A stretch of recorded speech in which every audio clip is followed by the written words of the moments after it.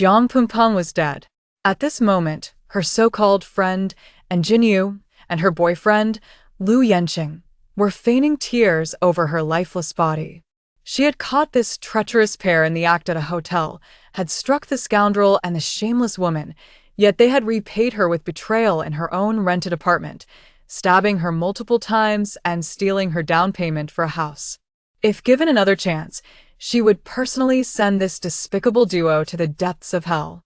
A gust of cold wind swept through. Time paused for a heartbeat. Ghost! Jiang Pengpeng cried out, her pale face betraying her shock. You are the ghost, not me. Ah, right. Jiang Pengpeng slowly lowered her hands from her eyes and beheld a radiant red goldfish hovering before her, emanating a luminous aura, each shimmering scale glistening in the dim light, though its cheeks were puffed in indignation. It rivaled even a pufferfish. Ah, a fish demon. You are the fish demon your entire family is. Never mind, conversing with someone so lacking in appreciation is futile. The koi huffed, then got straight to the point. You died unjustly. Do you wish for vengeance? Do you long to deal with that scoundrel and the green tea BTCH? Do you desire a fresh start in life? For now, she would overlook her host's lack of discernment. Performance was paramount. Jiang Pengpeng paused, fixating on the phrase deal with that scoundrel and the green tea BTCH, her beautiful almond-shaped eyes filled with skepticism. Is it truly possible? The koi twirled in the air and flicked its tail. Indeed, but you must comply with my requirements. Agreed. Jiang Pengpeng replied without hesitation. What was there to fear in death? Suddenly, darkness enveloped her. Xia Wanyan! Xia Wanyan! Wanyan. A sharp pain pierced her mind as chaotic memories surged forth, accompanied by a cacophony of unfamiliar voices. Golden Eagle Award Best Actress Xia Wanyan accused of misconduct. A moral decay. A loss of humanity. Shocking. Best Actress Xia Wanyan's ascent was achieved through underhanded means, seizing roles and resources through illicit affairs. Xia Wanyan's endorsement of CKK skincare products has led to severe disfigurement. Xia Wanyan, leave the entertainment industry. Simultaneously, she felt a disorienting sensation of weightlessness before landing on the cold floor, the previous noise echoing in her ears. She jolted awake, surrounded by darkness, heavy curtains drawn tightly, not a sliver of light penetrating. The air was thick with the acrid scent of smoke, and a potent alcoholic odor assaulted her senses. Jiang Pengpeng furrowed her brow and succumbed to a violent coughing fit. Those memories were clearly not her own, yet they felt achingly real. As she attempted to draw back the curtains, her foot struck a beer bottle, sending her tumbling once more, cursing in pain. Staggering to her feet, she felt utterly drained. As she pulled the curtains apart, light flooded in, nearly blinding her. Ah! She gasped, nearly losing her voice upon seeing her reflection in the mirror. The figure staring back was clad in pajamas, gaunt and haggard, hair disheveled, dark circles under her eyes resembling those of a panda. The room was a chaotic mess, littered with cigarette butts, ashes, and empty bottles. Congratulations, host. You have successfully bound with the koi system and entered a new realm. From this moment forth, you shall ascend to the pinnacle of life, become a CEO, and marry a wealthy and handsome man. Chapter 2. The Comeback of the Star 1. What on earth are you doing, smelly goldfish? Where's this place? Jiang Fanfan's head felt like it was about to explode. Apologies for the delayed explanation, host. This is your information. The koi fish flicked its tail, and a series of numbers materialized before Jiang Pengpeng, suspended in midair. Its tone held no hint of regret. One could tell it was deliberate. You scheming little creature. Jiang Fanfan muttered indignantly as she glanced at the panel. Koi host, Jiang Pengpeng gender, androgynous fortune value. -9999999 skills, none points. 0. Jiang Pengpeng skimmed through the information, and upon seeing her fortune value, her expression darkened. How could it be so low? You've been an orphan since childhood, and your demise was quite tragic. How could your fortune possibly be good? The koi sighed, rolling its eyes at Jiang Pengpeng. To accumulate fortune value, The host must assist characters in this realm with poor luck to turn their fates around, alter their lives, and fulfill their long-held wishes. So that's how it is, Jiang Fanfan thought, rubbing her temples as she sank onto the sofa. Next, please study the received information. I shall take my leave now, goodbye. With a beep, the koi disappeared. Jiang Pengpeng mentally sorted through the memories and felt her lips twitch. Did it really have to be this glitch? Arriving just to deal with such a convoluted issue? The current leading actress in this world, Xia Wanyan, had skyrocketed to fame for her role as the vengeful female lead in the historical drama Power Shadow, winning the Golden Eagle Award for Best Actress that year. According to the unscrupulous system's trajectory, just as Xia Wanyan was at the peak of her career, she became embroiled in a series of negative rumors due to the jealousy and scheming of her half-sister, Xia Jingqi. Caught in a web of gossip, her management company, Huanyu Entertainment, severed ties, leaving her drowning in debt after paying a breach of contract settlement. Unable to clear her name, she fell into a state of mental distress, isolating herself at home, numbing her pain with alcohol and cigarettes, eventually succumbing to depression and committing suicide by jumping from a building. Meanwhile, Xia Jingqi rose to fame through a youth drama, Green Apple, ultimately marrying the award-winning actor Mu Xinglan and inheriting the Xia family's MG Entertainment Company. As Jiang Pengpeng opened her phone, the lock screen was filled with rumors about Xia Wanyan. Demonic child abuser Xia Wanyan, silent tears. Curiosity piqued, she clicked on the article, which had already garnered over 1 million views. The accompanying image showed Xia Wanyan emerging from a bathroom, holding a child who was not wearing pants, with a terrified expression on their face. Additionally, there were promotional images of a skincare product she endorsed, featuring pictures of patients with severe skin conditions. There was even a yellow animated image. One could only commend the editing skills that made the impossible seem plausible. The comments beneath the article were even more appalling, with most of them cursing her ancestors and descendants alike, laced with vulgarities. Damn it. My face is ruined because of the CKK product she endorsed. I hope her face rots too. Jiang Pengpeng weakly rubbed her forehead. This fortune value. She must have offended the very stars that govern fate in her past life. Just then, her phone rang, displaying manager Wu from Huanyu Entertainment. Taking a deep breath, she answered the call. Miss Xia, I trust you are well. The voice on the other end made her skin crawl, as if she owed him an exorbitant sum of money. Get to the point, Jiang Pengpeng said, too weary to engage in pleasantries. Very well, I shall be direct. The man spoke with disdain, since Miss Xia is no longer an artist of Huanyu. Regarding the property at Bihai. What about the house? Jiang Pengpeng was momentarily taken aback. Chapter 3. The Rise of the Silver Screen Queen 2. It turned out that she owed a staggering 25 million. Realizing this, Jiang Pengpeng abruptly ended the call, throwing her phone onto the sofa with a thud, her frustration palpable. The insidious nature of those who revel in her misfortune was truly appalling. Scanning through her contacts, she found that most were work-related, with only a handful of whimsical nicknames. When she attempted to reach out, either the phone was off or no one answered. What a waste. There was one number belonging to her agent, but it was clear that after such a scandal, the agent had already fled. With a heavy heart, Jiang Pengpeng reluctantly prepared to move, knowing she couldn't possibly face the world with such a disheveled appearance. If the paparazzi captured her in this state, who knew how many words would be typed in their reports?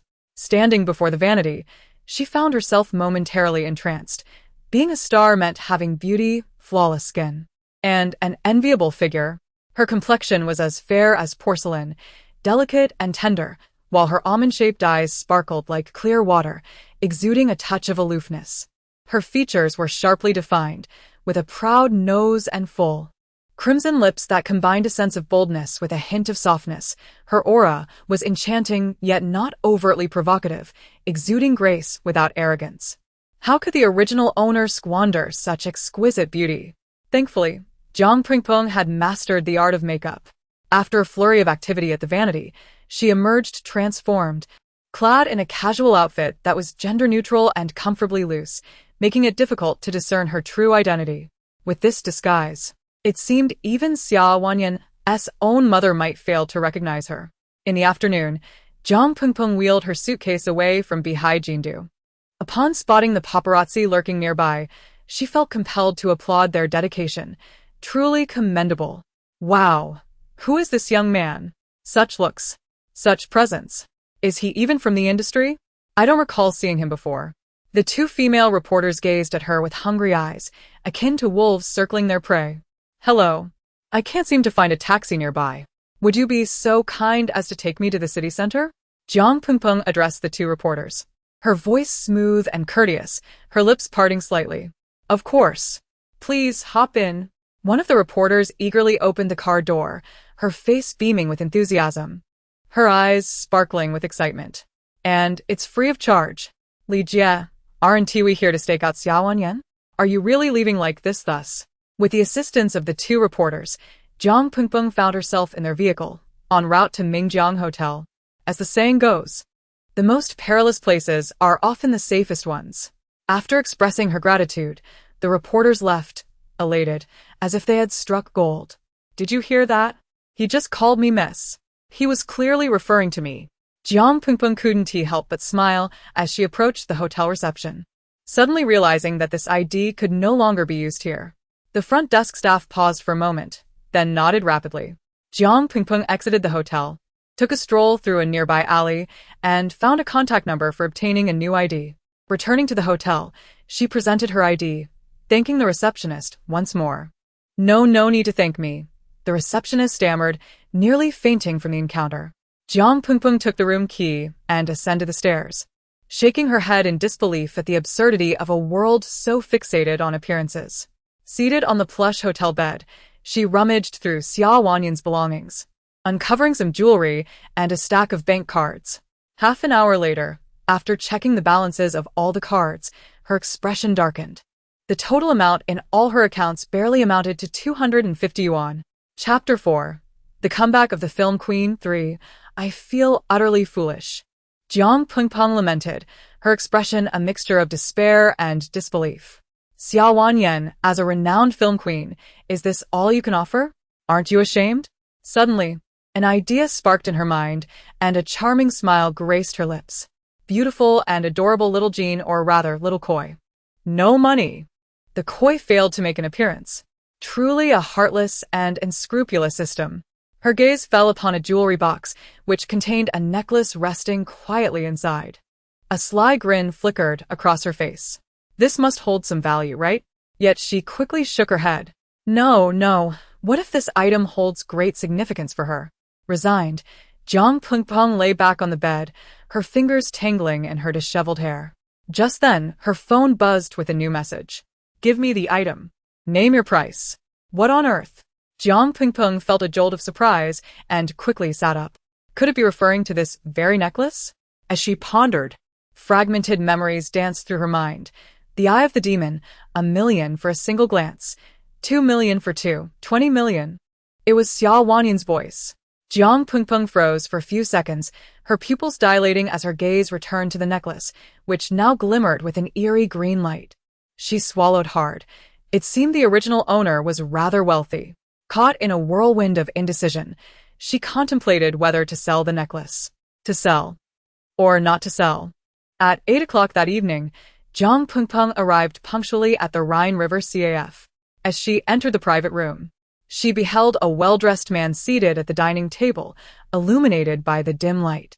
His chiseled features were striking, his thin lips and prominent nose accentuating his striking appearance, while his slightly arched brows and crossed legs betrayed no hint of his emotions. Congratulations, host. Side quest initiated. Make Yi Anyan fall in love with you. Complete the quest for a reward of 10,000 points, which can be redeemed in the system's shop. The Koi's mischievous voice echoed in her mind. What is this? Fall in love with me?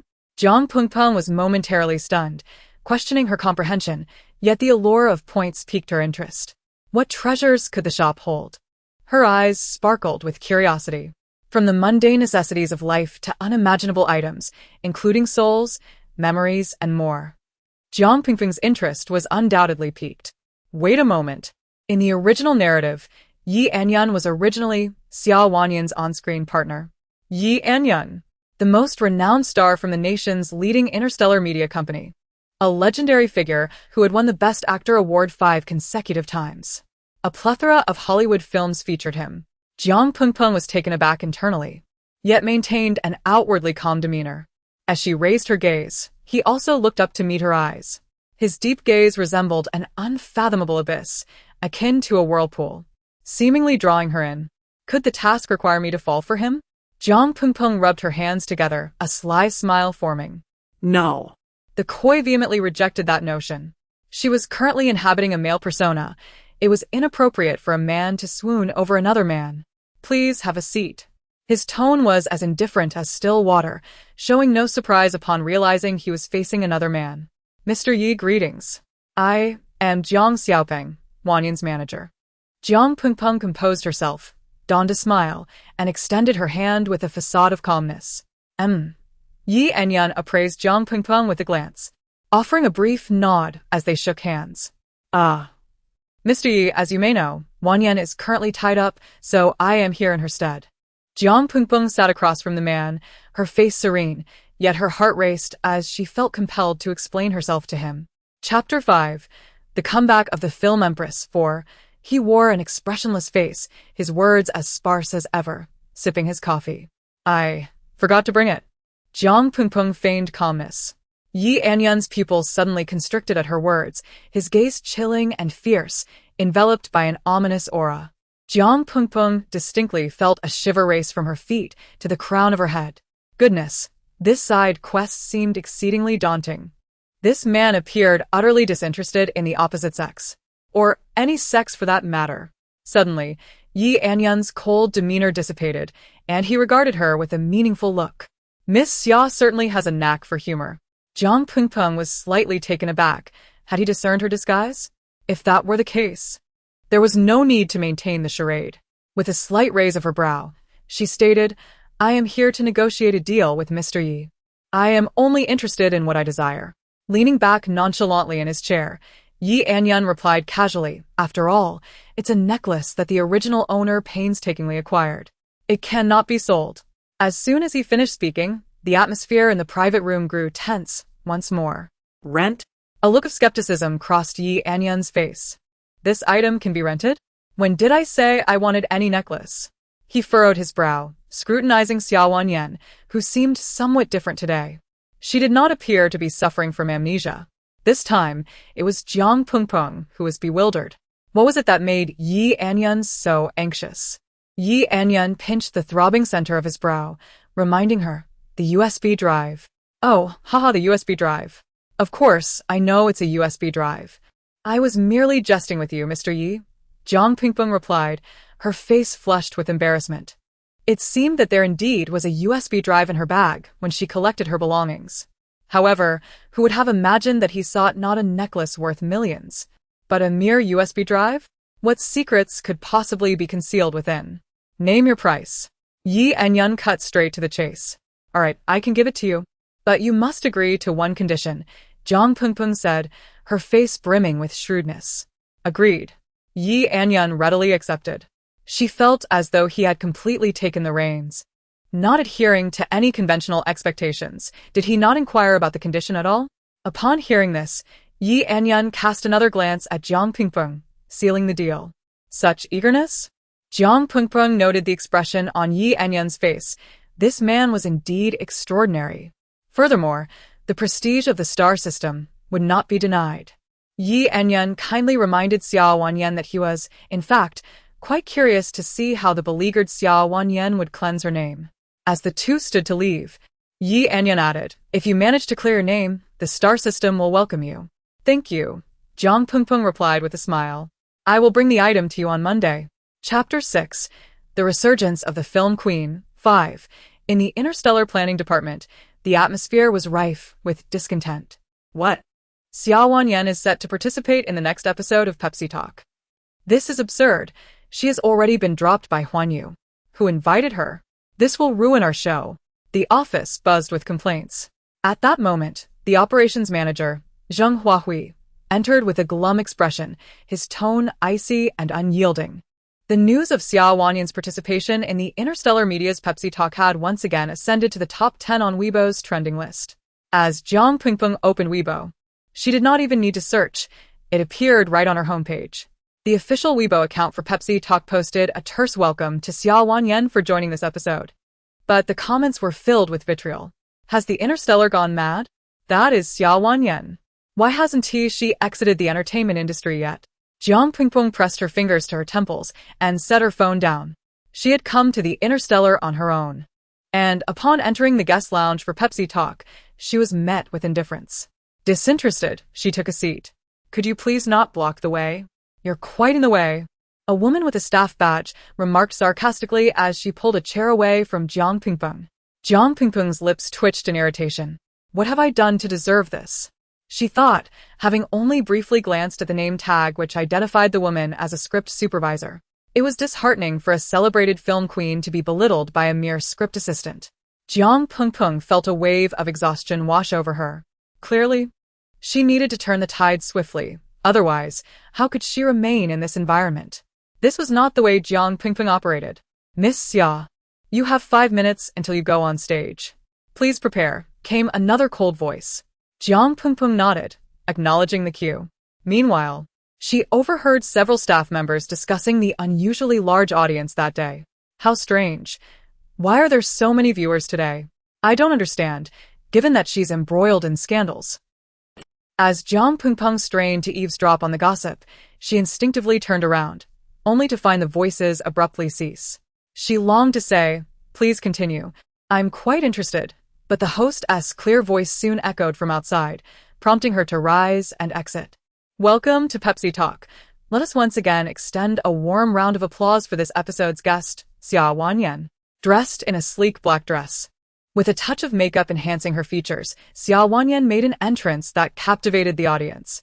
Yet, upon closer inspection, the weariness in her face and the pronounced dark circles around her eyes evoked a sense of sympathy. She strode confidently towards the host, exchanged a formal handshake, and gracefully settled onto the sofa, crossing her legs with poise. However, the applause was sparse, overshadowed by a chorus of jeers. Xia Wanyan. How dare you show your face again? Did you think you could hide forever? Xia Wanyan, you devil, just leave. Chapter 7. The Comeback of the Film Queen 6. As the crowd's vitriol intensified, threatening to spiral out of control, the host swiftly intervened to defuse the situation. Jiang Pingpong curled her lips into a subtle smirk, a glimmer of mockery dancing in her eyes. She was acutely aware of the motives behind today's gathering. They were likely unable to corner her outside, thus resorting to this venue. Undoubtedly, they could not be genuine fans. Her appearance today, which exuded an air of weariness, was entirely intentional. Jiang Pingpong nodded, fully prepared for the rigorous inquiries that lay ahead. If they sought high ratings, their questions could hardly be straightforward. Furthermore, the current figure of interest, Xia Wanyan, was already a focal point of public attention. The first question posed was sharp and pointed. Given the prolonged duration since the child incident without any denial from you, does this imply its authenticity? As this query echoed through the venue, Jiang Pingpong maintained her composure, while the live audience and viewers began to stir restlessly. Why pose such a self-evident question? Was she attempting to leverage this platform for redemption? As the audience grew increasingly tumultuous, the host quickly called for silence. Jiang Pingpong, suppressing a light cough, addressed the crowd with an air of feigned helplessness. For events that never transpired, I find it quite perplexing to devise elaborate ways to convince everyone of my innocence. Must philanthropy now be entangled with scandal?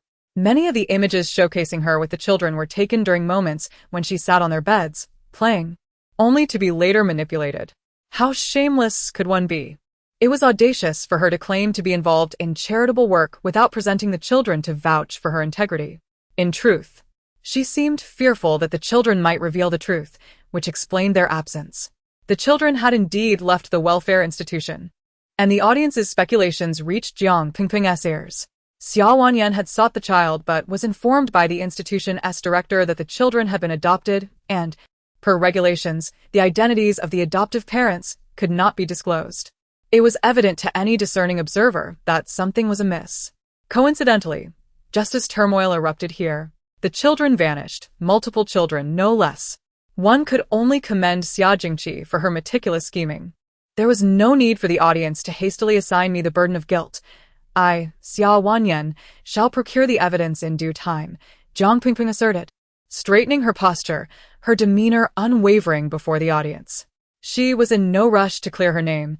Such matters required a careful, step-by-step approach. Now, Let us proceed to the next 3 inquiries. First, regarding the previous endorsement fiasco, why did you not decline to represent CKK products when issues arose? The host inquired with a smile, though a flicker of schadenfreude glimmered in her eyes. Chapter 8. The Comeback of the Film Queen 7. Before I became embroiled in scandals. This product had never encountered any issues and was ranked second in national sales. A mere few words from Jiang Pingping plunged the venue into an unsettling silence. It seemed she spoke the truth. CKK, as a domestically produced skincare line, has always been a beloved staple among the populace. How could it suddenly face problems? subsequently, The host posed the remaining 2 questions, predominantly revolving around the recent uproar of rumors. Ultimately, the consensus emerged. Someone was deliberately sabotaging her from behind the scenes. Nevertheless, most believed that Xia Wanyan was merely deflecting blame. These were merely her excuses. As Jiang Pingping exited the venue, she was met with a throng of reporters. Cameras and microphones were thrust towards her, creating an atmosphere akin to an interrogation. Upon her appearance, they surged forward, resembling cats lunging at a cornered mouse. Jiang Pingping stood alone, devoid of any manager or security. In her current state, akin to a pariah, even the venue's security could offer no assistance. Just as she nearly stumbled, a hand reached out to her. thank you. As Jiang Pingping regained her balance, the journalist who assisted her flashed a smile and clicked the shutter. Xia Wanyan, how much did you pay to appear on Pepsi Talk? Humph. You are no better than a beggar. Surely, you exchanged your body for it. A cacophony of harsh questions and vile accusations assaulted her ears once more. Jiang Pingping inhaled deeply, a sudden chill glinting in her eyes, yet she remained silent. Xia Wanyan, may you perish. A spit landed on Xia Wanyan's sleeve. Once the precedent was set, chaos ensued, with various refuse hurled toward her. The scene spiraled into disorder. Jiang Pingping, disheveled and distressed, clenched her hands until her fingertips turned white, her gaze locking onto a stout journalist in the crowd who had seemingly been stoking the flames of hostility all along. The journalist, sensing her stare, instinctively flinched but soon summoned his courage. What are you staring at?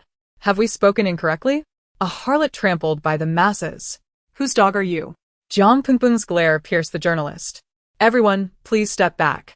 How can you be so disrespectful? A woman's voice interjected, followed by the appearance of a striking figure clad in red. Xia Jingqi, the original owner's younger sister. Your timing is impeccable. Xia Jingqi feigned concern, producing a tissue to wipe the stains from Jiang Pingping's attire. As she leaned closer to Jiang Pingping's ear, she whispered in a tone meant only for the 2 of them, Sister, why didn't you bring a bodyguard or assistant? I would hate for my film queen sister to suffer any blemish. She deliberately emphasized the title film queen. Xia Jingqi's expression shifted momentarily, but she quickly regained her composure. Beaming at the reporters. Please give me some face. She is my sister, and I will stand with her to ensure justice is served. Everyone, please take a step back. The up-and-coming starlet Xia Jingqi implored, and the crowd began to relent, not wanting to offend her. Once again, the stout journalist emerged from the throng. A familiar face to Jiang Pingping, specifically one from the original owner's past. Chapter 9. The Rise of the Film Empress. 8. Once, Mu Xinglan often expressed concern for her and pursued her after collaborating on a film. Now, however, his once bright eyes were filled with disdain. Jiang Pingping directly ignored Mu Xinglan and turned her gaze to Xia Jingqi, questioning her intentions. Did she come here with such effort merely to portray an intelligent and caring sister before the audience? Sister, next week is the anniversary celebration of the Xia Group, and I specifically came to invite you to the banquet. Xia Jingqi remained calm, pausing before adding, after all, you were once a member of the Xia family, weren't you? Oh, rest assured, I shall attend the banquet as well. Watching Jiang Pingping's departing figure, Mu Xinglan felt an unsettling sense that something was amiss. At the interstellar variety department, a loud exclamation of shock erupted from Zheng Huahui, lacking any semblance of decorum. As everyone exchanged bewildered glances, he appeared before them, grinning widely, his eyes sparkling with joy. You all did remarkably well this time. The ratings for this episode of Pepsi Talks have surpassed 1, leaving Saturday appointment in the dust. As Zheng Huahui's words echoed through the office, cheers erupted, filling the space with excitement. Incredible. The ratings for the segment featuring Xia Wanyan are so impressive, someone exclaimed in disbelief. So, she has indeed become our savior. The first thought that crossed their minds was of Yi Anyan. Simultaneously, another message arrived. Miss Xia, there's no need to thank you for your remuneration from the interstellar. Jiang Pingpeng felt a twitch at the corner of her mouth. How considerate of him, as she hadn't intended to express gratitude just yet. Nevertheless, she hadn't expected Yi Anyan to apply for her remuneration. What does it matter? If it's free, I'll gladly accept it. After all, I'm so poor that even a mouse would leave in tears. Contentedly placing her phone down, she sprawled out on her bed, reflecting on the reporter from earlier. Her thoughts drifting to the Welfare Institute, planning to visit again. The next day, Jiang Pingpeng appeared at the Welfare Institute dressed in men's attire. Mr. Jiang, you are truly a kind-hearted person. On behalf of the Welfare Institute and the children, I thank you. The director expressed profound gratitude in her presence. No need for thanks. I was an orphan myself, raised in a welfare institute. I empathize with these children and feel compassion for them. Jiang Pingpeng waved her hand dismissively, speaking the truth. On her first visit, Jiang Pingpeng did not expect to uncover much. She played with the children for a while and taught them a few characters. Suddenly, a commotion erupted outside, and a throng of reporters surged into the Welfare Institute. Jiang Pingpeng's heart raced. Oh no! Could it be that her identity had been uncovered? Prompting the reporters to follow her here?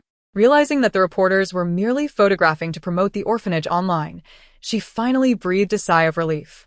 To avoid drawing attention, she decided it was best to leave. Director, I shall take my leave for now. I will return another day to see the children. Wait. Is this young gentleman also here to care for the children?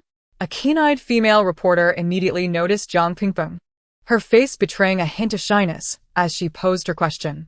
Jiang Pingpeng cleared her throat, laughing lightly. Ah, yes, indeed. She readily agreed with a smile. Chapter 10. The Comeback of the Film Queen, 9. Howell Hotel. Today marks the anniversary celebration of the Xia Group, attended by elites from all walks of life, both affluent and influential. Suddenly, a wave of murmurs ripples through the crowd. Good heavens! Is my vision deceiving me? Could it be the eldest daughter of the Xia family, Xia Wanyan, who has been absent for nearly a month? Jiang Pingpeng, adorned in a black gown with a mermaid design, accentuates her figure exquisitely. Her long, loose chestnut curls cascade gracefully over her shoulders, and her delicate visage is lightly made up, exuding an air of elegance interwoven with a hint of allure. At this moment, she resembles a dark angel, radiating an aura of sanctity that dares not be infringed upon. Her beauty almost blinding, captivating the attention of a significant portion of the guests present. Xia Jingqi's eyes widen in astonishment. The person before her bears no resemblance to her save for that familiar face. Even Mu Xinglan, who stood beside her, reveals a glimmer of complex emotions in his gaze. Oh, sister, you've finally arrived. Xia Jingqi speaks in a tone meant for addressing guests, tightening her grip on Mu Xinglan's arm. Jiang Pingpeng casts a casual glance at the two, but continues her stride into the venue. Hearing of Xia Wanyan's arrival, the elder patriarch had anticipated her entrance and approached her as soon as she set foot inside the hotel. Standing not far from Jiang Pingpeng, the elder seemed somewhat awkward, hesitating to take a step forward. Grandfather. This one word, laden with myriad emotions, seemed to resonate with the elder despite it belonging to the original owner of this body. You little rascal, do you still remember this old man? The elder's furrowed brow instantly relaxed, though his tone carried a hint of playful reproach. I'm so sorry, grandfather. Jiang Pingpeng quickly stepped forward to grasp the elder's wrist in apology. Who allowed you to come? A rich, mature voice interjected, and Jiang Pingpeng looked up to find Xia Wanyan's father, Xia Mingyue. Is this a matter for you to discuss? Before Jiang Pingpeng could respond, the elder scolded him. Father, she has brought shame upon the Xia family. How can you? Xia Mingyue's brow furrowed, perplexed. I care not for such matters. All I know is that Wanyan will forever be my granddaughter. The elder's expression darkened, glaring disapprovingly at Xia Mingyue. Cui Jinxiu, with a sarcastic tone, pulled Xia Mingyue aside, suggesting that it was not the time to provoke the elder, considering the numerous guests present. The elder shot a disapproving glance at the couple before turning back to Xia Wanyan, full of concern and warmth. Throughout her life, Jiang Pengpeng had never truly experienced familial affection. She had always believed that such ties were cold, greedy, and cheap. Yet, the elder's actions allowed her to feel, if only briefly, the warmth of being cared for by kin. Perhaps, her transition into this realm was not as dreadful as she had imagined. Thank you, grandfather. This expression came genuinely from Jiang Pingpeng's own identity. Soon, the formal proceedings of the banquet commenced, with the elder, as chairman of the Xia Group, taking the stage to speak. Regarding the inheritance rights and shares of the Xia Group, I must formally introduce my granddaughter. The elder's sudden announcement caught Jiang Pengpeng off guard, while Xia Jingqi immediately became animated. The guests began to murmur among themselves. Miss Jingqi is so cultured and has starred in numerous productions at such a young age. Her acting skills are impeccable. Indeed, unlike that Xia Wanyan, who possesses only an attractive facade yet engages in behaviors that tarnish her reputation. Jingqi, although your grandfather may seem aloof at times, he truly cares for you. Xia Mingyue, overhearing the guests' praises for Xia Jingqi, could not hide his pride. Father, I understand your good intentions. Xia Jingqi nodded obediently, her eyes eagerly fixed on the elder on stage. Thunderous applause erupted from the audience. Miss Xia, Chairman Xia is calling for you. Please come up.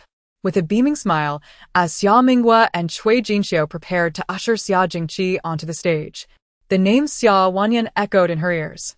The elder looked kindly at Xia Wanyan, declaring, in the name of the Xia family, I have decided to allocate 10% of the shares to Wanyan. Should she utilize this opportunity to forge a successful career, the matter of inheritance may also be reconsidered. Instantly, the room was abuzz with astonishment. Chapter 11. The Rise of the Film Queen 10. Everyone's eyes widened as they gazed at Jiang Pingpeng. Xia Jingqi had one foot on the staircase, yet she found herself frozen in disbelief, staring incredulously at the elderly man, her face flushed with heat. Jiang Pingpeng, taking a moment to process the situation, nearly widened her eyes in shock. Could it be that she had misheard? Given the Xia family's assets, 10% of the shares amounted to over $1 billion. Why would her grandfather suddenly bestow such a substantial portion of shares upon her? Wanyan, come up here. At the elder's beckoning, Jiang Pengpeng gracefully ascended the stage. If looks could kill, she would have been pierced through by the venomous glare of Xia Jingqi long ago. Mu Xingluan, catching a glimpse of Xia Jingqi's expression, found the person before him to be somewhat unfamiliar. Silly girl. You're just like your mother, always considering others while bearing your own grievances alone. The elder held Jiang Pingpeng's hand with a heart full of tenderness, reminiscing about the time when she was there for him, always caring for his well-being. If it weren't for him, she wouldn't have.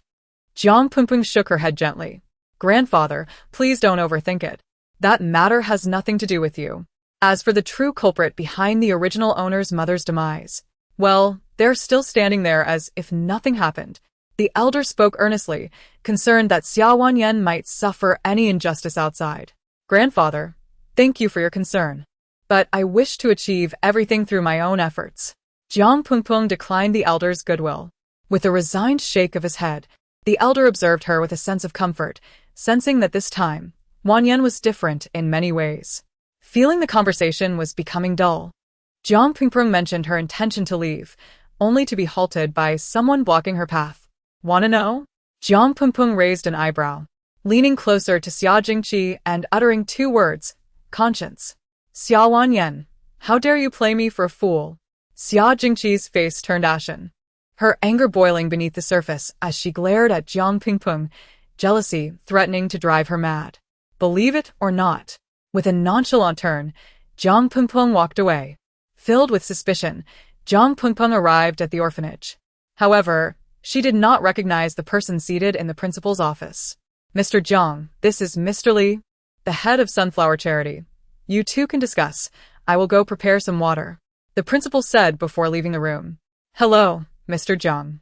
I am Li Yongda, the planning manager of Sunflower Charity. Since we are here, let me get straight to the point. I am here to ask for your assistance, Li Yongda said with a beaming smile, politely addressing Jiang Pengpeng while retrieving some photographs from his folder. Jiang Pengpeng recognized these photographs as those taken at the orphanage that day. Mr. Li, please feel free to speak. Jiang Pengpeng nodded, a smile gracing her face. Chapter 12. The Rise of the Actress 11. Li Yongda appeared anxious, as if fearing that Jiang Pengpeng might disagree, gesturing with both hands in front of him. Jiang Pengpeng politely accepted the tea from the principal, letting out a light chuckle. However, wouldn't it be more effective to invite a celebrity as an ambassador for this charitable cause? I have heard that many stars would come seeking such an opportunity. Upon hearing this, Li Yongda sighed helplessly, inquiring about the reason for her invitation. Jiang Pengpeng was not surprised by his words. Numerous celebrities embroiled in scandals often leverage philanthropy to gain public approval and redeem their images. She was well aware that this could serve as an opportunity for her own redemption, yet a sense of unease lingered within her. For she did not wish to exploit the innocence of children. These were truly pure little angels. Everyone says that your eyes reveal a genuine affection for children. I have long hoped to find someone like you to be our ambassador, Li Yongda expressed with great anticipation, his words trailing off before he continued. Mr. Jiang, as long as you agree to be our ambassador, you can rest assured that the compensation will be ample. Mr. Li, let us not, Jiang Pengpeng replied, taking a sip of tea. What? Mr. Jiang, you. Well then, if that is the case, I apologize for the inconvenience. Li Yongda's face fell with disappointment and regret. Just as he was about to rise to leave, Jiang Pengpeng shook her head helplessly.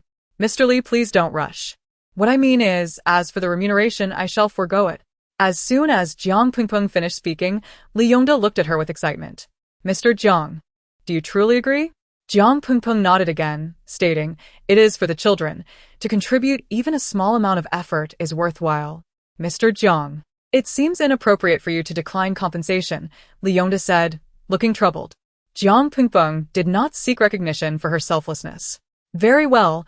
Let us proceed as Mr. Jiang suggests, Li Yongda said, casting an admiring glance her way. Haha, Mr. Li, I told you that Mr. Jiang would certainly agree. I just didn't expect he would refuse compensation. Such spirit is truly commendable. The principal laughed heartily. Meanwhile, Jiang Pengpeng felt as though a series of numbers swiftly flashed before her eyes, so quickly that she could hardly react. It was soon evident that Li Yongda had indeed chosen the right person. The Sunflower Charity had only aired one episode, yet it garnered a significant response from the public. However, the official Weibo account of Sunflower was still embroiled in chaos. Netizen A, is the ambassador of the Sunflower Charity a newly debuted young idol? I have never seen him before. Such looks. He outshines so many effeminate figures. Netizen B, with such looks, he must be some unknown online celebrity. I fear he is merely using philanthropy as a guise to gain attention and elevate his status. Netizen C. Those above, do not judge others with a narrow mind. The person hasn't even opened a Weibo account. How could he attract fans? Besides, have you ever seen an unknown online celebrity with such looks yet still remain unrecognized? Chapter 13. The Comeback of the Movie Queen 12. After finishing her Weibo scroll, Jiang Pengpeng tossed her phone aside in boredom. Were these individuals truly so dull? It appeared that with merely a few keystrokes, they could indiscriminately affix various labels upon anyone. Dressed in casual attire, he leaned back with his eyes closed, silent yet exuding a striking presence. As Jiang Pengpeng entered the vehicle, he cast a fleeting glance in her direction. Yi Anyun? What was he doing here? Simultaneously, Yi Anyun spotted Jiang Pengpeng, though he seemed devoid of any surprise. Out of courtesy, Jiang Pengpeng took the initiative to greet him. Feeling somewhat awkward, she found a seat, pursed her lips, and engaged in a silent conversation with her lucky charm, the koi fish. Oh dear, with such an aloof demeanor. Do you truly believe Yi Anyun will fall for me? Host, our motto is to create possibilities where none exist. The koi fish fervently encouraged her. Jiang Pengpeng rolled her eyes, tilting her head back against the seat to rest. Their journey was destined for a poverty-stricken mountainous region, over 100 kilometers from the city. to investigate the plight of left-behind and impoverished children, rallying funds from the public for their aid. The landscape was dotted with crumbling earthen walls and dilapidated houses precariously perched on the hillsides. The roads were impassable, forcing the vehicle to halt at the mountain's base. With the final 2 kilometers traversed on foot. Pungpung, Anyun, the mountain paths can be treacherous, especially after the rain. Do exercise caution, Li Yongda advised. Concern evident in his voice. Jiang Pungpung waved her hand dismissively, reassuring him, it's nothing, but the cameramen should watch their step. It's difficult to navigate with the equipment. She then lent a hand, helping carry some items as they trudged through the muck. Yi Anyun cast a casual glance at the figure ahead of him, realizing he was likely the sole person aware of her disguise. In truth, he recognized this as a rare opportunity for Xia Wanyan to redeem herself. Yet he pondered why she chose to conceal her true identity. Suddenly, Jiang Pungpung lost her footing, nearly slipping into the mire, when a steady hand caught her. With her heart racing, she patted her chest. The fall hadn't hurt, but it was undeniably embarrassing. Thank you. She smiled politely at Yi Anyun in gratitude. He said nothing further, simply taking the bag from her hands. Jiang Pungpung offered an awkward smile and continued on empty-handed. Their brief interaction was captured by the cameras behind them. The 2 cameramen exchanged puzzled glances, bemused by the palpable chemistry between what appeared to be 2 men. The weather forecast for the city indicated strong rainfall within the next 24 hours, with winds reaching levels unseen in years. Citizens were advised to exercise caution while out and about. A memory of the dilapidated classroom flooded Jiang Pungpung's mind, stirring a sense of foreboding. Rushing outside to assess the situation, she feared that if the winds and rain came as predicted, the children's classroom would surely be devastated. At that moment, Yi Anyun approached from the side. Yi Anyun, come with me, Jiang Pungpung asserted, unceremoniously pulling him forward. Chapter 14. The Comeback of the Film Queen 13. Yi Anyun did not resist, as the 2 made their way to the village chief. Chief, please spread the word that for the next few days, the children should refrain from going to the classroom. It is far too dangerous. There might be heavy rain tonight, and the walls could collapse at any moment. Jiang Pungpung's face was etched with concern. She knew that every morning, the children would eagerly head to that dilapidated classroom for their early studies. If torrential rain fell that night, the building could very well come crashing down. The village chief chuckled heartily. Young man, you are being overly cautious. This classroom has withstood the test of time for over a decade. If it were to collapse, it would have done so long ago. But this time is truly different. The rain tonight will. All right, my dear boy. We understand your worry for the children, but I have lived here for decades and am well aware of the village's circumstances. The children are eager to learn, and we cannot hinder their education. Jiang Pungpung attempted once more to elaborate, but the chief interrupted her decisively. Even the villagers present urged her to cease her protests. Yi Anyun shook his head at Jiang Pungpung, who looked utterly frustrated. Watching the children fall into danger was something she could not bear. However, it was comforting to note that the parents held a progressive view on their children's education, prioritizing learning above all else. What should we do, Yi Anyun? Let us devise a plan. Observing Jiang Pungpung's earnest demeanor, Yi Anyun increasingly felt that she was not at all like the monstrous figure portrayed online. How could someone so devoted to the welfare of children possibly be a child predator? As night gradually approached, Jiang Pungpung sensed the intensity of the rain, accompanied by howling winds that sent chills down her spine. Sleep eluded her. Before dawn the next day, she equipped herself with an umbrella and made her way to the classroom entrance. Just as she arrived, Yi Anyun appeared as well. Jiang Pungpung smiled, pleasantly surprised by their unspoken agreement to intervene for the children's sake and prevent them from entering. A gust of wind suddenly swept through, whisking her umbrella away.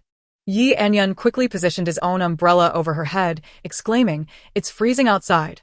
Aren't you afraid of catching a chill?" With that, he removed his coat and offered it to Jiang Pungpung. She grinned mischievously. "Yi Anyun, are you being so considerate of me today?" She stuck out her tongue playfully. "Why should a celebrated actor like you endure such discomfort? Since you can come, why can't I?" At that moment, with only one umbrella between them and standing in close proximity, Jiang Pungpung felt a sudden rush of warmth to her cheeks. Chapter 15. The Comeback of the Shadow Queen 14. The horizon gradually brightened with a pale hue, and faint silhouettes of several small figures emerged in the distance. Two individuals exchanged a glance and hurried forward to intercept the children. The sound of rain overshadowed her voice. The children looked at one another, reassuringly declaring, "Don't worry. Big brother, the classroom will be fine. It has been like this for years." Just as the children attempted to sneak into the classroom, Jiang Pingping found herself unable to stop them. Suddenly, a thunderous crash erupted as a house collapsed before the eyes of onlookers. One of the children stood closest to the classroom, and Jiang Pingping watched in horror as a wooden beam rolled towards them.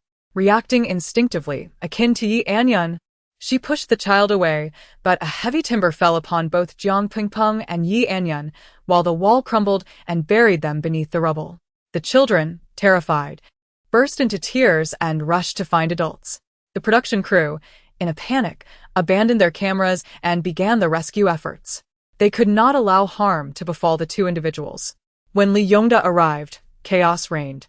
He struck a staff member in frustration, demanding, "What are you doing?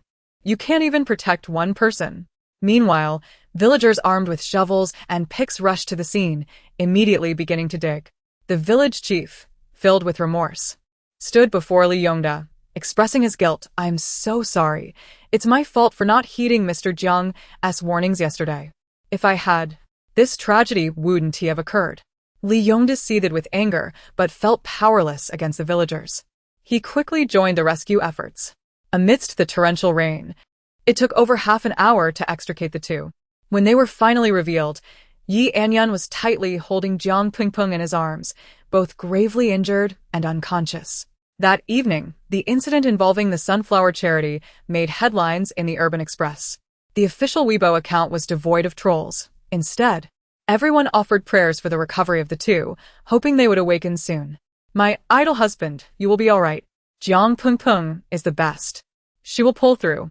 The hospital was filled with children awaiting outside the emergency room, each with tears of gratitude and guilt in their eyes. If it weren't for brother Yi Anyun and brother Jiang Pingping, who knows how many children would have been buried. A certain lucky charm continued to call out to Jiang Pingping in her consciousness. "Oh no, after finally finding a suitable host for my performance, am I destined to perish here?" 2 days later, Jiang Pingping awoke, her body aching as if it were falling apart. The first sight that met her eyes was that of Elder Xia. "Ah, you troublesome girl, you've finally awakened. Were you trying to scare this old man to death?" The elder's eyes brimmed with tears as he scolded Xia Wanyan twice, though he could not bring himself to utter the words. "Grandfather, what about Yi Anyun? How is he?" Jiang Pingping immediately recalled how Yi Anyun had shielded her with his body during the incident. "He sustained serious injuries, but his constitution is strong. He woke up before you did." Upon hearing the elder's explanation, Jiang Pingping felt a sense of relief wash over her, but then a sudden realization struck her. "Wait, grandfather, my identity? With everything that happened while I was unconscious, my disguise as a man hasn't been exposed, has it?" Chapter 16. The Rise of the Film Queen. 15. Upon seeing his granddaughter awake, the old gentleman was less concerned about her childhood nickname and more troubled by her identity. Nearly driving himself to exasperation, "Rest assured, no one knows." Jiang Pingping, still shaken, patted her chest in relief. Fortunately, her true identity had never been disclosed. She had always been regarded as the dashing Jiang Pingping. She felt both flattered and anxious, wondering if they would still be so enthusiastic if they discovered she was. "In fact, Xia Wanyan, would you be interested in joining our interstellar venture?" Casually inquired Yi Anyun, seated across from Jiang Pingping. Jiang Pingping turned to Yi Anyun, recalling his earlier words about waiting until she was exonerated. "But now is not the time." "That is merely a matter of time," Yi Anyun interjected, dismissing her concerns. "All right, but I wish to sign with the Interstellar under the identity of Xia Wanyan." Jiang Pingping smiled radiantly, momentarily catching Yi Anyun off guard. "Very well." As Yi Anyun accompanied Jiang Pingping out, he noticed a small object in her hair and instinctively reached to remove it, oblivious to the flash of cameras lurking around the corner. Breaking news! Film Emperor Yi Anyun and Jiang Pingping spotted in a late-night CAF rendezvous. The following morning, Weibo was nearly paralyzed with excitement. Accompanying this sensational headline was a photo of Yi Anyan affectionately patting Jiang Pingping's head at the CAF entrance. Oh my goodness! How did I lose to a man? Thus, the most profound distance in the world was not between life and death, but rather the realization that while I harbor feelings for you, you are enamored with another man. Sobbing, husband, don't abandon me. He has someone else. Meanwhile, Yi Anyan's agent, Lu Ming, was on the verge of tears. Oh dear heavens, your flawless, aloof public persona as the nation's husband has crumbled before our eyes. You might as well stab me with a knife. Ancestor, I am speaking to you, do you truly? Oh, this cannot be. You cannot possibly have feelings for him. Lu Ming, in a flurry of desperation, paced anxiously. With mounting pressure from the company to resolve the situation promptly, he realized that letting anything happen to Yi Anyan was simply unacceptable. By the way, Lu Ming, I need your assistance with something. Yi Anyan interrupted Lu Ming's spiral of worry. What is it? Lu Ming paused, momentarily forgetting his frustrations. Please secure a contract with Xia Wanyan for the interstellar project. Yi Anyan regarded Lu Ming with calmness, his tone as nonchalant as if discussing the weather. What? Lu Ming stood frozen, as if struck by lightning. No. I must have misheard. This cannot be true. Yi Anyan, please recognize your current situation. You are embroiled in scandal, and rumors are circulating that you have affections for men. Lu Ming hesitated, caught in a web of unspoken words. Chapter 17. The Resurgence of the Film Queen 16. Lu Ming's face turned ashen. He had never been this infuriated, venting a torrent of words before Yi Anyan without pause. Do as I say. Yi Anyan's expression grew grave, devoid of any semblance of jest. Fine, you must be determined to have President Ren expel me for me to act recklessly. Lu Ming wore an expression that suggested he had no desire to continue living. Rest assured, no matter what, given the benefits I have brought them, they will not dismiss you. Yi Anyan's tone was laced with unshakable confidence. Jiang Pingping admired Yi Anyan's efficiency. Within 2 days, her residence and manager had been arranged. Remember, tomorrow is the audition for Tianbu. Don't forget. The manager's voice on the phone was cold. Thank you for the reminder, Sister Gungyu. However, I want to ask for too much at the moment, as long as the manager fulfills her duties.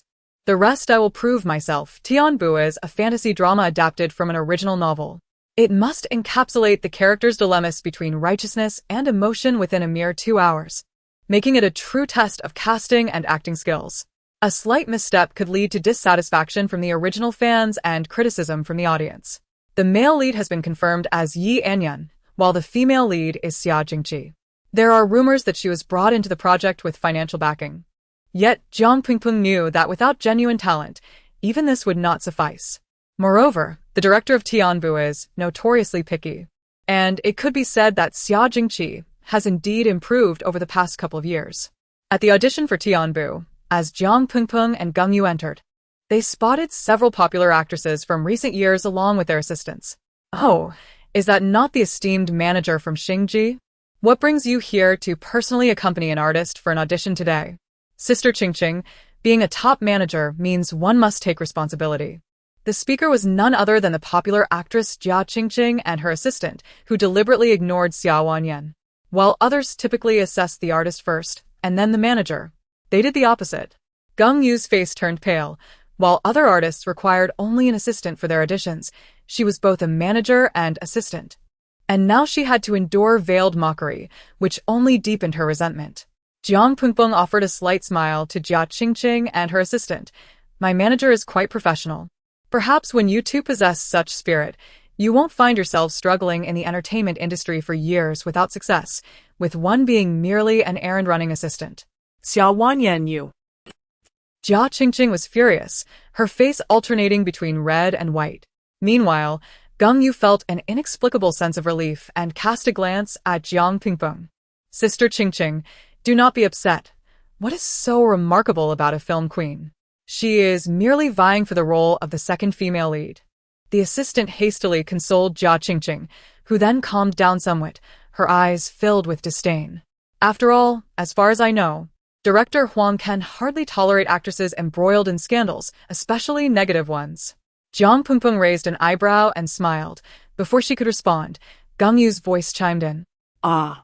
Since you know Director Huang so well, you must leverage that advantage to secure the role of the second female lead. Gang Yu even made a gesture of encouragement towards the two. Jiang Pingpeng couldn't help but laugh, realizing that Sister Gang Yu had quite the sharp tongue. Observing Jia Qingqing and her assistant's disgruntled expressions, Jiang Pingpeng felt utterly delighted. Chapter 18. The Comeback of the Shadow Queen. The audition segment at hand features the pivotal moment when the second female lead, Ji Dae-Swang, a fox demon, departs from the male lead, Lan Kaiga, an exorcist. This scene marks a significant turning point in the narrative, as Ji Dae-Swang's character begins to transform entirely into someone else. Expectations from countless fans of the original work run exceedingly high. Therefore, director Huang Yuqing has opted for an open audition format today, utilizing live streaming to gather fan opinions on the casting of the characters. As Jiang Pingpeng entered the venue, she was taken aback to see Mu Xinglan.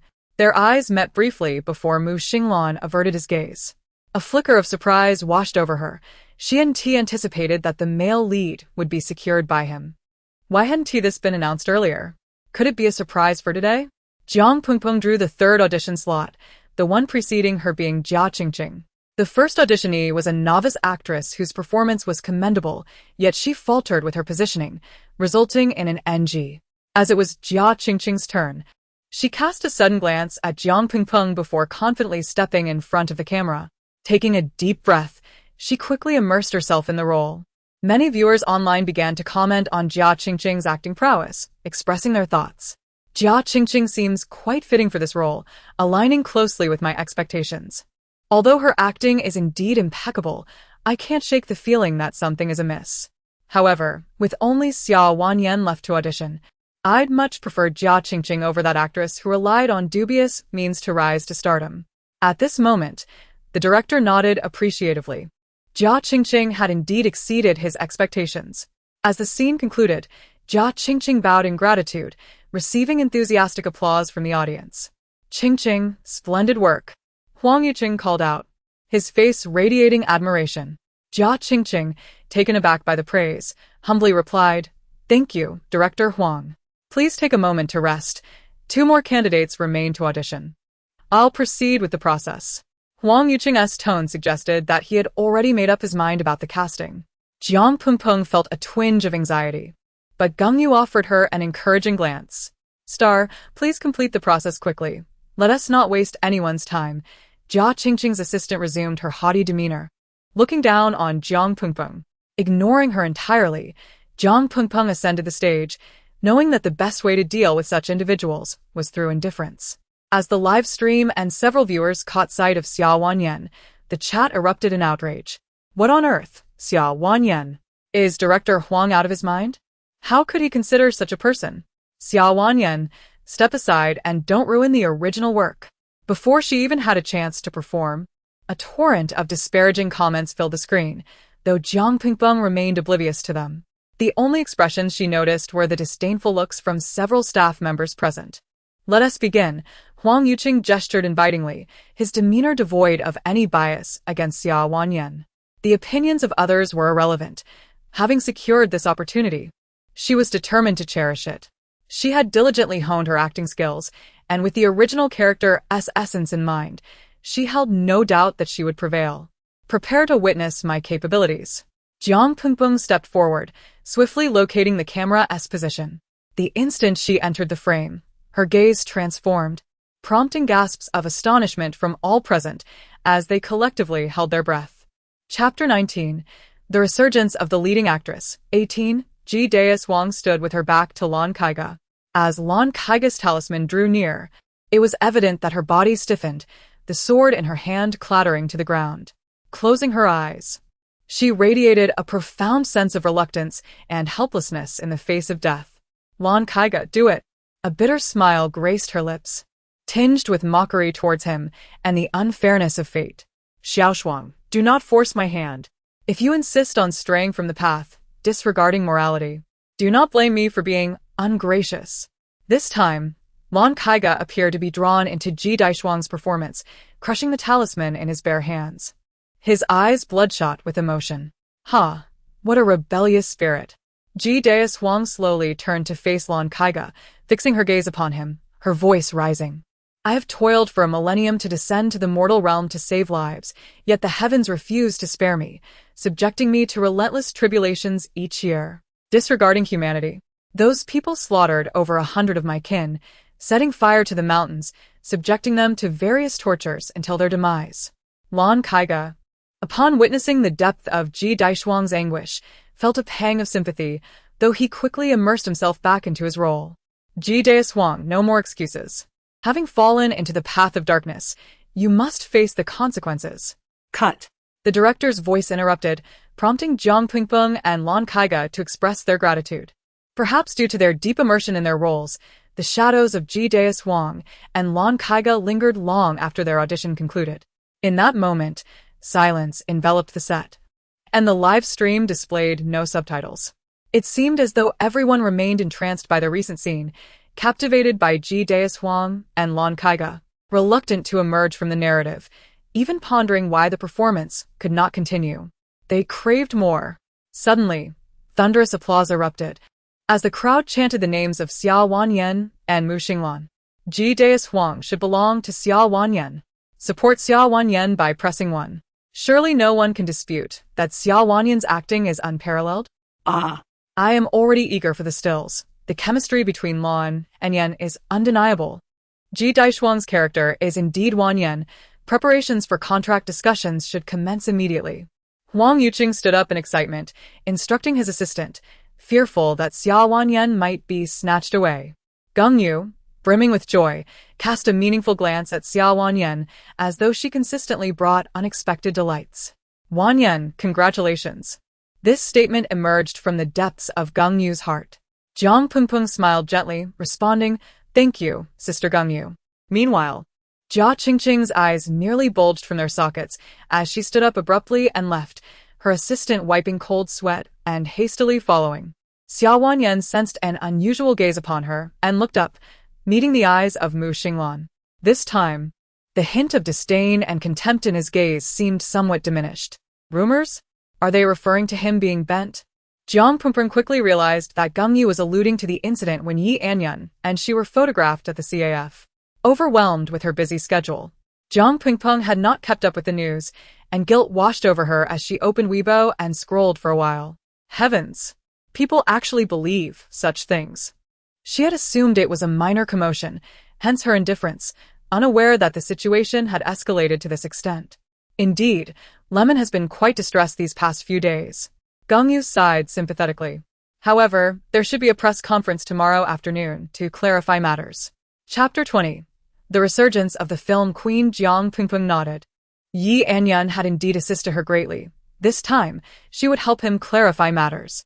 Sister Geng Yu, I don't have any appointments tomorrow, do I? Jiang Pingpeng asked, tilting her head. Geng Yu glanced at her with suspicion. No. Why do you ask? Oh, it's nothing, just a casual inquiry, Jiang Pingpeng replied, shaking her head. Meanwhile, Jiang Pingpeng noticed that Geng Yu was scrolling through the official Weibo of Sunflower Charity and had paused at a photo of Jiang Pingpeng. At the press conference for the interstellar event, nearly all major news agencies had arrived, creating an atmosphere so crowded that it was nearly suffocating. After all, this concerned the illustrious actor Yi Anyun, and who would not be intrigued? Yi Anyun sat on stage with a composed demeanor, showing no intention of providing explanations. He had never intended to clear his name. He had only come at the insistence of the company, which was pressuring him. The reporters buzzed around him like a swarm of flies, and Yi Anyun's displeasure was evident as he frowned slightly. Yi Anyun, why did you exhibit such intimate behavior with a man outside the CAF that day?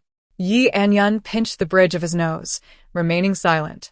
Lemon was signaling him urgently. For heaven's sake, if you don't speak up, it will be incriminating. There's nothing to explain. We are merely friends, he finally stated, and the audience, having waited expectantly, felt a wave of irritation wash over them, as if they had been toyed with. Yi Anyun, do you think your status as an actor gives you the right to dismiss us so easily? Some agitated reporters exclaimed. We all set aside our affairs to await your explanation, and you treat us like fools. Amidst the rising tempers, Lemon was nearly frantic. especially since he hadn't been able to reach Jiang Pingpeng for the past couple of days. Everyone seemed so interested in the private lives of others. Just then, a languid and pure voice broke the tense atmosphere. Everyone instinctively turned towards the entrance. Jiang Pingpeng, clad in a pristine white suit, gracefully walked in, slowly making her way towards Yi Anyan. The reporters instinctively parted to make way for her. Lemon's eyes sparkled with hope, as if he had seen a ray of salvation. Perhaps, at last, the esteemed figure on stage would have some respite. Jiang Pingpeng sat down beside Yi Anyan, her smile as refreshing as spring. "What are you doing here?" Yi Anyan's tone was tinged with annoyance. He had never wanted to involve her in this mess. "That's none of your concern," Jiang Pingpeng retorted, mimicking Yi Anyan's domineering tone playfully. To the onlookers, their exchange appeared as if they were genuinely concerned for one another. The reporters seized the opportunity, bombarding them with questions. "Jiang Pingpeng, is it true that your relationship with Yi Anyan is ambiguous?" "Jiang Pingpeng, in your relationship, who is the dominant one?" Lemon's expression darkened. Did these reporters not know how to show respect? Jiang Pingpeng turned slowly, confidently gazing at the reporters below, and then took several photos of them with her phone. "Jiang Pingpeng, what are you doing? Are you courting disaster?" they exclaimed. She shrugged innocently, just posting on Weibo. A certain news agency's reporter is threatening a charity ambassador. Chapter 21. The Comeback of the Film Queen. 20. Jiang Pingpeng, you speak slanderously. When have I ever threatened you? The reporters below were suddenly agitated. Jiang Pingpeng promptly activated the recording. "Then listen for yourself. Did you not threaten me with death? I was merely speaking casually. Besides, was it not you who first photographed me, infringing upon my right to privacy and defaming me?" The reporter's face flushed with anger as he glared at Jiang Pingpeng. Jiang Pingpeng clapped her hands enthusiastically, exclaiming, "Well said. Truly well said. What tricks are you trying to play, Jiang Pingpeng?" The crowd was filled with confusion, shouting at her. "So, you are aware that casually taking someone's photograph constitutes an invasion of privacy, and hastily framing someone is defamation?" Jiang Pingpeng rose from her seat, pointing at the crowd. "You can fabricate 1,000 topics from a mere casual photograph or an absurd video, for you bear no responsibility and face no consequences. How many innocent lives have been ruined because of you? Because of you, they have been subjected to public scorn, even leading some to end their young lives." Having finished her impassioned speech, her eyes reddened, causing many reporters to bow their heads in silence. Yet, a few persistent skeptics remained unconvinced. Artists should be mindful of their conduct. Is it not true that Yi Anyan's situation is not based on facts? He himself has no intention of explaining, does he? Jiang Pingpeng couldn't help but chuckle upon hearing this. She nodded. Indeed, artists should be mindful of their private lives, but does it make a difference? Even trivial matters are blown out of proportion by you. She then continued, pointing at Yi Anyan beside her. "Since you are so concerned about Yi Anyan, allow me to demonstrate just how innocent he is." Just as Yi Anyan attempted to intervene, she swiftly removed her wig and took a makeup remover pad from her bag to wipe away the heavy foundation. Instantly, the familiar face of Xia Wanyan appeared before the crowd. "What? This, she is Xia Wanyan." A wave of astonishment swept through the audience. Had it not been for Xia Wanyan standing there in person, who would have believed that she was Jiang Pingpeng and Jiang Pingpeng was indeed her? From the moment Jiang Pingpeng entered the nanny van, Gang Yu's gaze had not strayed from her. "Sister Gang Yu, you've been staring at me. I feel quite embarrassed." Jiang Pingpeng chuckled, feigning calmness. "I had been by your side for so long, and never realized that my idol was actually my artist." Gang Yu stared at Jiang Pingpeng, both dazed and exhilarated, still feeling it was all too surreal. Since Jiang Pingpeng's identity was revealed, the buzz on Weibo had been incessantly soaring. Opponents argued. Officially, Xia Wanyan is helping Yi Anyan clarify matters by revealing her identity, but in reality, she is merely seizing the opportunity to cleanse her own name. Supporters retorted, "Nonsense. My Wanyan is risking everything to save Yi Anyan. She had no choice but to reveal her identity. Furthermore, have you ever seen an artist who would risk their own life to save another while trying to redeem themselves?" Chapter 22. The rise of the silver screen queen. Just as the controversy surrounding Jiang Pingpeng and Xia Wanyan was beginning to settle, a shocking revelation emerged. CKK's skincare product essence had been maliciously tampered with by rival BD. In response, CKK resolved to take BD to court, seeking compensation for the damages incurred. Once again, Xia Wanyan found herself thrust into the limelight, her speech at the Yi Anyan press conference going viral. Within mere hours, the retweets surpassed 500,000, with views exceeding 1 million. The star industry was taken aback by how quickly Xia Wanyan managed to redeem herself, shedding the tarnish of her previous reputation in just a few days. Her exceptional audition performance attracted countless investors, production companies, and renowned directors eager to collaborate. The major shareholders, upon encountering Yi Anyan and Limin, were all too eager to curry favor, for who would dare to oppose the allure of profit? The greatest regret belonged to Huanyu, who had allowed Xia Wanyan to leave in such a pitiful state. Now, they found themselves unable to reach her heights. On the set of Tianbu, the June heat was suffocating, exacerbated by the heavy costumes of the production. Under the scorching sun, the crew endured the sweltering conditions. "Quick, distribute these chilled sodas to everyone. Each person deserves one," commanded Xia Jingqi's assistant, Qi Rue, as she directed several staff members. Jiang Pengpeng raised an eyebrow, recognizing Xia Jingqi's knack for winning hearts, ensuring that her colleagues would look out for her during work. Not far off, a script supervisor squatted on the ground, clutching her stomach and refraining from retrieving a soda, her condition evident to all. "Go Yue, please take my brown sugar water over to her later," Jiang Pengpeng instructed. Go Yue immediately understood her intent, but hesitated. "What about you?" Jiang Pengpeng shook her head, assuring her I'm fine. Meanwhile, Yi Anyan arrived on set and casually tossed a bottle of water to Jiang Pengpeng, who discovered to her surprise that it was hot water. "You." Jiang Pengpeng stared at Yi Anyan in disbelief. "You were feeling unwell these past few days, so I brought this along," Yi Anyan replied nonchalantly, as if anxious for Jiang Pengpeng to believe it was merely a coincidence. A smile broke across Jiang Pengpeng's face, causing Yi Anyan's ears to flush slightly. In the distance, Mu Xinglan observed the exchange, feeling inexplicably unsettled. "Senior Yi, sister, I brought you both chilled sodas to help beat the heat," a sweet voice chimed in as Xia Jingqi approached, holding 2 bottles of soda. Thank you. Yi Anyan accepted the sodas and casually handed one to Limin. Xia Jingqi's eyes sparkled with delight, mistakenly believing Yi Anyan was deliberately withholding from Xia Wanyan. Oh. "Let me grab another for my sister," she exclaimed.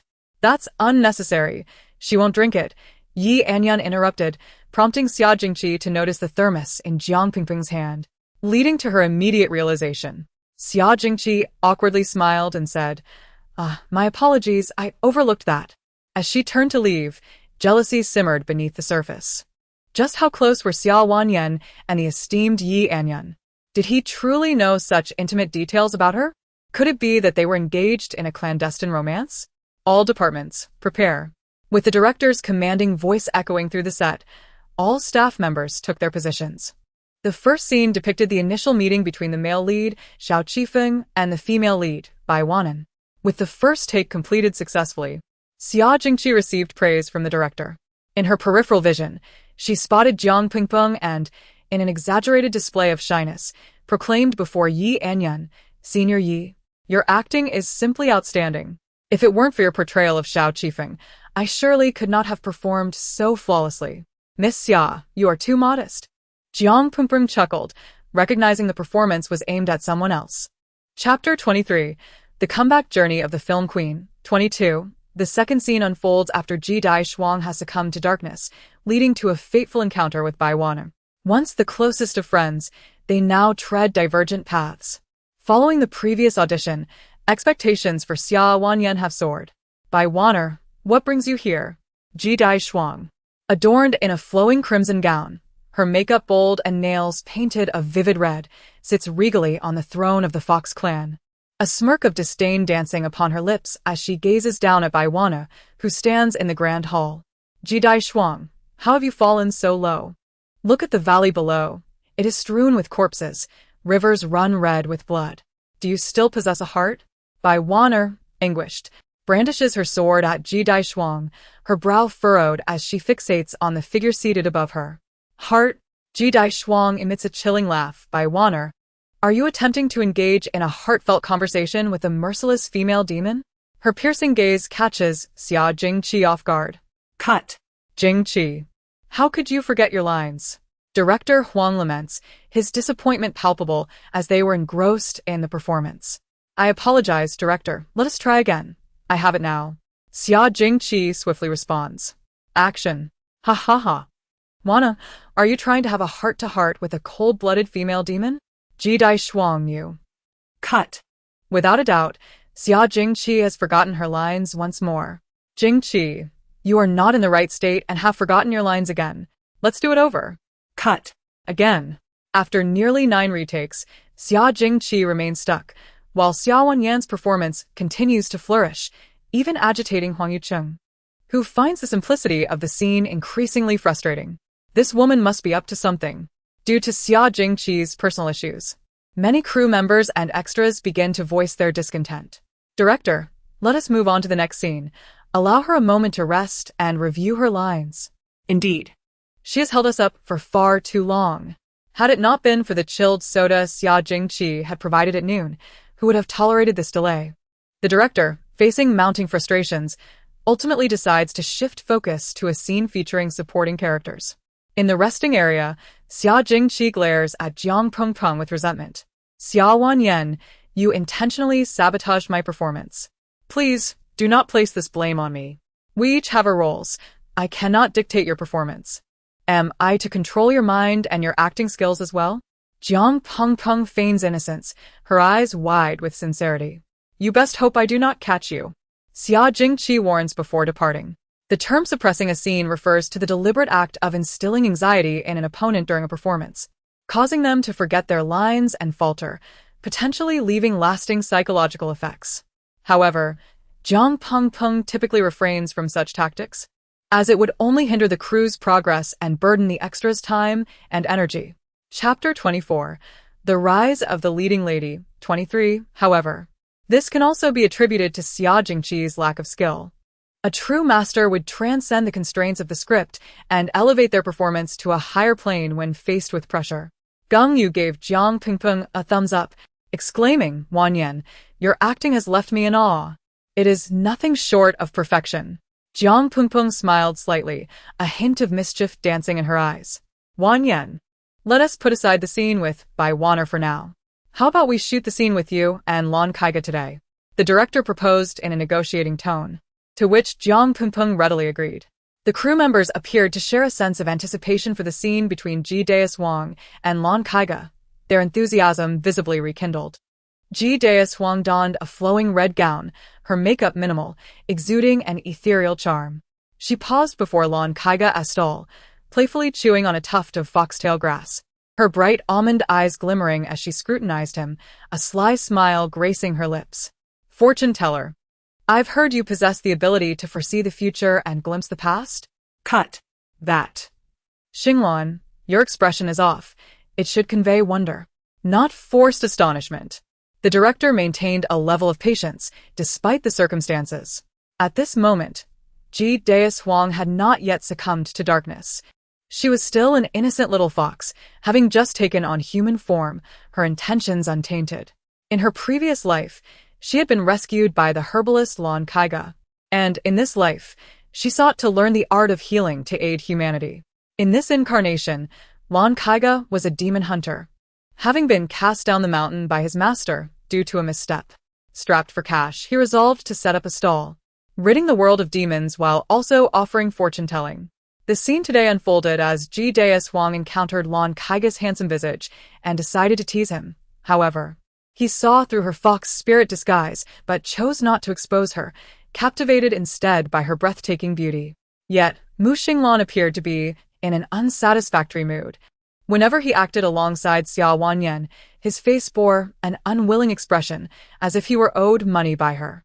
Nevertheless, in the second instance, Mu Xinglan displayed the same reaction, even exhibiting a hint of disdain, as if he perceived Ji Dae-Swang as an eyesore.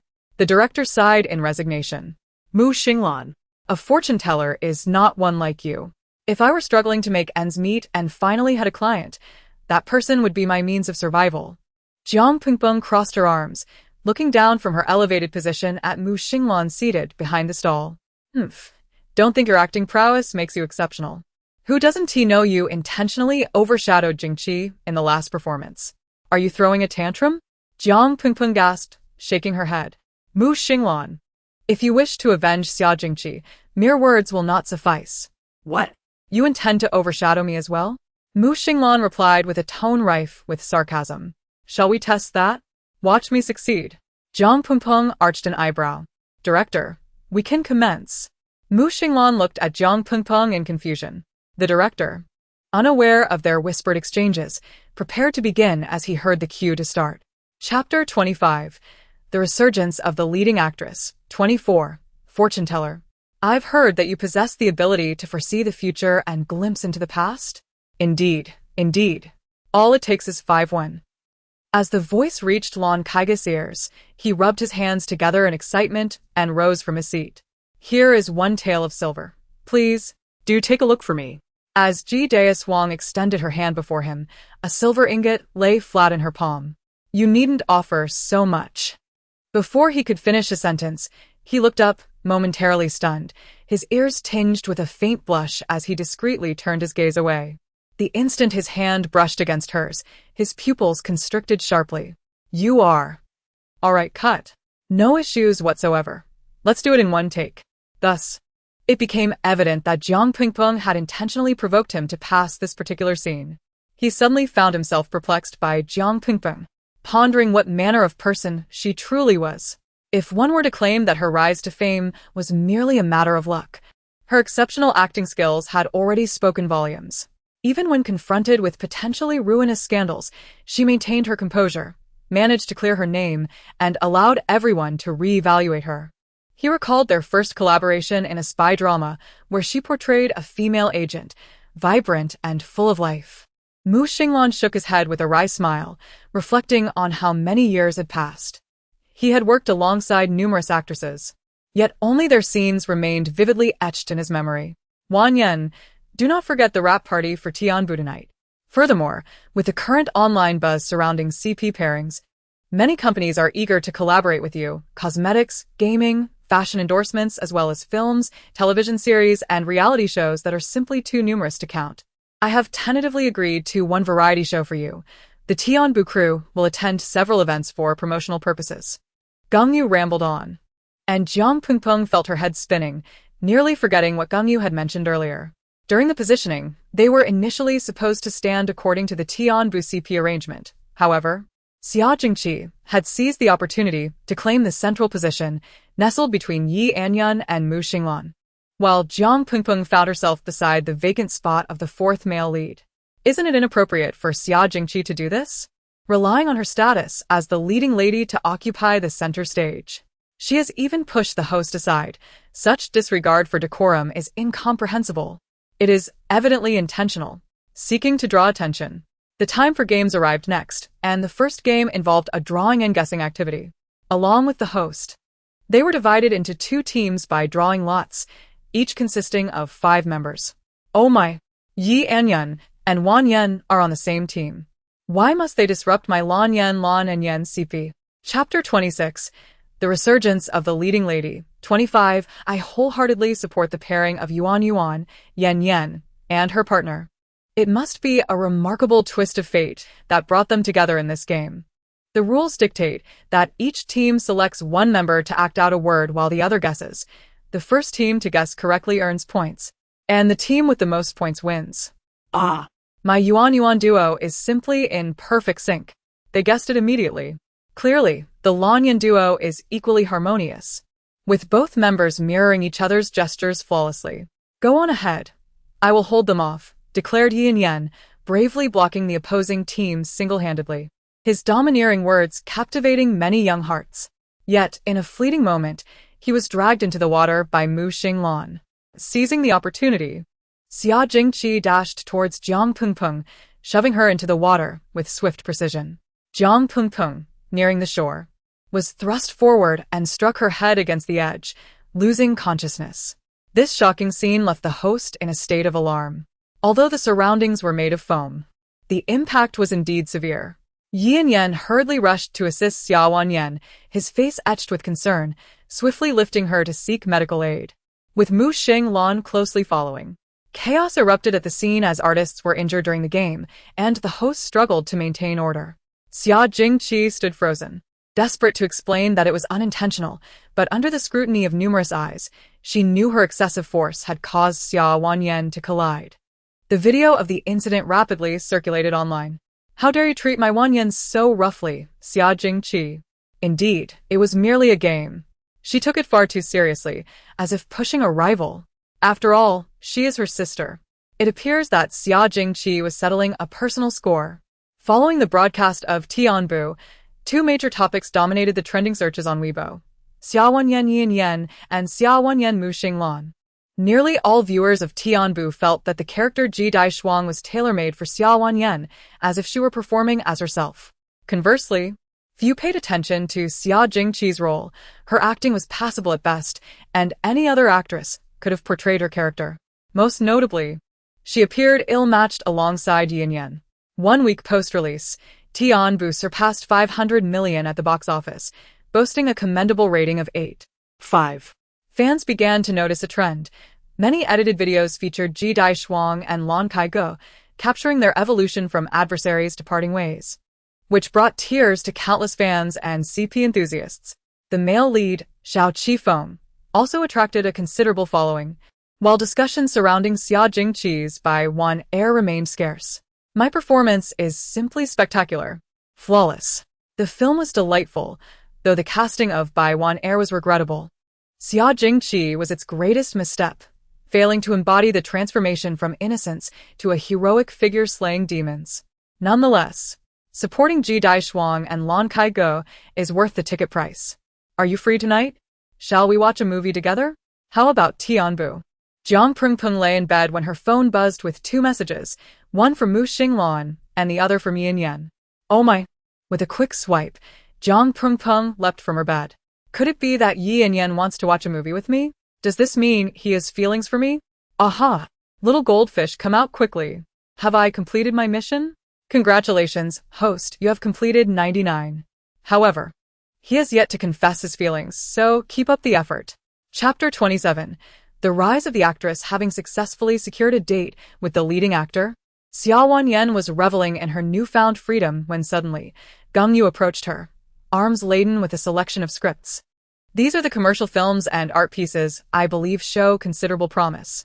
However, I have greater faith in the former. Which one do you prefer? The familiar title green apple caught her eye. This one, she declared. I thought you might lean towards Spaceship 101. Given its strong sci-fi elements and the considerable interest from investors, Green Apple is quite appealing too, a campus art film. To be honest, they had initially cast Xia Jingqi as the lead, but considering her recent circumstances, it's unlikely she will be chosen now. If you have made your decision, I will speak to them, Mingyue stated briskly before departing in a flurry. When Jiang Pengpeng received the notification, she had already been designated as the female lead. Surprisingly, the male lead turned out to be Yi Enyan, a fact Jiang Pengpeng did not foresee, as even a prestigious actor like him was drawn into the mundane world of reality. Perhaps he recognized the hidden potential within this film. While the title might suggest a typical campus romance, it transcended that genre. The director, an internationally acclaimed auteur, expertly wove together diverse artistic elements, text, imagery, and sound, earning numerous accolades in the process.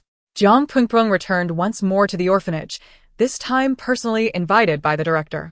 To her astonishment, the director revealed the whereabouts of several children, explaining that during their visits, signs of past abuse had been discovered, and they sought her assistance. Jiang Pengpeng gritted her teeth, recalling how they had wronged the original owner of her identity, and now they had targeted innocent children. She vowed to ensure Xia Jingqi faced retribution. Days later, Xia Jingqi was implicated in irresponsibly facilitating the adoption of children from the welfare home, resulting in their abuse and severe emotional and physical trauma. The director of the orphanage and the affected children publicly accused Xia Jingqi, initially met with skepticism. However, when the children rushed to embrace Xia Wanyan upon seeing her, all doubts dissipated. Xia Jingqi's reputation lay in tatters as fans condemned her, leading to her expulsion from the entertainment industry by her furious family. Upon the airing of Green Apple, the on-screen chemistry between Xia Wanyan and Yi Anyun skyrocketed their popularity, culminating in both receiving the prestigious Golden Statue Award for Best Actor and Actress. With one production, they emerged as a celebrated duo within the entertainment sphere, capturing the hearts of countless young fans. On the day of the awards ceremony, Yi Anyun publicly proposed to Xia Wanyan, eliciting an outpouring of blessings from the audience. Meanwhile, Mu Xinglan claimed the Golden Horse Award for Best Actor for his role in the fantastical film Morse's Oath, propelling his career into even greater heights. Congratulations, host, for completing your first task. The side quest has also been accomplished, granting you 2,000 fortune points and 10,000 credits. Additionally, as a reward for completing your first task, you receive an extra 5,000 credits. Please choose whether to redeem any items. wow. Little goldfish, you're impressive, Jiang Pengpeng exclaimed, nearly wanting to give the little goldfish a kiss. Please refrain from excessive excitement. Insufficient task completion may result in point deductions. I advise you to remain vigilant and strive for higher scores in your next task, as fortune points will increase as well. He understood. What can I redeem with 15,000 credits? Just as she inquired, a cabinet-like object appeared before her, emanating a golden glow. Her gaze fell upon a shimmering golden mist, captivating her interest, with a price tag of 5,000 credits. However, she was dismayed to find that apart from this mist, the remaining items were merely essentials: rice, oil, and salt. Is this all? Jiang Pengpeng felt deceived. Please continue to strive for more, came the response. Jiang Pengpeng sighed in frustration and absent-mindedly touched the mist. Suddenly, her body plummeted downward, catching her completely off guard. Chapter 28. Strategy to win over the gaming god Jiang Pengpeng. I have always regarded you as my closest sister. Yet I never expected you to check into a hotel with Mingyue. You are well aware of my feelings for him and that we are best friends. Why would you do this? Why? Jiang Pengpeng's mind was a blank slate. What on earth was happening? When did I ever check into a hotel with someone? As she steadied herself and took in the decor of the modern student dormitory, she exclaimed, "What the heck? You deceitful fish. You've become increasingly unhinged and didn't even inform me, forcing me into this predicament?" The koi system conveniently ignored her exasperated outburst. Suddenly, Jiang Pengpeng felt an influx of information flooding her mind. She gazed at the woman before her, clad in a pale yellow dress, her original best friend and roommate, Lin Qianxia. At that moment, Lin Qianxia's hands trembled violently around a cup, and the floor was littered with scattered photographs. They depicted the original owner, arm in arm with a strikingly handsome man, entering a hotel. Coincidentally, the original owner shared the same name as her. Why are you silent? Are you feeling guilty? Do you not intend to provide an explanation? Lin Qianxia's eyes were red from crying, her nose slightly flushed as she clutched Jiang Pengpeng's clothes, pulling at them desperately. No one could bear the betrayal of their best friend. Come out, you vile fish. Jiang Pengpeng fumed, but the koi system remained unresponsive. I demand a redemption. The host has successfully exchanged for Dream Mist. The possessor can manipulate and enter the dreams of specified individuals. The koi system suddenly broke its silence. Although Jiang Pengpeng felt the urge to strike it, her curiosity was piqued by the intriguing revelation, and the storyline in her mind began to crystallize. The original owner was the daughter of a corporate chairman, accustomed to having her every whim catered to, which had shaped her into a spoiled and arrogant young lady. With a striking appearance, she attended H University, majoring in computer science. Unintentionally, she had developed feelings for her childhood friend, Qi Chen, who was also in the same department and admired by countless girls as the epitome of male beauty. She frequently lurked around the boys' dormitory, intercepting him midway, bombarding him with texts and showering him with gifts, which only led to his increasing aversion towards her.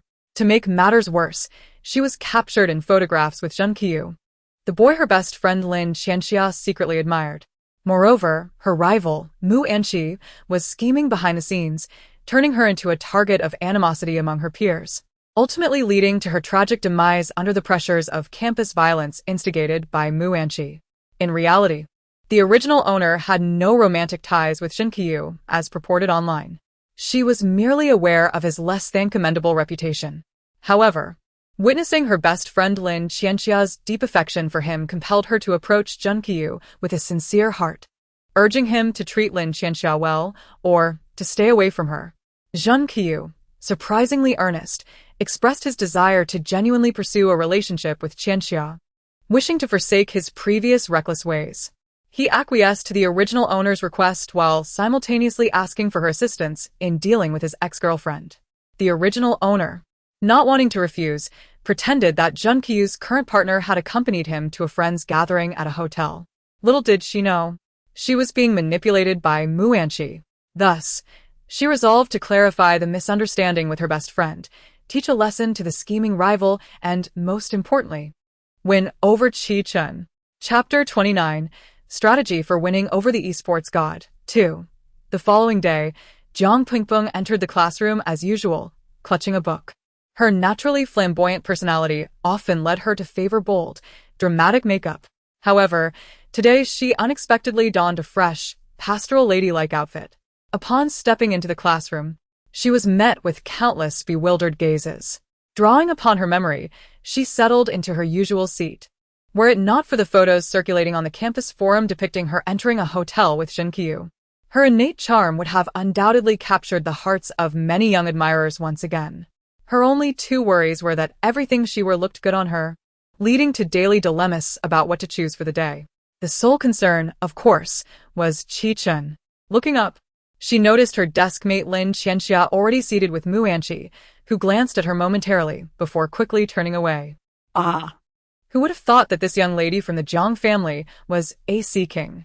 Indeed, while proclaiming her affection for Qi Chen, she had turned around to share a hotel room with Junqiu. Truly, she was betraying her kin for the sake of the world. Whispers filled the classroom, seemingly crafted to reach Jiang Pingpeng's ears. Yet, she focused on her book, dismissing their words entirely. She had heard far worse rumors before. What were these? The more she endured, the more audacious her classmates became, even believing that she deserved the scorn for stealing her best friend's boyfriend. A few students in the back were whispering so loudly that their fingers were nearly poking Jiang Pingpeng's head. However, it was not until she cast a cold glance their way that they finally fell silent. Nonetheless, a handful of fervent admirers, unable to accept the reality, looked at Jiang Pingpeng as if she had betrayed their cherished cabbage, their gazes gradually turning to disdain. It was perplexing. Was Lin Qianxia so easily discarded? Who didn't know that Junqiu from the music department was her partner? Such treachery from a best friend was indeed hard to guard against. Can you all be quiet? Suddenly, a furious shout echoed through the classroom, not from Jiang Pingpeng but from Qi Chen. She hadn't anticipated that someone would speak before her, especially her target, Qi Chen, prompting her to gaze at him for a moment longer. Tall, fair-skinned, with a clean and handsome face, complemented by a casual white shirt and trousers, he was the epitome of a perfect campus god. In fact, Qi Chen and Lin Qianxia were childhood friends, their families closely intertwined. Initially hoping to bring the two together, yet they had not succeeded. After learning of the situation, Qi Chen's impression of her had plummeted to the depths. To regain his favor would undoubtedly require some effort. Seizing the moment, Muanqi turned to Lin Qianxia, offering her a tissue to wipe away her tears. Providing words of comfort, Qi Chen pushed her away, offering a few words of consolation to Lin Qianxia before departing with her. Jiang Pingpeng rested her chin on her hand, lost in thought. Had he just glared at her as he left? Surely, he must have. Qi Chen, just you wait. I shall make you like me like never before. Chapter 30, Strategy for the Esports God 3. After a long day of classes, Jiang Pingpeng intended to leave but unexpectedly encountered her rumored love interest, Junqiu. Just as she contemplated making a discreet exit, she was reminded of the delicate situation they were in. Jiang Pingpeng, why are you running away? Junqiu exclaimed. You really could have just sent me a message. Why come looking for me in person? Don't you know we need to avoid suspicion? That silly girl Qianxia must be furious. Jiang Pingpeng shot Junqiu an exasperated glare. True love is rare. It seems she must continue to assist her dear friend. Rest assured, what belongs to you will not escape. But please, refrain from appearing before me so frequently. If Qianxia sees you, do you still wish to pursue her? With that, she turned to leave. The crux of the matter was that she had other commitments, and it was high time for Chen to indulge in his gaming. In the boys' dormitory of the computer science department, the rhythmic clacking of keyboards filled the air, while 3 of the 4 roommates erupted in low, excited roars. They eagerly offered snacks and drinks to Chen, who had led them through a challenging dungeon raid. "Boss, you are magnificent. If it were just the 3 of us, we might not even manage to slay this dragon by next year." Kong Chao exhaled, taking a long swig of his soda and casting a grateful glance at Chen. Boss. "You must be the reincarnation of the literary star. Please enlighten your junior on how to attain the coveted position of number 1 in the server." Wang Yuebin chimed in, eyes wide with anticipation. Su Heng promptly dragged a chair over, embodying the earnestness of a diligent student. "Would you like to know?" Chen inquired with a smirk. Yes. The 3 responded in unison, nodding fervently. Chen hesitated before shaking his head. "Master each skill and practice it hundreds of times, and then add a bit of intellect." "Forget that. I think the new Huangmen chicken at the cafeteria tastes delightful. Let us go eat," Wang Yuebin declared, promptly donning his jacket, with the others quickly following suit. Noticing that Chen remained still, they asked, "Boss, aren't you coming?" Chen shook his head. "I'll pass. You all go ahead." He picked up a book and lay back on his bed, gradually succumbing to slumber. He seemed to have arrived at a familiar place, the most beautiful locale in Fengyan Chiyuan, the Edalos Valley. "Help!" Chen's face contorted in confusion. What was happening? This was clearly a game. Why was there a voice?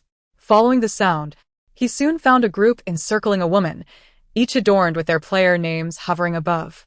"Gangdao Youth, Little Erlang, Salty Egg Superhero?" Chen read aloud the names. Unfamiliar to him. Upon closer inspection, he noted that each player wielded weapons of orange tier or above, the Ziwang Wind Sand Sword, the Baiyang 3 Stars Hook, and the Xianyuan Doom Hammer. Yet, the one they surrounded was merely a new player, her name seemingly Christian.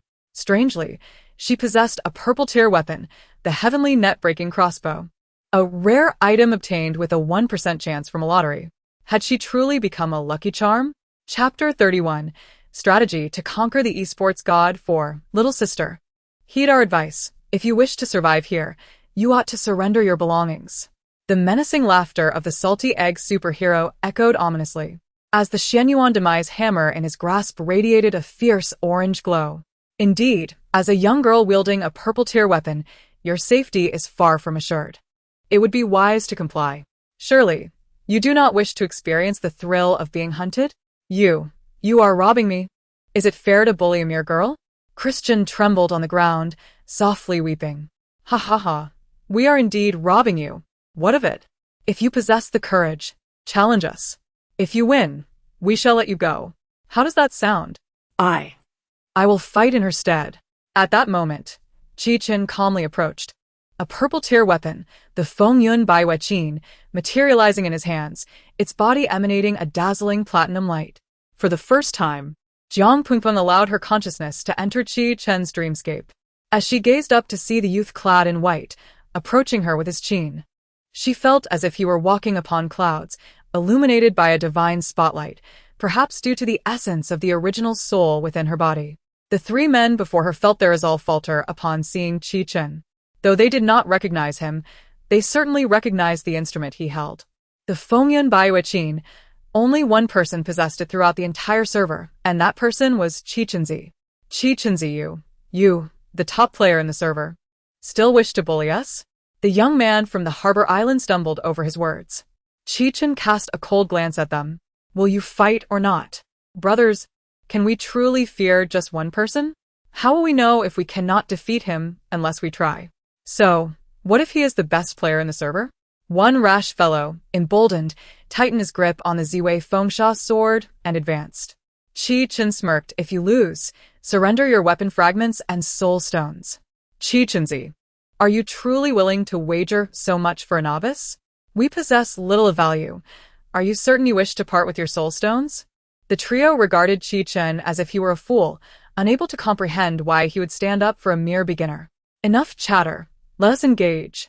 Chen settled into a meditative stance, gradually levitating into the air, effortlessly floating without external support. The 3 prepared themselves. wielding their weapons and attacking with all their might towards Qi-chen. Jiang Pengpeng feigned terror, covering her eyes while allowing a sliver of view through her fingers. With a mere blink, the health bars above the three men's heads transformed abruptly from green to red, accompanied by a resonant melody from the qin. They found themselves tumbling helplessly to the ground, their once vibrant forms fading to gray as soul stones drifted from their bodies, landing in Qi-chen's hands. A single strike, and they were vanquished. Wow, how impressive! Jiang Pengpeng's eyes sparkled like shimmering pools, her mouth agape in astonishment as she rushed forward to embrace Qi-chen's leg. Hero, thank you for saving me. I am willing to offer my life in gratitude. Please, do not disdain me. Chapter 32. Strategy for the Esports God. 5. Cough, cough. Qi-chen was startled into a fit of coughing. Are players nowadays so fervent? However, when embraced by the person before him, Christian, he found himself surprisingly unresistant, merely feeling a tingling sensation, and a sense of heroic spirit surged within him.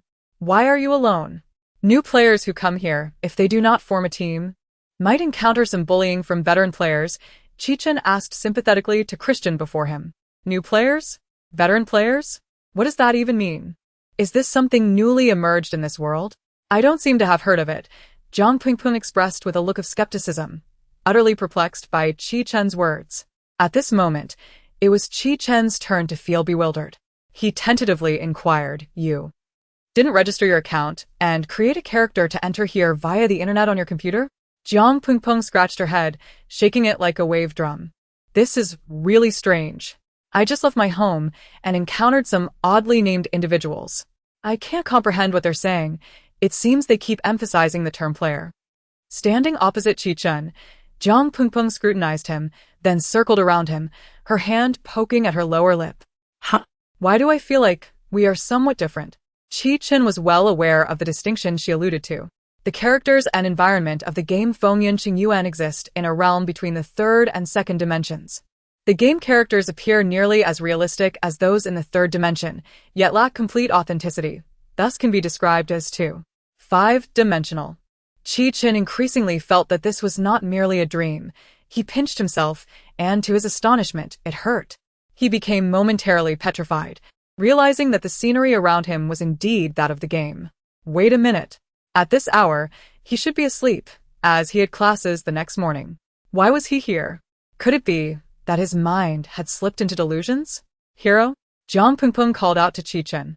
The difference is negligible. Perhaps it stems from our differing environments, Qi-chen replied, gazing at the little girl before him, reluctant to let her think of him merely as a virtual entity. Hence, he concocted an excuse to comfort her. So, your name is Christian, right? Qi-chen endeavored to maintain his composure, thinking that perhaps he was merely dreaming. A fantasy. It absolutely cannot be real. Jiang Pengpeng nodded, affirming, Yes, you can also call me an N. So, this is the world you were born into? Qi-chen continued to probe. Jiang Pengpeng nodded again. Yes, I have lived here my whole life, but I haven't ventured out much before. I can take you to see my home. As soon as Jiang Pengpeng finished speaking, she led the way ahead, taking Qi-chen's hand and guiding him toward her home. Qi-chen felt as if he had lost the ability to think, allowing the girl before him to lead him as he numbly followed in her wake. At this moment, Qi-chen meticulously observed Christian. Her attire was indeed from the game, a purple puff-sleeved blouse adorned with white lotus lace at the cuffs and hem, the skirt just reaching her knees, complemented by white thigh-high stockings, exuding a distinct two-dimensional lowly charm. What made Qi-chen nearly lose his composure was the provocative design of her outfit. He could scarcely dare to gaze below her neck. Chapter 33. Strategy for the Esports God. 6. He had never encountered such attire on any other players. This was ostensibly a game steeped in ancient styles, yet suddenly, a character donned in a youthful, whimsical fashion appeared, which felt rather jarring. What on earth was the official team thinking? At this moment, Qi-chen found himself questioning his very existence, for the NPCs before him were actively greeting Christian. They resembled nothing more than the amiable neighbors one would find in real life.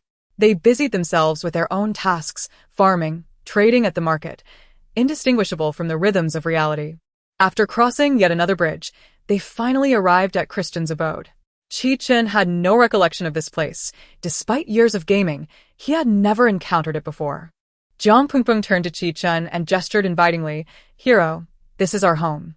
Following her inside, Chi-Chen noted that the exterior of the house exuded a quaint charm, while the interior showcased a blend of traditional and modern decor. "Hero, please make yourself comfortable. I shall fetch you some water," Jiang Pengpeng cheerfully announced as she skipped off to pour a drink. And then, do you live here all by yourself?" Chi-Chen inquired. "Yes. I have never met my parents, so I've always lived alone. You are always welcome to visit me, Hero." Jiang Pengpeng warmly welcomed him. "Hey, big brother Chi. Why did you sleep in today? Don't you usually rise at 6:30 to go jogging?" The voice of his roommate, Kong Chao, suddenly pierced his thoughts, causing Chi-Chen to sit up abruptly. The other two roommates, who were in the midst of dressing, hurried over to check his forehead. "Your temperature is normal, big brother.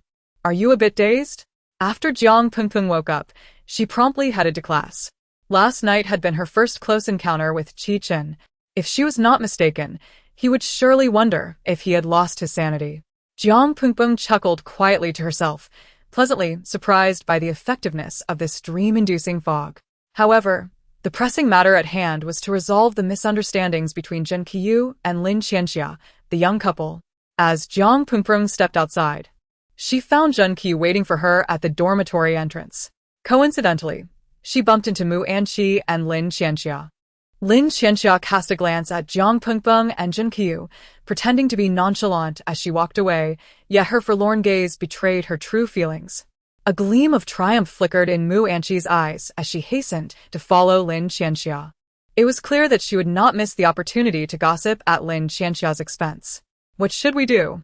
Qianxia's misunderstandings have only deepened, Zhen Qiyu, feeling anxious, asked. "With me here, what is there to fear?" Jiang Pengpeng said, observing the retreating figures of the two with a confident smile. "Have you completed the tasks I assigned you?" Chapter 34, Strategy for the Esports God, 7. Zhen Qiyu nodded eagerly, then hesitated slightly before asking, "Rest assured, it has been accomplished.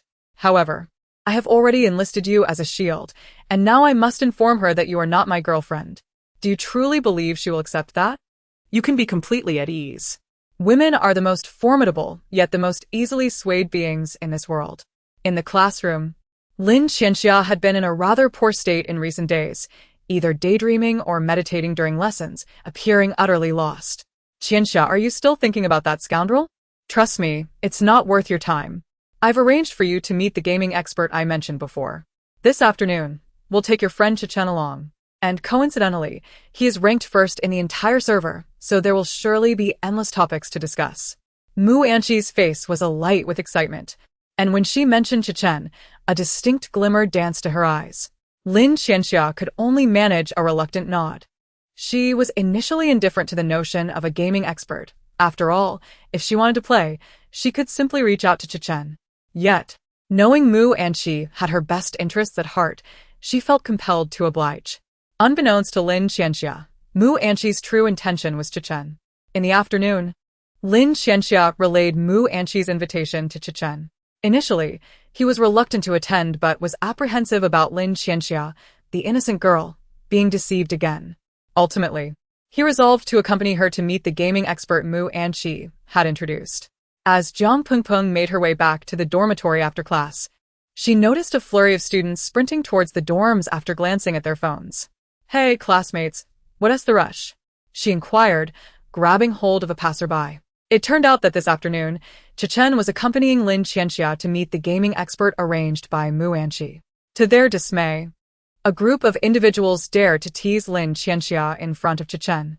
In a fit of rage, Chi-Chen retaliated, and the group, unable to best him, resorted to plotting his defeat in the game. Such an ambitious plan, yet lacking in capability, Jiang Pengpeng silently mourned for the trio, even as she quickened her pace. Though she was confident that Chi-Chen would emerge victorious, she still wished to witness the spectacle, for Chi-Chen was undeniably handsome. Moreover, the game they were engaging in was of her preferred genre. Upon reaching her computer, she discovered that the match had already commenced. Logging on to her alternate account, Christian, she observed that Chi-Chen seemed to be struggling slightly. The trio of players was attacking him from various angles, forcing him to both defend and strike in close proximity. Every time they attempted to land a blow, they narrowly missed, only to be evaded by him. As the match progressed, onlookers began to speculate that the top player might lose. Yet, Jiang Pingpeng saw through Chichen's strategy. He was simply toying with the three, not truly overwhelmed, but choosing to prolong the encounter. Suddenly, Chichen's gaze fixed on a figure cloaked in purple amidst the crowd. Jiang Pingpeng responded with an encouraging gesture. As Chichen turned, he plucked the strings of his instrument once more, summoning 3 whirlwinds that surged toward the trio of adversaries. Chapter 35. Strategy to Conquer the Esports God. 8. The 3 individuals found themselves utterly powerless, their bodies seemingly immobilized, as they helplessly watched 3 powerful whirlwinds approach them, within which the faint outlines of 3 ferocious dragons could be discerned. My goodness, this is the Flame Dragon God Wind. It is said that this skill can only be awakened after reaching the maximum level and completing a hidden quest. How could Chichen have already attained such a remarkable state? Goodness. The special effects are simply breathtaking, blinding my titanium alloy eyes. Soon after, the 3 whirlwinds engulfed the trio, binding them firmly. Their green health bars transforming into red in less than 2 seconds, eventually fading to nothingness. They collapsed, rendered gray and lifeless. The outcome of the match was, of course, a resounding victory for Chichen, defeating 3 opponents single-handedly. The trio had been utterly dominated, unable to muster any resistance. As soon as the battle concluded, Chichen rushed off the stage, searching the crowd for a glimpse of that distinctive purple figure, but it was as if she had vanished into thin air. No matter how fervently he sought her. The onlookers were utterly perplexed. Chichen had clearly won, yet he uttered not a single word. Furthermore, according to the previous wager, he was entitled to claim any piece of equipment from his opponents, and given that they were among the top 30 players in the entire server, even their lesser items would be considered treasures.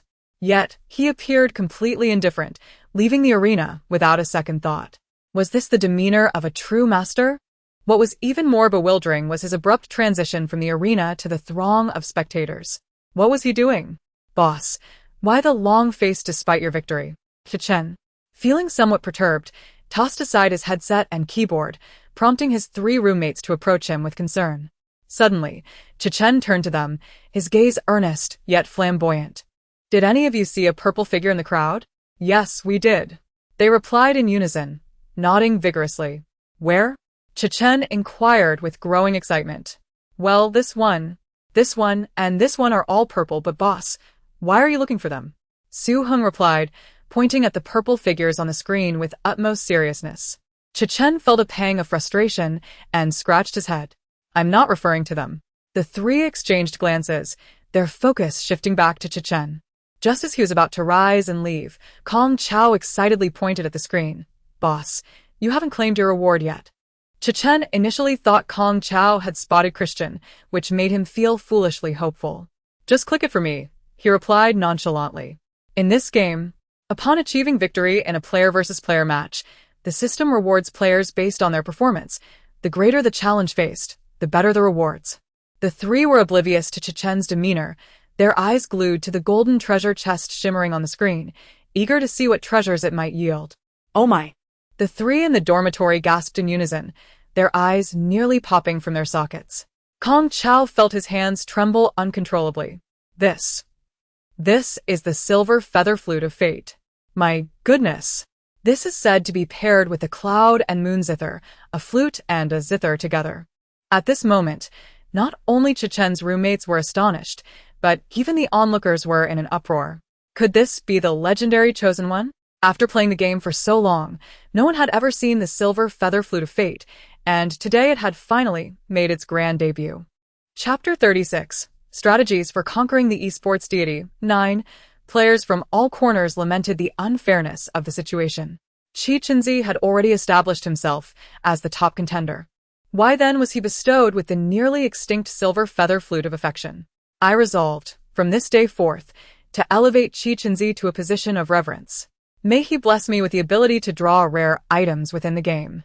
Upon observing the rewards bestowed upon him by the system, Qi Chenzi appeared slightly taken aback. Yet this item seemed more suited for female players. a purple figure gradually materialized in his mind. He hastily shook his head, dismissing such fanciful thoughts. Perhaps it was merely a dream. Yes. Chief, your defeated adversaries are still awaiting you to claim an item from them. Wang Yuebin gazed at Qi Chenzi with palpable excitement. Wow, someone has already offered a high price to acquire it. You three may choose whatever you like. Qi Chenzi casually tossed out the words, momentarily leaving his three roommates in stunned silence before they erupted into jubilant leaps of joy. Had it not been for Qi Chenzi's timely gesture, Kong Chao might have planted a deep kiss on his cheek. Ah, Chao, pinch me. I need to know if I'm dreaming. This happiness has come so unexpectedly. Without hesitation, Kong Chao and the others selected the weapons from the trio's possession. The onlookers were oblivious to Qi Chenzi's generosity. They were astounded to witness him gifting the purple-tier weapons to his roommates and those willing to pay. Had they known that Qi Chenzi preferred to give rather than sell, they would surely have been infuriated. After all, each item could fetch a handsome sum in real currency. Once the weapons were distributed, the avatars of those three turned gray. Wang Yuebin shook his head, lamenting, how foolish, daring to compare themselves to our chief. They will likely retreat from the game now. Chief, in light of your generosity, we shall take care of your foot bath this month. That sounds agreeable. Qi Chenzi promptly assented. That night, shortly after closing his eyes, Qi Chenzi found himself in that familiar realm once more. This time, he was transported directly to Christian's home.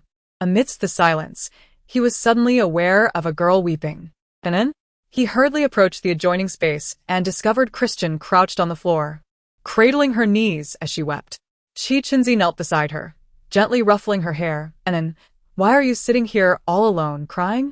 Upon hearing his voice, Jiang Pengpeng lifted her head and, without hesitation, leapt into Qi Chenzi's embrace. Why did you leave so suddenly yesterday? I searched for you everywhere. The people you drove away came back to trouble me again, sob, sob, sob. Her tears soaked his clothing, a sight that inexplicably stirred feelings of guilt within Qi Chenzi. He had indeed departed without warning, roused by his roommates. Now, it seemed this was no mere dream. It felt more like he had traversed into another reality while asleep. I had an urgent matter yesterday, so I left in a hurry. I apologize. I shall endeavor to inform you before I leave next time. Qi Chenzi felt an odd discomfort within him, perplexed as to why he felt compelled to explain himself to a girl he had met only once and to make such a promise. Is that truly the case? Jiang Pengpeng pouted, her expression laced with grievance as she gazed skeptically at Qi Chenzi. Chapter 37. Strategy for the Esports God, 10. Of course it's true. I would never deceive you. Qi Chen gently wiped away the tear stains from her cheeks. By the way, did you watch my match against someone else today? Qi Chen asked instinctively, sensing he might have seen an earlier that day. Of course I did. The hero is incredible. Jiang Pengpeng's eyes sparkled with admiration, and Qi Chen paused for a moment, noticing that her aquamarine gaze resembled a vast sea of stars. Hearing her praise filled him with joy. Yet as she lowered her head, she lamented, but unfortunately, didn't he get to see the result? Weren't you the one who left before my match was over? A hint of regret tinged Qi Chen's voice, though his concern was more palpable.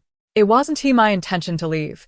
Those three individuals from yesterday caused me trouble, and I had no choice but to flee. She pouted, softly sobbing, her nose still slightly red. I'm sorry, hero. And didn't you want to miss your match? I was just afraid that their trouble would affect you. Her words gripped Qi Chen's heart as if it were being tightly held. And then, from now on, just call me Qi Chen. He placed his hands on her shoulders, his eyes radiating a hint of coldness. I will not allow anyone to bully you again. Then, extending his open palm, he presented her with a gift. This is for you. Carry it with you, and no one will dare to mistreat you. When Qi Chen offered the exquisite silver feather flute, Jiang Pengpeng hesitated to take it. What's wrong? Don't you like it? Jiang Pengpeng quickly shook her head. No. It's just that if you give me something so magnificent, does that mean you won't come to see me anymore? Relief washed over Qi Chen upon realizing her concern was rooted in something else entirely. He chuckled softly. Rest assured, I will certainly visit you often. Upon hearing this, Jiang Pengpeng gratefully accepted his gift. Let me take you to try out your flute. Qi Chen took her hand, leading her to the Darlong Crow Nest. As the name suggests, the Darlong Crow Nest is a haven for crows, but these are no ordinary birds. They were crafted by game creators to enhance the gaming experience. Once players enter this realm, the crows will automatically attack. If players manage to vanquish them, they will earn corresponding rewards. If they fail, they must start anew. However, for Chi-chun and Christian, the term player refers to themselves. Wow, Chi-chun, there are so many little birds here, Jiang Pungpung exclaimed, her hands clasped in front of her in wonder. Chi-chun rubbed his temples in exasperation. And then, have you never been to places like this before? No. I've always lived near our village. My uncles and aunts never let me wander far, saying the outside world is dangerous, Jiang Pungpung explained earnestly. Chi-chun finally understood why she remained such an innocent girl, easily bullied by other players she encountered outside. And remember, these crows emanating dark energy are not the same as the little birds you usually see. They are perilous creatures. Stay behind me and use your flute to eliminate them. We will earn rewards. Do you understand? Chi-chun patiently elaborated, and Jiang Pungpung nodded, though confusion lingered in her mind. It struck her as odd. She had always thought of Chi-chun as a proud, aloof man, yet he was unexpectedly considerate. It was truly heartwarming. Chapter 38 Strategy for the Esports God, 11. Fortunately, having dabbled in performance during her first journey through this realm, Jiang Pungpung managed to mask her apprehension. She shook her head and obediently followed behind Chi-chun, gradually making her way inside. They're coming, Jiang Pungpung suddenly exclaimed, pointing at a dark swarm of crows approaching them. Chi-chun instinctively shielded her with his body, and then, from now on, you shall play the flute behind me while I protect you in front. Jiang Pungpung nodded vigorously, bringing the silver-feathered flute to her lips, producing a melodious and captivating sound. Together, they launched a final strike, causing the Dalong Crow to dissipate into nothingness, revealing a treasure chest before them. Jiang Pungpung, still trembling from the earlier tension, felt her chest rise and fall rapidly, prompting Chi-chun to avert his gaze instinctively. She rushed over and linked her arm with his. Brother Chi-chun, does this mean our mission was successful? Chi-chun nodded. Yes, this was merely a basic boss, hence it was relatively easy. Once you grow stronger, I shall take you to tackle more formidable challenges, with rewards that are far more generous. Approaching the chest, Chi-chun opened it to find 2 sets of clothing inside. He was taken aback, 2 question marks appearing above his head. Could it be that a task completed by a male and female would yield double rewards? However, he pondered, how would they change into these outfits? Just as this thought crossed his mind, he felt his own attire transform into the latest reward. Jiang Pingping's purple outfit also morphed into black. Chi-chun realized that these 2 sets of clothes seemed to be matching couple outfits. Hey, brother Chi-chun, our outfits look so similar. The colors and patterns are identical. Jiang Pingping exclaimed, her eyes sparkling with delight as she gazed at his attire, as if she had discovered a new continent. Clearing his throat discreetly, Chi-chun replied, this is how the system rewards us. Jiang Pingping did not press further, appearing immensely pleased with the new clothing they had acquired through their combined efforts, bouncing around joyfully in front of Chi-chun. Subtly, Chi-chun sensed someone calling his name. Oh no, it must be time to wake up. He also noticed his 3 roommates casting knowing glances at him. No need to attend class, I presume?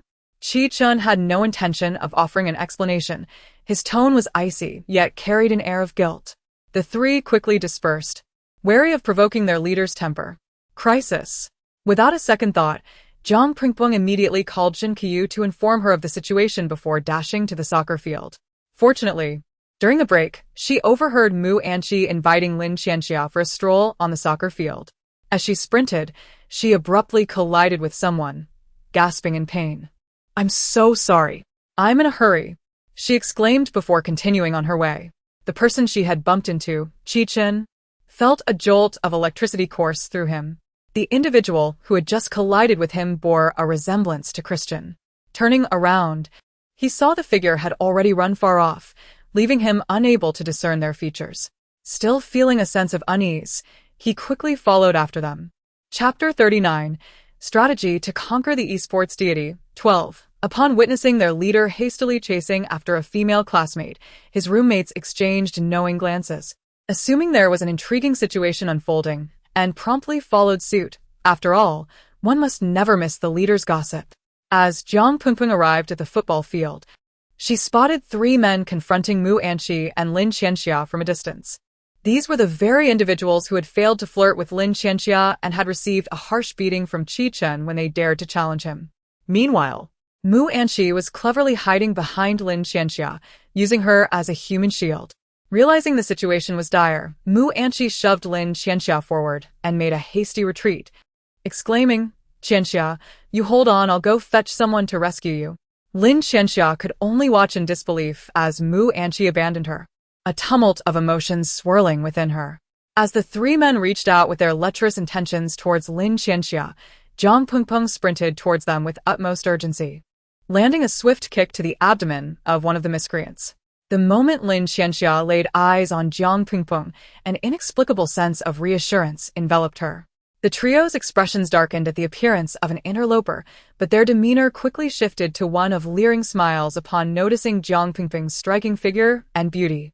Jiang Pengpeng positioned herself protectively in front of Lin Qianxia, her heart racing with trepidation.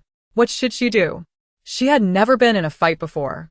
Pengpeng. Lin Qianxia nervously clutched Jiang Pengpeng's sleeve, calling out to her from behind. Jiang Pengpeng offered her a comforting glance and whispered, "Qianxia, when I count to 3, you run. I'll hold them off while you seek help." Lin Qianxia shook her head vehemently. "No. Pengpeng, we leave together." She regretted having initially misjudged Jiang Pengpeng as self-serving. It was only because she couldn't reach Qi Chen that she had called her, and now she found herself genuinely coming to her aid. Ironically, it was Mu Anqi, whom she had thought to be a good friend, who had fled the scene. "Qianxia, trust me, I have a plan to escape." Jiang Pengpeng began to retreat, silently counting to 3. "Qianxia, run now." She pushed Lin Qianxia aside, confronting the three men head-on. "Little vixen, do you think you two can escape today?" The other two men obstructed Jiang Pengpeng, while one chased after Lin Qianxia. Run! Jiang Pengpeng shouted, and with her eyes brimming with tears, Lin Qianxia sprinted forward. But how could she outrun a man? Just as she felt she would be caught, a familiar figure charged towards her, delivering a punch to the face of the man pursuing her. "Qianxia." Zhen Qiyu swiftly embraced Lin Qianxia. "Are you all right? Qiyu, hurry, go save Pengpeng." Lin Qianxia clung to Zhen Qiyu as if he were her lifeline, urging him towards Jiang Pengpeng's direction. At that moment, Jiang Pengpeng had been knocked to the ground, desperately gripping one of the man's legs. Just as the man attempted to stomp on her hand, he was suddenly kicked away. "How dare you touch her?" Qi Chen's face was a storm of fury, as if he were ready to devour his adversaries whole. The two men recoiled in fear. They had previously failed to overpower Qi Chen and were now petrified, hastily attempting to flee. However, several of Qi Chen's companions, who had followed him, apprehended the fleeing thugs. "How dare you cause trouble at our school? Your audacity is truly astonishing. Come, let's hand you over to the authorities." Jiang Pengpeng sat on the ground, nursing her injured knee from the fall. "What? Should I just watch you get taken away by them?" She waved her hand dismissively. All right, don't cry, I'm still here.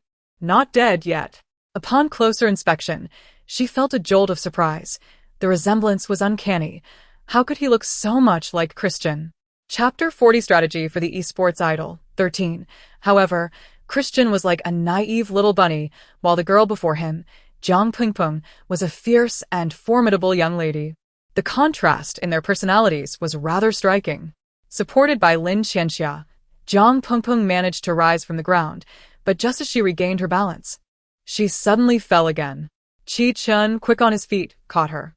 In that fleeting moment of contact, their eyes met, igniting a tingling sensation between them. As Qi Chen touched Jiang Pengpeng, his mind was flooded with thoughts of Christian. Yet, Jiang Pengpeng gazed at Qi Chen in bewilderment and disbelief. "Kate. Thank you. I'm fine now. I just twisted my ankle a bit," she stammered. "No, Pengpeng, your ankle is already swollen. This is more than just a minor twist." Lin Qianxia knelt down to examine Jiang Pengpeng's ankle, almost certain that she could not walk on it any longer. Qi Chen leaned down, saying, "Climb on." "All right then." Jiang Pengpeng replied nonchalantly as she climbed onto his back. Qi Chen carried Jiang Pengpeng all the way to the infirmary, while Lin Qianxia watched with a knowing smile.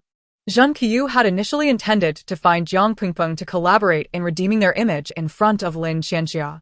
But upon hearing that something had happened to Qianxia on the soccer field, he rushed over in a panic. Seeing that Lin Qianxia was unharmed, he weakly called out, "Qianxia?" Jiang Pengpeng kept signaling to Qi Chen, who reluctantly came over to assist her in leaving. "I wonder how you can be so oblivious." Jiang Pengpeng scolded him with an exasperated glare. Qi Chen regarded Jiang Pengpeng with unfamiliarity. She appeared somewhat different from the arrogant young lady he once knew. "Are you not with?" Qi Chen hesitated, unable to voice his question. "Are you referring to Zheng Qiyu?" Jiang Pengpeng pointed towards the infirmary. She was well aware of what he was insinuating. Everyone assumed she had encroached upon her friend's territory, yet what was this situation now? Qi Chen remained silent, tacitly acknowledging her implication. Jiang Pengpeng shook her head, unwilling to elaborate further. Wasn't the answer plainly evident before him? What more was there to inquire? Qi Chen felt momentarily stifled by her words. Why did she always seem to defy expectations? Moreover, she no longer exuded the same clingy demeanor that had once characterized her. He felt an inexplicable emptiness within himself, as if he had lost something significant. Without warning, Qi Chen placed a hand on her. "Clearly you can't walk. Who are you pretending to be strong for?" His tone held a hint of reproach. "Very well, then please do me the favor of taking me to the dormitory." Jiang Pengpeng replied without reservation. Qi Chen did not refuse her. After walking a few steps, he simply leaned down, commanding, "You're walking far too slowly, get on." After some consideration, Jiang Pengpeng decided that since this was not her first time being carried, she unreservedly climbed onto his back once more. Chapter 41. Strategies for Capturing the Esports God. 14. As the two passed by the dormitory building, they were greeted by a throng of onlookers. Am I seeing things? Is that not Jiang Pengpeng and Qi Chen? Qi Chen is actually carrying Jiang Pengpeng. Hasn't he always proclaimed himself the aloof male deity? Those who recognized them were left wide-eyed in astonishment. Have you not realized that this is not the crux of the matter? The real point is that it is well known that Qi Chen previously harbored a strong aversion towards Jiang Pengpeng, and now I must be dreaming. Though Jiang Pengpeng and Qi Chen were oblivious to the murmur surrounding them, they could certainly feel the eyes upon them, akin to that of a circus spectacle. Yet, Qi Chen appeared unfazed, seemingly impervious to external influences. Upon reaching the entrance of the dormitory, Jiang Pengpeng greeted the dormitory manager from the window, who cheerfully permitted Qi Chen to escort her to the fourth floor, all the while praising Jiang Pengpeng for having such a considerate boyfriend. Enough, enough. Off you go now. If your ankle is sprained, you ought to rest and refrain from wandering about, the dormitory manager interjected warmly, her concern evident as she handed Jiang Pengpeng 2 packets of ointment. It was apparent that the artwork displayed was hand-drawn, yet it bore an uncanny resemblance to Christian, with traces of Jiang Pengpeng's features intermingled. Noticing Qi Chen's gaze lingering on the poster, Jiang Pengpeng waved her hand before him. "Qi Chen, what captures your attention?" Nothing at all," Qi Chen stammered, startled but refraining from voicing his thoughts. He had many questions for Jiang Pengpeng, yet they all faded on his tongue, swallowed away, as if they were a secret shared solely between him and Christian, one he wished to keep from prying eyes. "Well then, do take care and rest well." "I shall take my leave," Qi Chen announced, turning away from Jiang Pengpeng's dormitory. "Thank you for today," Jiang Pengpeng replied politely, her tone apologetic. Ah. Jiang Pengpeng elongated her tone playfully, casting a knowing glance at Lin Qianxia. "It seems I am finally free from scolding." Lin Qianxia approached and sat beside Jiang Pengpeng, exclaiming, "Oh, I'm so sorry. I hadn't anticipated her face was painted with guilt. How about this? You let me handle the snacks for the second half of the year." Jiang Pengpeng pondered for a moment, her finger tracing her lower lip. That sounds fair. I shall reluctantly agree." Lin Qianxia, overwhelmed with excitement, embraced Jiang Pengpeng, only to suddenly feel a wave of emotion wash over her, tears brimming in her eyes. Hey. "Why are you crying all of a sudden?" Jiang Pengpeng comforted her with gentle pats on the back. "Jiang Pengpeng, you never explained anything to me before. I've misunderstood you." She sobbed. "Oh dear. Who would dare reveal the truth to you back then? You were such a naive sweetheart." What if Zheng Qiu's ex-girlfriend showed up? Could you handle it? This time, it was Lin Qianxia who fell silent. For Jiang Pengpeng's words rang with undeniable truth. Chapter 42. Strategy for the Esports God. 15. Fortunately, at that moment, the other three roommates had gone out for dinner, leaving him undisturbed, and before long, he drifted into slumber. Without any forewarning, he once again found himself in Christian's home. Yet this time, he was situated on the bridge leading into her house. He could not hear Christian's voice. Rubbing his head in confusion, he wondered if he had approached incorrectly. Following the path towards Christian's residence, he ultimately failed to catch sight of her. Suddenly, he jolted awake, perplexed. Where had he ventured off to? A sense of unease began to creep in. He couldn't shake the feeling that something was amiss within, as his eyelids twitched restlessly. He often found himself lost in thought, pondering if perhaps she had entered into a romantic relationship. Boss, if you're facing any emotional dilemmas, feel free to share. Your brothers, can help you figure it out, Kong Chao offered, his bravado evident. Indeed, boss. Girls are rather easy to placate. A slight change in attitude or a small gift can keep them happy for quite some time. Do not fret too much, Wang Yuebin chimed in with encouragement. Turning to gaze at them, Chen realized he lacked the inclination to continue the conversation.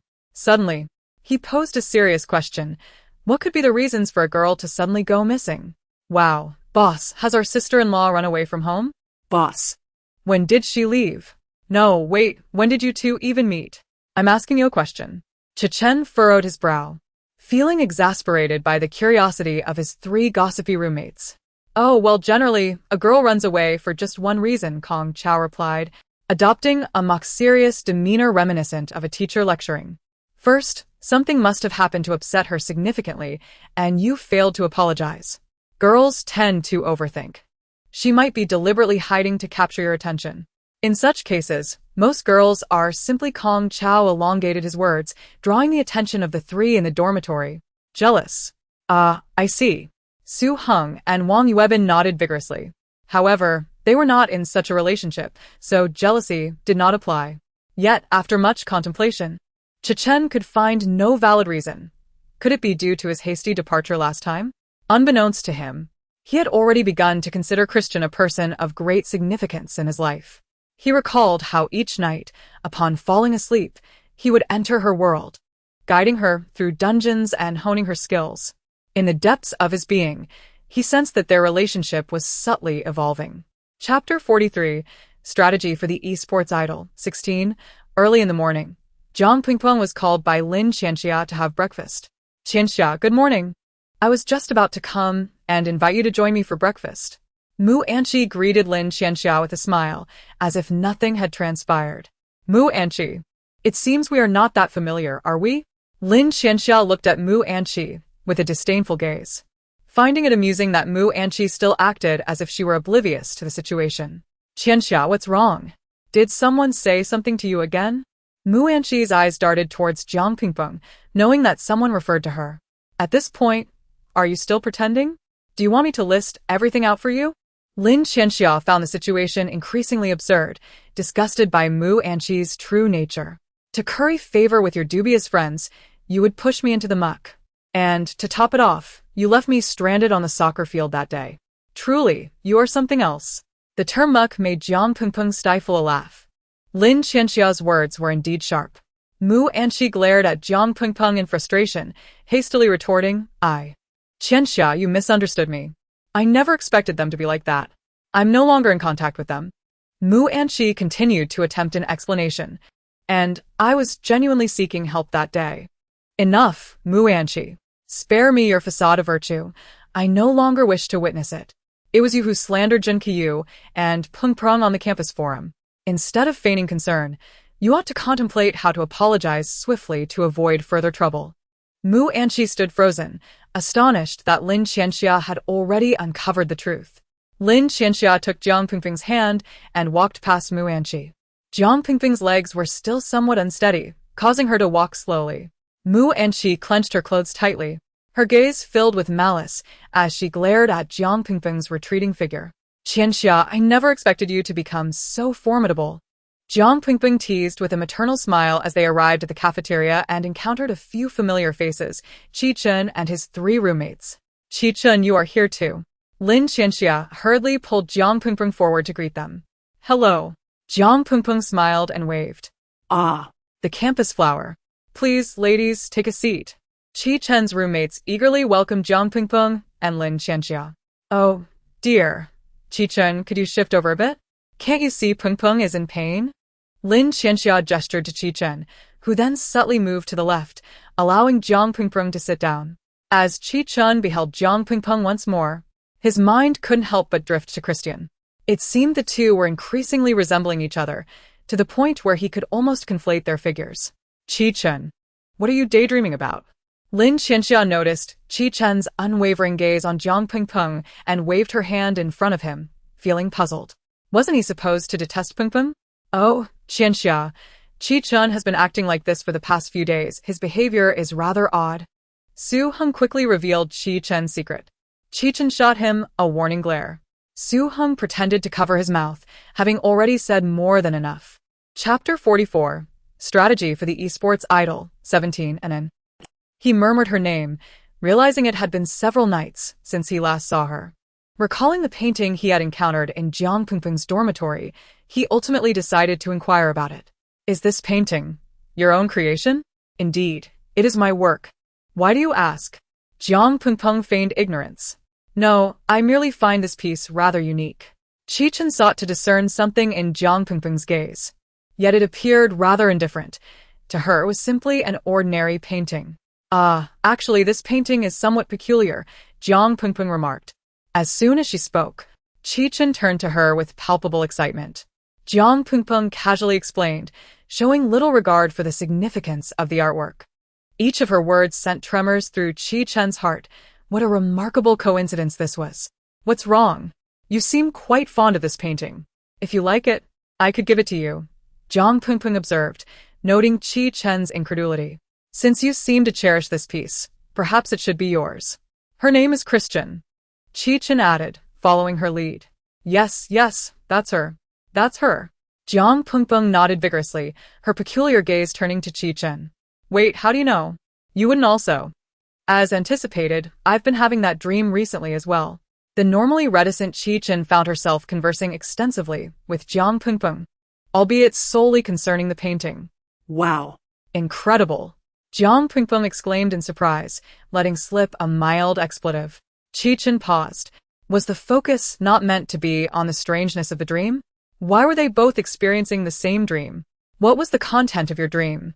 Jiang Pingping's inquiry completely piqued Qi Chen's curiosity, prompting her to take a seat and discuss it further.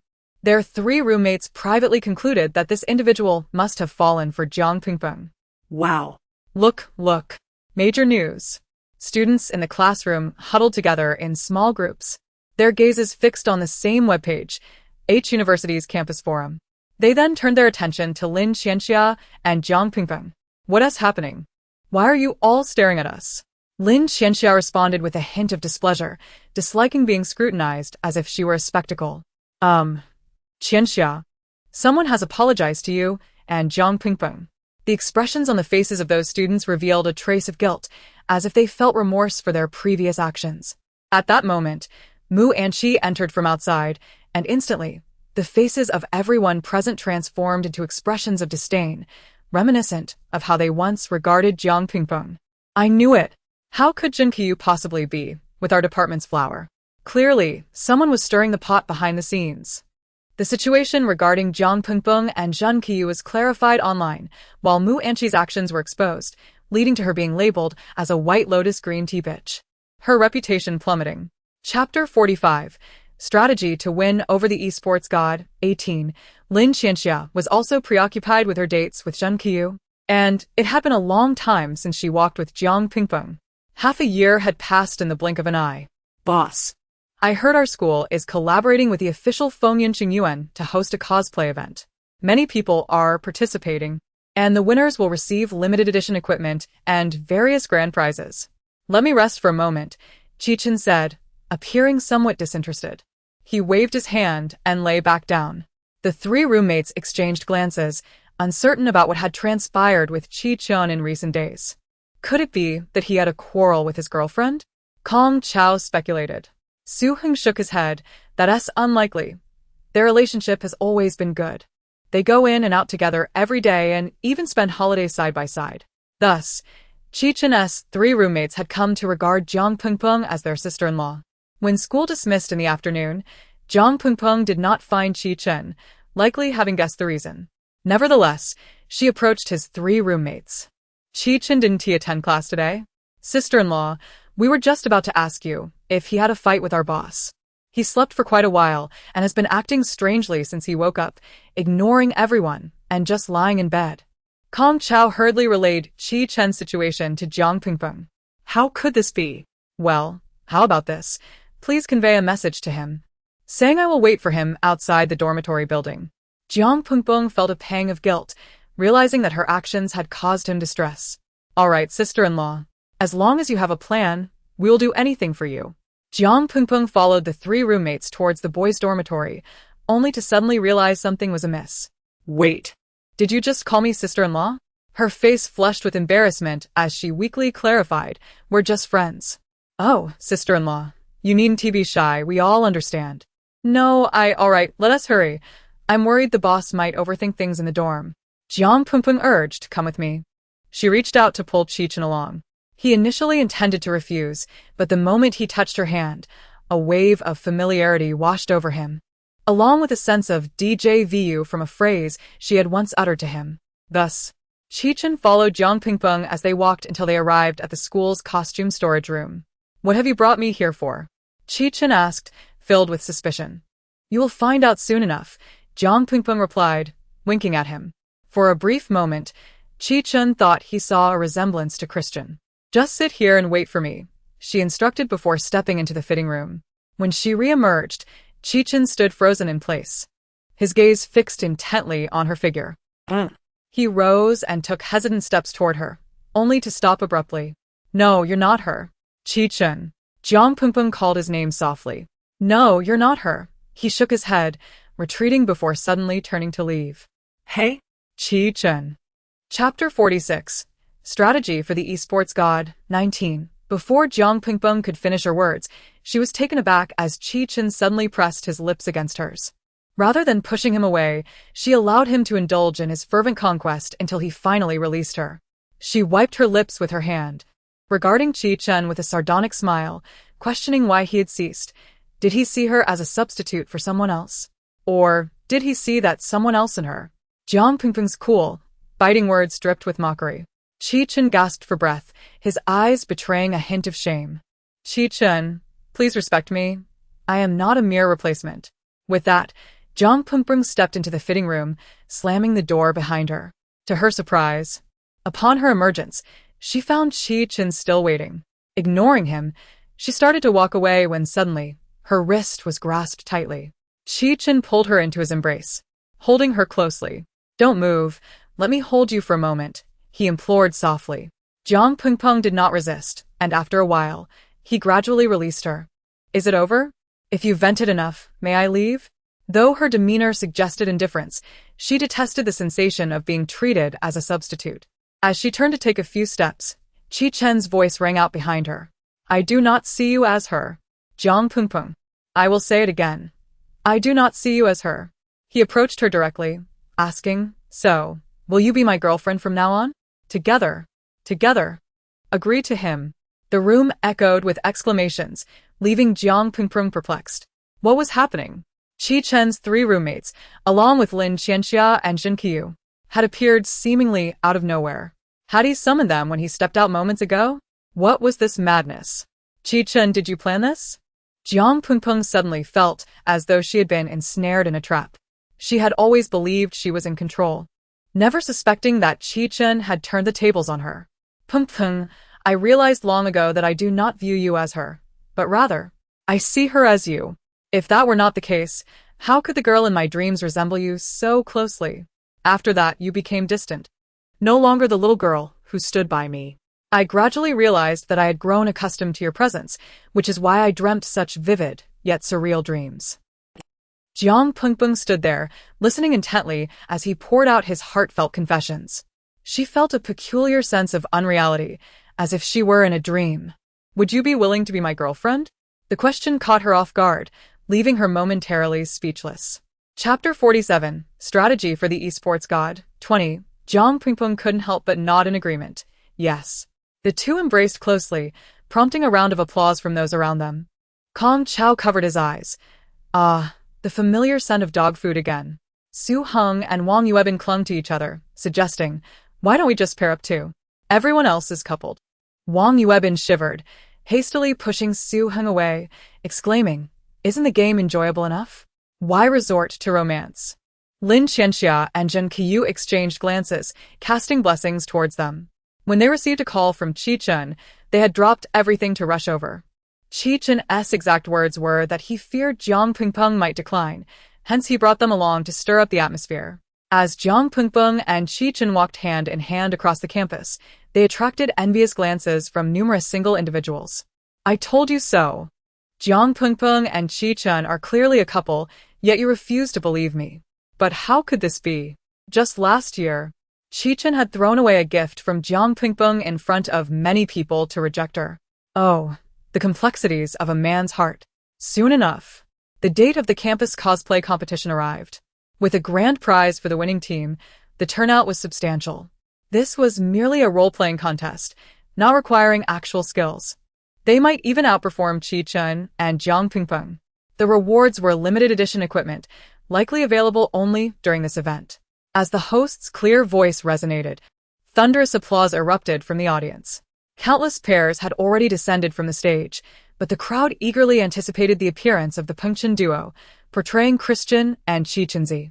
Jiang Pengpeng and Qi Chen made a dramatic entrance via wire harnesses. One donned a lilac outfit reminiscent of a loli, while the other appeared as a graceful young man in white.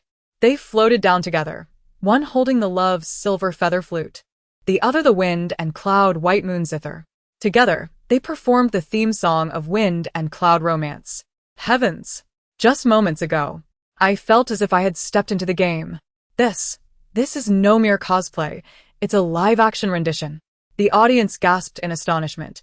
Even the judges were taken aback by the spectacle. These two were the very embodiment of Christian and the young man in white. Unsurprisingly, Jiang Pengpeng and Qi Chen clinched the first prize.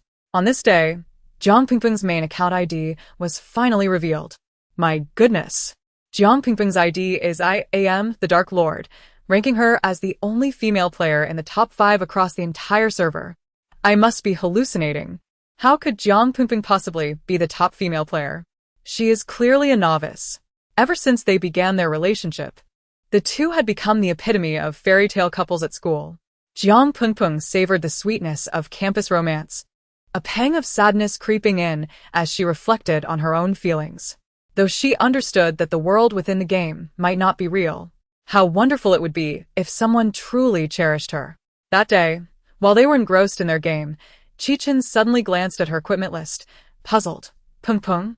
Why do you have the love's silver feather flute? Huh? Didn't you give that to me? Jiang Pengpeng blinked, realizing she had been caught. With a playful glance at the computer screen, she pointed at the equipment tab, gazing at Qi Chen with an expression of feigned ignorance. Chapter 48, Strategy for the Esports Idol, 21, is the gift I gave you for an in? Qi Chen thought he had misheard. He had no recollection of such a thing. He distinctly remembered gifting and during a dream. She realized that Qi Chen was referring to Christian, though it was still her. Forget it. You startled me when you suddenly delivered a piece of equipment in the middle of the night. I thought you were going to confess your feelings.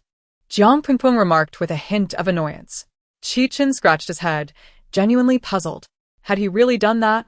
A sly smile flickered in Jiang Pengpeng's eyes as she playfully pecked his cheek and slipped her small hand into his shirt, insisting, You definitely did. This action instantly ignited a certain someone's desires, and with a mischievous grin, he replied, Then allow me to present you with another gift. The clouds in the sky shyly retreated into their layers. The two enjoyed their sweet happiness together, and she also managed to assist Lin Qianxia, marking the completion of this mission. Standing before the large screen, Jiang Pengpeng covered her eyes, a faint blush creeping onto her cheeks. This wretched tenderness. she exclaimed, her face turning crimson as she lamented. I suppose I have helped the original owner alter her previous trajectory. Cough, cough. Congratulations, host. The current mission has been completed, earning you 1,000 fortune points and 10,000 credits. However, due to nearly raising suspicions about your identity, 10,000 points have been deducted. Jiang Ping, what the heck? You scoundrel. This is utterly excessive. Wait. Although your points have been wiped out, this lucky fish has decided to grant you another reward. Seeing her displeased, the koi fish quickly employed flattery and persuasion. What a joke.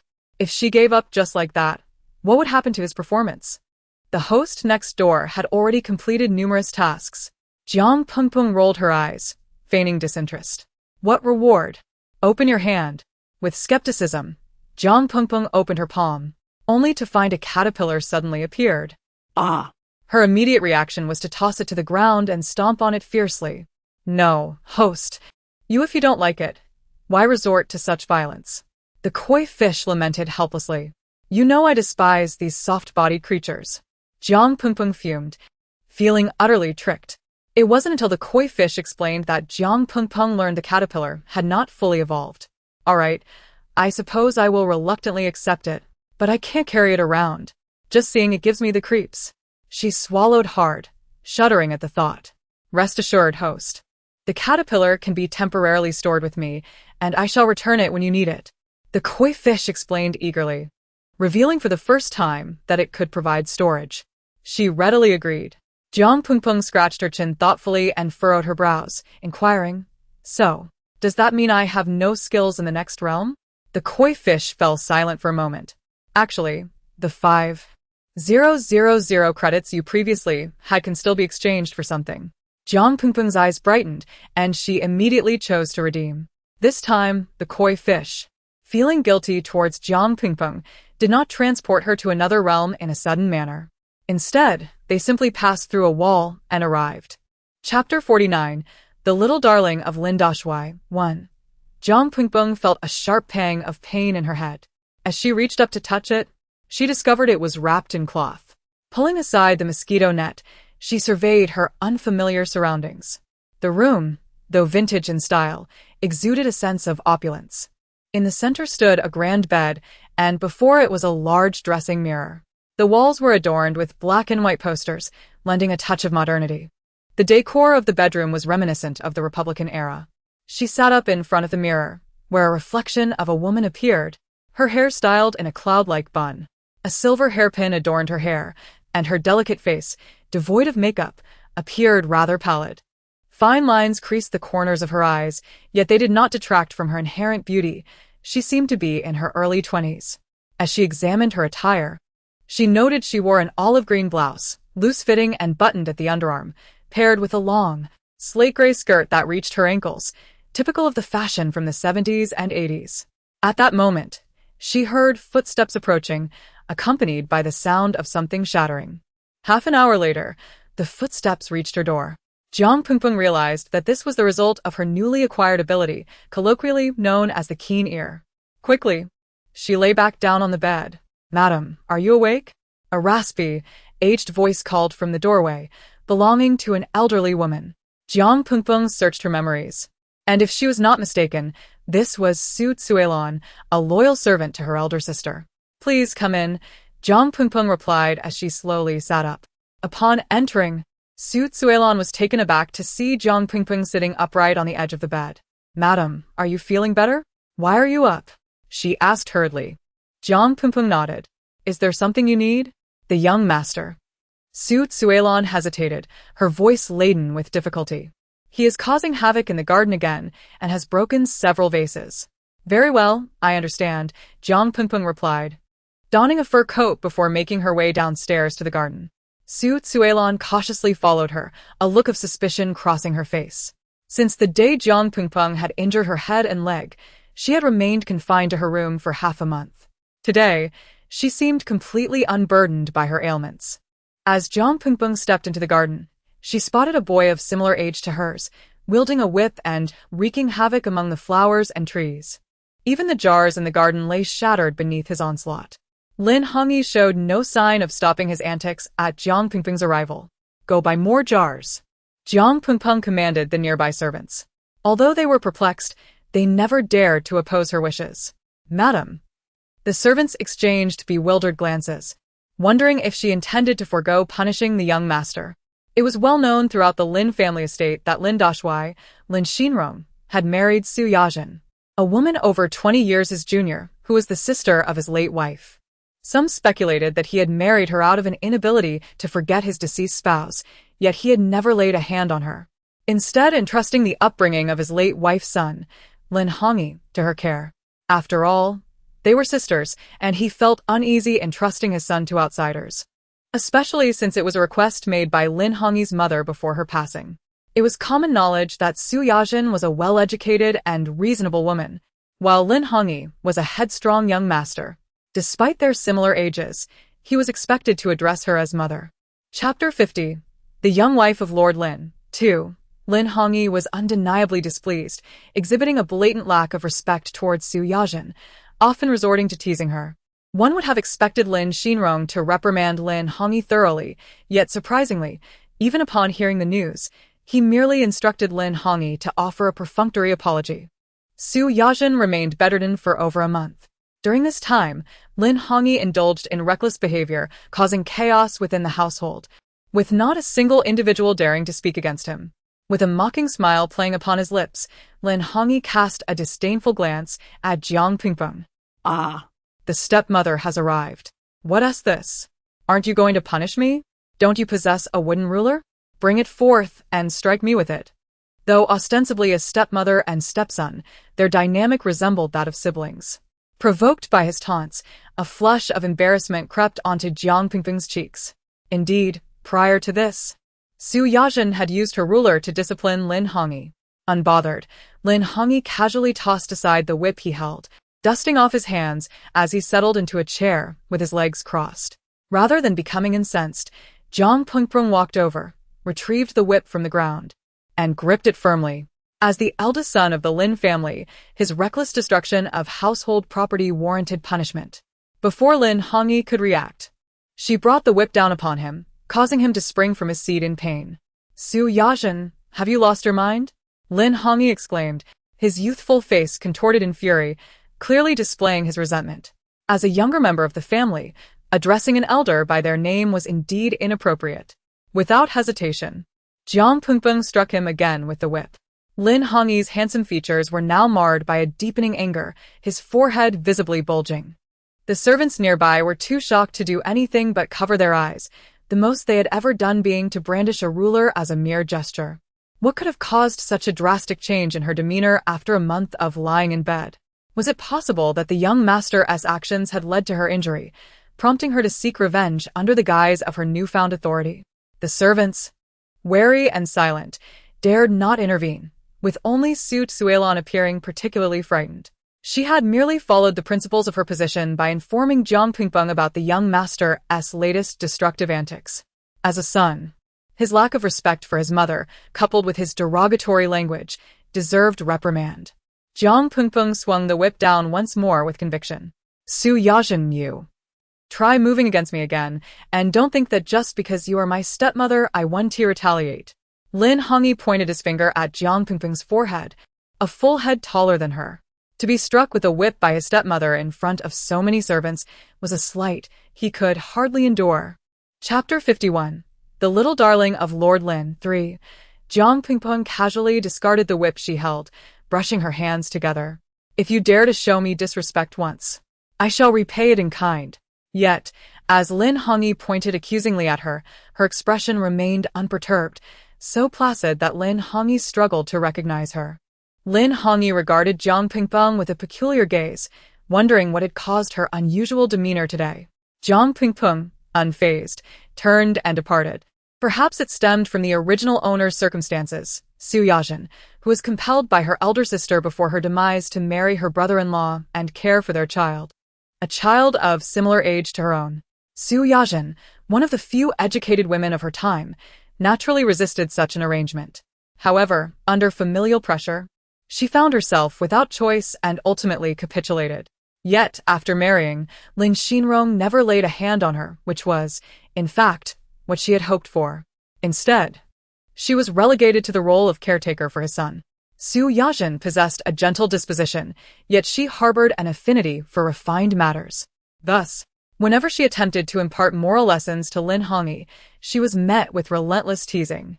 Until that fateful night, when she heard a commotion downstairs and ventured to investigate, only to be frightened by Lin Hongyi, resulting in a tumble down the staircase that left her with a head injury and a hurt foot, confining her to bed for over a month. Her subsequent fate was equally bleak. Lin Hongyi's presence rendered her spirit exceedingly strained, leading her to a tragic end, as she ultimately succumbed to despair and took her own life. Jiang Pengpeng sighed in resignation, recognizing that this was a person who ought to have thrived in an earlier society, yet was cruelly toyed with by fate. She had awakened just after the fall, marking the transformation of the original owner from a cultured, sensible woman into one perpetually shrouded in melancholy. The tale of Su Yajin reprimanding Lin Hongyi soon reached Lin Xinrong's ears. Without even sipping his tea, he inquired, "I have heard that Hongyi has destroyed the flowers, trees, and several jars in the courtyard." Jiang Pengpeng discerned that Lin Xinrong's true concern lay in her public chastisement of Lin Hongyi before the servants. Oh, it was nothing serious, just a child indulging in play, inadvertently knocking over a few jars. They are not as damaged as they claim. The jars are perfectly fine, resting right where they were. A gentle smile graced Jiang Pengpeng's face, her tone as nonchalant as if discussing a mischievous child. Having heard her response, Lin Xinrong felt compelled to refrain from further inquiries. Nevertheless, he found himself somewhat intrigued by Su Yajin. After all, having been surrounded by the frivolous beauties of the dance halls, he was inadvertently drawn to a woman of apparent intellect, whose visage bore a resemblance to that of his late wife. Yet, like any man, he remained susceptible to the allure of beauty, still preferring the enchanting charms of those sirens from the dance halls. Following this incident, Lin Hongyi indeed ceased his malicious antics. Yet, this did not signify that he would spare Su Yajin henceforth. Chapter 52, The Little Darling of Lord Lin 4. He was merely contemplating alternative methods. He would not relent until he was driven away from this place. Surprisingly, Su Yajin did not report him to Lin Xinrong this time, which left Lin Hongyi somewhat taken aback. On this day, when Jiang Pengpeng descended the stairs, Lin Hongyi intercepted her at the stairway. Jiang Pengpeng raised an eyebrow, fully aware that he intended to tease her once more, yet she did not refuse. "Very well, let us see what awaits in the study." Jiang Pengpeng still held that ring in her hand as she made her way toward the study. Upon entering, she found Lin Hongyi casually reclining in a chair, his legs crossed. He did not genuinely wish to learn anything. Rather, he had devised a new method to employ against her. "Isn't it true what Jia Baoyu once said?" Lin Hongyi stood up and approached Jiang Pengpeng, stating, "My dear sister, I feel as though we have met before." Jiang Pengpeng instinctively stepped back, leaning against the bookshelf behind her. The male pheromones enveloped her, wrapping her in their intensity. Lin Hongyi had anticipated that she would be furious with him, yet unexpectedly, Jiang Pengpeng leaned closer, prompting him to instinctively retreat a step.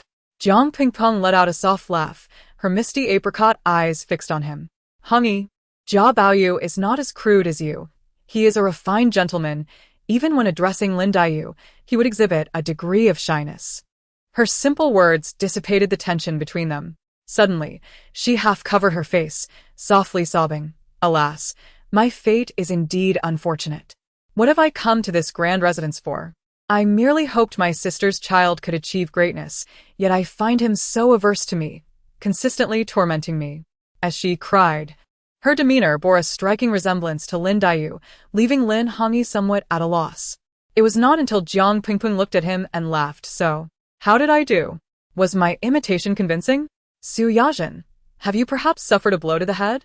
Lin Hongyi regarded Jiang Pengpeng with an odd expression, a flicker of indignation flashing in his eyes, as the guilt that had previously emerged dissipated. "In your father's absence, you may call me by my name, however.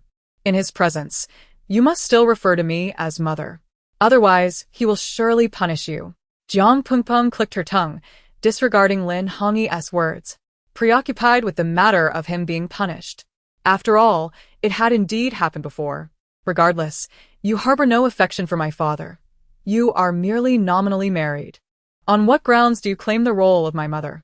Lin Hongyi appeared unfazed by Jiang Pingping's remarks. Often, he would rather endure punishment than address her as mother.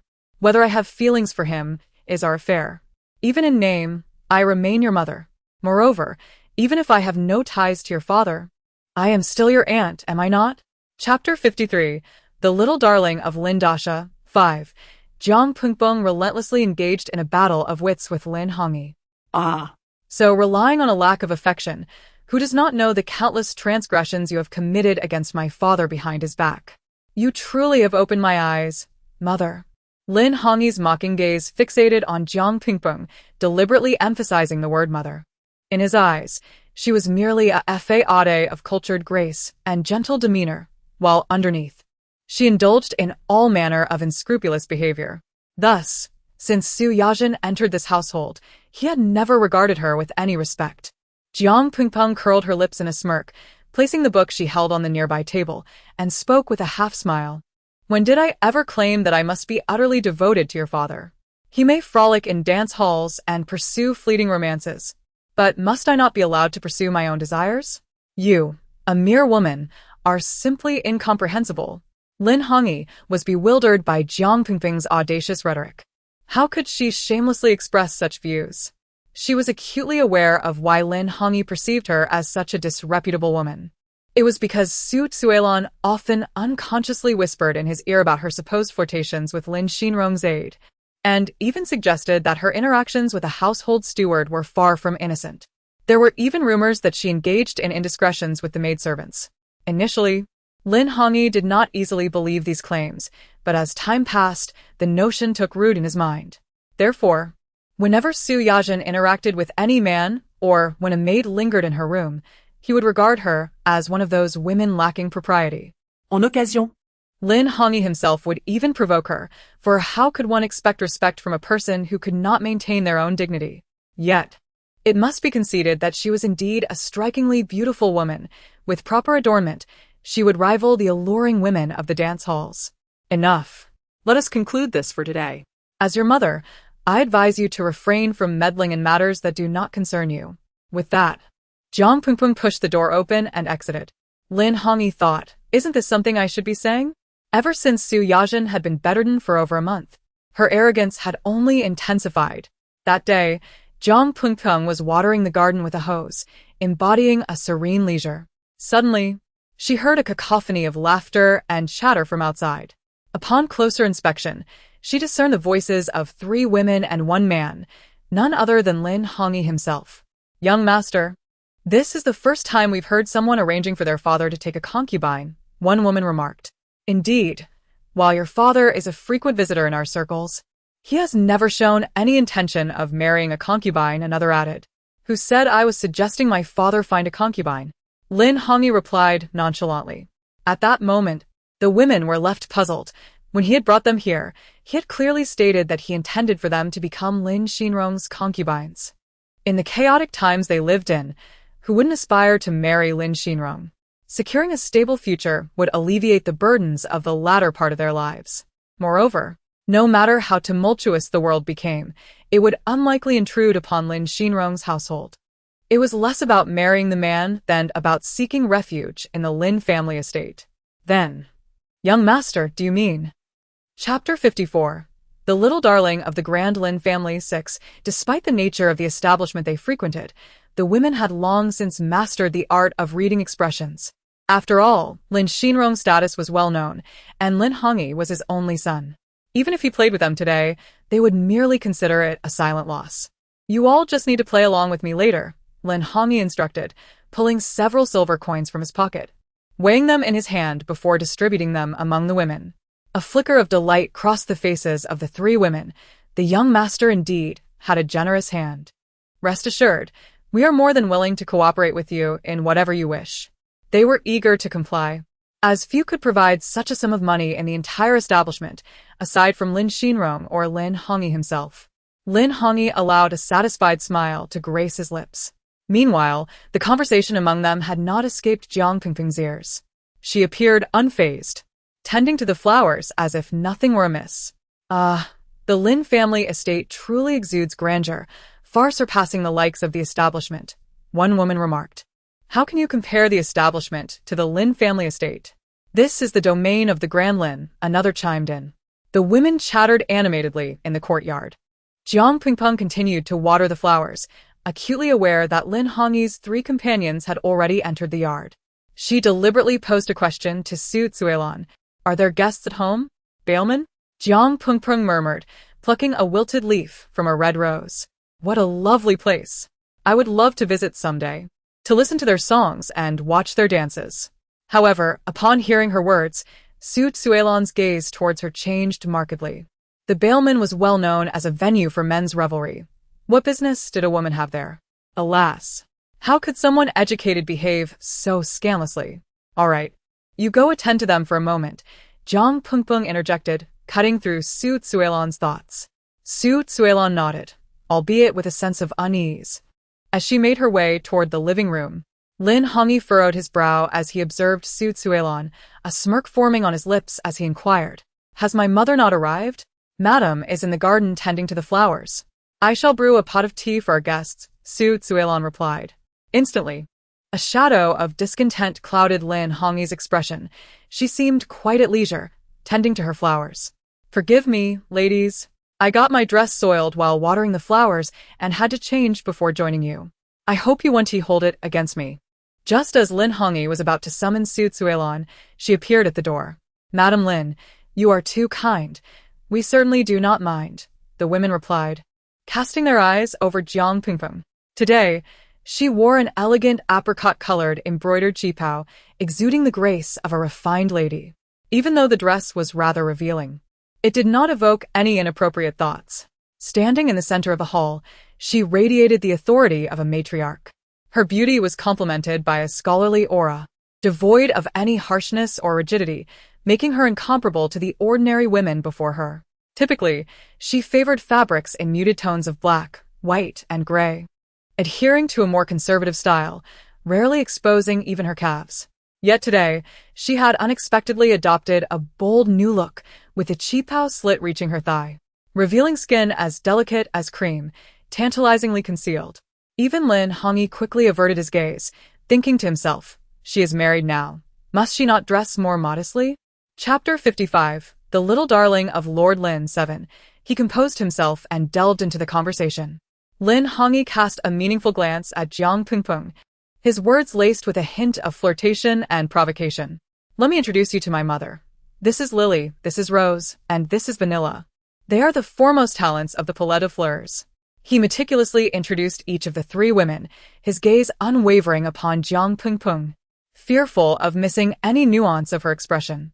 Jiang Pingpeng's reaction left Lin Hongyi momentarily bewildered. He found himself pondering whether Su Yajin had yet to grasp his implication. At the instant Lin Hongyi uttered those words, Su Zuelan standing nearby wore an expression of utter shock, mingled with a touch of schadenfreude. The implications of Su Yajin's actions could hardly remain hidden. With many voices in attendance, how could a man tolerate his wife's affection for women? Jiang Pingpeng remained silent in her seat, lost in thought. Suddenly, the 3 women beside her comprehended Lin Hongyi's intentions, their hearts fluttering with trepidation. They had always known that within Lord Lin's household resided a well-educated, demure young wife, albeit one who was not favored, yet still held a certain status within the home. However, under the present circumstances, her lack of favor seemed to have its reasons. Lin Xinrong, being of an age ripe with desire, naturally preferred the company of a woman of typical allure. Aunt Sue, please fetch some fruits for the ladies. Their journey must have been exhausting. Jiang Pingpeng expressed her concern for the trio. Although they worked in a dance hall and frequently entertained patrons, the notion of accompanying women was scandalous and seldom spoken of. Such practices were not recognized by society or morality. Even as singers and dancers, they ought to retain their dignity. Yet, when Rose voiced her thoughts, Lin Hongyi's cold gaze fell upon her. Young master, the 3 women hesitated visibly, yet dared not refuse Lin Hongyi's request. Having accepted his generous patronage, it seemed they were ensnared in this situation. Dear sisters, do not fret. Here, you shall feel as comfortable as at home. Should you need anything, Please do not hesitate to inform me. Jiang Pingping appeared particularly cheerful, warmly welcoming their presence. A flicker of disdain crossed Lin Hongyi's face, his gaze towards Jiang Pingping filled with a chilling revulsion. It seemed the rumors were true. She was indeed as unseemly as they suggested. Chapter 56. The Little Darling of General Lin. 8. Lin Hongyi choked momentarily, a flicker of anger marring his handsome countenance. Even the few young ladies present grew increasingly disdainful of her. Did she truly believe they regarded her as anything more than a mere figure? In this tumultuous era, who among them was not striving merely to earn a meager living? If not for Lin Hongyi's considerable restraint, he would have unleashed a torrent of vitriol upon Jiang Pingping. After much contemplation, he concluded that it would be prudent to gather more evidence before requesting his father to dismiss her from their family, banishing her from their lives. Such a woman was unworthy of the Lin household. Jiang Pingping took a sip of tea, nodding in satisfaction, and clapped her hands, declaring, "In that case, I can rest easy." She hesitated for a moment, scrutinizing the young ladies before her, only to suddenly furrow her brow and shake her head. What could possibly displease her mother? Lin Hongyi, in contrast, found himself filled with suspicion. Jiang Pingping feigned an expression of great difficulty, pondering for a moment before asking, "Are these the only girls from the Palais Royal that you know?" A flicker of irritation crossed Lin Hongyi's face. This woman truly possessed an audacity beyond measure. Please do not misunderstand. I do not imply that these three young ladies lack beauty. Rather, I find their numbers woefully insufficient, and they appear far too delicate to endure any sort of strain. Jiang Pingping scratched her head, her voice laced with a hint of embarrassment as she spoke slowly. As her words settled, the expressions of the three young ladies before her froze, evoking a sensation akin to goosebumps cascading down their spines. Was General Lin perhaps overly indulgent towards his little wife? So, Mother, are you suggesting that there are too few people here, and we require additional companions who can withstand a bit of hardship? Lin Hongyi struggled to contain the fury simmering within him, each word squeezed out through gritted teeth. If you can find a few more, that would be acceptable. However, if not, then so be it. Rest assured, how could there possibly be a shortage? Such girls abound at the Palais Royal, Jiang Pingping assured him. Lin Hongyi rose from his seat, his steps heavy with indignation as he stormed out. Just before he departed, Jiang Pingping's voice echoed behind him. Please try not to seek out those too delicate. Find a few who are quick to learn and obedient. Each word from Jiang Pingping seemed to carve another line of tension across Lin Hongyi's face, as if a tempest was brewing on the horizon. He exited like an enraged lion, the door slamming shut behind him with a resounding bang. Jiang Pingping, unfazed, cast a meaningful glance at the three young women before her and inquired, "By the way, ladies, I have a question for you." "Please, Mrs. Lin, go ahead," they replied, wary of defying her in light of Lin Hongyi's presence. "Have any of you ever consumed alcohol?" Jiang Pingping's inquiry left the young ladies before her with expressions of bewilderment. Was Mrs. Lin truly so audacious?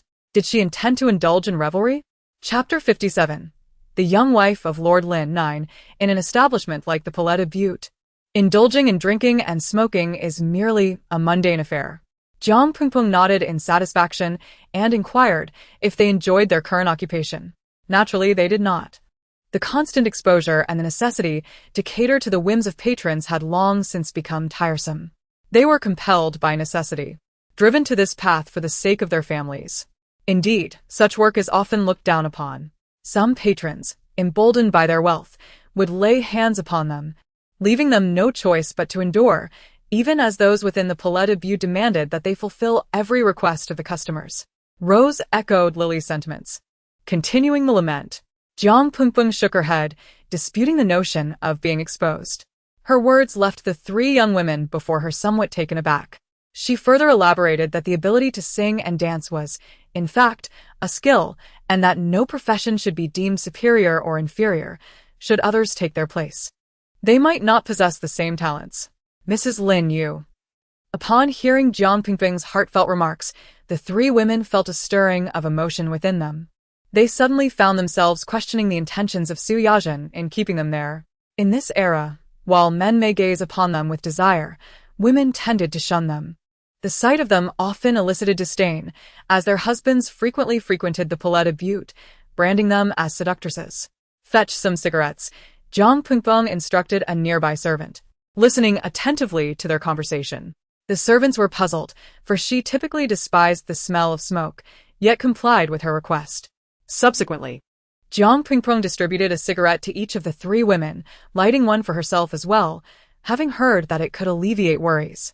However, after taking her first puff, she was seized by a fit of coughing, tears welling in her eyes, which only accentuated her delicate beauty.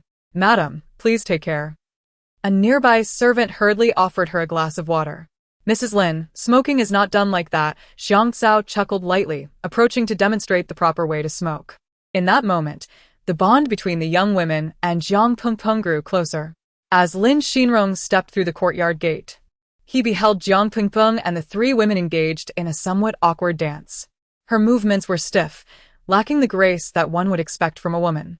A shadow crossed Lin Xinrong's face as he recalled certain rumors about her, a flicker of anger igniting within him. "What are you doing, Lord?"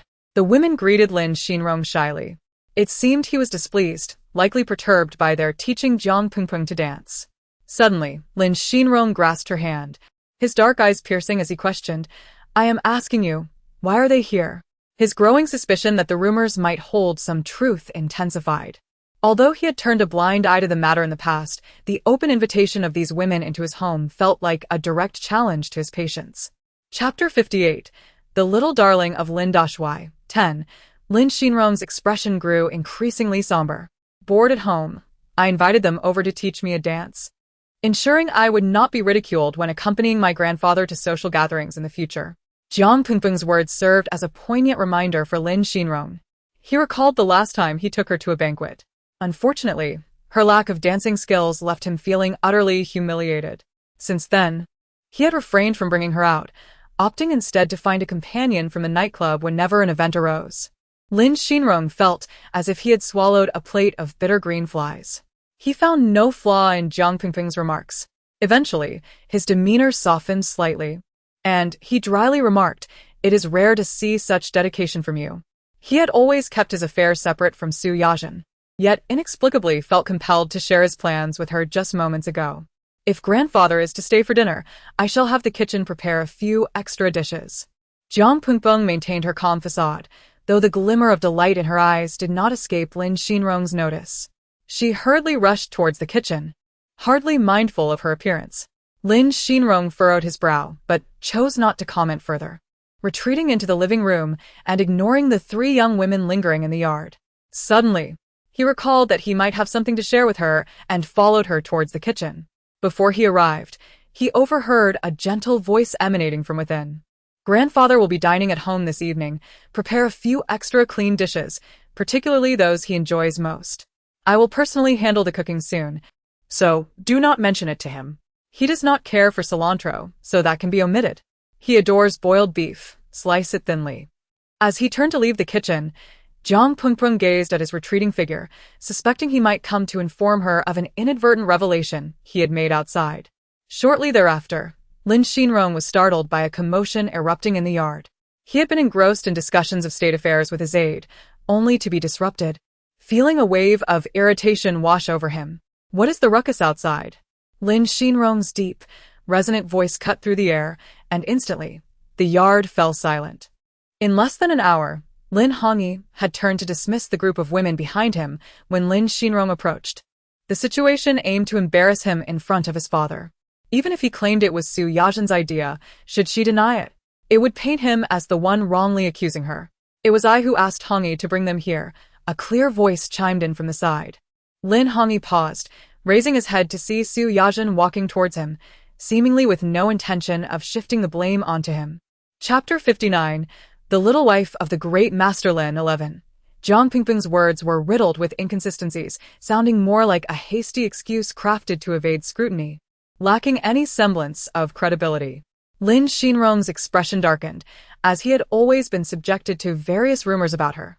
Yet, he found it hard to believe that an educated woman could engage in such sordid affairs. "Hongyi, may I inquire if there are still many people at the Paletta dance?" Jiang Pingpeng temporarily set aside Lin Xinrong's comment and posed another question to Lin Hongyi. He gazed at her with a hint of mockery, reveling in her predicament as he replied, "Indeed. Many have remarked that if the Lin family courtyard were to establish a second Paleta Dance, they would gladly support it, considering my father's reputation. Though the Paleta Dance itself is quite displeased with this notion." Jiang Pingpeng clicked her tongue, warmly greeting the young ladies. "Su Yajin, do you realize what you are doing?" Lin Xinrong could no longer contain himself. His face resembled a volcano on the verge of eruption, cracking under the pressure. At that moment, a panicked individual rushed in from outside. "Master, it's terrible. The Paleta Dance is on fire. The flames are fierce, and some people have already been injured. If the fire continues to spread, it will endanger several of the Lin family shops." In an instant, everyone regarded Jiang Pingpeng with expressions of disbelief, astonished that she had indeed spoken the truth. Lin Xinrong remained skeptical, casting a cold glance at Jiang Pingpeng as he summoned his aide. "Deputy Officer Luo, come with me." Instantly, the young women in the courtyard cast grateful glances at Jiang Pingpeng and Lin Hongyi. Had they not been summoned to the Lin family courtyard today, the fire at the Paleta Dance could have resulted in widespread devastation, possibly endangering lives. "What on earth are you up to?" Lin Hongyi furrowed his brow, looking at Jiang Pingpeng in confusion. She shrugged innocently, lamenting, "I mentioned earlier that I had a dream last night, and look, it just so happened that you brought them here. Had you not done so, I would have had to devise another plan." Lin Hongyi had no time to continue the discussion with Jiang Pingpeng. He turned and followed Lin Xinrong's lead, knowing they had to investigate the situation. "Madam Lin, we are truly grateful for your life-saving intervention." The young ladies expressed their heartfelt thanks before taking their leave. Jiang Pingpeng called out, "Be sure to visit again soon." "Certainly, Madam Lin, rest assured."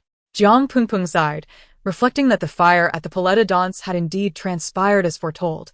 In a sense, it had saved them, filling her heart with a sense of accomplishment. In a society that places immense importance on a woman's virtue and conduct, the original owner's reputation had suffered greatly, which was a testament to her poor standing. Jiang Pingpeng stepped outside to follow, anticipating that Lin Hongyi would encounter danger today, nearly succumbing to the flames. Chapter 60. The little darling of the great Lin Jiang Pingpeng stood not far from the Paleta La Butte, where thick smoke billowed, enveloping the sky. With flames reaching high into the air, shadows of panicked people fled in every direction. In the distance, she noticed Lin Xinrong directing his subordinates to extinguish the fire. Upon closer inspection, she did not see Lin Hongyi. A jolt of anxiety gripped her heart. She hurried forward, calling out, "Hongyi, where are you? Why aren't you here?" Jiang Pingpeng's urgency prompted Lin Xinrong to survey the area, yet he too failed to catch sight of Lin Hongyi. "Deputy, have you seen Hongyi?" Lin Xinrong's voice was laced with concern. The deputy shook his head. "No, I haven't seen him. I was busy helping with the fire." As Lin Xinrong turned, Jiang Pingpeng dashed toward the inferno. "Su Yajin, it's dangerous over there." She shouted for Lin Hongyi, while searching frantically. "Hongyi, where are you?" Her pace never faltered. Even as the flames threatened her very life, she pressed on, her heart racing with panic. It was inconceivable. He could not have perished in the blaze. He had to be somewhere, yet why was he nowhere to be found? "Hongyi!" Jiang Pingpeng screamed, her voice hoarse as she advanced further, the fire intensifying around her. She seized a passerby, inquiring if they had seen Lin Hongyi. "I think I saw the young master rush inside," a woman's voice reached her ears. Without a moment to glance back, she grabbed a blanket, soaked it, and sprinted toward the flames. Suddenly, someone seized her wrist tightly. "Are you trying to throw your life away?" Lin Xinrong scolded, his brow furrowed. "You shouldn't be the one going in." He snatched the blanket from her grasp and held it against himself as he plunged into the fire. Jiang Pingpeng stood helplessly outside, watching anxiously as charred timber fell from the structure, crashing down and igniting countless sparks. Her heart twisted with fear for the two men. They could not be harmed. "Lin Xinrong! Lin Hongyi! Are you in there? Can you hear me?" Tears streamed down her face as she tightened her grip on her skirt, her features smudged with soot. Her hair a tangled mess, and her clothes stained. The qipao she wore hindered her movements. Bending down, she tore away a portion of the hem and discarded it, revealing her pale thigh, though it was soon caked with dirt. In that moment, she shed her genteel demeanor as Mrs. Lin, garnering a newfound respect from those around her. "Deputy Luo, please fetch me another blanket," she implored, still unwilling to relent, resolved to find them herself. "Madam, it's too dangerous inside, let me go." Deputy Luo, under Lin Xinrong's orders, was tasked with ensuring her safety. "No, I can find them. You assist those children over there." Her tone was unwavering, leaving no room for dissent. Deputy Luo hesitated, concerned that failing to protect her would equate to disobeying military orders. "What are you waiting for?" she urged, ignoring his protests, and dashed into the blaze. The flames had diminished slightly, and with many outside battling the fire, she found a less engulfed path inward. "Hongi Lin Xinrong, cough, cough." The moment she entered, she felt as if she were being scorched, her throat burning, each breath a struggle. The thick smoke obscured her vision, rendering her nearly blind. She closed her eyes and steeled herself. "Whatever happens, I must find them. They cannot be in danger." Stumbling, she scraped her hand, blood oozing, yet she pressed on, brow furrowed in determination. "Lin Xinrong, cough, cough. Lin Hongi." Jiang Pengpeng summoned every ounce of strength, her voice barely escaping her throat. The heat was overpowering, and she felt herself growing weaker, the lack of oxygen clouding her mind. After another fall, she found herself unable to rise. With a thunderous crash, a steel plate fell nearby, barely missing her.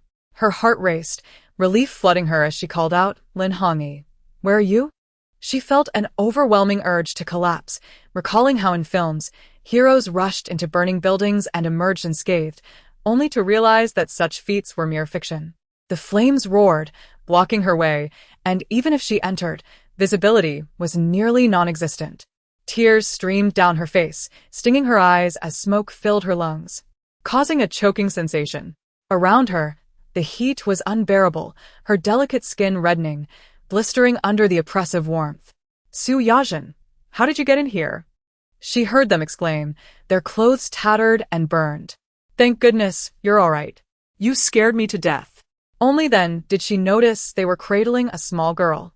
Her frail form nestled against Lin Hongi, who bore significant injuries, half his arm draped protectively over her.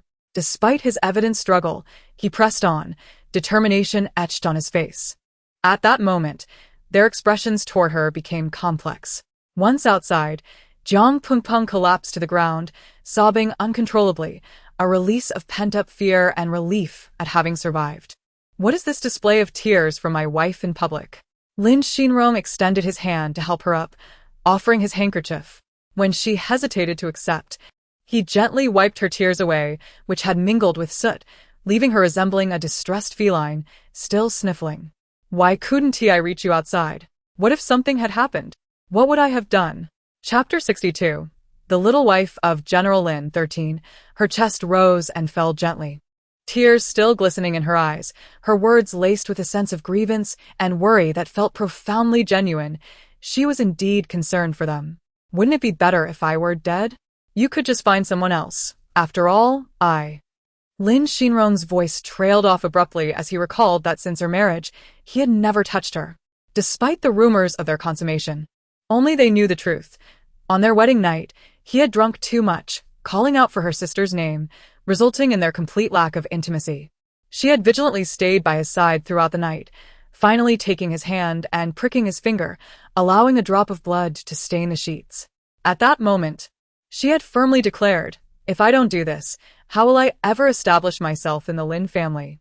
Everyone knows our union is merely nominal.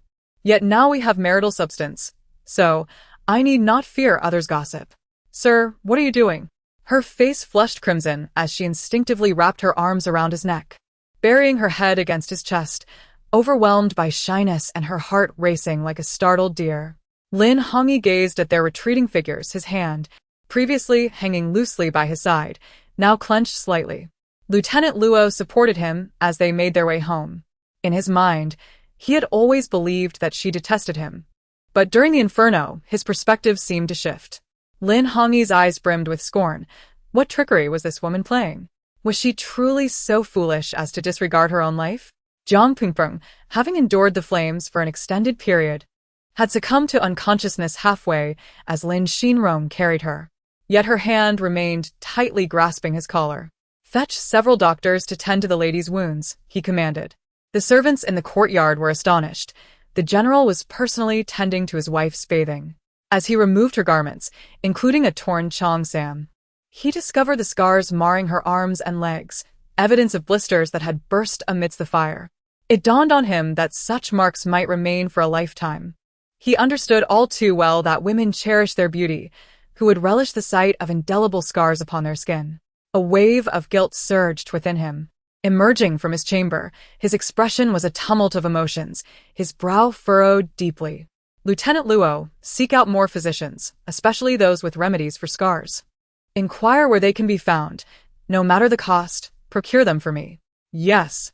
At that moment, Lin Hongyi had changed and emerged freshly attired from his room. "How is mother?" He bit his lip, this being his first utterance of the word mother in reference to Su Yajin without coercion. Lin Xinrong leaned against the railing, still in a stupor, possibly traumatized. Lin Hongyi nodded lightly, refraining from further inquiries. In the following weeks, the Lin residence was inundated with countless physicians. Yet none could remedy the scars on Mrs. Lin. The most effective treatments merely faded the marks. None could eradicate them entirely. Chapter 63. The Little Darling of Lord Lin 14. Lin Xinrong was furious.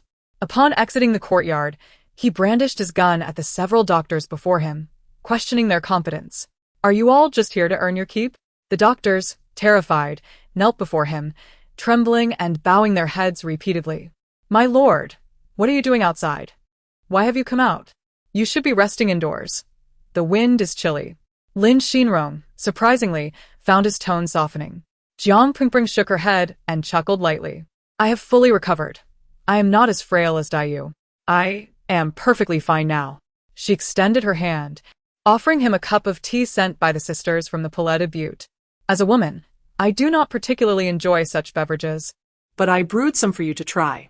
As she raised her hand, her sleeve slipped back, revealing a conspicuous scar that caught Lin Xinrong's eye. This seemingly trivial gesture pierced his heart like a thorn, leaving him unsettled.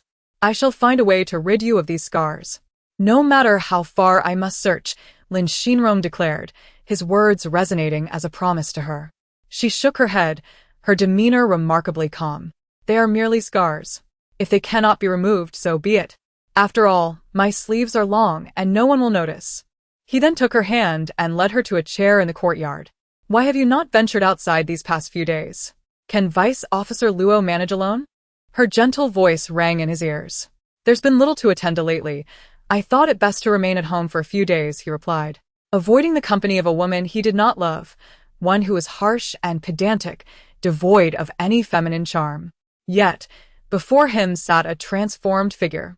The essence of scholarly grace lingered, yet she was undeniably more beautiful than those women at the Palais Butte, her demeanor entirely distinct.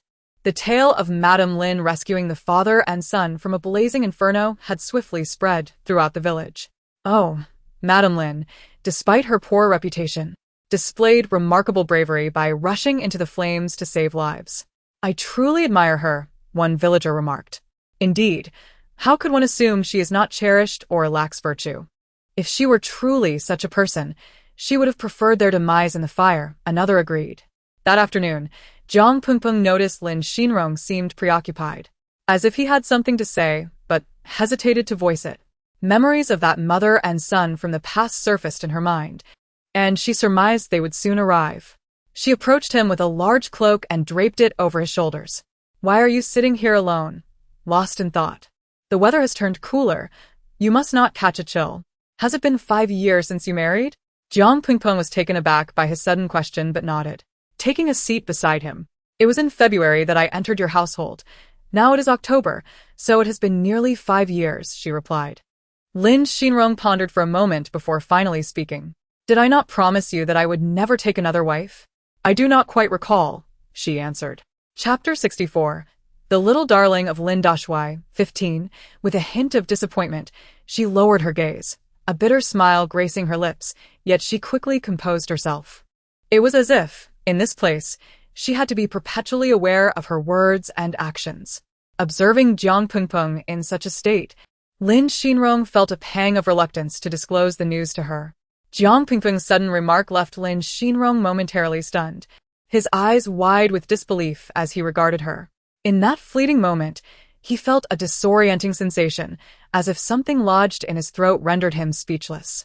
He wished to discern any emotion on her face as she spoke those words, but her expression was so tranquil that it revealed nothing. Yet, this very calmness made Lin Xinrong's heart feel increasingly hollow.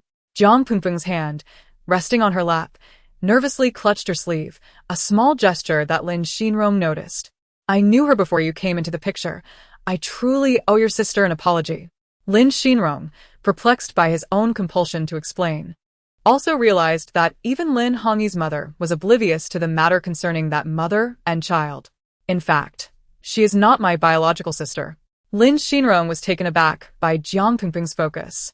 Did she not resent him for his betrayal towards her sister? Although, in this era, women were indeed powerless over the affairs of men, her reaction seemed overly composed. "Then why do you still?" Lin Xinrong found himself unable to voice the question.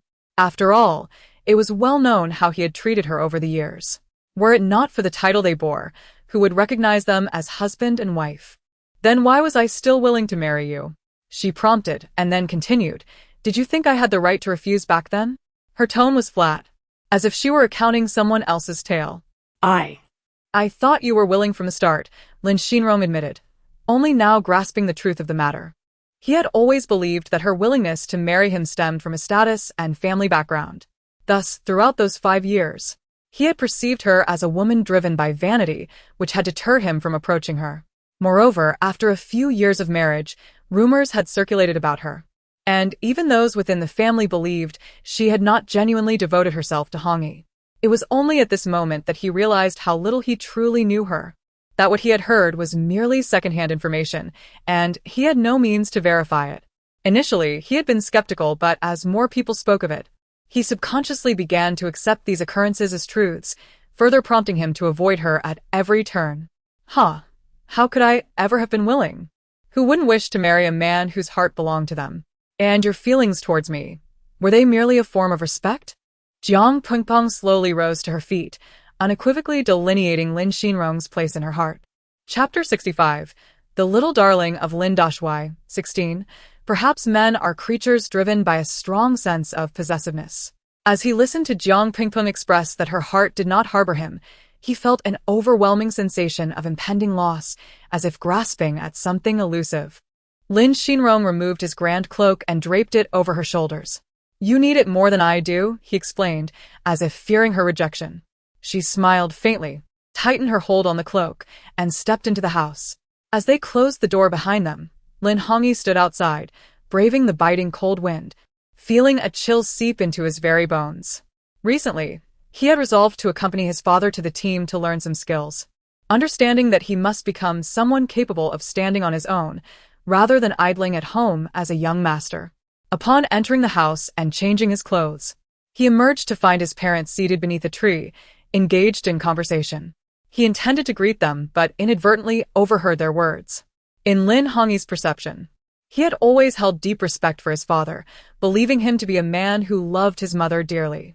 It was only moments ago that he realized this was merely a comforting illusion.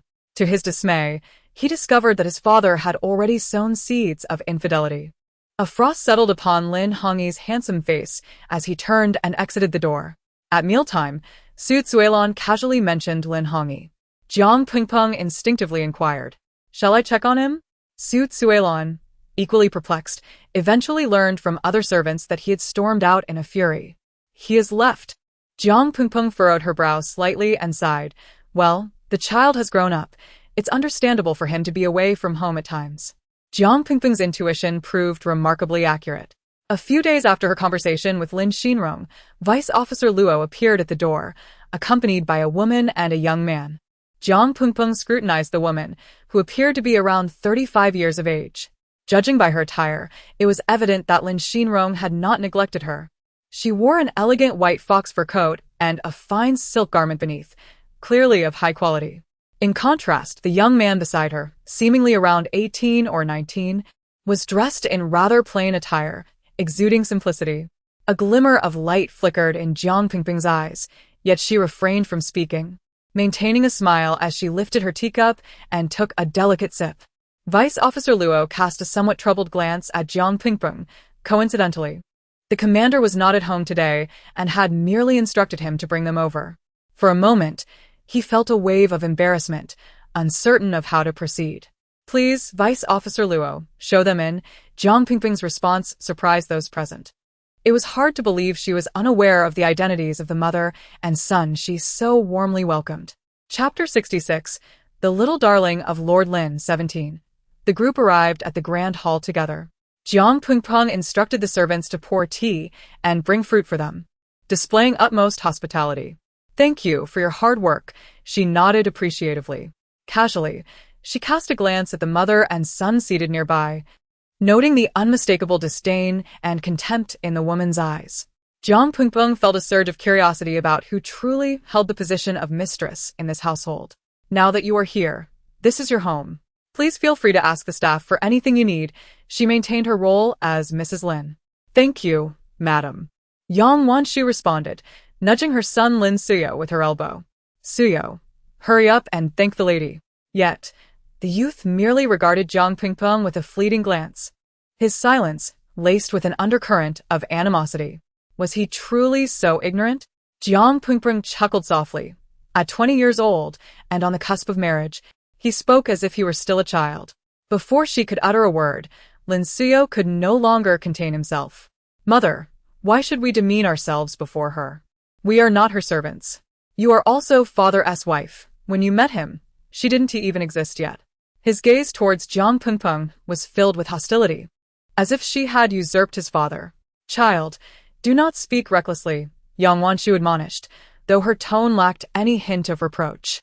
To Jiang Pingping, these gestures appeared to be mere trifles, insignificant in the grand scheme of things.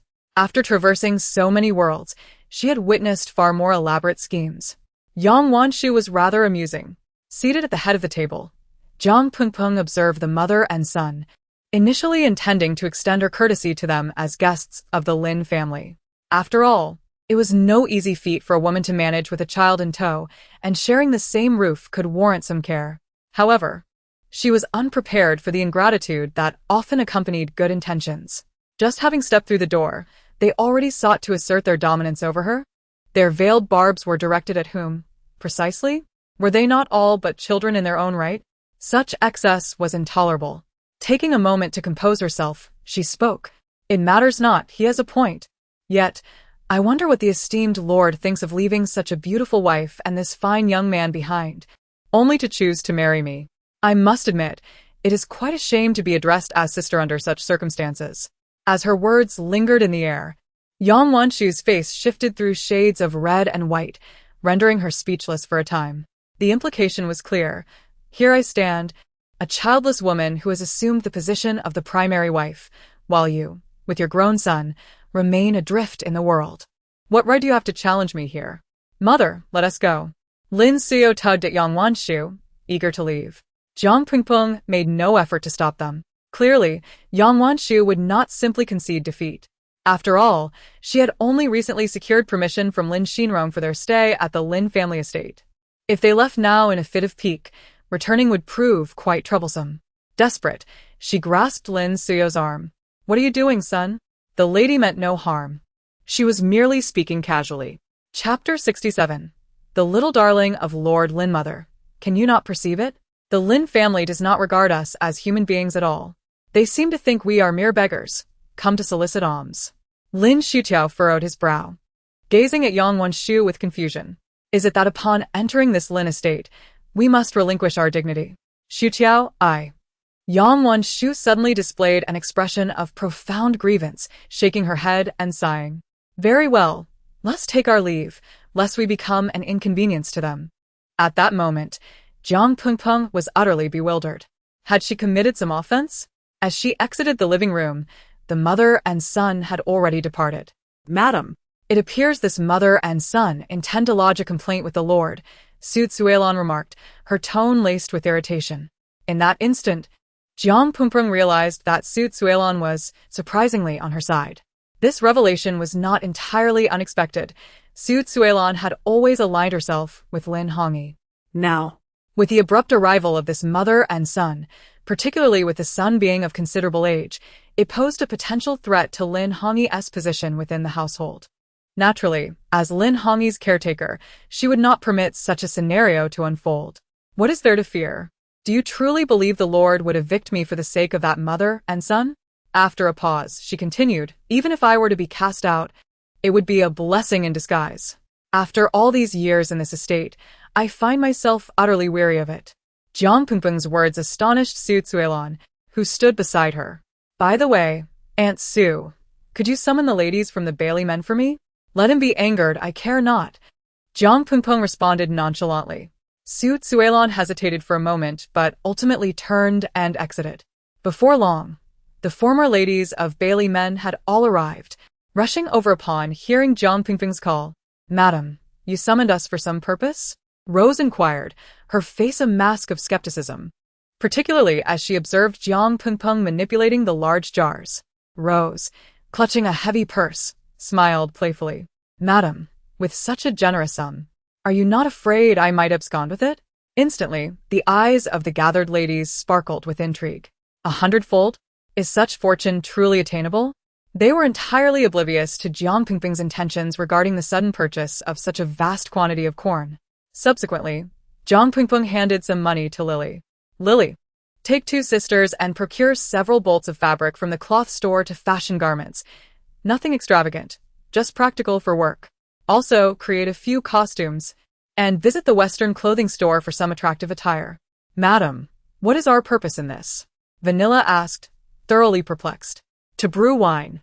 Brew wine? The group echoed in unison. But there are so many taverns on the street. Will brewing and selling alcohol truly yield a profit?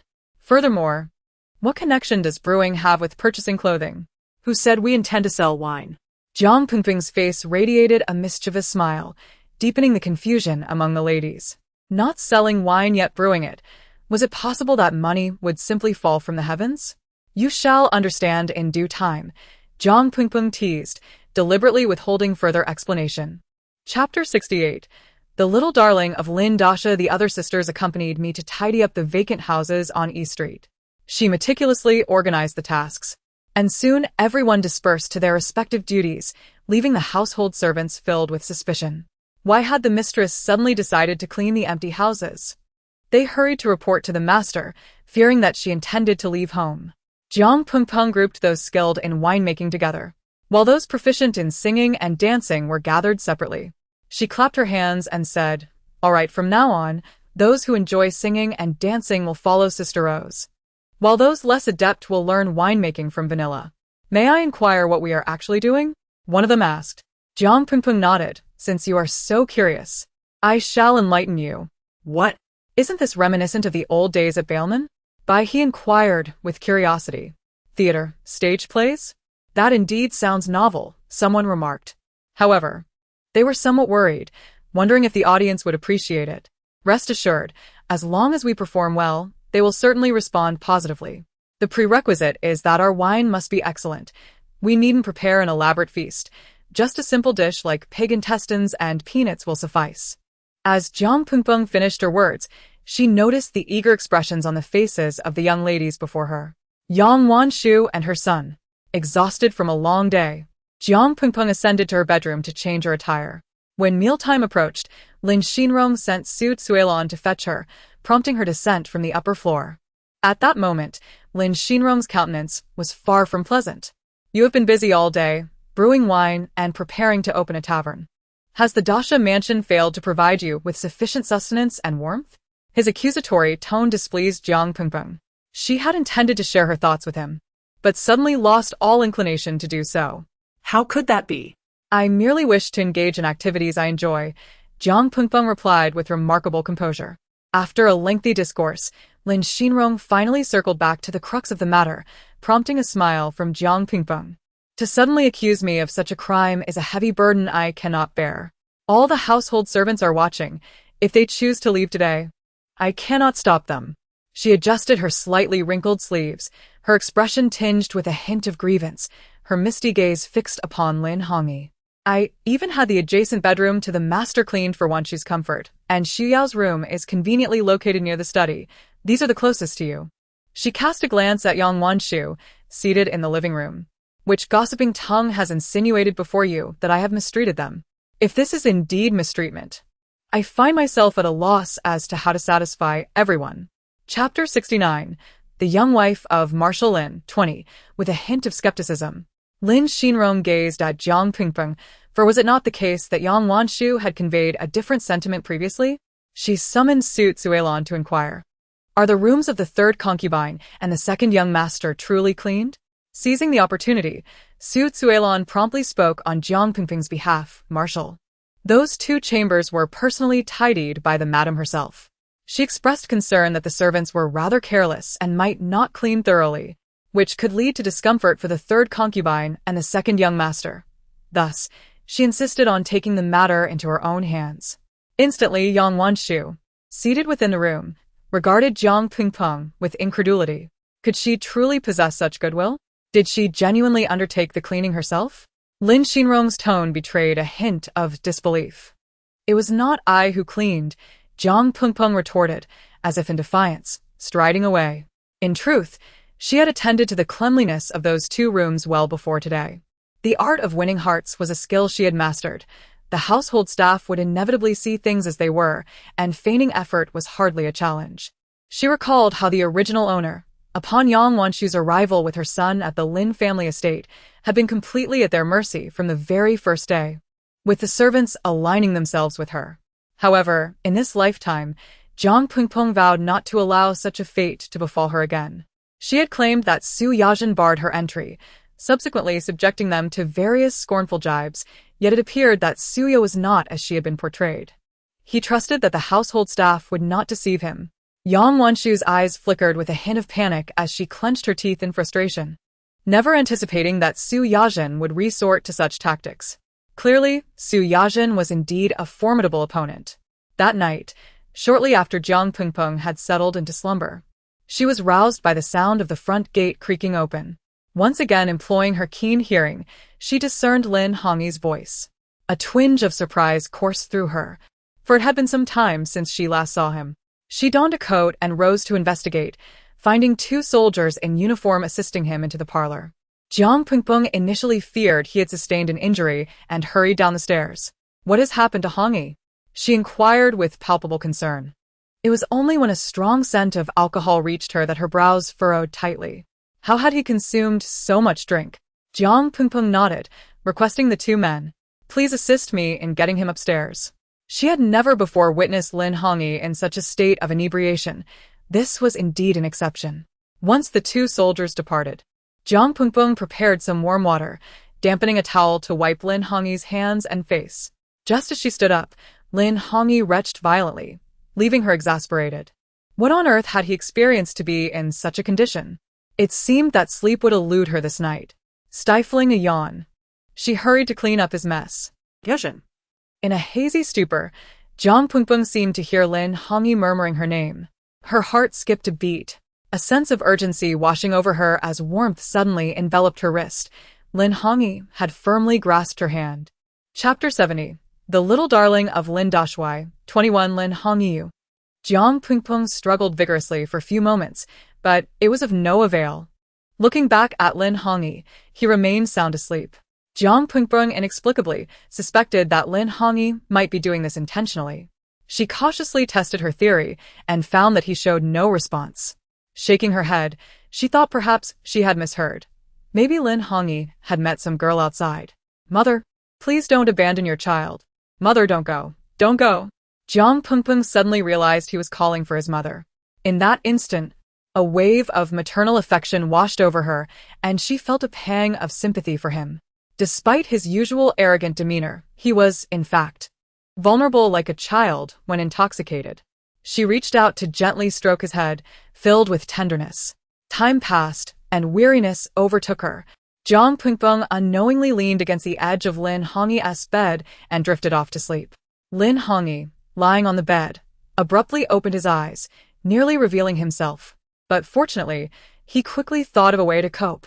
He quietly gazed at her sleeping face, ensuring not to disturb her. Upon closer inspection, her eyelashes were particularly thick and curled, her rosy cheeks so delicate that one could almost imagine water being squeezed from them.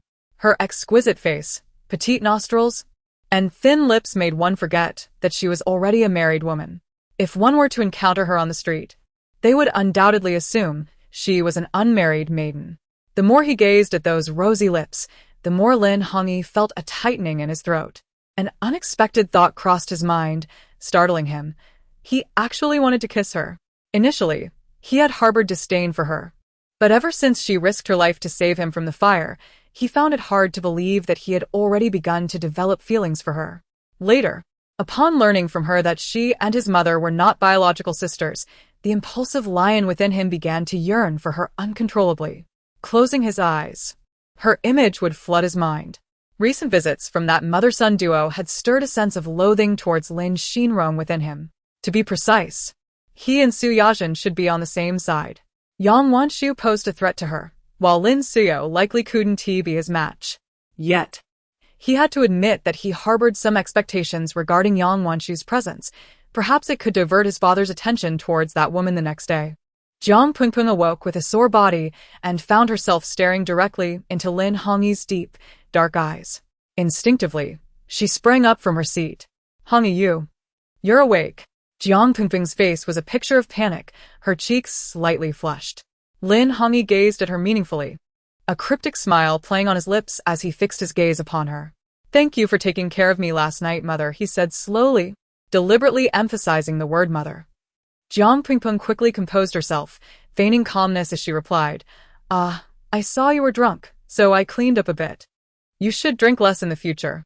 Understood. Lin Hongyi paused momentarily before continuing.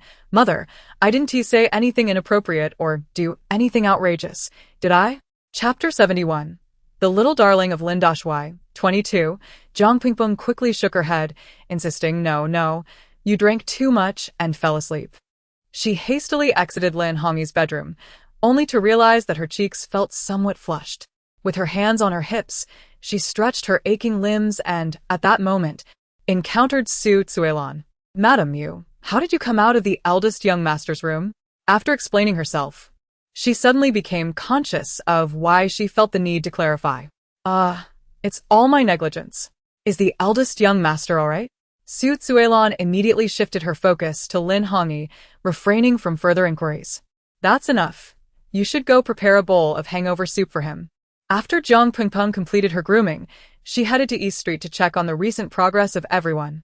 In order to brew fine wine, she had invited 2 experienced brewers to provide guidance. Upon entering the backyard, she was greeted by a delightful aroma of wine. Not bad at all, she generously praised, adding, Remember, absolutely no water can be added to the wine. We must ensure our guests savor the purest and finest quality. Rest assured, madam, we will adhere to your instructions. Several young women rolled up their sleeves, busily engaged in their tasks. Earning money through their own efforts was certainly preferable to serving drinks to guests. It must be said, the combination of the Rose's dance and the Lily song, even without modern sound equipment or sound engineers, left Jiang Pengpeng utterly captivated. It was simply perfect. This was undoubtedly more enjoyable than the monotony of mere singing. Lin Hongyi had stayed home for quite some time, wishing to see what Jiang Pengpeng was up to, and soon discovered she was preoccupied with the opening of her little tavern. He raised an eyebrow, surprised by this woman's capabilities. She could even run a business. It seemed he ought to pay her a visit. As Lin Hongyi stepped inside, he was greeted by the sound of melodious singing within. This voice? It seemed to belong to the Lily. Upon looking up, he noticed the performers on stage, and it appeared that most of the ladies from the Palais de la Danse were present. He couldn't help but glance in Jiang Pengpeng's direction, seeing her sitting in a rocking chair, swaying to the music with her back to him, radiating an aura of utter relaxation. Lin Hongyi cleared his throat to attract her attention. Understanding his intent, Lin Hongyi slowly approached and leaned against the chair. It must be said, the seat she had chosen was indeed quite comfortable. Reclining while listening to the tunes was truly delightful. Before long, a server dressed as a young man brought over a glass of wine and 2 plates of snacks, placing them on the table between them. He picked up his chopsticks, sampled a morsel, and took a sip of wine. His brows instantly relaxed as he realized this was the finest, most homely-tasting wine he had ever encountered. Out of the corner of his eye, Lin Hongyi casually glanced at Jiang Pingping, who, with her eyes closed and head bobbing, was utterly charming.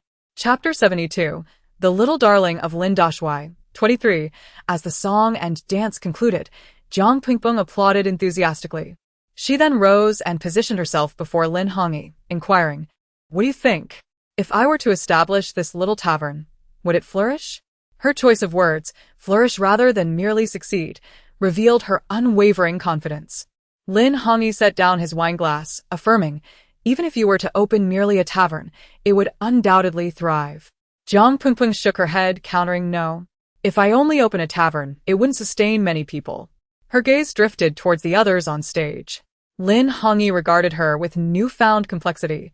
Few would concern themselves with the welfare of others in such tumultuous times. She truly was a na-vi woman.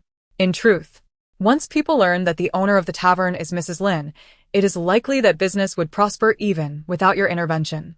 Seemingly nonchalantly, Lin Hongyi mentioned Lin Xinrong in Jiang Pingping's presence, keen to observe her reaction.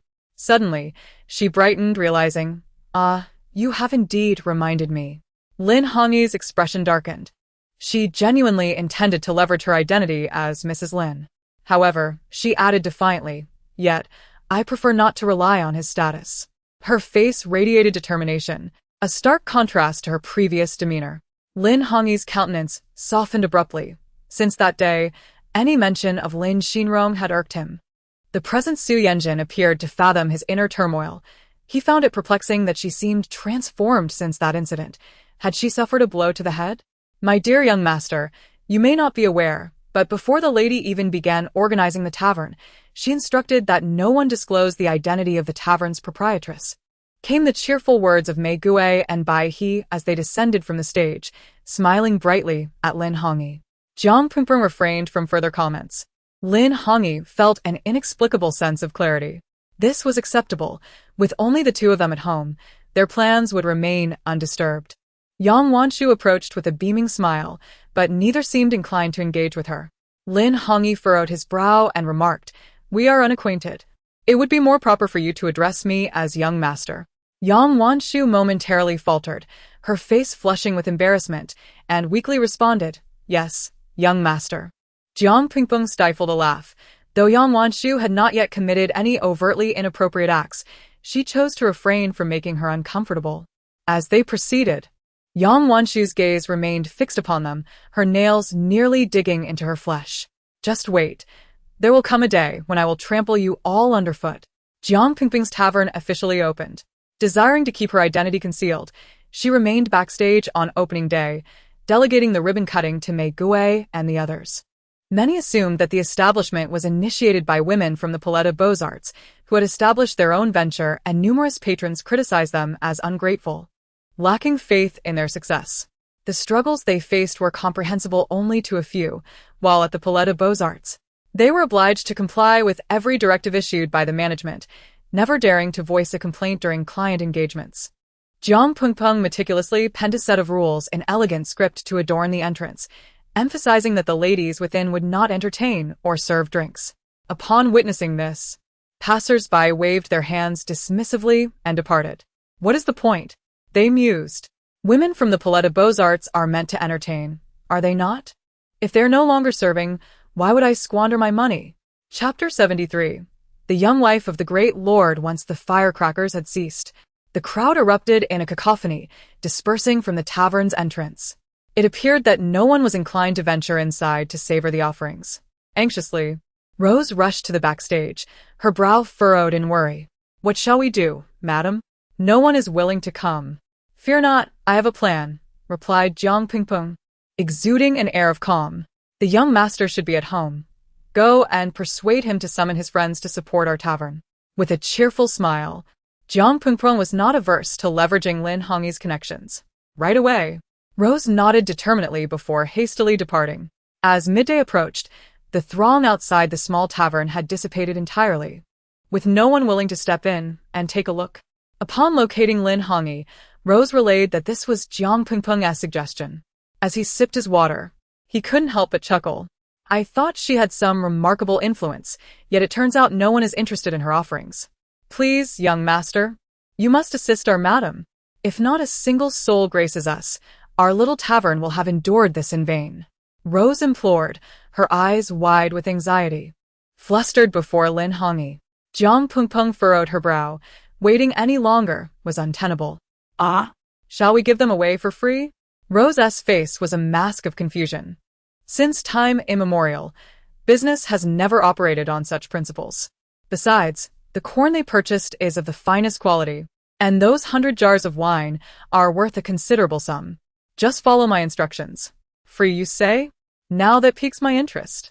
After all, Rose and Lily, among those girls, certainly possess a fair amount of charm. I shall join as well. At the Belle Époque, I could never afford their wine. In moments, small clusters began to flock eagerly towards the tavern. It is often said that people are drawn to lively places. Onlookers, witnessing the throngs pouring into the tavern, speculated that something significant must be transpiring within, with some rushing inside without even glancing at the notice. Once the interior was filled to capacity, a group of individuals congregated at the tavern's entrance, preventing others from entering. Frantically, Vanilla hurried upstairs to the private room. Madam, the place is full. Yet they're not spending a dime today. Not to worry, they have tasted the sweetness of our offerings. They will surely return in the future, Jiang Pengpeng asserted confidently. Vanilla nodded in agreement. In that case, the young master and his companions are nearly here. We must prepare a few seats for them. Chapter 74. The Young Madam of Lord Lin, 25. Ah? Xiang Cao was utterly perplexed. Wasn't the young master here to show his support? If everyone saw that even young Master Lin had arrived, it would only serve to further affirm the excellence of our little tavern. Just think, if the tavern were so prosperous that even young Master Lin was turned away, wouldn't that pique the interest of others even more? A delicate smile graced Jiang Pengpeng's lips. In an instant, Xiang Cao had an epiphany. She gave Jiang Pengpeng a thumbs up. Madam, you truly possess a remarkable talent for business. At that moment, Lin Hongyi arrived with a group of his companions. Observing the throngs within the tavern, he was bewildered. Wasn't he it said that the tavern was devoid of patrons, and that he was summoned to salvage the situation? Young Master Lin, shall we perhaps find another venue? This little tavern seems overly congested. What could possibly be so captivating? Some friends of Lin Hongyi expressed their disinterest. No, once you step inside, especially after savoring their exquisite drinks, I assure you, you will find no other establishment to your liking, Lin Hongyi asserted confidently to his companions, who now brimmed with curiosity about the tavern. Could it be, young Master Lin, that you have taken a fancy to a certain lady inside, hence your insistence on our attendance? One of them jested. Do you truly believe that in such a bustling place, we require support? Lin Hongyi retorted. Yet, the thought of that enchanting figure lingered in his mind. What shall we do then? Are we to merely wait idly here? At that moment, Lin Hongyi noticed Xiang Cao approaching him. Xiang Cao, did she reserve a spot for us? He inquired eagerly, concealing her identity in front of outsiders. Lin Hongyi. His other friends. Lin Hongyi yearned to confront that woman, but more importantly, he wished to meet her. Xiang Cao cast a guilty glance at Lin Hongyi. Our boss has instructed that as compensation for the young master's friends, each of you will receive a jar of wine. Should there be available seating on another occasion, you are all welcome to return. Lin Hongyi's countenance darkened like a pot bottom. Ha! Who would have thought that even young Master Lin would experience a day of being turned away? His friends chuckled in gleeful malice. Subsequently, Xiang Cao had several jars of wine brought over for Lin Hongyi and his companions. One friend, initially disdainful, merely hooked a finger around the jar, showing no interest whatsoever. He only accepted it out of respect for Lin Hongyi and Xiang Cao. A sudden spark of realization flickered in Lin Hongyi's mind. It dawned on him how shrewd this stepmother truly was. Let us depart. We shall return another day. He turned to his friends and left, calling out loudly to Xiang Cao as they exited. Xiang Cao, ensure your boss remembers to reserve a seat for me next time. I desire a private booth. As the other patrons turned their heads, Xiang Cao caught on immediately. Rest assured, I will reserve a spot for you next time. I apologize for this time. I thought I saw the young master of the Lin family standing at the door. I saw it too. It seems he was turned away, due to lack of seating. Wow. Who would have imagined that a place young Master Lin could not secure would still have room for us? The patrons buzzed with excitement, and just then, the music began to play. Everyone fell silent, their eyes fixed intently on the stage. Chapter 75. The Little Darling of the Great Lin. Greetings to all the esteemed audience. We now invite you to enjoy the stage play Butterfly Lovers, specially prepared for your viewing pleasure.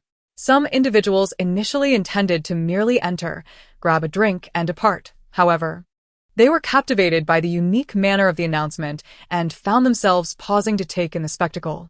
Gradually, their interest deepened, and they became increasingly reluctant to leave.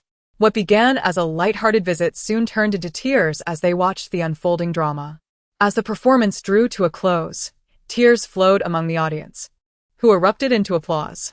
Behind the curtain, Zhang Pingpong wore a satisfied smile, casually tossing a sunflower seed into her mouth and savoring its flavor. Oh, dear. I feel rather guilty for coming to watch a play and receiving a barrel of wine in return. Perhaps I should leave some money. It wouldn't be right to take it for free.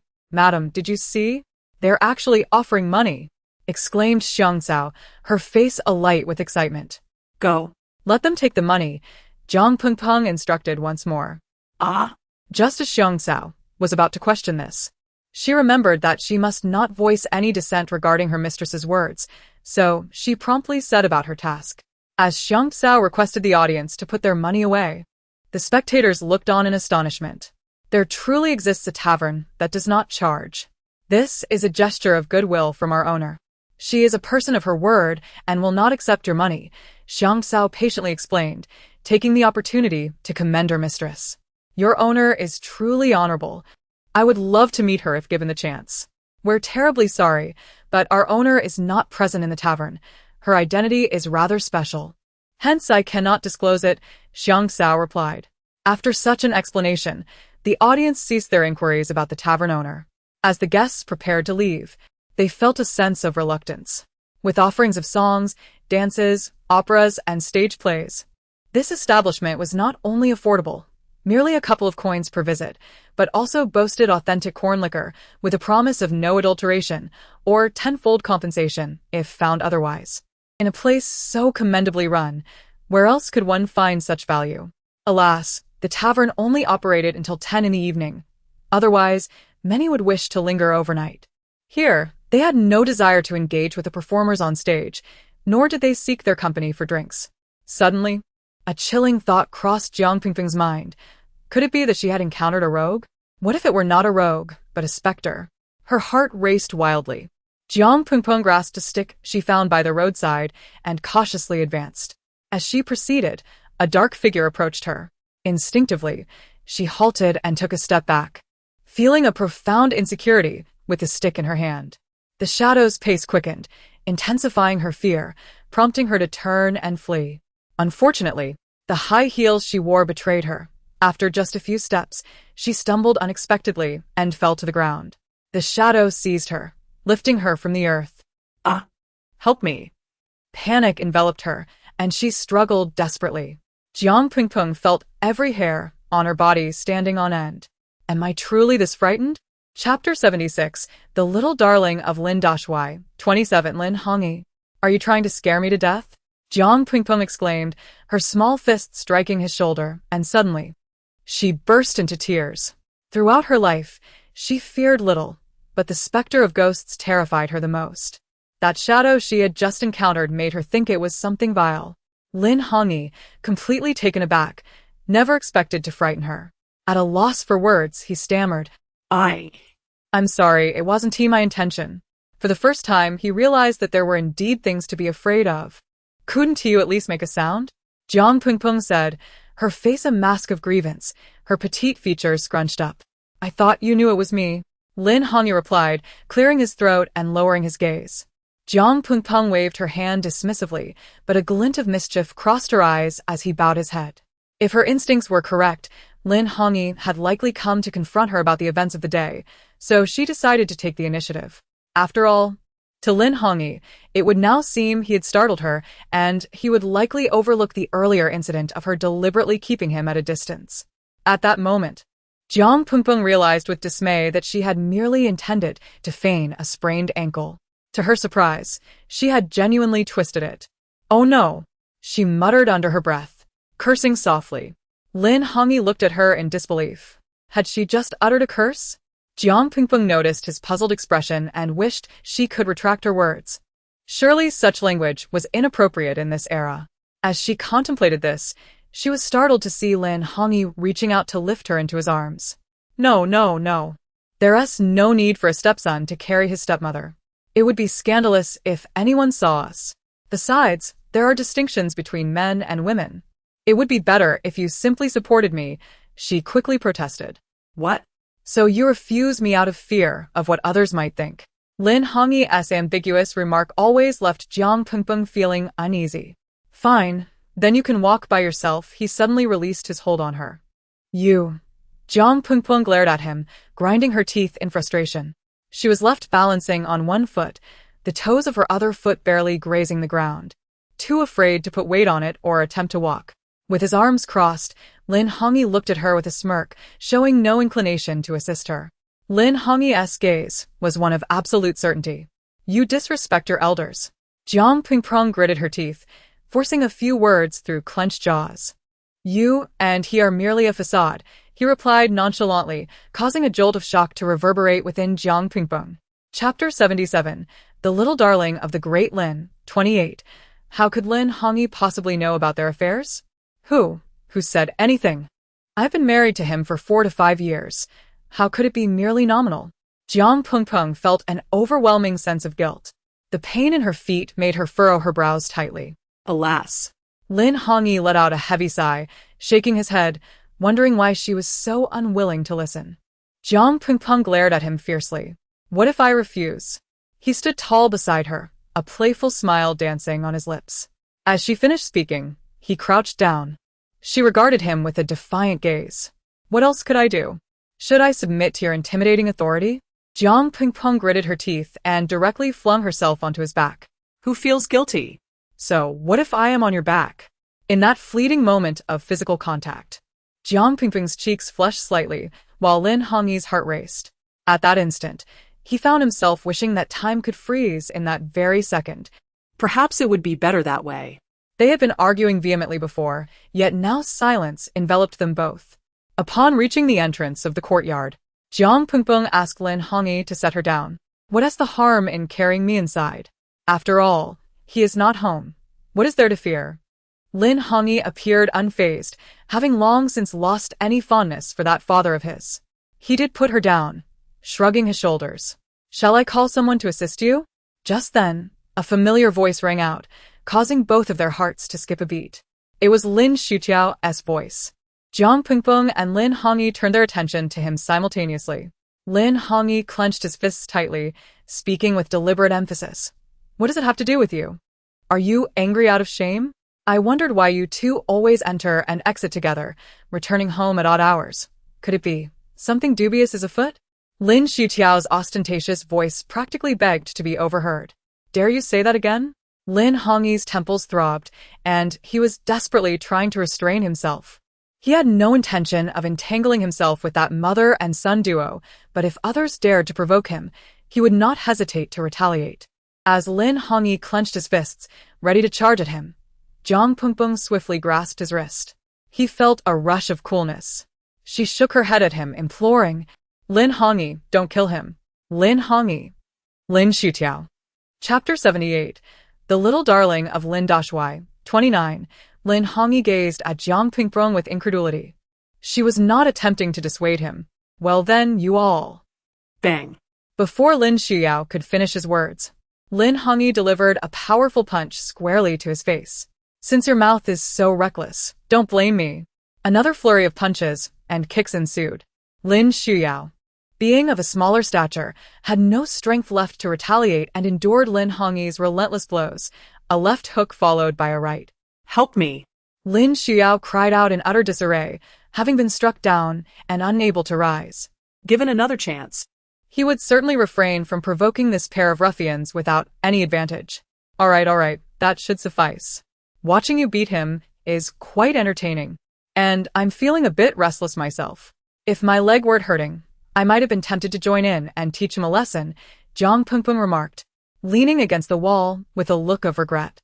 If this were happening to someone else, wouldn't her instinct be to intervene? Yet here she was, wholeheartedly supporting him.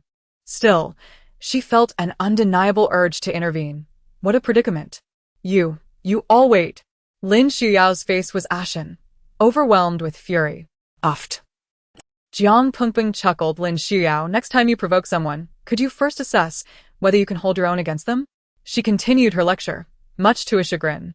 Lin Xiao's complexion fluctuated between green and white, and he retorted in irritation, how was I to know you two would be so? He hesitated, not daring to voice his thoughts completely, fearing further retribution. I suspect you wanted to say, how could I possibly support Hong Yi in beating you? Did you think I would stop him and endure the humiliation myself? Jiang Pengpeng raised an eyebrow, feigning nonchalance. Lin Xiao snorted, finally struggling to his feet. As he passed by Lin Xiao, he shot him a warning glance. It was only when Lin Hongyi helped Jiang Pengpeng past him that Lin Xiao noticed her injured foot. A strange mix of emotions stirred within him. Perhaps he should not have spoken to her that way earlier? Irritated, Lin Xiao furrowed his brow. Me fine. You needn't worry so much. What nonsense are you spouting? I am your mother. How could I not concern myself with your affairs? Pray. Enlighten me on how you ended up in this state. Who struck you? I shall confront them immediately. Yang Wanshu insisted, refusing to relent. Lin Xiao had been battered to such an extent, yet he was unwilling to divulge the truth, indicating that something was amiss. One couldn't help but wonder if this was connected to these two individuals. Chapter 79. The little darling of Lord Lin, I told you to leave this matter alone. Is it not enough that I fell outside? This was the first time Lin Xiao had a quarrel with Yang Wanshu. Immediately, Yang Wanshu adopted a pitiful demeanor, dabbing at her tears with a handkerchief. Xiao, mother is merely concerned for you. How has it come to be that my worries seem to be an obstruction to you? Mother, please allow me some solitude. It is getting late. You should rest. Lin Xiao succinctly dismissed Yang Wanshu. The more he pushed her away, the more anxious she became about what Lin Xiao had been through. To her, he was an invaluable asset in securing her position within the Lin family, and she needed to be aware of his every movement, no matter where he went or what he did. Feigning illness, Yang Wanshu requested a bowl of ginger soup from the maidservants in the courtyard. She then slipped a few banknotes into the maid's hands and initiated a casual conversation. With a warm and affectionate expression, she inquired, Xiao Lu, you have been working in the Lin family courtyard for many years, have you not? Xiao Lu, somewhat perplexed and anxious, nodded. I have been here for over 3 years now. Why do you suddenly ask this, madam? Yang Wanshu gently patted her hand. Oh, it is nothing. I simply see that your daily toil is quite arduous. This money is a small token of my appreciation. Use it to buy some fruit candies to share with everyone in the courtyard. Ah, it is nothing. We are merely fulfilling our duties after all. Receiving the Lin family's wages means we should serve them well. Xiao Lu spoke candidly, her demeanor warming towards Yang Wanshu, who was unlike anyone else in the courtyard. For the first time, Yang Wanshu refrained from posing any questions or requesting tasks from Xiao Lu. She understood that such directness would be too apparent. Winning hearts was a gradual process, essential for cultivating loyalty. Yang Wanshu was well aware that to establish her position in the neighboring courtyard and pursue her ambitions, it was imperative to have trusted allies. In recent days, due to Jiang Pingping's leg injury, she could no longer visit the tavern. However, ever since the patrons had tasted the delights available, business at the tavern thrived, with a daily turnout of 100 visitors, some arriving early. With the tavern now on a prosperous path, Jiang Pengpeng found herself with less to worry about. The workers were immensely grateful to her. Without her, who would have provided them with such enjoyable work that also yielded substantial earnings? As Jiang Pengpeng descended the stairs, she noticed several servants in the courtyard distributing something. What are you doing? She casually inquired. Upon her question, the servants hastily concealed their belongings. And nothing at all, they stammered, which piqued Jiang Pengpeng's curiosity. Very well. If you choose not to share, I shall pretend I did not ask. Jiang Pengpeng had little interest in meddling with the servants' affairs, as long as they remained loyal to the Lin family. However, their peculiar behavior struck her as odd. Madam, we were just distributing fruit candies. A few servants finally admitted as Jiang Pingpong was about to leave. It was just a few candies. Why hide them? I would not confiscate them from you. Chapter 80. The Little Darling of Lord Lin, 31. Jiang Pingpong smiled lightly, her tone tinged with annoyance. From the expressions on their faces, she could surmise the origin of the fruit candies. Madam, these were purchased with the money from the third concubine. Would you care to try one? Xiao Lu, noticing that Jiang Pingpong was not angry, grew bolder. All right, since it is the third concubine's kind gesture, I shall indulge in one as well. The others exchanged glances, taken aback by her unexpected response. Previously, she had been most displeased with the servants in the courtyard for their lack of diligence, forever buying this and that. After all, everyone knew that Jiang Pingpong was the true matriarch of the household, and they all vied for her favor. When she inquired about something, the servants eagerly provided introductions. It's all right, I'm aware of where it is. Jiang Pingpong had initially intended to exchange a few casual pleasantries, but was surprised by their eagerness to converse. By the way, I plan to visit Daming Temple tomorrow to pray and observe a vegetarian diet for 7 days. Who among you would like to accompany me? The thought crossed her mind, and she casually mentioned it. I shall go. Madam, I am most familiar with Daming Temple. Before I came here, my family resided not far from the temple. A maid named Chanju stepped forward. Jiang Pingpong appraised her and nodded in agreement. Very well, bring 2 sets of clothing and accompany me tomorrow. She then meandered through the courtyard, inspecting the flora, and trimmed away the withered branches and leaves. In an era devoid of mobile phones and electronic devices, tending to flowers and plants became the sole pursuit, a means of self-cultivation. Before long, Yang Wanshu learned of Jiang Pingpong's intention to visit Daming Temple for vegetarian offerings through a few gossiping servants.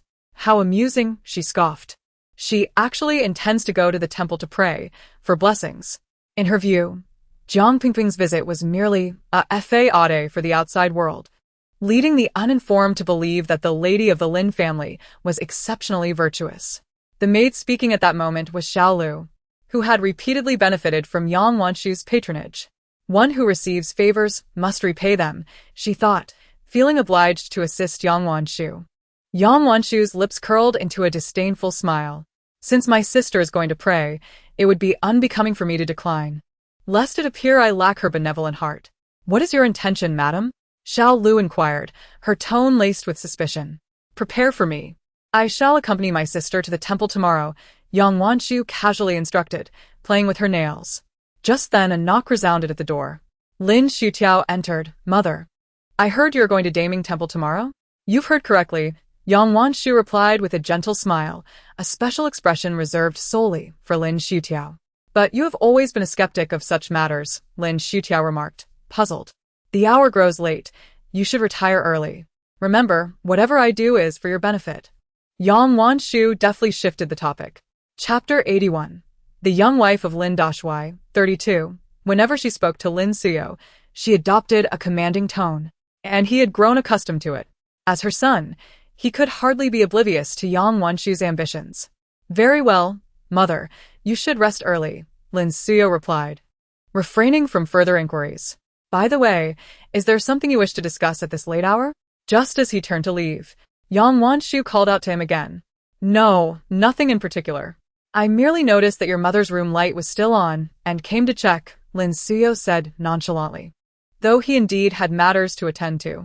However, seeing his mother so engrossed in her scheming, he feared that no matter what he said, she would not heed his words. The following morning, before Jiang Pingpong had even risen, she was awakened by a cacophony emanating from the courtyard. Furrowing her brow, she found the disturbance quite vexing. She reluctantly rose and peered out the window. Yang Wanshu was energetically bustling about in the yard, seemingly preparing to go out. Jiang Pingpong was left puzzled. Where could Yang Wanshu possibly be headed? Certainly, it couldn't be to leave. Checking the time, she concluded it was about time to depart herself and began her morning routine. Just as she was ready to head downstairs, she encountered Lin Hongyi. Mother is quite punctual. As always. It's that time of year again when she visits Daming Temple for a week of vegetarian meals and prayers, he remarked, leaning against the doorframe with a knowing smile. Well, I cannot afford to lounge around like you, young master. When it is time for vegetarian meals and prayers, one must attend. Otherwise, the bodhisattva may not bestow their blessings, Jiang Pengpeng retorted, deliberately provoking him, still harboring a grudge from their previous encounters. In response, Lin Hongyi merely chuckled, covering a light cough with his fist. Given the dangers of the journey, how about I accompany you? Jiang Pengpeng quickly shook her head in refusal. Thank you for your concern, but I think it is best I go alone. Such matters of devotion are best undertaken with sincerity. Very well, he replied. As Jiang Pengpeng descended the stairs, an irritating voice caught her attention. Sister, you're finally coming down.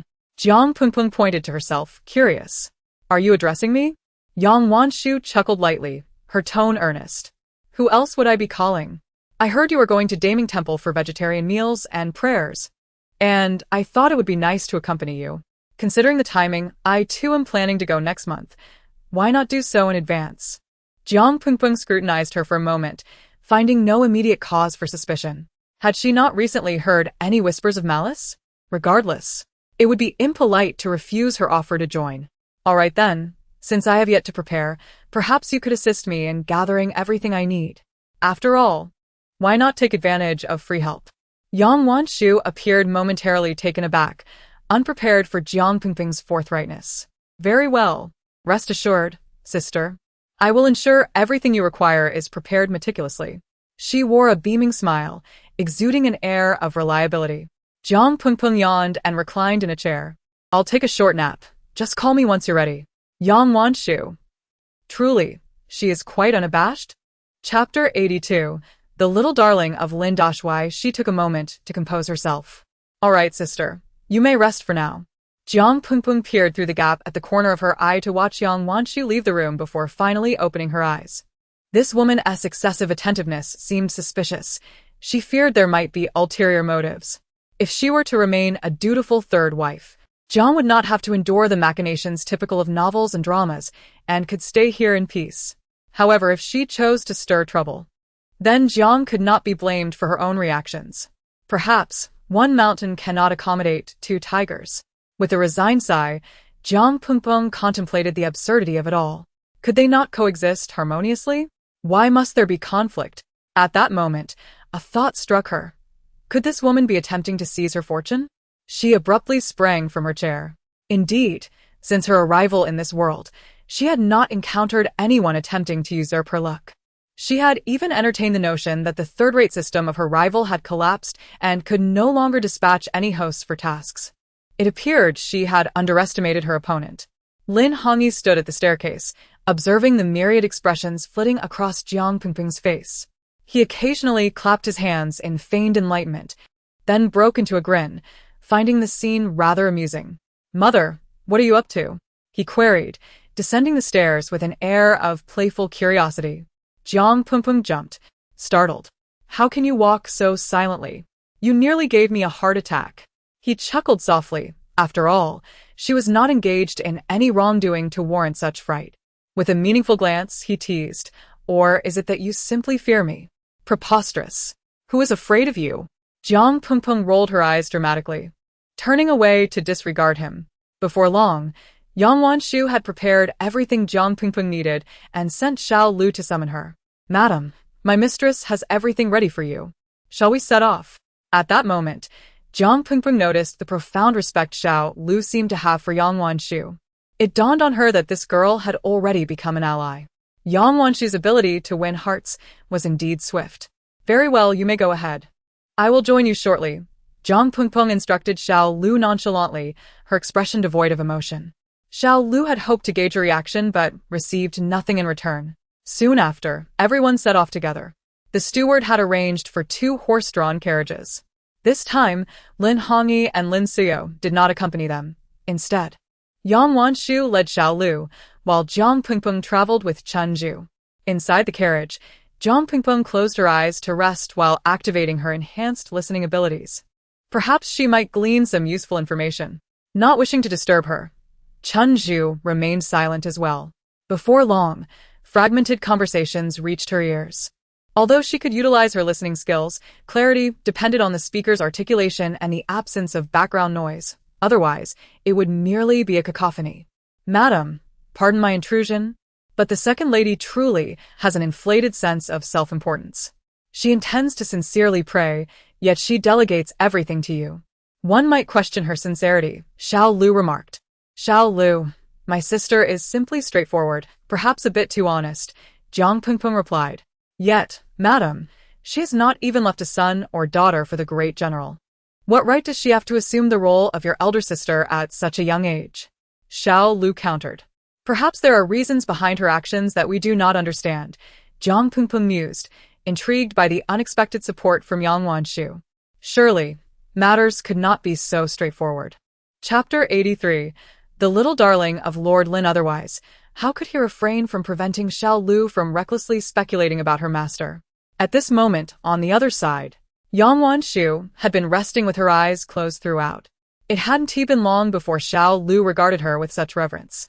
It wasn't that she was unwilling to trust others, but having lived in such an environment for an extended period, she had developed a habitual suspicion.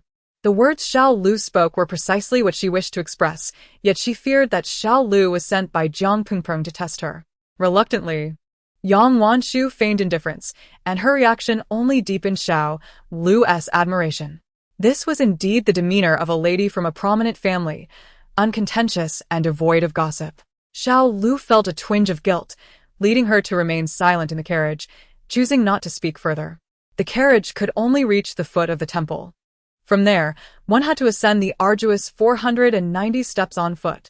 This served as a true test of the sincerity of those who sought to pray earnestly. Standing at the foot of the mountain, Jiang Pengpeng gazed at the seemingly endless steps, already sweating before she had even begun her ascent. Fortunately, she was in good health, since she had come to pray sincerely. There could be no hesitation. Taking a deep breath, she stepped onto the first step. My lady, these steps seem excessively distant, Xiao Lu remarked wearily behind her. What's the matter? Are you already fearful before we've even begun? Yang Wanshu chuckled softly, teasing Xiao Lu with a gentle and graceful demeanor as she too ascended the steps. Xiao Lu hurriedly shook her head. No, I am accustomed to these paths. It is effortless for me. I'm mainly concerned about you, my lady. Rest assured, your lady shall not be daunted by these mere hundreds of steps, Yang Wanshu replied, wiping the sweat from her brow as she progressed step by step. Jiang Pengpeng observed how Chunju ascended the steps effortlessly, without even a hint of breathlessness. Chunju, how are you not tired? She inquired, her face filled with admiration. Chunju bashfully scratched the back of her head. I often accompanied my mother to the temple to offer incense. Perhaps I have simply become accustomed to it. After a pause, noticing Jiang Pengpeng's sweaty visage, she added, my lady, try to take deep breaths and move a few steps at a time. The quicker you breathe, the more fatigued you shall become. Jiang Pengpeng nodded, following her advice and gradually making her way forward, indeed finding it much easier. It seemed the girl's method was effective. Halfway up, Jiang Pengpeng suddenly felt a chill run down her spine. Memories from her previous life surged into her mind. If she recalled correctly, Yang Wanshu would not be so composed and idle here. Sure enough, after only a few steps, Yang Wanshu had caught up to her. Sister, I never expected you to be so capable of walking. Unlike me, even though I have not endured hardship, traversing such a long distance is still somewhat taxing, she remarked, handing a cushion to Jiang Pengpeng. Sister, since you appear fatigued, why not sit down and rest for a while before continuing? Jiang Pengpeng always felt something was amiss. As she reached out to take it, she hadn't even touched Yang Wanshu when she saw her begin to stumble backward. Chapter 84. Lin Dashuai's Little Darling, 35, Yang Wanshu. Jiang Pengpeng instinctively called out. She watched as Yang Wanshu tumbled down the steps. Madam. Xiao Lu hurriedly chased after her. Jiang Pengpeng was filled with confusion. Was the ploy of self-harm so convincingly real now? She hadn't even touched her. A cold glint flashed in Jiang Pengpeng's eyes. It appeared that the other party had initiated their scheme. Fortunately, the staircase was not continuous. At intervals of about 50 steps, there was a spacious pavilion for rest. Yang Wanshu fortuitously rolled to that spot and came to a halt. In truth, she must have managed to control her descent. Had she continued, her act might have cost her life. Madam, are you all right? Xiao Lu anxiously helped her to her feet, tears streaming down her cheeks. Just moments before, while Xiao Lu had been distracted, the second madam had pushed the third down the stairs. After such a tumble, Yang Wanshu had only scraped her hands and feet. She shook her head, reassuringly, "Do not worry, I'm fine. I just need a moment." "Oh dear, madam, you're bleeding." Xiao Lu was even more distressed than the injured party. She turned around, indignantly glaring at Jiang Pingping, second Madam Yu. However, she dared not finish her sentence. Jiang Pingping raised an eyebrow at Xiao Lu. "What of it? She slipped and fell on her own. You don't think I pushed her, do you?" "Enough." Yang Wanshu immediately reprimanded her. "It was merely a slip on my part that caused the fall. It had nothing to do with my sister, understood?" With Yang Wanshu's insistence, the narrative had solidified as fact. Jiang Pingping smirked, finding the performance of this master and servant duo rather convincing. At this moment, she felt no need to clarify. Xiao Lu had already made her assumptions. Sister speaks truth. A mere scratch is of little consequence. A handkerchief will suffice. Yang Wanshu lowered her gaze, Putting forth an appearance of profound grievance. One might assume that Jiang Pingping had intentionally pushed her down the steps to prevent her from accompanying her to the temple. However, you are injured, and moving will surely be slow. I am pressed for time, so I shall take my leave first. You two may follow at your own pace. That should be fine, yes? Jiang Pingping decided to abandon all pretense. Having already been cast as the perpetrator, why should she feign concern and assist her to the temple? Such an act would only betray her guilt. Evidently, Yang Wanshu had not anticipated Jiang Pingping's audacity. It was as if she were deliberately shifting the blame onto her. "Very well, sister is correct. You may proceed ahead. Xiao Lu and I shall take our time." "I sincerely apologize for taking up your time." Yang Wanshu's demeanor was impeccable, with no flaw to be found. Xiao Lu, on the other hand, was indignant on her behalf, unable to comprehend how the third madam, despite her status, could possibly be inferior to Su Yajin. As Jiang Pingping and Chen Zhu moved ahead, the scene unfolded. Chapter 85, The Little Darling of Lin Dashui, 36, Xiao Lu. Residing within this grand courtyard, must grasp her identity and position. I too yearn to act according to my whims in all matters, yet my status forbids such liberty. Yang Wanshu sighed, her delicate brows furrowed, her face a portrait of helplessness that would evoke sympathy in any observer. Though not advanced in years, being in her 30s, she possesses the grace befitting a woman, augmented by a hint of mature allure. This, perhaps, is why Lin Xinrong fathered a son with her outside. "Madam, Xiao Lu truly sympathizes with you. I cannot fathom what De Swan is thinking. Does he truly treat the second madam with such favor simply because she is the younger sister of the first madam?" Xiao Lu's candor has grown increasingly unrestrained. It is evident she perceives Yang Wanshu's indifference towards the second madam. People inevitably seek a protector for themselves. Now that the third madam has become her true sovereign, she must understand the necessity of winning her favor, uttering words that please her. "Very well, let's continue on our journey. It would be unwise to disturb the abbot when night falls." Meanwhile, on the other side, Jiang Pingping and He Chunzhe had found the abbot and arranged accommodations for them.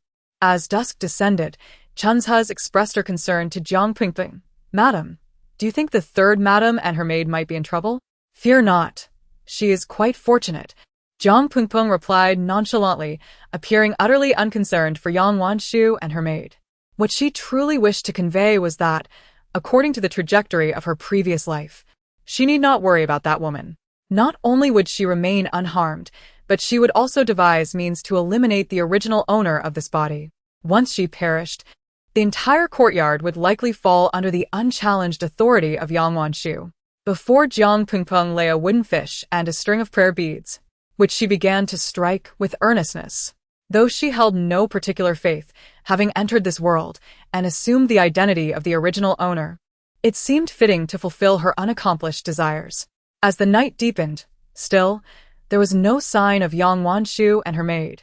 She finally instructed Chunzhe, "Come. Let us go and take a look." Logically, they should not be missing at such an hour. The two, a mistress and her maid, ventured outside, carrying a lantern. Descending the mountain path from the temple, The sounds of nocturnal creatures echoed around them, instilling a sense of unease. Chun's huz rubbed her arms, which were covered in goosebumps. Madam, do you think the third madam and Xiao Lu are in any danger? Could this time, Yang Wanshu have altered the course of her previous life? In her past life, she had bribed a young monk at the temple to lure her to the back mountain with the intent to silence her. Chun's huz had been pushed off the cliff in an attempt to save her. However, that moment had long since passed. Could it be that Yang Wanshu was aware of the previous events and thus sought a change in strategy? A sense of uncertainty crept into Jiang Pingping's mind. That should be the third madam and Xiao Lu, Chun's huz remarked with a touch of relief. Jiang Pingping nodded. Let's approach and see. When they arrived, indeed, they found Yang Wanshu and Xiao Lu. Sister, you have come. Yang Wanshu's voice carried a nasal tone, sounding utterly aggrieved. Jiang Pingping replied with a faint acknowledgement, scrutinizing the two before her. Is your leg injury quite severe? Chapter 86. The young wife of Lord Lin, 37. Jiang Pingping hesitantly inquired, Is it serious? Not really. It just hurts a bit when I walk, she replied. So along with Xiao Lu, I took a few steps and rested repeatedly, and before I knew it, it was already this late. Jiang Pingping nodded, still skeptical, then produced a vial of medicine from her sleeve. This is for treating falls and injuries. I obtained it from the abbot at the temple. You should apply it. Thank you, sister, Yang Wanshu responded, a hint of astonishment in her voice. However, Xiao Lu merely regarded this as Jiang Pingping's feigned sympathy, a ploy to absolve herself of any suspicion regarding the third concubine. Nevertheless, she accepted the medicine, pouring the powder onto Yang Wanshu's leg. Oh dear, madam. Your wound is quite severe, Xiao Lu feigned concern. It's nothing. With the medicine from my sister, I'm sure it will heal soon, Jiang Pingping remarked, suddenly realizing that Yang Wanshu's words held a deeper meaning as she cast a sidelong glance at her. Could this woman be scheming again? Subsequently, Jiang Pingping and Chunju assisted Yang Wanshu into the temple to rest. That night, her sleep was restless, perhaps due to her overthinking. Even as dawn broke the following day, and for the next few days, nothing unusual transpired. To Jiang Pingping's surprise, Yang Wanshu behaved obediently, reciting sutras in the meditation room without any sign of mischief. In the middle of the night, however, Jiang Pingping was startled awake by a commotion outside. Chunju, what is happening out there? She called, and Chunju, whose bed was opposite hers, promptly responded. As Jiang Pingping spoke, Chunju had already risen to investigate. It seems to be Xiao Lu. Let her in, Jiang Pingping instructed. As soon as the door opened, Xiao Lu rushed in, tearfully kneeling before Jiang Pingping. Second madam. Please save our third madam. Jiang Pingping donned a coat and sat at the edge of her bed. What has happened? Speak slowly. The third madam. Her leg has suddenly begun to rot. Xiao Lu exclaimed, clearly shaken. Yet, Jiang Pingping pondered why the third madam would come to her room if her leg was in trouble. I am not a doctor. Perhaps we should ask the third madam for clarity. Rotting? Jiang Pingping sensed a looming crisis. Lead me to see. The group made its way to Yang Wanshu's chamber, where they found her pant leg rolled up, revealing a horrendous ulcer at her knee, the very spot where she had fallen. I'm not sure. I used the medicine from my sister a couple of days ago, and it seemed to be healing well. But suddenly, in the last 2 days, it has started to fester, Yang Wanshu recounted, her words alerting the two maidservants nearby. Though her statement seemed harmless, the implication pointed squarely at Jiang Pingping. Oh? So, it appears my medicine is at fault, Jiang Pingping remarked without denying the accusation, realizing that her adversary had come well prepared. How strange. This medicine is the finest for treating injuries, personally given to me by the abbot. Chunju remained silent, unsure when the second madam had consulted the abbot for the medicine. The sight of the third madam's leg, however, was indeed alarming. No, sister, I didn't mean that. The medicine you provided couldn't he possibly be at fault. Perhaps I accidentally came into contact with something else. Each time, Yang Wanshu retreated, which only piqued Jiang Pingping's interest further. Chapter 87. The little darling of Lord Lin. Perhaps it would be best if Xiao Lu delivers the medicine to the abbot for inspection, to ascertain if there is any issue with it, suggested Jiang Pingping from the side. Well, Yang Wanshu hesitated. I believe there is no problem with this medicine. Oh, dear, madam, do not be so obstinate. There could indeed be an issue with the medicine. Hand it over to me. I shall take it to the abbot immediately. Xiao Lu could no longer contain herself. Observing how the second concubine had ensnared the third into such a predicament, it was intolerable for her to remain silent. Xiao Lu seized the medicine and addressed Chunju beside her. Chunju, accompany me. It would be prudent to have a witness.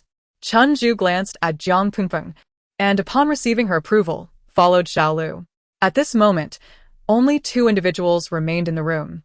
Jiang Pingpeng leisurely found a chair and settled down, a mocking smile gracing her lips. Well, there's no need for pretense any longer. You truly are willing to invest heavily. Yang Wanshu's expression shifted instantly, and she slowly lowered her skirt over her calves. With a half-smile, she regarded Jiang Pingpeng. Since you are aware, I presume you have a corresponding strategy. On the surface, Jiang Pingpeng exhibited no sign of fear, yet internally, she was questioning the system, wondering if it could facilitate the swift resolution of this woman. Host, your murderous intent is too intense. Maintain your composure. It seemed the system had noted the veins bulging on her clenched hands. Little Koi, I have been waiting for you, Yang Wanshu suddenly declared, prompting Jiang Pingpeng to look up at her in surprise. Oh, so you have known all along? We are all in the same profession. If I did not discern your background, how could I possibly complete my tasks? Yang Wanshu shot her a defiant look. Just a third-rate system, and yet you assist in its endeavors? I suggest you consider switching to our side. Collaborating for mutual advancement could be far more beneficial. Host, are you attempting to poach from another system? Yang Wanshu stifled a laugh. You are quite amusing. Yet it remains uncertain who truly embodies the third-rate system. Jiang Pingpeng. Host, do not heed her nonsensical ramblings. Xiao Lu cast a look of disdain at Jiang Pingpeng, and even Chunju's gaze held a hint of suspicion. What did the abbot say? Even now, the second concubine continues to feign innocence? Jiang Pingpeng casually nodded, deliberately elongating her tone.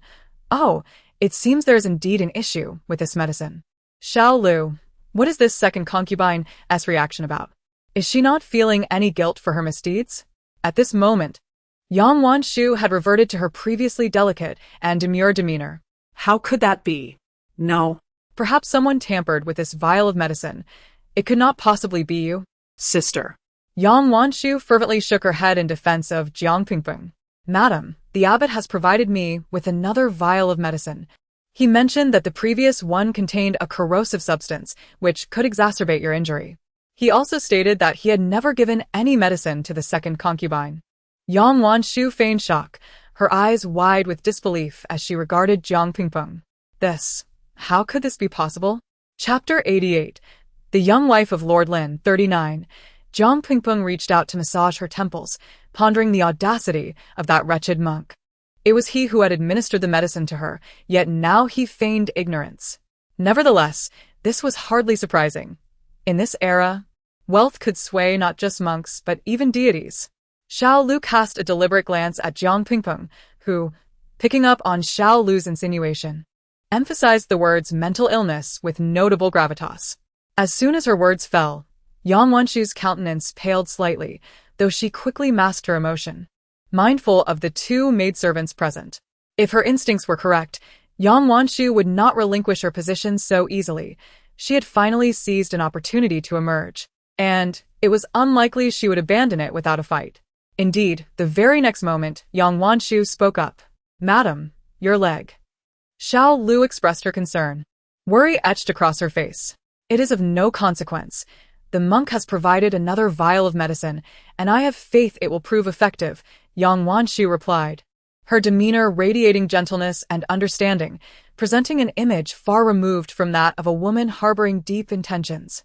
Her serene facade garnered sympathy from outsiders. In stark contrast was Jiang Pingpeng, whose every utterance exuded an aggressive air. Even her most devoted maid, Chunju, sensed that Jiang Pingpeng might be pushing her assertiveness too far. Furthermore, the third concubine had not committed any egregious act. If Jiang Pingpeng were indeed responsible for the incident on the stairs, it would be tantamount to wishing ruin upon the third concubine. Chunju was taken aback by her own thoughts and cast a timid glance at Jiang Pingpeng. Her inner turmoil was evident upon her face. and Jiang Pengpeng observed the expressions of the three individuals before her with keen insight. Fortunately, Chen Zhu remained steadfastly loyal to her, albeit blinded by naivety in her belief that the third concubine was virtuous. Otherwise, Jiang Pengpeng would be left utterly isolated. With a resigned shake of her head, Jiang Pengpeng stood and declared, "Very well, since you choose to remain. Continue with your devout prayers and chants, and perhaps the Bodhisattva shall grant you your desires." Without another word, she strode out of the room, Chen Zhu following closely behind her. This time, Jiang Pengpeng directed her focus towards the monk. There was little of interest to glean regarding Yang Wanshu and her maid. Their discussions merely revolved around the maid's defense of Yang Wanshu, who feigned an air of grace and generosity. In the dead of night, Jiang Pengpeng overheard a conversation between a man and a woman. "Monk, I owe you my gratitude for this time," came the unmistakable voice of Yang Wanshu. Awakening to the realization that her suspicions had been correct, Jiang Pengpeng pondered why Yang Wanshu, capable of swaying the monk, could not also incite further intrigue. After all, in this world, the one with the most wealth reigns supreme. Jiang Pengpeng deliberately made a slight noise to rouse Chen Zhu, feigning disinterest in revealing her intentions. As she quietly pushed open the door to exit, Chen Zhu felt a twinge of curiosity. Was the second concubine truly slipping away in the dead of night to harm the third? Chapter 89, The Little Darling of General Lin 40. In her heart, Chen Zhu silently prayed, hoping she would not choose the wrong master. Her mother had always taught her to be righteous and kind, never to engage in nefarious deeds. Thus, Chen Zhu hastily rose and quietly followed Jiang Pengpeng, believing she had not been noticed. Before long, Jiang Pengpeng knocked on the door of Master Wu Dao.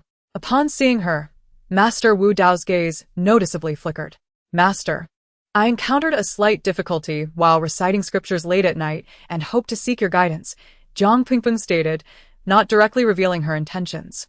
As her words fell, it was evident that the master sighed in relief, perhaps thinking she had come to question him. "Please come in," Master Wu Dao gestured, welcoming Jiang Pengpeng inside. She seated herself on the grass mat but remained silent, which made the master somewhat anxious. "Perhaps you could share the dilemma you face. I may be able to help," he suggested kindly. Jiang Pengpeng nodded, her face radiating gratitude as she contemplated her response. After a moment of reflection, she spoke, "Master Wu Dao, to be candid, I had a dream last night." "What was the dream about?"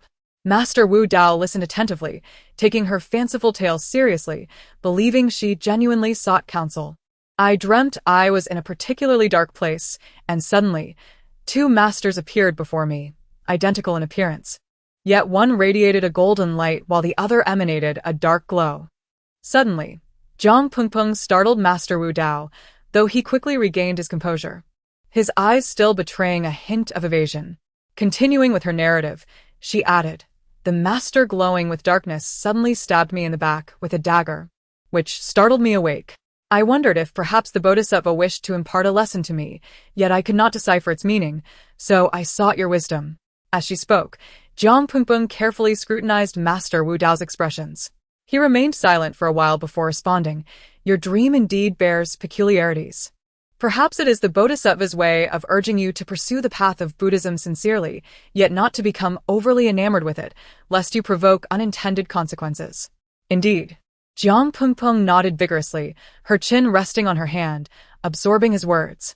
She recognized the wisdom in his advice and felt enlightened. Master Wu Dao, believing Jiang Pengpeng was about to take her leave, was preparing to escort her out. Unexpectedly, she continued her inquiry. "Master, you have been in this temple for several years." "Have you not?" "I have been here for over 20 years. Why do you ask?" he replied, a hint of curiosity in his tone. "Nothing in particular. I was simply wondering. After all, the followers of Daming Temple are numerous, and the incense offerings are plentiful. Surely, there is no need for additional funds?" Jiang Pengpeng's remark caused a noticeable shift in Master Wu Dao's demeanor. "What do you mean by that?" he inquired, a trace of unease creeping into his voice. At this moment, Jiang Pengpeng decided to drop her pretense, finding the circumlocution rather tiresome. "Master, before the Buddha, can you assure me that your actions have truly not transgressed the Bodhisattva's teachings?"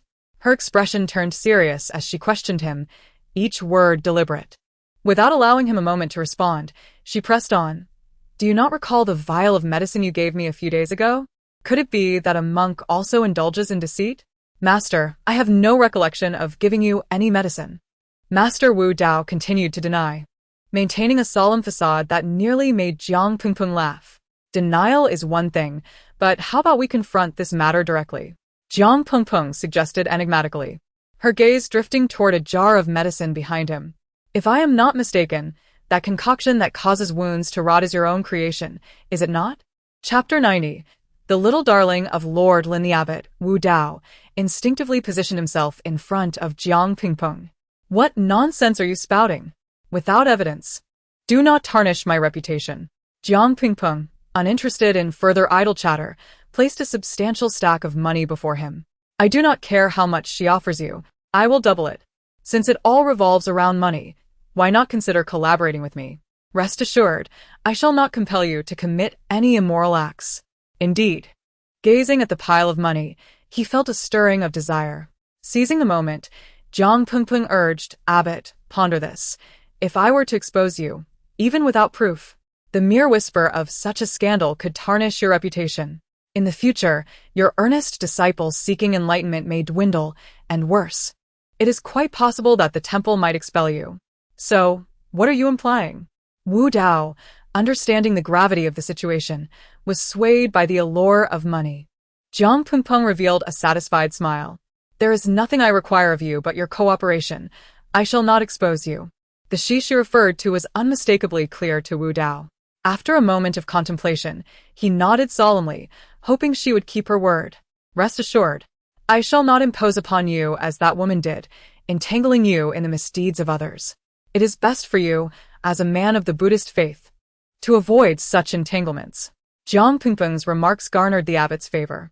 At that moment, Chunju, standing at the entrance, had overheard the entire exchange.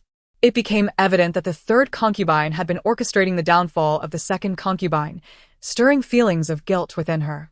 I knew it. The second concubine could never commit such acts. Having served her in the Lin family for many years, I am well aware of her character. With this realization, Chunju felt a wave of relief wash over her. Thankfully, she had not chosen the wrong side. It was all the doing of that third concubine, whose scheming had begun the moment she arrived.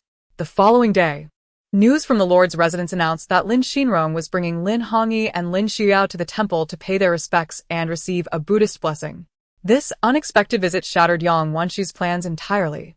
Seated in the meditation hall, she began to strategize, determined to act before Lin Xinrong's arrival. Just as a young monk conveyed that the Lord and his two sons had reached the foot of the mountain, she realized that their female relatives should also be there to greet them. However, to her surprise, as Jiang Pingping set off, she spotted Xiao Lu hurriedly descending the mountain. Jiang Pingping, puzzled, wondered why Yang Wanxi was not present. Along with Chunju, she went to the temple's entrance to welcome them, only to be met with Lin Xinrong's accusatory inquiry. Su Yazhen, what have you done? Jiang Pingping, bewildered, suspected it was related to Yang Wanxi. What do you mean? She asked, maintaining her composure. Are you still pretending to be ignorant? Where is the third concubine? Lin Xinrong's face bore signs of distress. During the journey, Xiao Lu had informed him of all the wicked deeds Jiang Pingping had committed in recent days. Finally, Jiang Pingping grasped the situation. She shrugged, feigning innocence. I have no knowledge of the third concubine's whereabouts. Why do you inquire of me? Chapter 91. The young wife of Marshal Lin, 42, beside him. Lin Xiao cast a look of disdain at Jiang Pingping. He could tolerate many things, but he would never allow anyone to harm his mother. Pushing her down the stairs and injuring her, then administering a potion that caused her wounds to fester. Now she was completely gone. What have you done? Lin Xinrong's words were accusatory, and he did not allow her a single chance to explain. Jiang Pingping's heart grew cold.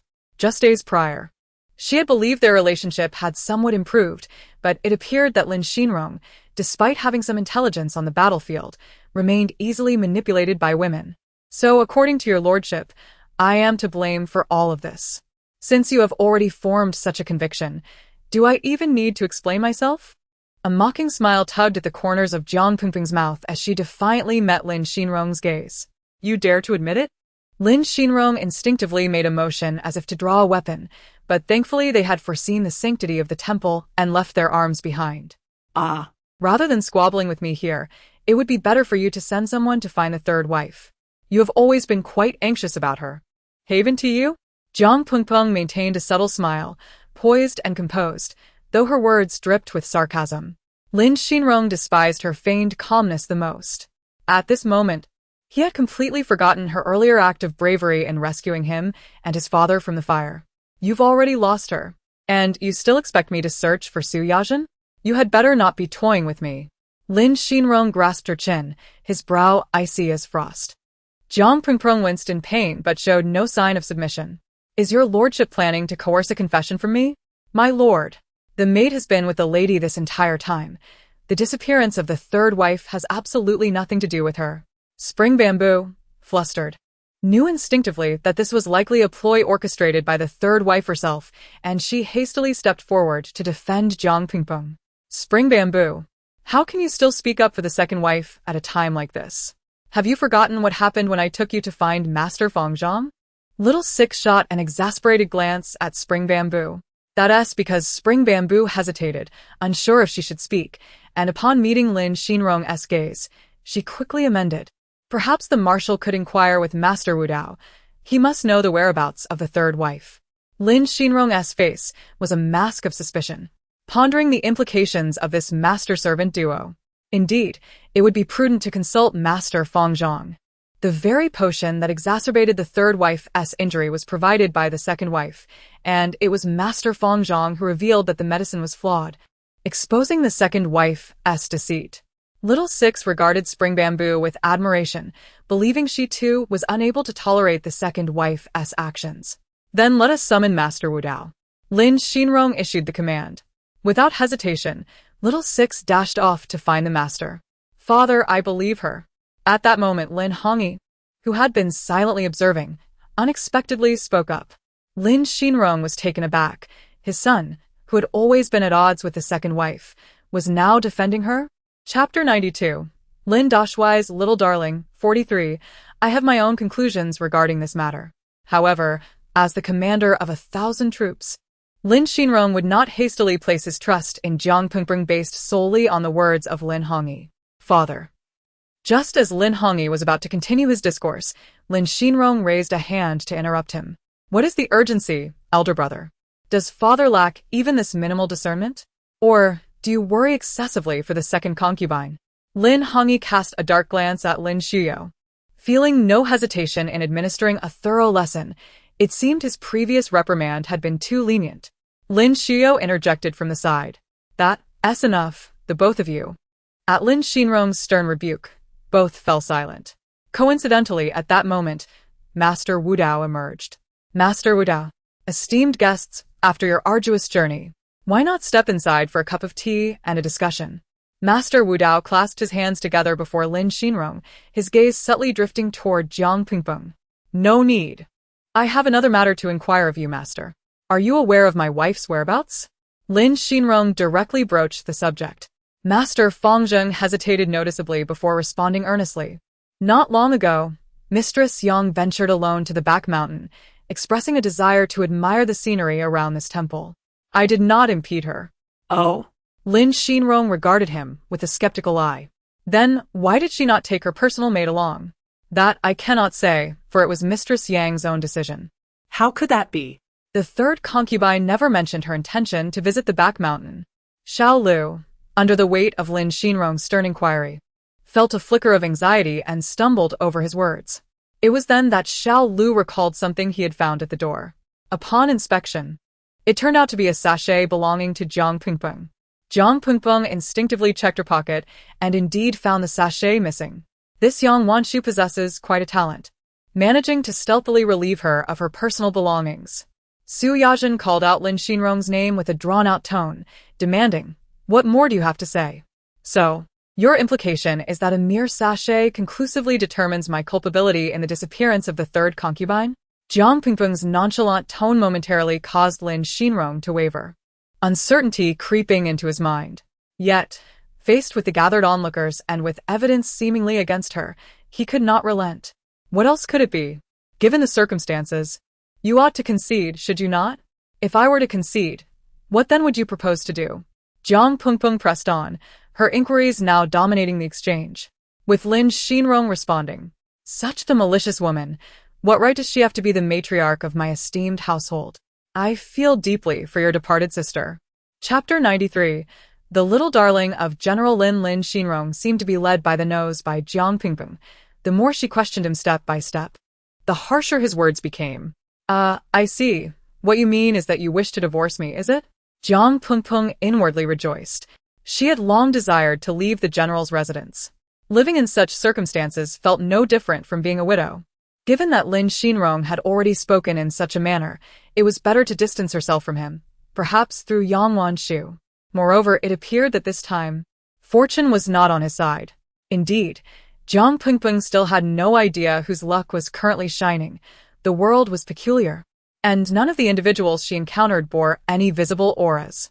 She even wondered if she simply had not met the right person yet, or perhaps the host of that third-rate system had played some trick to erase the auras they possessed. If you were to sincerely admit your fault now, and assist me in locating the third concubine to offer my apologies, I would consider it as if the general's residence had reluctantly taken in an idle person. Hearing Lin Xinrong's grandiose words, which carried an air of condescension, Jiang Pengpeng could not help but laugh. Lin Xinrong seemed to feel quite good about himself. His implication was that she would hardly utter a word in the general's residence henceforth, all while bearing the title of Lady Lin. Then allow me to express my apologies. General, when shall you provide me with the divorce papers? At that moment, Jiang Pengpeng even changed how she addressed him, and Lin Hongyi, who stood nearby, unexpectedly felt a flicker of anticipation. Lin Xinrong's expression froze suddenly. This woman, in front of so many people, was audaciously suggesting that he divorce her? It was simply splendid. Humph. Does this mean you are acknowledging your actions concerning the third concubine? Each word dripped with icy disdain as it escaped Lin Xinrong's lips. Well, I suppose so. My lady, if it was not you, why confess?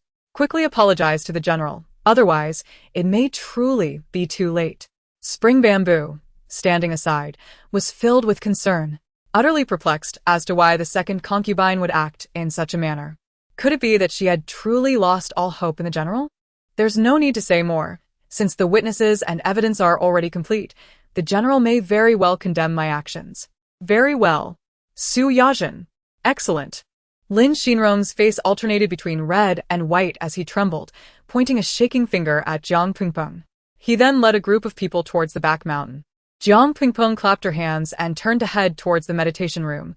With not yet 7 days past, she still needed to continue chanting prayers for the Buddha. Are you leaving so soon? Lin Hongyi caught up to her. Young master, is there something else? Jiang Pengpeng's mood was not particularly pleasant at this moment, and thus her tone carried a hint of the earlier anger. Do not take out your ire towards me that you directed at my father. Lin Hongyi smiled meaningfully. You know, I have always been on your side. When Lin Hongyi reached out to take her hand, she ruthlessly brushed it away. In the sanctity of the Buddha Hall, I kindly ask the young master to maintain his distance and not disturb the bodhisattva. After speaking, Jiang Pengpeng turned in a huff and left. Very well. I shall wait for you outside the temple. Lin Hongyi willingly interpreted her words as meaning that outside the Buddha Hall there was no need to keep his distance. Jiang Pengpeng. Had she perhaps said something wrong? Chapter 94. The young mistress of the great general, a searing gaze lingered behind, and the actions of the two were caught in Lin Xuyao's line of sight. Perhaps it was a man's innate vigilance, but he couldn't shake the feeling that Su Yajin and Lin Hongyi were not as innocent as they appeared.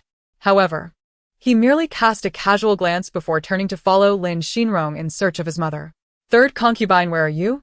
The calls for Yang Wanxiu echoed throughout the back mountain. It seemed they had nearly searched the entire area, yet her presence remained elusive. Lin Xinrong, filled with anxiety, approached Master Wu Dao with a stern expression and inquired, Master, are you certain she has come to the back mountain? At this moment, even Lin Xinrong began to doubt whether Master Wu Dao had been swayed by Su Yajin. Benefactor, a monastic does not speak falsehoods. Every word I utter is the truth. This time, Master Wu Dao indeed spoke without deceit. Earlier that morning, He had seen Yang Wanxiu at the temple entrance, and she had said as much. However, he had not anticipated that she was deliberately playing hide and seek. Lin Xinrong nodded with skepticism and continued his search for Yang Wanxiu. Meanwhile, Chunju appeared even more anxious than she was. "Madam, why not assist in searching for the third concubine?" The general's words were merely a moment of anger. "Surely, he would not truly dismiss you." Chunju, you are mistaken. "It is not he who has dismissed me, but rather I who have dismissed him." Jiang Pingpeng's shocking declaration left Chunju with a face full of concern. What was happening? Had the madam begun to speak nonsense? Historically, it was the husband who dismissed the wife. Never had she heard of a wife dismissing her husband. "Madam, are you truly upset with the general, prompting such talk?" Chunju remained unconvinced that Jiang Pingpeng would take such drastic measures. So many sought to marry into the general's household. Who would wish to leave? In these chaotic times, who did not yearn for a place to call home? Enough, Chunju. Let us not dwell on this topic. Some matters you will come to understand in due time. Jiang Pingpeng gestured for silence.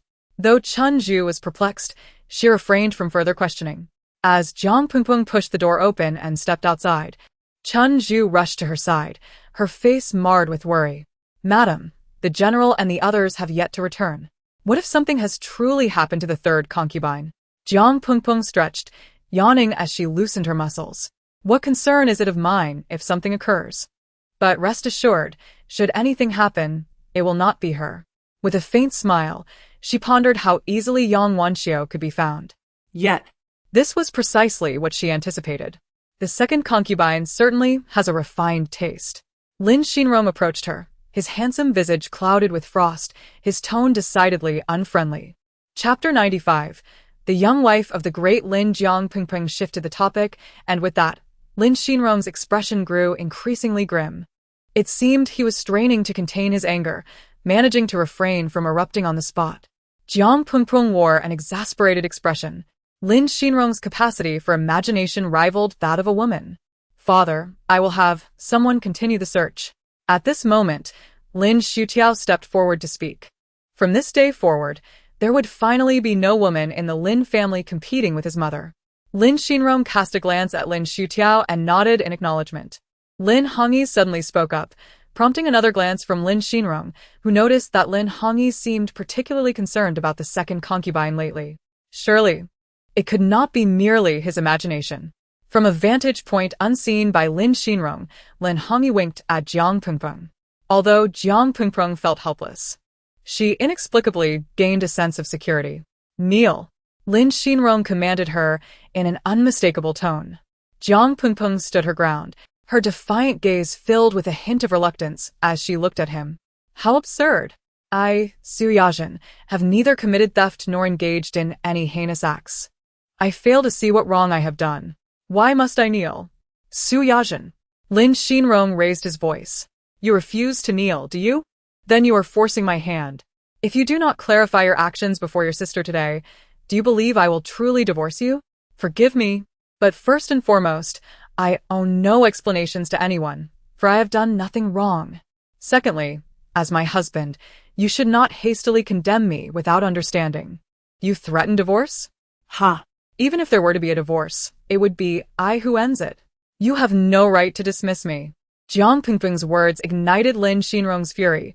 This was the first woman bold enough to speak thus before him. As he raised his hand to strike, it was seized by Lin Hongyi standing nearby. "Lin Hongyi, you dare to protect her?" Lin Xinrong bellowed. "Release me. If I do not teach this insolent woman a lesson today, I am not Lin Xinrong, and I would dishonor the Lin family ancestors." "Father, did you not always tell me not to strike a woman?" Lin Hongyi had no intention of letting go. Jiang Pingpeng provoked Lin Xinrong, seemingly eager for him to become even angrier. "Steward." Lin Xinrong shook off Lin Hongyi's grasp and shouted, "Prepare paper and pen. I shall divorce this woman at once, and I will not allow her to bring shame upon the Lin family any longer." Chapter 96. The Little Darling of General Lin. 47. The Divorce Decree. Lin Xinrong seemed to catch a fleeting spark of anticipation in Jiang Pingpeng's eyes. However, upon closer inspection, she had returned to her usual composure. Without a trace of hesitation, Lin Xinrong penned the divorce decree right there in the ancestral hall. As he wrote each character, Jiang Pengpeng leaned in to silently repeat them. Su Yajin, wife of Lin Xinrong, due to her malicious intentions, is guilty of heinous crimes. This made Lin Xinrong feel somewhat awkward. Very well. You may now inscribe your name and seal it. Henceforth, you shall have no ties to the Lin family, and we shall pursue our own marriages without dispute. Lin Xinrong handed the decree to Jiang Pengpeng, turning his head away in disgust, refusing to look at her any longer. Jiang Pengpeng frowned slightly and took up the pen to draft her own decree in proper format. Lin Xinrong, having a wife named Su Yajin, due to her inability to discern right from wrong, foolish and incompetent. As Jiang Pengpeng handed her decree back to Lin Xinrong, she remarked, I believe mutual divorces are far more suitable. After all, neither of us can carry on. Lin Xinrong's forehead throbbed violently, and the more he read her words, the more his anger bubbled to the surface, like a volcano ready to erupt. I have already signed. Now it is your turn. Jiang Pengpeng's lips involuntarily curled into a smile. Hurry up, if you refuse to sign, you may find it difficult to rid yourself of me. I might linger near your home, seizing any opportunity to trouble your family further, such as targeting Lin Hongyi. Lin Hongyi, who was about to chuckle, suddenly choked. Was he also caught in the crossfire? You? Lin Xinrong's face darkened to the point where it seemed ink could drip from it. How dare she threaten him? Keeping such a woman around would only lead to endless troubles. In a fit of frustration, he snatched the divorce decree from her hands and signed it. At that moment, he noticed an additional line that read, in light of the fact that the female party has been wronged, a house on Dong Street shall be compensated. Lin Xinrong nearly spat blood in fury, gritting his teeth as he glared at Jiang Pengpeng. Su Yajin, how dare you? Oh dear, General. There's no need to be angry. In truth, you've merely given me a house, and that's a gain. Jiang Pengpeng completely disregarded Lin Xinrong's expression. Really? Think about it. You have indeed consumed 5 years of my youth, haven't you? And I have never wronged you in any way. Just ask around. Who wouldn't envy the general for marrying such a beauty? In reality, we are both innocent, right? At this moment, Lin Xinrong found himself reflecting on Jiang Pengpeng's words. Indeed, he had wasted 5 years of her life. Moreover, General, just consider, once you divorce me, the Lin household will be rid of someone like me, right? You only need to give up one house to gain so many advantages. Why are you still hesitating? Lin Xinrong was rendered speechless by Jiang Pengpeng's argument and could only nod in silent agreement. Meanwhile, Lin Hongyi struggled to contain his laughter, having stood by and listened to her grandiose persuasion. What was most astonishing was that his father had no retort whatsoever. Very well, it is merely a house. I shall give it to you. Upon seeing the triumphant smile on Jiang Pengpeng's face, Lin Xinrong felt as though he had been duped. All right then, General. I shall take my leave now. I will begin packing my things. Jiang Pengpeng instinctively gestured an okay sign to Lin Xinrong, who seemed to misunderstand her intent. Jiang Pengpeng subsequently moved to reside at a small tavern.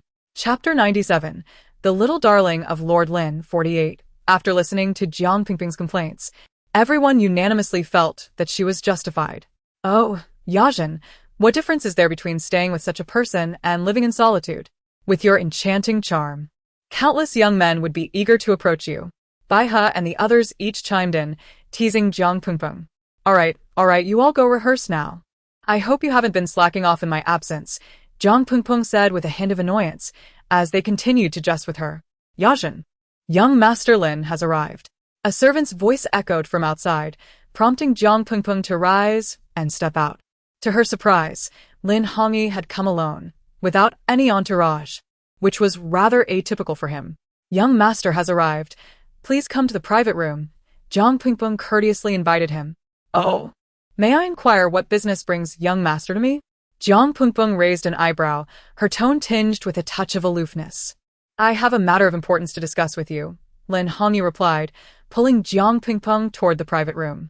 Once inside, he suddenly turned and pinned her against the door. Startled, Jiang Pengpeng's anger flared.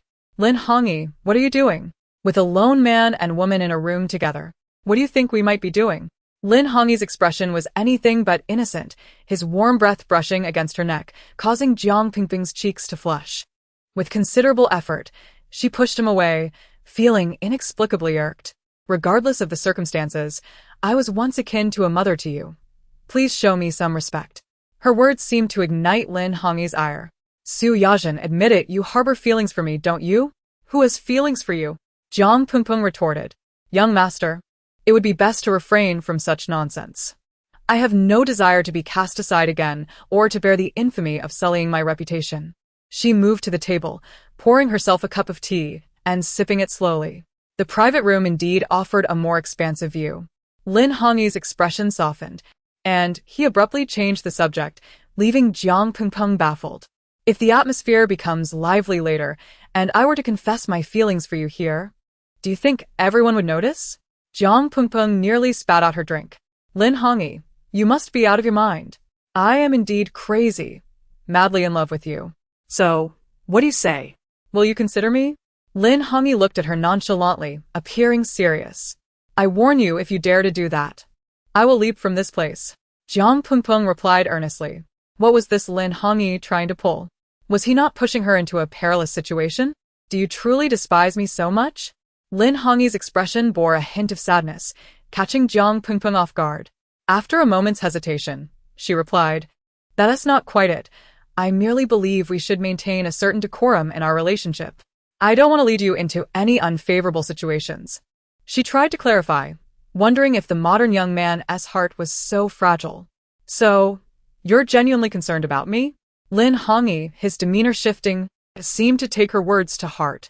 She dared not deny it, responding sincerely, of course.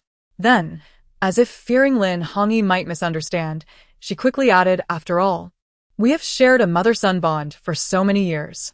In an instant, Lin Hongyi's expression froze, visibly transformed. Chapter 98. The Little Darling of Lin Dashui, 49. This was the briefest visit Lin Hongyi had ever made. Until he stood up to leave, Jiang Pengpeng found herself enveloped in a sense of unease. It seemed that Lin Hongyi's feelings for her had gradually shifted since some unknown point in time. With a resigned sigh, Jiang Pengpeng acknowledged that the person she sought might not necessarily be him. Therefore, in such critical moments, she could not afford to easily invest her emotions. Her foremost priority was to determine upon whom the aura of fortune truly rested. Little goldfish, is there truly no way for your system to discern this? Jiang Pengpeng lamented, recalling the koi system. Hosts must rely on their own capabilities, Came the reply. Recently, Jiang Pengpeng had been gathering information regarding Yang Wanshu. On the very day after she moved out of the Lin family home, she was unexpectedly located. It was said that Yang was gravely injured and on the brink of death. Had the rat not provided timely assistance, she might have perished. Without hesitation, Jiang Pengpeng was blamed for this misfortune. Lin Xinrong proclaimed that had he not already divorced Su Yajin, he would have gladly abandoned Yang Wanshu in a desolate wilderness to be devoured by wild dogs. Feeling guilty towards Yang Wanshu, Lin Xinrong spent several days by her side. And the entire Lin family estate regarded her with heightened reverence. After all, the esteemed gentleman had shown unparalleled care to Lin Hongyi's mother, yet had never extended such attentions to any other woman. Jiang Pengpeng remained largely indifferent to these matters. Her sole interest lay in the aura of fortune. It appeared that the answers she sought could only be found by uncovering the vulnerabilities within Yang Wanshu. However, no longer sharing the same roof made action rather challenging. Yet, she believed that Yang Wanshu would soon find it impossible to restrain herself from taking action. Thus, a fortuitous encounter was indeed necessary. Jiang Pengpeng took Sheng Sao to the market for a leisurely stroll. By chance, she spotted Yang Wanshu entering a fabric shop, accompanied by two maidservants. With her gaze keen, Jiang Pengpeng hurriedly followed, and noticing her urgency, Sheng Sao hastily settled her payment for the trinket in hand before trailing behind. Upon closer inspection, Jiang Pengpeng realized that one of the maidservants was none other than Chen Zhu. How could Yang Wanshu be so generous as to take her as a personal attendant?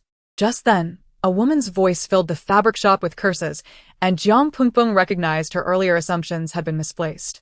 Yang Wanshu would never treat her former maidservant kindly. Are you clumsy?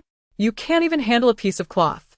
Yang Wanshu scolded as she casually tossed a bolt of fabric to Chen Zhu, who, caught off guard, failed to catch it, thus providing Yang Wanshu with the opportunity to berate her further.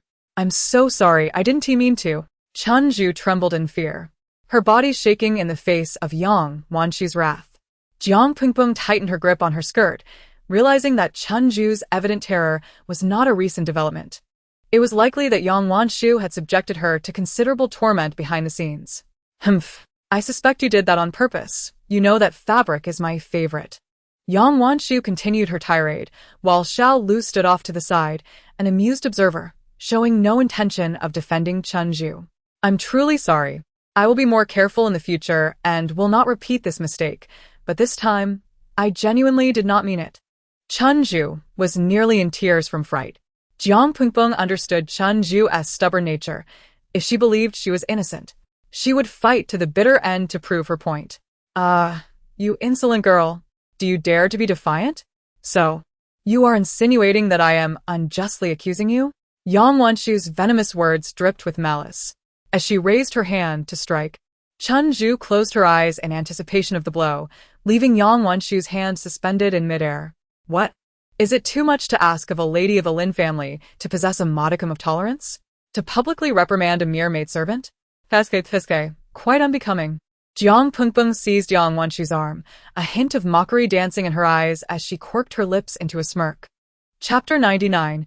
The little darling of Lord Lin. Yang Wanshu's pupils suddenly constricted at the mention of Su Yajin.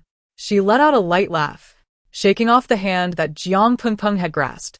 Oh, are you already feeling sorry for your dog? You arrived quite promptly.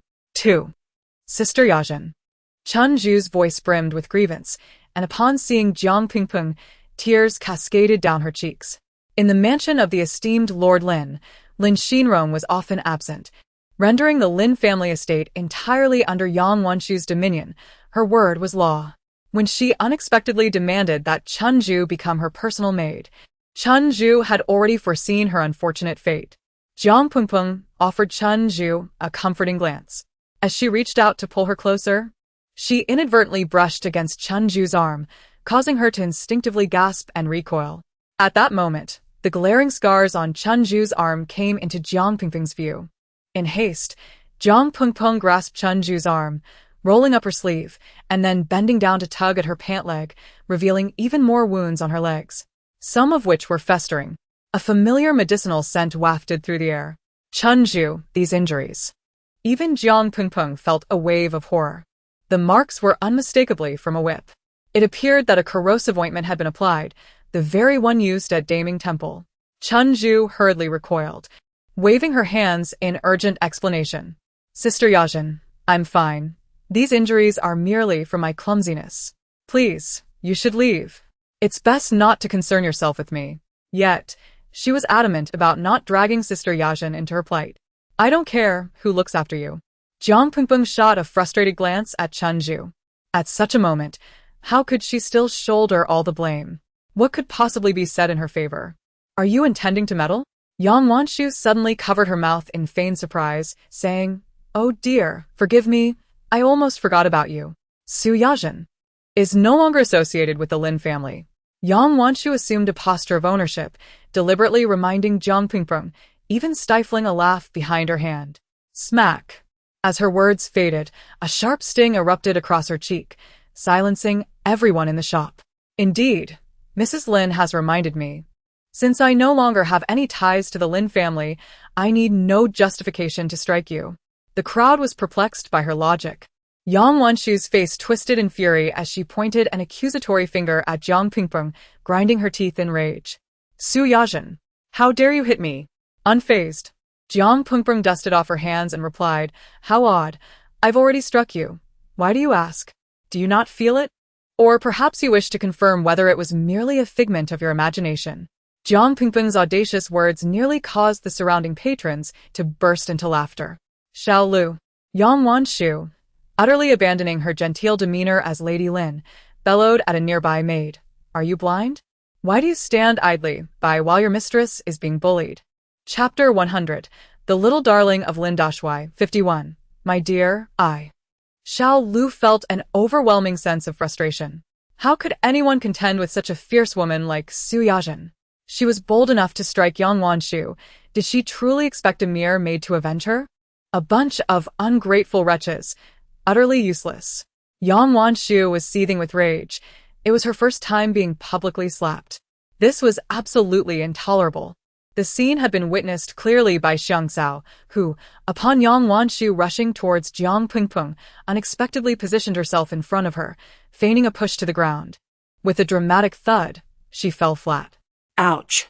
Xiang Cao exclaimed painfully, her brow furrowed in feigned grievance. Madam Lin, why would you push someone so casually? We aren't even acquainted. Have I offended you? Oh, dear, look. Xiang Cao's arm is bleeding. Someone in the crowd cried out. Oh no, how serious. How can Xiang Cao dance now with such an injury? Yang Wanshu shot a glare at Xiang Cao. Are you all blind? My sister merely bumped into her. No, I saw it with my own eyes. It was you who collided with Miss Xiang Cao. At that moment, Yang Wanshu truly felt as if there was no way to cleanse herself of this disgrace. Let us go. She redirected her ire towards Xiaolu, sparing Chunju for the time being. Why was the third concubine so audacious? Did she not intend to apologize to Miss Xiang Cao? Indeed, ever since the second concubine and the general had mutually parted ways, she fancied herself the mistress of the Lin household, disregarding everyone else. The crowd murmured in support of Xiang Cao. As Jiang Pingpeng helped Xiang Cao to her feet, they realized her arm bore no real injury, just a smear of red pigment. They relaxed, believing she had truly acted in their favor and had feigned injury. Initially, they thought it unnecessary. This Xiang Cao was indeed quite clever. In a pitiful tone, she said, Everyone, Please, I'm fine. It's merely a scratch. Let us not detain the third concubine any longer. She has matters to attend to. The implication was clear. Yang Wanshu was abusing her power. Yang Wanshu's expression darkened further, and she had to pause. If such words reached the ears of the general, she feared he might harbor different thoughts about her. After a moment's contemplation, Yang Wanshu relented. Very well, I apologize. Miss Xiang Cao, if your injury is severe, allow me to escort you for treatment. No need for your trouble, third concubine. I can manage on my own. Xiang Cao feigned trepidation, glancing at Chunju, suggesting to onlookers that she was indeed afraid of retribution from the third concubine. Here, take this money for your treatment. Yang Wanshu, though furious, feigned calmness. It's just a minor injury. Xiang Cao will recover with a few days' rest. Xiang Cao exuded understanding, instantly garnering goodwill from the crowd. Enough. Take it. Yang Wanshu, with an edge of annoyance, shoved the money into Xiang Cao's hands. She was quite generous, offering several dozen coins. In this era, such an amount was certainly not trifling. Naturally, had it not been for the pressure from those present, she would not have been so willing to part with her wealth. Consider it a hush money. Miss Xiang Cao, please accept it. After all, you will lose work time during your recovery.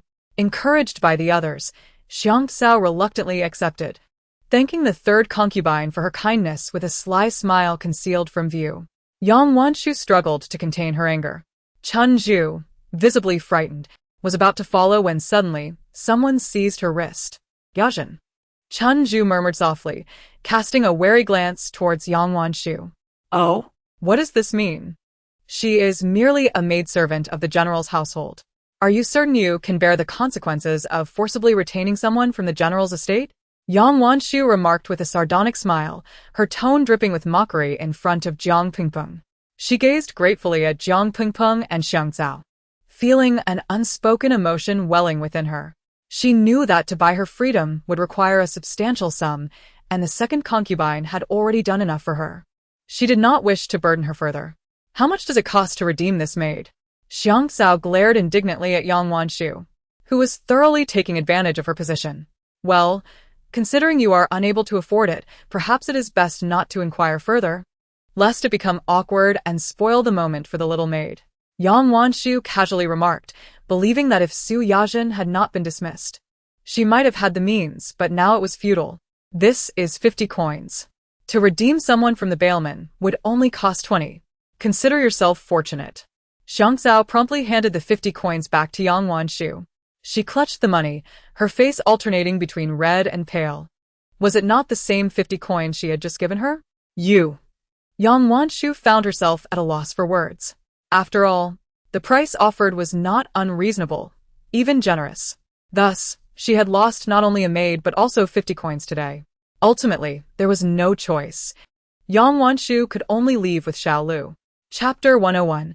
The Little Wife of Lin Dashui, 52. Indeed, Jiang Pingping's quaint tavern had become exceedingly popular, its reputation spreading far and wide shortly after its opening. Just a few days prior, a notice had been posted at the tavern's entrance.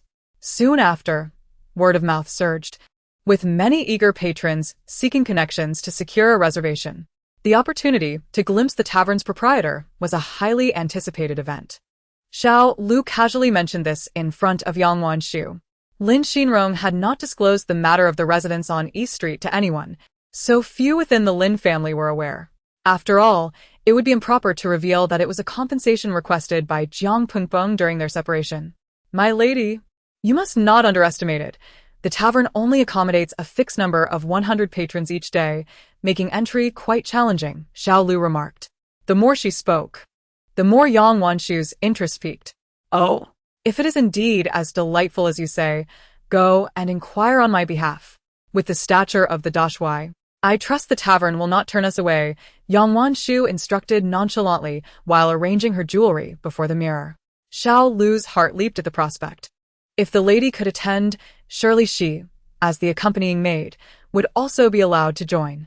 Yes, my lady, I shall go immediately, she replied eagerly, her curiosity about this remarkable woman growing. Deputy, we shall proceed to the tavern on East Street, Lin Xinrong commanded his aide, Luo. Indeed, let us go forth. At the tavern's entrance, a throng of people had gathered early in the morning. Bai He, upon opening the door, was taken aback by the sea of faces before her. Even the famed Paleta Glace had never witnessed such a turnout. Sister Yajin is truly remarkable. Please, everyone, remain calm. We shall attend to you one at a time. Bai He urged, fearing a chaotic rush. She continued, additionally, I have good news. Today, the tavern will accommodate an extra 100 guests. Wonderful. The crowd's enthusiasm surged. Yes. Let us enter one by one. Everyone will have their chance. Under Bai He's guidance, the crowd formed two orderly lines, preventing any disorderly behavior. Bai He and Xiang Chao stood at the entrance to greet the guests, a strategy meticulously orchestrated by Jiang Pingping. In truth, the tavern had ample seating. It was merely a business tactic suggested by Sister Yajin. Meanwhile, Xiang Chao spotted a familiar face, Yang Wanshu's personal maid, Xiao Lu. Seizing the opportunity before Xiao Lu noticed her, Xiang Chao hurried to inform Jiang Pingping.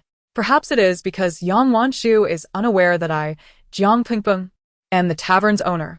Otherwise, she might not have come without a complimentary invitation, Jiang Pingping mused casually. Since she wishes to come, let us grant her this chance. With a subtle smile, she whispered a few words to Xiang Chao. Before long, the tavern was filled to its capacity of 200 guests, with plenty of space remaining. However, Jiang Pingping always reserved a few spots just in case, as exemplified by the unfolding scene. Seated in the private room on the second floor, Jiang Pingping observed the happenings below. Downstairs, Mingyue and Bai He, following Jiang Pingping's instructions, deliberately refused Xiao Lu's requests. There are indeed seats available for you. However, we cannot make it too easy, they asserted. As expected, Xiao Lu invoked Lin Xinrong's name, stating, she is the third concubine of the Dashui. Are you certain you wish to offend him? How presumptuous. Mingyue feigned great hesitation. Yet, we must adhere to the tavern's rules. We cannot disregard the owner's words. Xiao Lu's reasoning was sound, and after some deliberation, they reluctantly agreed. Very well, but please keep this information confidential. We shall make an exception just this once.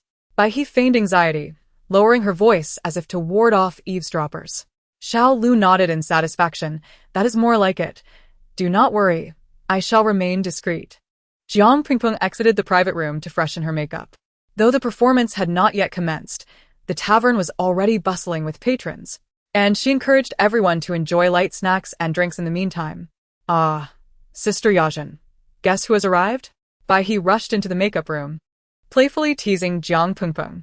Recently, she had taken to participating in the upcoming stage play Chun Shimmy. Without hesitation, Jiang Pingping replied, Could it be Lin Hongyi? Who else could it be but the young master of the Lin family? She stated, casually dabbing red paper on her lips. Ha! This time, you have guessed incorrectly. Bai He said with a twinkle of mischief in her eyes. Could it be Lin Xinrong? Jiang Pingpeng exclaimed in surprise, her lips still adorned with red paper. Caught momentarily off guard, Bai He grew increasingly animated, curious to see Lin Xinrong's expression while watching Chenshimi. Chapter 102. The Little Darling of General Lin, 53, General. You have arrived. Please come upstairs. Lin Xinrong was escorted upstairs by Bai He and several young attendants, settling into a private room. He raised a glass of wine to his lips, savoring its flavor, and his brow relaxed, a hint of appreciation in his tone. Is this truly crafted under your boss's guidance? Bai He smiled softly, refilling his glass. Indeed, General. This entire tavern operates under Sister Yanjin's supervision, and she personally oversees the selection of the brewing grains. After a brief pause, Lin Xinrong casually inquired, Where is she? I have yet to see her. As their conversation unfolded, Chen Zhu entered with 2 plates of snacks. Upon seeing Lin Xinrong, she was startled. General. Lin Xinrong regarded her with skepticism, recognizing her as the maid who always followed Su Yanjin. However, he had divorced Su Yanjin without requiring her to take the maid with her. What brings you here? He asked, observing Chen Zhu's lowered gaze, his tone tinged with displeasure. Chen Zhu stammered, her nerves rendering her speechless. Bai He quickly pushed the snacks towards Lin Xinrong while explaining, This girl must have been frightened upon seeing you. She hardly dares to speak. Oh?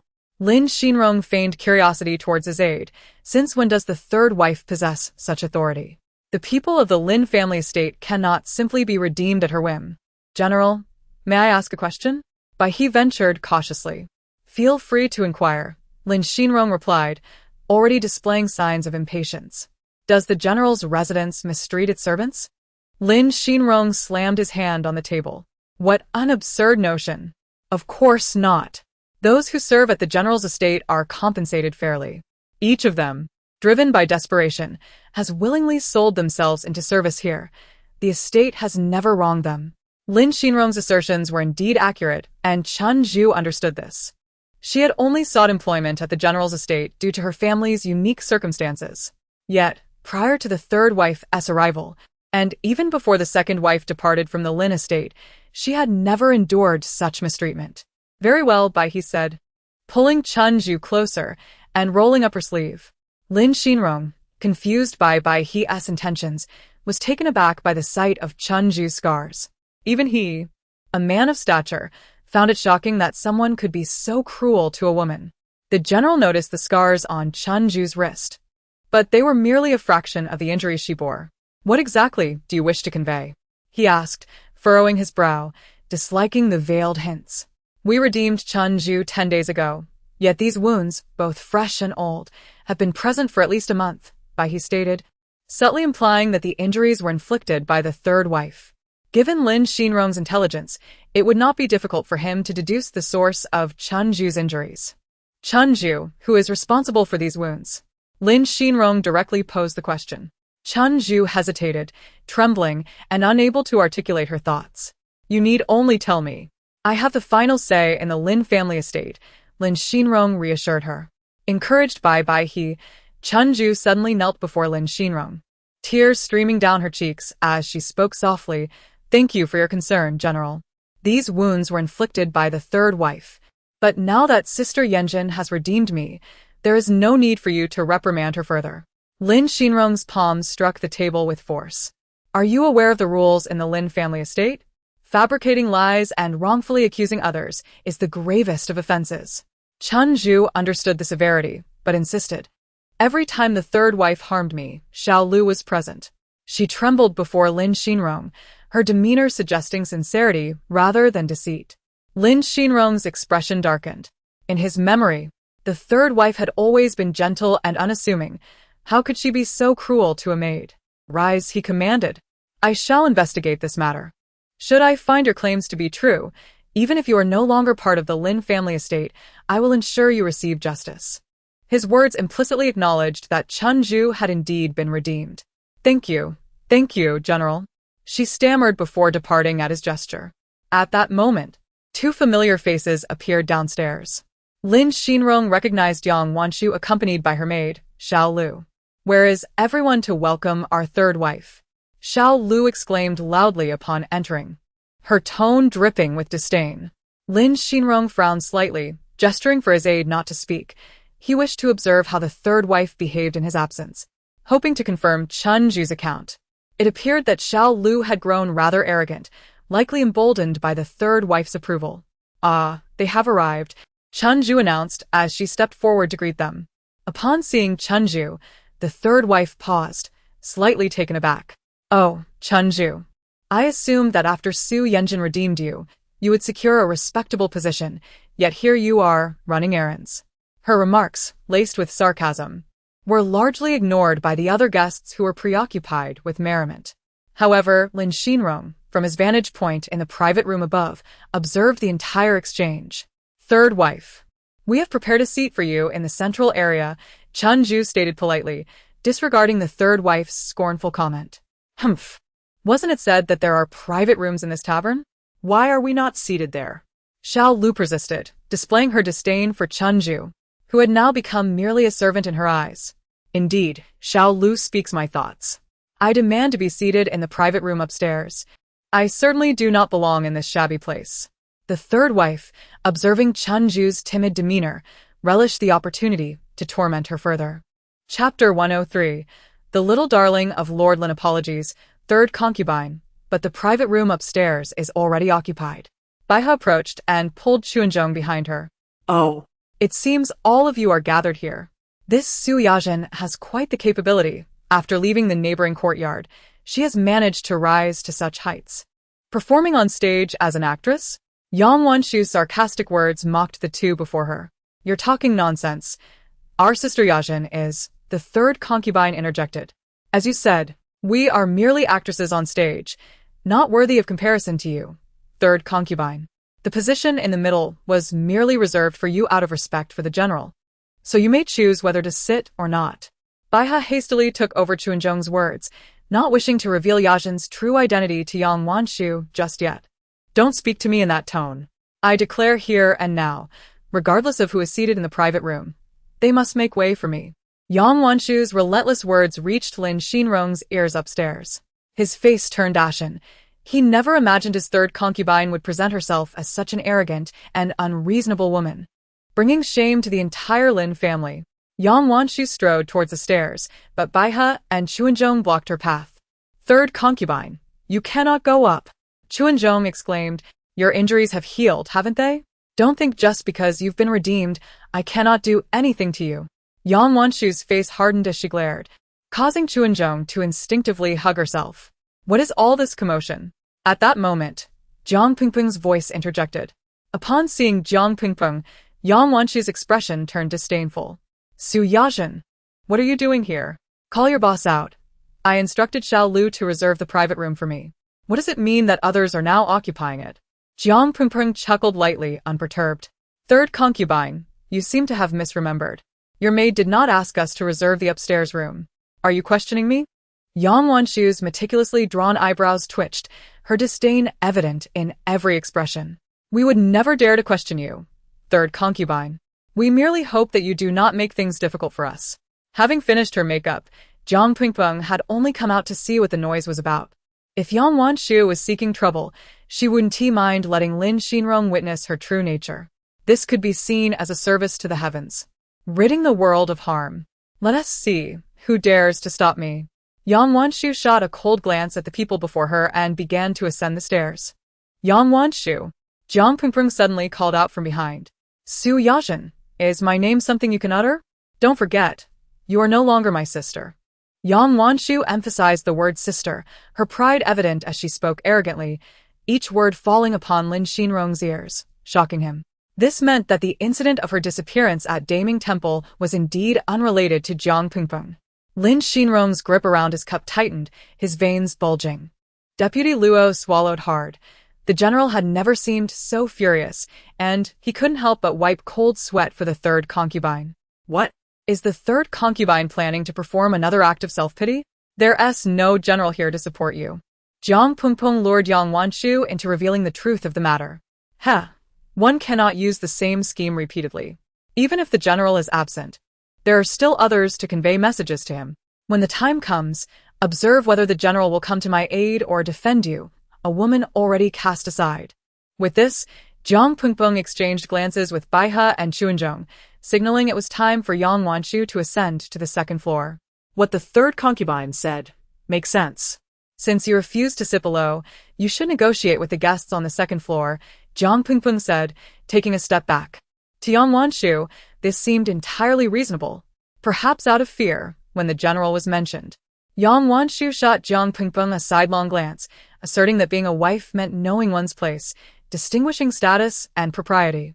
I deign to visit this place, thus I hold you in esteem. Accompanied by Xiaolu, she slowly ascended the stairs. Madam, these people truly do not know their place. They are aware of your connection to the general, yet still choose to offend you, Xiaolu flattered, following Yang Wanshu inside without knocking. You all leave. Our madam wishes to. Xiaolu's words were cut short as she saw Lin Xinrong and his deputy seated within. Shocked. She felt as if she could bite her tongue off, having assumed they were merely wealthy merchants. In the presence of the general's wife, these individuals would surely show some respect. How could she have known that the general himself was seated there? Both master and servant were nearly paralyzed with fear. Lin Xinrong regarded Yang Wanshu with a bemused smile. He pinched the bridge of his nose, a gesture she recognized as a precursor to his anger. Third concubine. Should my deputy and I vacate our seats for you? His words dripped with sarcasm, and he even feigned a gesture to leave. Yang Wanshu's heart raced, prompting her to kneel before Lin Xinrong. Observing this, Xiaolu quickly followed suit, keeping her head bowed in silence. Did this mean he was aware of everything that transpired downstairs? General, I did not mean that. I simply did not know you were here. Yang Wanshu's forehead glistened with sweat. So, you mean if the private room were occupied by others, you would demand they yield their seats in my name? Lin Xinrong gazed down at the kneeling Yang Wanshu and her maid, a mix of disdain and incredulity in his eyes. Chapter 104. The young wife of General Lin, 55. No, General, I dare not again. Yang Wanshu hastily waved her hands in explanation. I absolutely did not mean that. General, I acknowledge my mistake and plead for your forgiveness this time. With a face full of trepidation, Yang Wanshu suddenly comprehended the implications of Su Yazhen's earlier words. They were evidently leading her into a trap. She clenched her teeth, vowing to remember this enmity. Dare not? What is there to fear? Lin Xinrong chuckled mockingly. Let me ask you, how did you go missing at Daming Temple last time? Yang Wanshu fell into silence. I speak the truth. Lin Xinrong emanated an inherent authority that sent Yang Wanshu's heart into disarray. His expression cracked at her words. To say she had merely wandered off was a palatable lie. She had chosen to hide. Then let me inquire further. That injury was also self-inflicted, was it not? Yang Wanshu gritted her teeth. Since Lin Xinrong was already aware of the entire truth, any further denial could lead to even graver consequences. It was my doing. Lin Xinrong's finger trembled violently. Yang Wanshu, you have truly impressed me. At this moment, Lin Xinrong realized that there had been no significant disturbances within the Lin family estate. During that time, Su Yazhen had maintained an excellent reputation. Aside from a few rumors that lacked authenticity, she had managed the household with remarkable order. Before him, she had always been submissive, never addressing him as husband because he disliked it. Thus, she referred to him merely as master. However, since the arrival of this third concubine, the entire Lin family estate had ascended into chaos. Troubles erupted here today, and there again tomorrow. Then that injury on Chunju was also your doing? Lin Xinrong felt a wave of exhaustion wash over him. That was Chunju's own fault, Yang Wanshu. How dare you still argue? Lin Xinrong raised his voice, drawing the attention of several guests downstairs. Though separated by a curtain, they could sense the tension within, fearing someone might face dire consequences. General, I truly recognize my mistake. From now on, I shall change and strive to be a gentle and virtuous Mrs. Lin. Please grant me another chance. Yang Wanshu was naturally terrified. If Lin Xinrong were to cast her aside, all her plans would be in vain. At this moment, Lin Xinrong genuinely felt the sting of irony.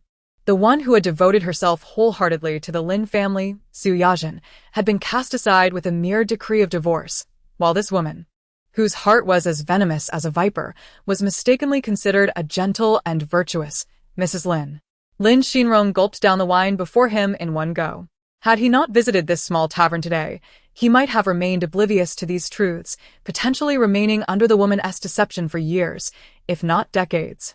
He could also discern that Su Yajin had intentionally provoked Yang Wanshu into revealing these truths. He grappled with his feelings towards Su Yajin. Was it guilt, or should he harbor hatred toward her for unveiling such truths? Lin Xinrong increasingly felt that despite his years of experience, he had been completely played by a woman. After all, familial disgrace must not be aired. Lin Xinrong chose not to make a spectacle of the matter in the tavern. Yang Wanshu hurriedly stood up and dragged Xiao Lu out. At that moment, the announcer on stage had introduced their boss as Su Yajin. Yang Wanshu's heart sank, her gaze fixated on the figure of Su Yajin on stage. She was, in fact, the proprietor of this tavern? Yang Wanshu felt her cheeks flush with heat, realizing that her previous condescending remarks had only served to slap her own face. Madam, we should leave quickly, Xiao Lu whispered beside her, casting a timid glance toward the upstairs private room. Do I not know? Must you remind me here? I truly wonder what purpose you serve. Yang Wanshu could no longer contain her anger, venting it all on Xiao Lu. Xiao Lu wore a face of grievance, but dared not speak further. Could she be blamed? Had not all her actions been sanctioned by the third concubine? As a mere servant, she would not dare overstep her bounds. The princess on stage grew increasingly indistinct. General, perhaps you should drink less? Vice Officer Luo cautioned anxiously from the side. Vice Officer Luo, come drink with me. This is a command. The vice officer, left with no choice, poured himself a glass of wine. Chen Shimi, how could you commit such an act of abandoning your wife? This is intolerable. I shall rid the world of such evil. Spare me, my lord. Lin Xinrong found a bitter irony in the situation. He realized he and Chen Shimi were not so different after all. Little did he expect that she was playing the role of a princess rather than Qin Xianglian. Vice Officer Luo, you say I've been wise all my life. Yet I am ultimately undone by a woman. Do I still have the right to command the army? At this moment, Lin Xinrong was quite inebriated, his words becoming slurred. General, you've had enough to drink. Perhaps you should rest for a while. The vice officer, filled with concern, had initially wanted to advise against such impulsiveness. But who would dare speak against the general's temper? While everyone presumed Lin Xinrong would once again cast aside Yang Wanshu, he refrained from doing so. The war front was pressing, and he lacked the inclination to manage domestic affairs. Moreover, since the last incident, this third concubine had indeed become more restrained, her demeanor still arrogant, but less so than before. After all, Lin Xinrong had long been absent from home. The household required a woman to manage it, and he chose not to concern himself with trivial matters. However, in the month leading up to his departure for the front lines, Lin Xinrong frequently visited the tavern's private room. He came alone, quietly sipping a few drinks before leaving. Each time, Jiang Pengpeng had recognized him, personally serving him wine, and their exchanges remained minimal. In fact, he had never even offered her an apology. Chapter 105, The Little Darling of Lin Dashui. As I set forth, I pondered whether I would ever again savor the libations from that quaint tavern. Perhaps you could prepare a few jars for me to take along. Lin Xinrong himself was bewildered by the emergence of such a thought within him.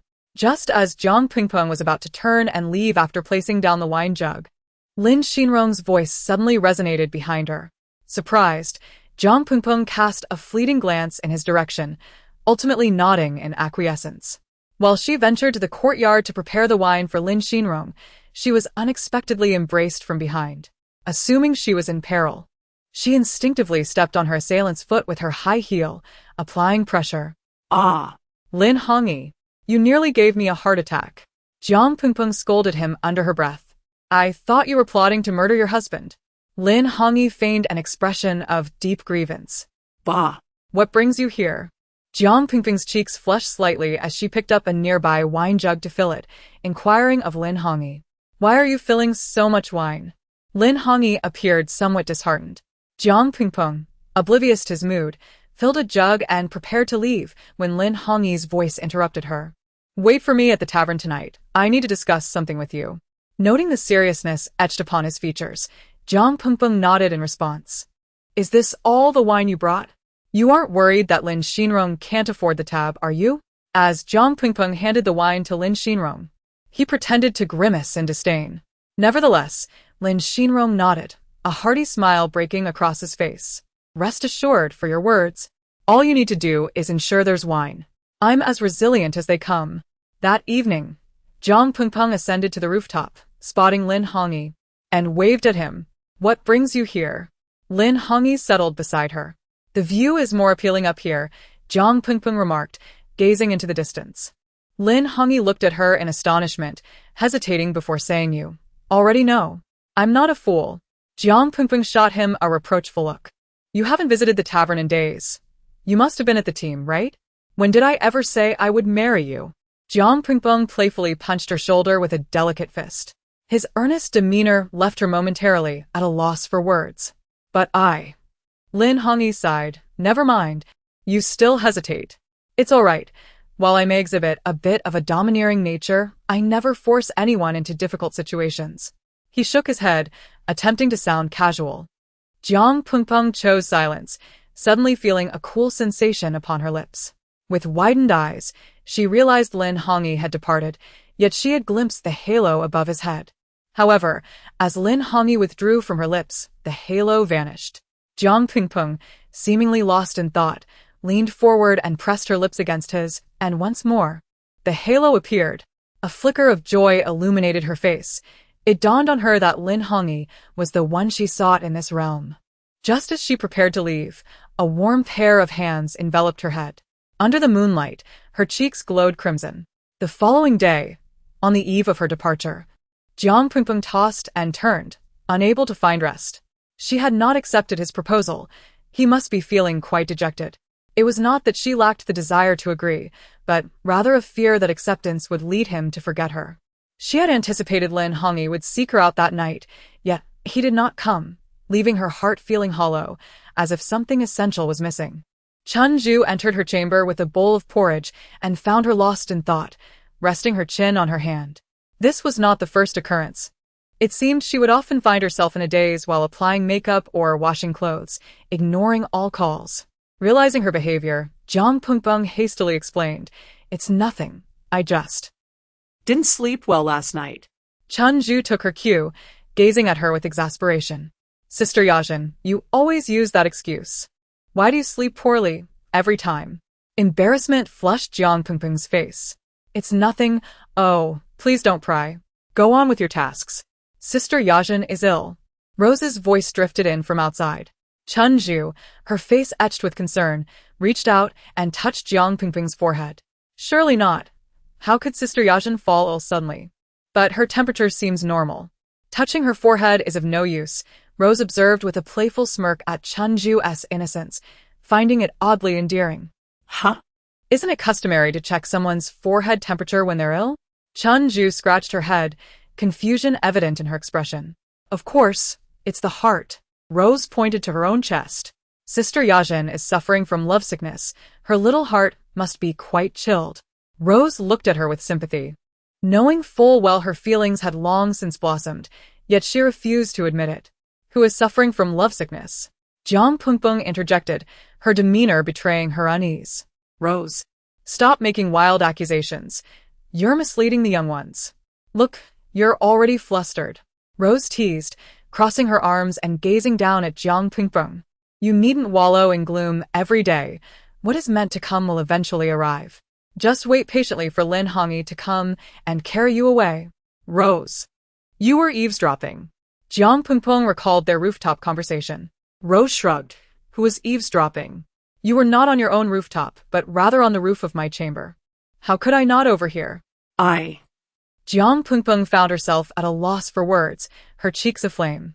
Chapter 106. The little darling of the great general. The entire marketplace resounded with the jubilant sounds of firecrackers. The tavern had specially brought out all its liquor, offering free drinks to the returning soldiers. Young man, do you happen to know someone named Lin Hongyi? Jiang Pengpeng anxiously inquired of every passerby, her concern growing as noon passed without a glimpse of Lin Hongyi. I'm sorry, there are too many people. I haven't heard of the person you're looking for. Surely, he hasn't just vanished into thin air? Perhaps he got separated. Jiang Pengpeng was unwilling to give up and pressed on with her questioning. She shook her head in disbelief, insisting, "That's impossible. It can't be. Lin Hongyi, where are you?" She continued to search through the throngs of people for his figure, but Lin Hongyi seemed to have evaporated from existence. Sister Yajin, Chen Hui, and the others noticed Jiang Pengpeng sitting alone and approached to offer comfort. "Go on with your business. I need a moment alone," Jiang Pengpeng said, wiping away her tears and forcing a smile that only deepened her sorrow. "Rose, please don't say anything more," Chen Hui urged Rose, aware that this was the most difficult moment for Sister Yajin. "I truly can't bear to witness this. It's just one man. Is he worth this despair?" Rose lamented, her heart aching for Jiang Pengpeng. She did not genuinely wish to scold her. She simply could not stand to see her in such anguish. With tears still glistening on her cheeks, Jiang Pengpeng sobbed, "I." Rose gently patted her shoulder. He departed with honor. He did not wish for this fate. But circumstances were beyond his control. Indeed. Sister Yajin, Rose is right. The young master, too, was a victim of circumstance, Chen Hui said, tears streaming down her face, as she joined Rose in comforting Jiang Pengpeng. Jiang Pengpeng wiped her tears, standing resolutely. "All right, let us not dwell on this anymore. We must hurry to assist the wounded." Determined to cast aside her troubles, she devoted herself to tending to the injured. As night fell, Jiang Pengpeng continued her tireless efforts. Despite the sweat beading on her forehead, she seemed oblivious to her exhaustion. "Miss Su, we've seen your dedication today. You should take a break." Several soldiers observed her relentless toil and urged her to rest. She wiped her forehead and shook her head. "I'm fine. I'm not tired." No sooner had she spoken than she rushed off to attend to another task, never allowing herself a moment's respite. She believed that only by staying busy could she suppress thoughts of Lin Hongyi. Yet, it was nothing but self-deception. His image and words occupied her mind incessantly.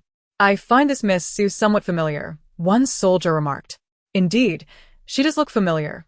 I believe one of the brothers showed me her photograph," another added. "Were you referring to Lin Hongyi?" At that moment, Jiang Pengpeng's heart sank. "Miss Su, please don't rush. Let me think. There are just too many people," one soldier stammered. Sensing her urgency, Jiang Pengpeng fixated on him, desperate not to miss any useful information. She bombarded him with questions, but the soldier appeared troubled. Miso? This photograph was shown to us before a comrade made the ultimate sacrifice." "Comrade?" Jiang Pengpeng paused, then continued. "Are you referring to Lin Xinrong?" "Yes, that's correct." He sacrificed himself?" Jiang Pengpeng took a step back in disbelief, tears streaming down her cheeks. Days swiftly passed, and Jiang Pengpeng gradually accepted the harsh reality she had to confront.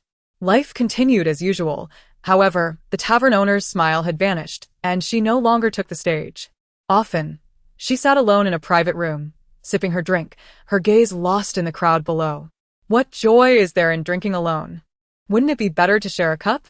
Suddenly, a rich, magnetic voice broke the silence behind her, causing Jiang Pengpeng to drop her cup, shattering it on the floor. She froze, hesitant to turn around, fearing it might be an illusion that would vanish upon her movement. Tears flowed uncontrollably down her cheeks. "Would you care to share a cup with me?" The voice called again, stirring her heart with indescribable emotions. "I wouldn't," Jiang Pengpeng retorted defiantly, though her heart ached with a blend of sorrow and joy. "Then I shall take my leave." Jiang Pengpeng sprang to her feet. "Lin Hongyi, if you step out that door, I shall break your legs." A chuckle escaped Lin Hongyi. "Then go ahead and break them, so I may remain by your side forever." He allowed her to vent her frustrations and, once she had calmed, grasped her wrist gently. "I'm sorry for my tardiness." She collapsed into his embrace, weeping for what felt like an eternity, reluctant to let go, even as sleep overtook her, clutching tightly to his collar. Lin Hongyi gazed at her peaceful face, feeling his heart brim with fulfillment. Chapter 107. The Journey of the Useless Concubine Daughter's Revenge. The tavern owner has recently been radiating with joy. Indeed, It seems that happiness invigorates the spirit.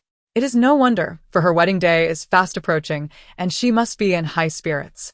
The tavern has begun to buzz with excitement, adorned with lanterns and festooned with large red characters of good fortune. Everyone assumes that the owner is to be married off, but they're sorely mistaken. What? ISNT at all the talk that the tavern owner's wedding is imminent. If she's not getting married, why the abundance of auspicious decorations? Indeed, it is true that the owner has a momentous occasion approaching, yet who says she must wed? The tavern's young attendants, while serving drinks to the patrons, intentionally tease with their cryptic remarks. What? I find this quite perplexing. The guests leaned in, eager to overhear the gossip. With a mischievous grin, the young attendant chuckled, you misunderstand. Our tavern owner is to propose, not to be wed. What? She intends to marry the young master? The patrons nearly sputtered their drinks, for traditionally, it is the woman who marries the man. The tavern owner's intentions are indeed extraordinary, particularly since the young master is willing. Yajin, I apologize for breaking my promise. I did not bring you home in a grand procession. Since you have broken your word, allow me to carry you home in style. On the wedding night, he lifted her veil, slightly intoxicated, gazing at her with dreamy eyes. How could such beauty exist in this world? He leaned down to extinguish the candles. Jiang Pengpeng suddenly awakened, staring at the unfolding scene on the large white screen before her, her cheeks flushed. The screen then transitioned to Yang Wanshu, who had indeed accomplished her mission and secured everything she desired from the Lin family. However, the sacrifice of her son had driven her to a state of madness. She had once perceived her son merely as a tool to be utilized, and her husband as a stepping stone to wealth and prosperity.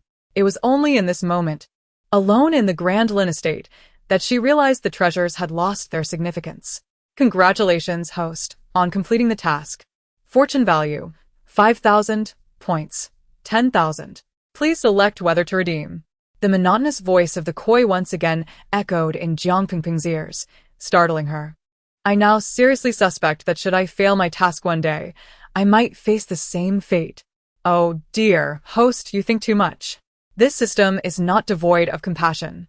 As the koi's words faded, a storage shelf appeared before Jiang Pengpeng once more. This time, the items available for redemption were significantly more numerous than before. By the way, what happened to that caterpillar awarded to me last time? Just as Jiang Pengpeng inquired, she suddenly felt a tickling sensation at her feet, as if something were brushing against her. She instinctively looked down, only to find herself covered in goosebumps. The caterpillar had grown considerably since their last encounter, yet it was now covered in brown tufts of hair. Ah! Jiang Pengpeng screamed in horror. What on earth is this? How utterly revolting. Sniffle. Master finds me disgusting. The caterpillar curled up in a corner. Wait. Jiang Pengpeng observed the curled-up creature with a strange gaze. It could speak. Host. This is a reward from the system. It is not unusual for it to talk. Furthermore, its spirit is quite fragile and cannot withstand criticism. Please apologize to it. The koi lectured Jiang Pengpeng. Unable to endure the koi's incessant chatter any longer, Jiang Pengpeng approached the caterpillar and offered a few comforting words. Yet she remained unwilling to take it along on her tasks. The thought of a caterpillar crawling out from under her blanket in the dead of night was simply too horrifying to consider. This time, Jiang Pengpeng redeemed a lucky star. Before she could inquire about its use, the koi had already initiated her transportation. Oh, I never anticipated that the Wen family would harbor such a useless second daughter. Not only that, but she is quite the eyesore. Just look at that large scar on her face. It is baffling why the Zhao family's young master would betroth himself to her. Indeed, it is fortunate that the eldest daughter is a genius. At the tender age of 12, she has already reached the upper levels of the Green Realm. Truly, she is deserving of the Zhao family's young master. Enough of this noise. Jiang Pengpeng shouted, rubbing her temples. The crowd fell silent for a brief moment before erupting into chaos once more. A useless child. How dare she have such a temper? Indeed, it is my first time witnessing someone fainting from testing their spiritual power without even reaching the Red Realm. As the murmurs persisted, Jiang Pengpeng pieced together the fundamental details of this realm. This is a fictional continent known as the Bright Moon, where martial prowess reigns supreme. Those born on the bright moon reach the age of 12, the time of the golden hairpin, and must undergo a test of their innate spiritual power to determine their suitability for cultivation and potential capabilities. The ranks, from lowest to highest, are red, orange, yellow, green, blue, and purple. Each rank is further divided into 3 tiers: upper, middle, and lower. For instance, a practitioner may reach the lower tier of the blue realm, with the middle and upper tiers still attainable, and only upon reaching the pinnacle of the upper tier can one ascend to the lower tier of the purple realm. Jiang Pingpeng slowly opened her eyes and was startled to find herself lying on the ground, surrounded by onlookers.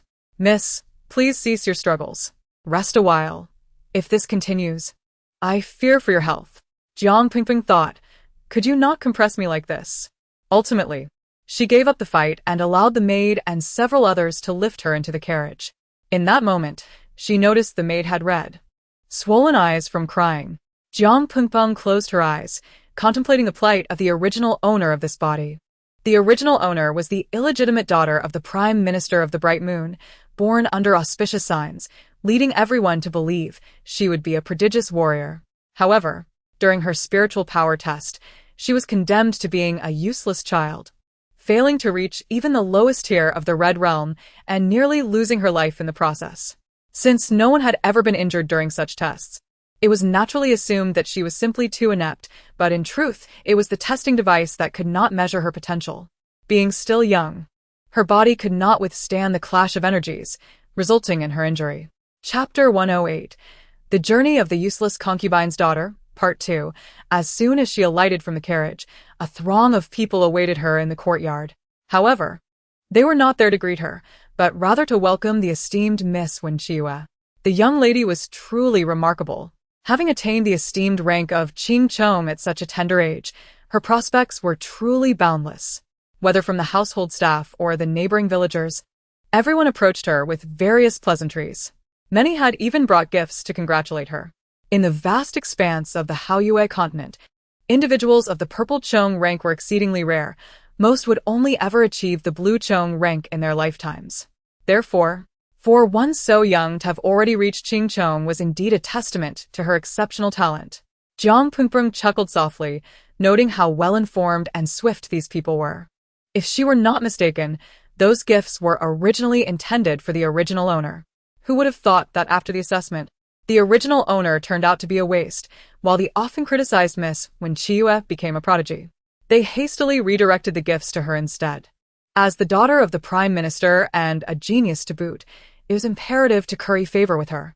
Falling behind could lead to losing the spotlight to someone else. When Mingyue maintained a veneer of humility, her lips curving into a gracious smile as she spoke softly. "Everyone is too kind. My achievements today are largely due to my father's guidance." As she attributed all the credit to Wen Tianhong, a satisfied smile spread across his face. However, when his gaze inadvertently flicked to Jiang Pingpeng, a glimmer of disdain surfaced in his eyes. He pondered how much better it would be if she were not his daughter. In stark contrast, Jiang Pingpeng was assisted down from the carriage by her maid, Yuchu. Yet not a single person came forth to offer assistance or even inquire after her well-being. The gazes directed at her were filled with contempt and disdain. A gentle breeze swept by, lifting the hair from beside her ear. Few had ever seen her true visage, without the obscuring lock of hair that concealed a scar. Her face was quite exquisite, even possessing features that could rival those of Miss Mingyue. However, upon the revelation of the scar, a collective instinct caused everyone to step back. Supported by Yuchu, Jiang Pingpeng made her way into the estate. Suddenly, a voice echoed from behind. It was Wen Tianhong. "Wen Ximling, where do you think you are going? Your sister is here entertaining so many guests, and you intend to be idle?" His tone was laden with reproach. His brows furrowed, as if they could crush a fly. In his official demeanor toward her, he was all business, while his tone toward Mingyue was gentle, as if he wished to cradle her in his hands. "These guests are here to congratulate my sister. As a waste, I would rather not embarrass myself here," Jiang Pingpeng replied, a hint of self-mockery in her voice. "Furthermore, Father has seen that I am gravely injured. I fear my presence here might trouble everyone." She deliberately put on a pitiful facade.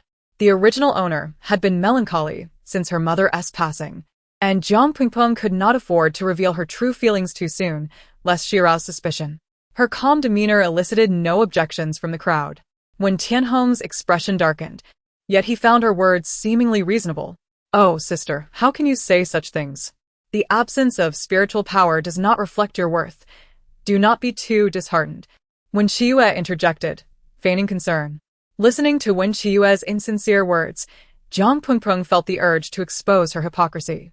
The disfigurement of the original owner's face was, of course, closely tied to Wen Qiyu. "Sister thinks too much of it. I am not upset merely. I feel I have let down the expectations of father and mother, and it weighs heavily on my heart," Jiang Pingpeng said, lowering her gaze. Her face contorted with a sorrow that tugged at the heartstrings. Wen Qiyu observed Jiang Pingpeng's words with a hint of derision. Yet she maintained her facade of a caring sister in front of the guests. "It is all right, we are sisters. If you find a way, I will surely assist you," she said, embodying the image of a cultured and considerate lady. The crowd nodded in agreement, showering Wen Qiyu with praises. Indeed. It is a blessing for whoever wins her heart. In no time, the Wen family welcomed all the gift-givers inside. Within this household, the original owner was treated as an outsider. Her mother had long since passed away. When Tianhong had only arranged for her to reside in a decent courtyard as a token of good fortune, unaware of the unfolding events. She was surrounded by numerous maids. Yet only Yuchu remained truly loyal. The others were undoubtedly spies placed by Wen Qiyu. "Miss, I shall fetch you some pastries," Yuchu said, concern etched in her features. Jiang Pingpeng's stomach rumbled, revealing her hunger. "All right, please go ahead, Yuchu," she replied. As Yuchu hurried out, Jiang Pingpeng found herself alone. She reclined comfortably, resting her hands behind her head. In truth, her body bore no ailments. All injuries were endured by the original owner. After a moment, she sat up, recalling the items she had exchanged with the little goldfish. Suddenly, a glimmering golden light appeared at her fingertips. "What is this?" she wondered, only to feel an unexpected heat radiating from her hand. "What on earth?" She attempted to remove the ring, but it clung to her finger as if it were a part of her. "Establish a contract with me, and I shall grant you your desires." A childish voice echoed mysteriously, momentarily leaving Jiang Pingpeng in stunned silence. Having grown accustomed to such occurrences, she refrained from exclaiming loudly this time. Chapter 109. The Journey of the Useless Concubine Slap in the Face, Part 3. How can a contract be established if you do not show yourself? Jiang Pingpeng rolled her eyes, speaking with irritation. However, she was aware that similar events had transpired in the life of the original owner, who had failed to adequately utilize the contract god, ultimately rendering it ineffective. The contract god before her was not like others who selflessly offered their power to their hosts. He could forge contracts with anyone, but only after they passed his trials would he genuinely fulfill his role. The original owner had suffered greatly at the hands of Wen Qiyu, leading to the contract god abandoning her and forming a contract with Wen Qiyu instead. The method was, of course, the traditional blood contract. In a childish voice, sharp yet excited, he exclaimed, "Do you have any idea who I am? I am the contract god. Countless individuals yearn to form a contract with me, yet you dare to question my authority. Just think of the benefits you could reap from aligning with me." "Sorry, I'm not interested," Jiang Pingpeng interrupted, finding amusement in the childishness of his repeated claims of grandeur. Yet she continued to refuse, maintaining a strategic distance. "Oh." Jiang Pingpeng yawned. "Just because you say so, does that make me your mother?" The contract god was momentarily taken aback. Suddenly, a small, pouting figure appeared before Jiang Pingpeng, clad in a red apron, with a flickering flame at his brow, hands on his hips, glaring at her. She expected him to demonstrate his powers, yet instead, he began to wail. How could a mighty contract god be despised by such an unattractive woman? How am I to endure this? Jiang Pingpeng winced. "Shut up. You're so loud." Ignoring his tears, she retorted, "Wait a moment. Who are you calling ugly? Look at yourself." The small deity handed her a mirror, revealing her own luscious lips and delicate features, a quintessential beauty. However, a prominent scar near her ear marred her visage, diminishing its brilliance. "How about we forge a contract? I can not only heal your face but also elevate you to the ranks of a martial artist," reaching the upper tiers of cultivation. The contract god's face was filled with temptation, his mood shifting rapidly from sorrow to joy. My spiritual energy is at least of the highest purple tier. You expect me to reach the green tier? Are you jesting with me? You know your energy is at the purple tier? Jiang Pengpeng replied calmly. I am not among those fools. The contract god's expression morphed in astonishment. Who are you calling a little brat? I am thousands of years old. Jiang Pengpeng gazed at him with sympathy. Dwarfism? Will you sign or not? He pressed. At that moment, a cacophony erupted outside. What right does a useless person have to eat?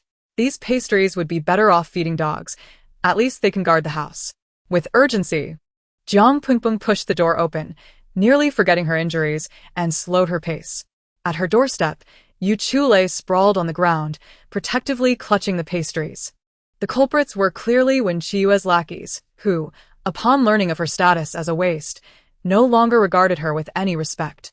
What are you doing? Jiang Pengpeng feigned weakness, leaning on a cane as she approached them with authority. Miss, these traitorous wretches deliberately knocked over the pastries meant for you. Yu Chu, flustered, managed to rise upon Jiang Pengpeng's arrival. Yu Chu, don't falsely accuse anyone. You tripped over your own feet. Indeed. Do not presume upon your status as the second young miss to spout nonsense. They retorted. Jiang Pengpeng interrupted, shaking her head. The maidens grew bolder, addressing her as the second young miss yet lacking any semblance of respect. You four, are you all my servants? Jiang Pengpeng's sudden question left them bewildered, as if questioning her sanity after her recent misfortunes. Of course, she affirmed very well. As her words fell, her cane struck one of the maidens, punishing their arrogance and disloyalty. You should have been loyal to your master. When she was injured, you all fled without a care. What use are you? When Jiang Pengpeng lowered her cane, the four maidens lay battered upon the ground, their bodies marked by the impact. She had shown restraint. Had she infused even a modicum of energy into her strikes, their lives would have been in jeopardy. The speed of her assault had left them no time to react. Spare us, second young miss. We shall not dare again. Now pick up those pastries from the ground. Jiang Pengpeng commanded, her tone imbued with authority that brooked no dissent. Even Yu Chu stared in disbelief. Had she not been grievously injured? How could she still possess such strength? Yes, we will do so immediately. The maidens, stripped of any will to resist, hastily knelt to retrieve the pastries. As they handed the pastries to Jiang Pengpeng, she instructed, consume every last one. Not a single crumb should remain. Second young miss, but the sheer quantity of pastries, especially those retrieved from the ground, seemed insurmountable. You are the ones who made a mess. Now you refuse to eat? You may choose. Either share equally among yourselves or offer them to someone else. Jiang Pengpeng mocked, leaving them to ponder their fate. Chapter 110. The Path of the Useless Concubine's Slap in the Face. Part 4. Alas, my lady. I had thought they were fiercely loyal to the eldest miss, yet here they are, choosing to present those pastries to her solely for their own benefit, remarked Yu Chu, her voice laced with mockery and delight. Jiang Pengpeng sighed, for she had anticipated this outcome. The maids in the household were all opportunistic, aligning themselves with the stronger party. To preserve their own positions, they would not remain steadfastly loyal to anyone. My lady, your injury. Yu Chu suddenly remembered how she had chastised the group of maids earlier. She looked at her with wide eyes, filled with astonishment and concern, reflecting on the way she had stood up for her. I force myself to go out to save you. Jiang Pengpeng regarded Yu Chu with a smile that danced between humor and mischief, deliberately misleading her. No sooner had she spoken than she noticed the girl's eyes glistening with unshed tears. My lady, I am so sorry. It's all because of me. Uffed. Silly girl. You believed that? Look at me.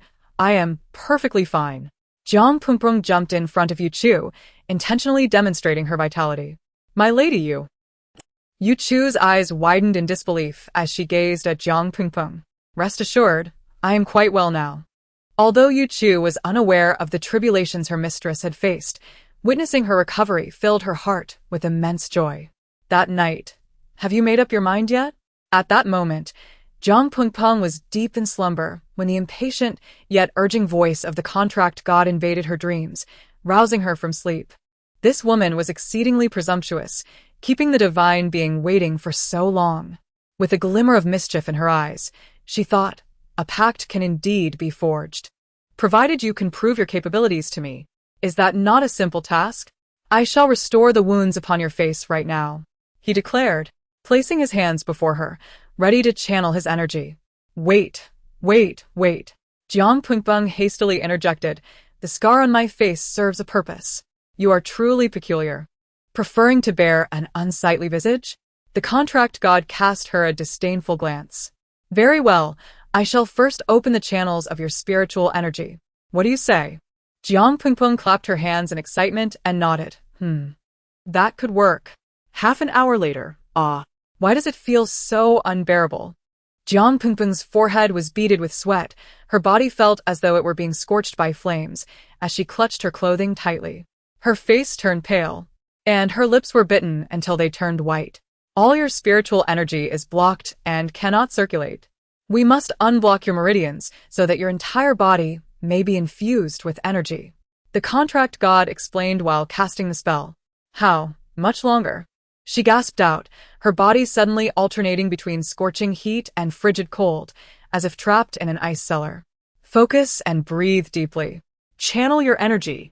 The contract god instructed her step by step, as she felt a force within her body surging, desperate to break free, thrashing violently. After taking a deep breath and following the contract god's guidance through numerous attempts, the tumultuous energy gradually calmed. Unable to endure any longer, she fainted. Hey? We have yet to forge the contract. How can you faint now? When Xinling? A small figure emerged from the ring, floating before Jiang Pungbeng, feeling deceived and inexplicably aggrieved. Then, he produced a dagger, slicing open his fingertip and letting the blood drip onto his own brow. Self-sufficiency is key. Done. This is so challenging. Forming a contract requires my own intervention. Knock, knock, knock. My lady, are you awake? A knock at the door interrupted, the voice outside tinged with urgency. Once Jiang Pungbeng had refreshed herself, she and Yu Chu proceeded to the grand hall. From afar, she noticed the hall was filled with people. Among them, her former fiancé. Prince Hao Xiaojun was present. He was indeed handsome, yet a hint of ambition lingered in his brow, suggesting a lack of integrity. As for why the original owner had a betrothal to the prince, it was because everyone once believed her to be a genius, one that must not be overlooked. The original owner had been infatuated with the prince, while he merely sought to use her to bolster his own power. In a world where strength reigns supreme, even imperial families would show great deference to true martial geniuses. However, upon discovering her to be a mere waste, Prince Hao Xiaojun, fearing the rumors of abandoning his betrothed, conspired with Mingyue to secretly strip her of her virtue. Behind the scenes, he had engaged in countless clandestine dealings with Wenqi. Jiang Pungbeng maintained an impassive facade, yet she had already discerned the true purpose of the prince's visit. Xinling pays her respects to His Highness. I extend my greetings to my father, mother, and sister. Jiang Pungbeng presented herself with a facade of grace and decorum, deliberately revealing the scar near her ear. As she greeted Hao Xiaojun, she noticed his face contorting with disdain. Instinctively leaning back.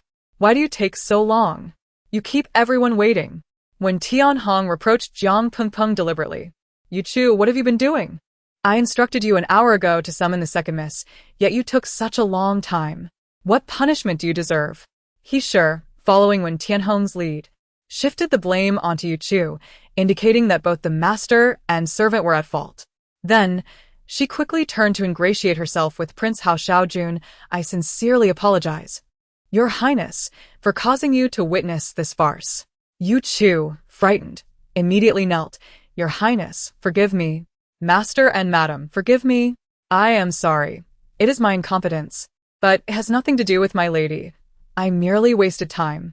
Xinling truly does not regard this palace with due respect. To lay the blame upon a mere maid. Hao Xiaojun flung his sleeve, displaying his anger. Before Jiang Pungbeng could speak, when Mingyue approached with a cup of tea. Your Highness, please do not be angry. My sister did not intend for this. She was gravely injured during the spiritual energy test yesterday. When Mingyue seemed to be defending Jiang Pungbeng, yet this only served to fan the flames of discontent. She subtly reminded Hao Xiaojun of Xinling's status as a waste. If that is the case, I have indeed heard about yesterday's events. Thus, it is not Xinling's fault. How Xiaojun feigned suspense, exchanging glances with Wen Qiue as he lifted the tea. Thank you, Your Highness, for your magnanimity in not holding my sister accountable. Wen Qiue played the part of the perfect benefactor, leaving no room for criticism, while simultaneously reproaching Jiang Pingpeng, sister. Why have you not yet expressed your gratitude to His Highness? Thank you, Your Highness. I am most grateful. Jiang Pingpeng thought inwardly of 1,000 curses while maintaining the facade of a refined young lady, as though the prince had bestowed upon her an immense favor.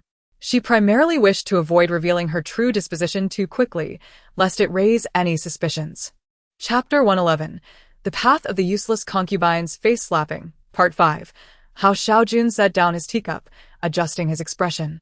For there was indeed a matter of greater significance that I must convey today.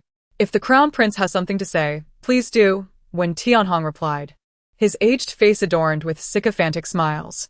How Xiaojun feigned a look of great difficulty as he gazed at Jiang Pingpeng. Qiyu, you are aware that we have a marriage contract. What does that mean, Your Highness? Jiang Pingpeng gently nodded. You must understand that as the Crown Prince, I am destined to inherit the throne, and the future Crown Princess must embody the dignity of the realm. Should any issues arise with the Crown Princess, it would invite ridicule from the world. Please, Your Highness, annul the engagement. Qiyu is incompetent, merely a useless person. If the role of the Crown Princess is to command respect, I believe my sister is far more suited. Jiang Pingpeng could no longer endure Hao Xiaojun's lofty rhetoric and decided to take the initiative. Otherwise, he would struggle to fabricate further excuses. As her measured words fell into silence, Wen Qiue interjected in a feigned sweet tone, Sister, what nonsense are you speaking? The Crown Prince's marital matters are not for us to scrutinize. Sister, Xinling merely believes that if one is to embody the dignity of the realm, they must possess both capability and a heart devoted to the empire, unencumbered by romantic entanglements. Since Xinling cannot alleviate the Crown Prince's burdens, why should she be a hindrance? Jiang Pingpeng cast a reluctant gaze at Hao Xiaojun and rationally stated, Xinling and the Crown Prince share a tenuous bond. She will proactively seek the Emperor's decree. Jiang Pingpeng had already anticipated all of Hao Xiaojun's concerns, rendering any need for him to report to the Emperor unnecessary. In that moment, the others in the hall regarded Jiang Pingpeng with appreciative glances. To them, when Xinling had become a selfless woman, acutely aware that her current status did not merit her as the Crown Prince's consort. Even if she harbored affection for him, she would relinquish her claim for the greater good. This was the poise expected of a well-educated lady of the esteemed family. The Chancellor has indeed raised his daughter well, remarked the Grand Tutor beside the Crown Prince, filled with commendation. When Tianhong's brows suddenly unfurled, when had Wen Xinling become so sensible? Yet, he would not alter his opinion of her simply because of this newfound wisdom. With a hint of disdain, Wen Qiue cast a casual glance at Jiang Pingpeng, thinking it fortunate that she was sensible. Otherwise, the consequences she would face could haunt her for a lifetime. With a mere glance from Wen Qiue, her personal maid nodded and withdrew. Hao Xiaojun himself had not anticipated the annulment to proceed so smoothly. He was quite pleased as he departed the Chancellor's residence alongside the Grand Tutor. The following day, Jiang Pingpeng dutifully entered the palace. Miss, I truly do not understand. You so admire the Crown Prince. With him as a support, neither Lord nor Madam would dare to trouble you. Now, You seem to be pushing yourself into a pit of fire. Jiang Pingpeng had brought no one with her, only Yu Chu. As she rode in a carriage to the palace, she chuckled softly, offering reassurance. I understand your concerns, Yu Chu. However, I shall become my own support in the future. Yu Chu remained perplexed, yet as this was her lady's decision, she refrained from further inquiries. Upon arriving outside the Emperor's Grand Hall, they entered only after the eunuch announced their presence. At that moment, a figure emerged from the hall, clad in a flowing black robe, adorned with a purple gold hairpin, supported by attendants, and crowned with a radiant halo. Jiang Pingpeng instinctively glanced over. His countenance was extraordinarily handsome, but what drew her attention were the deep, striking eyes beneath his sword-like brows, which were shockingly white. He is blind, was Jiang Pingpeng's immediate reaction. Despite it being but a fleeting glance, Her impression of him was indelibly etched in her mind, for she was, after all, one who appreciated beauty. Moreover, he was the person from whom she sought to draw fortune in this realm. With a sigh of regret, she shook her head, lamenting the unfortunate circumstance of such a stunning face being marred by blindness. Xinling, have you truly made up your mind? The emperor observed Jiang Pingpeng, who knelt before him, his majesty scrutinizing her with authority. After hearing her account, he nodded in agreement.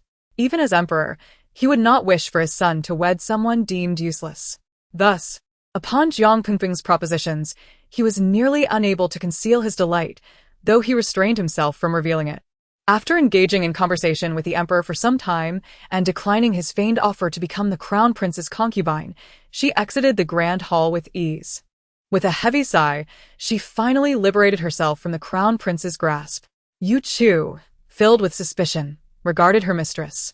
It was the crown prince who had deemed her a useless person and had taken the initiative to annul their engagement. Now, her expression seemed more akin to that of the crown prince himself. It must be said that, even in a time devoid of mobile networks, news spread as swiftly as a plague. As Jiang Pingpeng emerged from the palace, she was met with countless curious gazes. Oh, How unfortunate for the second young lady of the Wen family, once a genius, now fallen to the status of uselessness, rejected by the crown prince. indeed. One wonders if she can endure this. Jiang Pingpeng, seated within her carriage, heard these rumors and smiled nonchalantly. Ultimately, it remained to be seen who would despise whom. These whispers were undoubtedly spread by Mingyue, who would not feel gratitude for the annulment, but instead sought to ensure Jiang Pingpeng's complete downfall. Her objective was likely to render her entirely invisible. Yet, for Jiang Pingpeng, such matters held no power over her. Her primary focus was to elevate her abilities, uncover the identity of the person she encountered that day, and hasten the cultivation of her spiritual energy. Within mere hours, a decree from the palace arrived at the chancellor's residence, undoubtedly announcing the emperor's betrothal of Mingyue to Hao Xiaojun. In an instant, Wen Xinling became the subject of ridicule within the chancellor's household. Meanwhile, when Mingyue ascended to new heights, even as she strode confidently, none dared to obstruct her, instead parting to make way. However, Jiang Pingpeng maintained her disinterest in these developments. As long as Mingyue did not provoke her, she was content to set her aside for the time being. Yet, how could Mingyue, having finally attained her current status, forgo the opportunity to flaunt it? She brazenly dismissed several of her maidservants, proclaiming that as the future crown princess, it would be unbecoming for her to be accompanied by fewer attendants, as it would tarnish the crown prince's reputation. Thus, wherever she went, she was surrounded by a vast entourage, exuding an unrestrained arrogance. Chapter 112. The Journey of the Useless Concubine's Daughter, Part 6. At the break of dawn, Jiang Pingpeng, guided by the deity of contracts, commenced her cultivation in the courtyard. For this hour bore the purest essence of spiritual energy. Strangely, despite the abundant spiritual energy present, she felt an inexplicable difficulty in absorbing it. Unable to pinpoint the issue, fatigue soon overcame her, and she fell into a deep slumber. Oh, Why is my sister napping in the courtyard? Mingyue feigned astonishment, her eyes glittering with derision despite her hand covering her mouth. Behind her trailed a group of individuals carrying numerous boxes into the courtyard. Jiang Pingpeng furrowed her brow and cast a slow glance at her. Is there something you need? Mingyue, taken aback by her indifferent demeanor, continued. It's nothing of great importance, merely to inform you that you should choose a side courtyard. This one is rather spacious. And I needed to store some miscellaneous items. The gifts from His Highness the Crown Prince have been rather plentiful lately, leaving me with insufficient space. Mingyue's preoccupation with the Crown Prince dripped from her every word, her expression radiating arrogance as she gazed down at Jiang Pingpeng. To her, Wen Xinling was as insignificant as an ant beneath her feet. ha, Are the Crown Prince's gifts so numerous that they cannot fit into the ample rooms of the Prime Minister's residence? Have you moved the entire Eastern Palace here? A wave of grievances surged within Yu Chuxin, who dared not voice them, instead silently defending her mistress in her heart. Mingyue, however, misinterpreted Jiang Pingpeng's demeanor as jealousy, believing that beneath her tranquil exterior lay profound discontent. Naturally, I only just heard from His Highness that he has not bestowed any gifts upon you, she boasted, her eyes sparkling with pride. If you'd like, you may select one of the gifts he sent me as a token. Her condescending tone, coupled with her lofty demeanor, sent a chill down Jiang Pingpeng's spine. I am most grateful, sister, she replied without hesitation, deliberately feigning delight as she rose from her seat and approached the boxes. When Mingyue followed closely behind, offering, "Sister has always favored simple elegance. I believe the jewelry in this box would suit you perfectly. Feel free to choose." "Thank you," Jiang Pingpeng said as she opened each box in turn, discovering nothing extraordinary, merely gold and silver jewelry, garments, and fabrics. His Highness mentioned that these exquisite silks were tributes from the western regions, perfect for clothing that keeps warm in winter and cool in summer. Perhaps you should take a couple of rolls. Jiang Pingpeng, however, chose to ignore Minyue's words and finally fixated on a string of beads resembling Buddhist prayer beads. "I find this item quite appealing. I will take this." A flicker of astonishment crossed Minyue's face, for the beads were the most ordinary among the ornaments.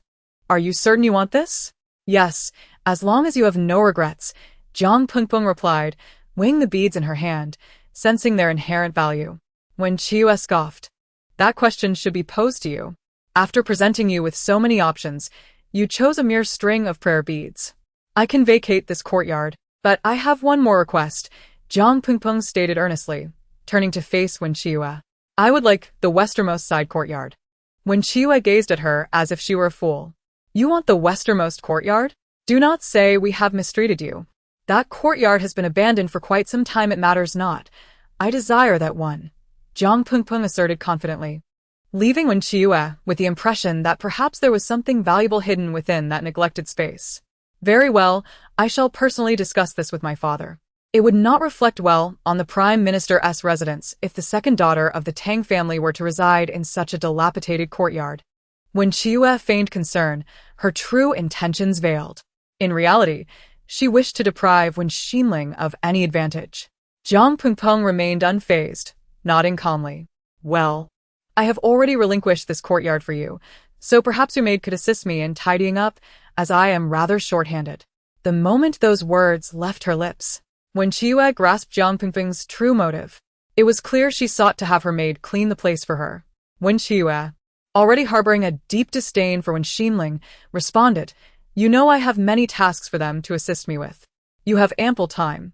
So there is no need for me to consult my father. You may move to the western courtyard. As for the cleaning, you must manage that yourselves." Minyue's refusal was palpable, yet Jiang Pingpeng's lips curled into a subtle smile, feigning a sigh of resignation. Very well. In the course of her previous life, the western courtyard had housed treasures. She would never allow Minyue to send anyone to help her clean. She merely understood how to manipulate her psyche. Yu Chuxin increasingly noted the peculiarities of her mistress. Having been rejected by the crown prince, Jiang Pingpeng displayed no signs of sorrow. Her residence had been usurped by the eldest young lady, yet she seemed genuinely pleased to take up residence in the Prime Minister's most desolate western courtyard.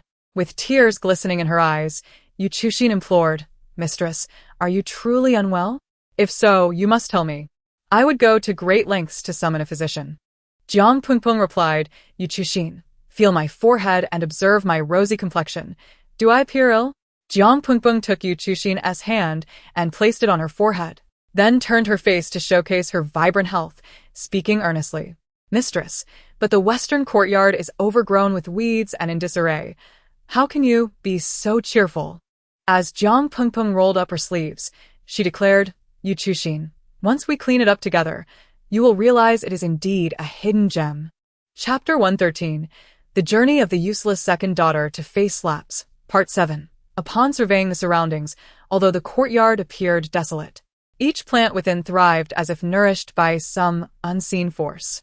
A satisfied smile graced her lips as she and Yu Chu set about arranging their new abode. The two busily cleaned every corner of the house, ridding it of dust.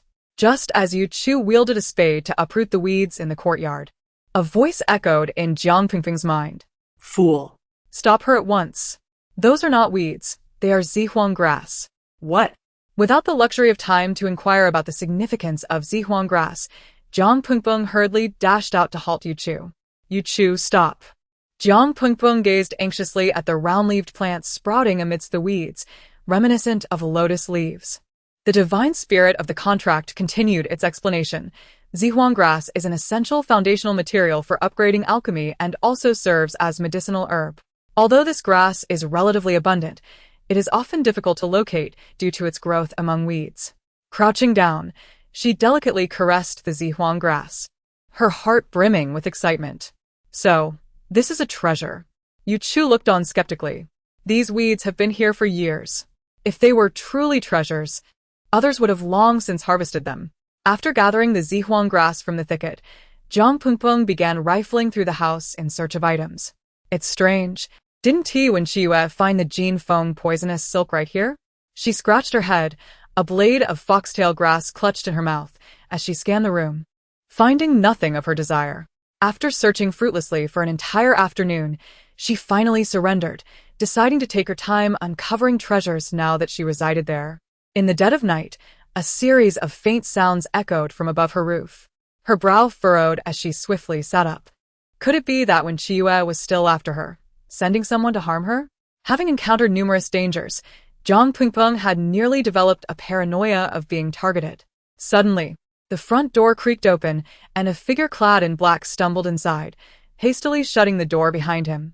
Jiang Pengpeng concealed herself behind a pillar, clutching a vase, scarcely daring to breathe. Outside, the voices of guards searching the premises pierced the silence. Search thoroughly. Not a corner must be overlooked. Just as Jiang Pengpeng was about to speak, the intruder's gaze abruptly shifted towards her. Though masked, only his eyes were visible, yet they felt eerily familiar. How could this be? Was her immediate thought. Wait, that aura, my benefactor of fortune. He staggered toward her, and Jiang Pengpeng felt as though she were frozen in place, unable to move her feet. What would have you done to me? She gazed at the man before her. Help me deal with the people outside. Otherwise, I cannot guarantee my actions. He grasped her wrist, and Jiang Pengpeng realized how small and powerless she truly was. Despite his severe injuries, he could easily subdue her. Clenching her teeth, she mentally questioned the divine spirit of the contract, entirely devoid of any strength to resist. Due to their bond, both could sense certain emotions emanating from one another. Jiang Pengpeng perceived a wave of fear radiating from the divine spirit. All right, release me, and I shall assist you. She conceded, fully aware of the wisdom in avoiding immediate conflict. Besides, if something were to happen to him, whom would she rely on for her tasks? However, she could not appear too overtly compliant. Glancing around, she noticed that the empty house offered little in terms of hiding places. Second miss, please open the door. Seeing the guards from the Prime Minister's residence reach her doorstep, Jiang Pengpeng felt her heart leap to her throat. In a flurry, she paced anxiously, lowering her voice to urge, "Oh dear, just look for yourself. Where could one possibly hide? This room is barely large enough. It's the middle of the night. Must you make such a racket? Can't anyone get some sleep?" She pushed him slightly and strode toward the door, intentionally slowing her pace. What is happening? Why all the commotion? Jiang Pengpeng yawned as she opened the door, her brows knitted in displeasure. Second miss, we apologize for disturbing you at this late hour. A thief has entered the Prime Minister's residence, and for your safety, we kindly request permission to conduct a search. Her expression hardened, and her tone grew serious. Do you believe it is convenient? A group of men barging into an unmarried young lady's chamber simply because I am the second miss of the Prime Minister's residence? Do you think my reputation is of no concern? The leading guard hesitated, casting a furtive glance into the room. Second miss, that is not our intention. We are primarily concerned for your safety. Compared to my safety, the eldest miss is far more important. Why not search her quarters? She was acutely aware that they were headed straight for the western courtyard. Second miss, the eldest miss is far more capable. You require protection more than she does. The implication was clear. The eldest miss was a martial genius, rendering it improbable for any thief to infiltrate her room. Meanwhile, the second miss was deemed a useless daughter, making her an easy target. At that moment, a few drops of blood at the threshold caught the attention of the lead guard. Jiang Pengpeng feigned calmness, although her heart began to race. Second miss, we must insist on searching your room. He squatted down, dipping his fingers in the blood on the threshold. That blood is mine. Jiang Pingpeng extended her hand, revealing a fresh wound. I accidentally cut myself on a shattered teacup this afternoon. You are truly overreacting. Second miss. This blood is evidently fresh. The guard appeared exceedingly experienced, and it seemed unlikely he would relent without conducting a search. With a resigned gesture, Jiang Pingpeng sighed. All right, you may search, but if you find no one, I will expect a reasonable explanation for intruding upon the second Miss' private quarters. They bore expressions of confidence, as though they were certain the intruder was indeed within her space. Jiang Pingpeng nodded, stepping aside to allow them entry. Her arms crossed before her as she watched them proceed with their search. Chapter 114, The Journey of the Useless Bastard Daughter's Revenge, Part 8. She wandered around the room, perplexed, wondering where that person had gone. After the guards had completed their search, they confirmed that they had found nothing. Chief, we have searched everywhere and haven't seen anyone. The expression of the guard with the sword grew darker, disbelief etched across his face. How could it be? He had clearly seen the person coming this way. Second miss, you have interrupted. Tomorrow, we will naturally summon you for punishment. The guard's face displayed no hint of remorse. All right. Hey, you can come out now. They have left, she whispered, scanning the room for the figure, fearing he had already departed. Suddenly, a person descended from her bed, one hand clutching their heart, beads of sweat glistening on their forehead. What the hell? You scoundrel! How dare you sleep on my bed? This was intolerable. Not just for her uncle, but for her aunt as well. Jiang Pingpeng gritted her teeth in fury. I owe no one a favor. I will compensate you. His demeanor was condescending, inexplicably irritating. He was reminiscent of that when Mingyue. Jiang Pingpeng grimaced, silently cursing his ancestors. As Ming looked down at her, occasionally furrowing his brow and mumbling under his breath, she suddenly felt something stir against her body. Reaching into her bosom, she pulled out a string of prayer beads, the very ones she had taken from Mingyue. How did the burning heaven beads end up in your possession? Ming's gaze was fixed intently on the beads in Jiang Pingpeng's hand, instinctively questioning her. What? These are called burning heaven beads? Jiang Pingpeng's face was a canvas of confusion. What do they do? Are they powerful? Was it possible that they were indeed a lucky charm, making her find the beads increasingly pleasing to the eye? Did this mean that luck guided her to select the best items? These burning heaven beads hail from the western regions. They are merely an ordinary string of beads. However, when combined with several other weapons, they can indeed be formidable. Yet, they have long vanished from people's sight. Where did you acquire them? Ming coughed, clutching his wound, suspicion lacing his tone. Oh, these were gifted to Mingyue by the crown prince, and she passed them on to me, Jiang Pingpeng replied nonchalantly. Suddenly, she regarded him with a ghostly expression. Wait. How can you see? Aren't you blind? Ha, sometimes seeing is not believing. As Ming approached, Jiang Pingpeng felt a surge of energy from the beads. When he grasped the burning heaven beads, a box hidden within his robe emitted a brilliant light. He felt a wave of heat wash over him. With a satisfied smile, Ming revealed the box from his robe, exclaiming, I have finally gathered them all. Jiang Pingpeng's unease deepened. She snatched the burning heaven beads back. What do you mean gathered? This isn't yours. It has nothing to do with you. This bead is of no use to you, he stated flatly. Whether it is useful or not is not for you to decide. Enough. I have saved you. You should leave now. Jiang Pingpeng regarded him with palpable wariness. I can exchange it for something else, Ming insisted with a tone of determination. After searching for the burning heaven beads with such difficulty, he would not relinquish them easily.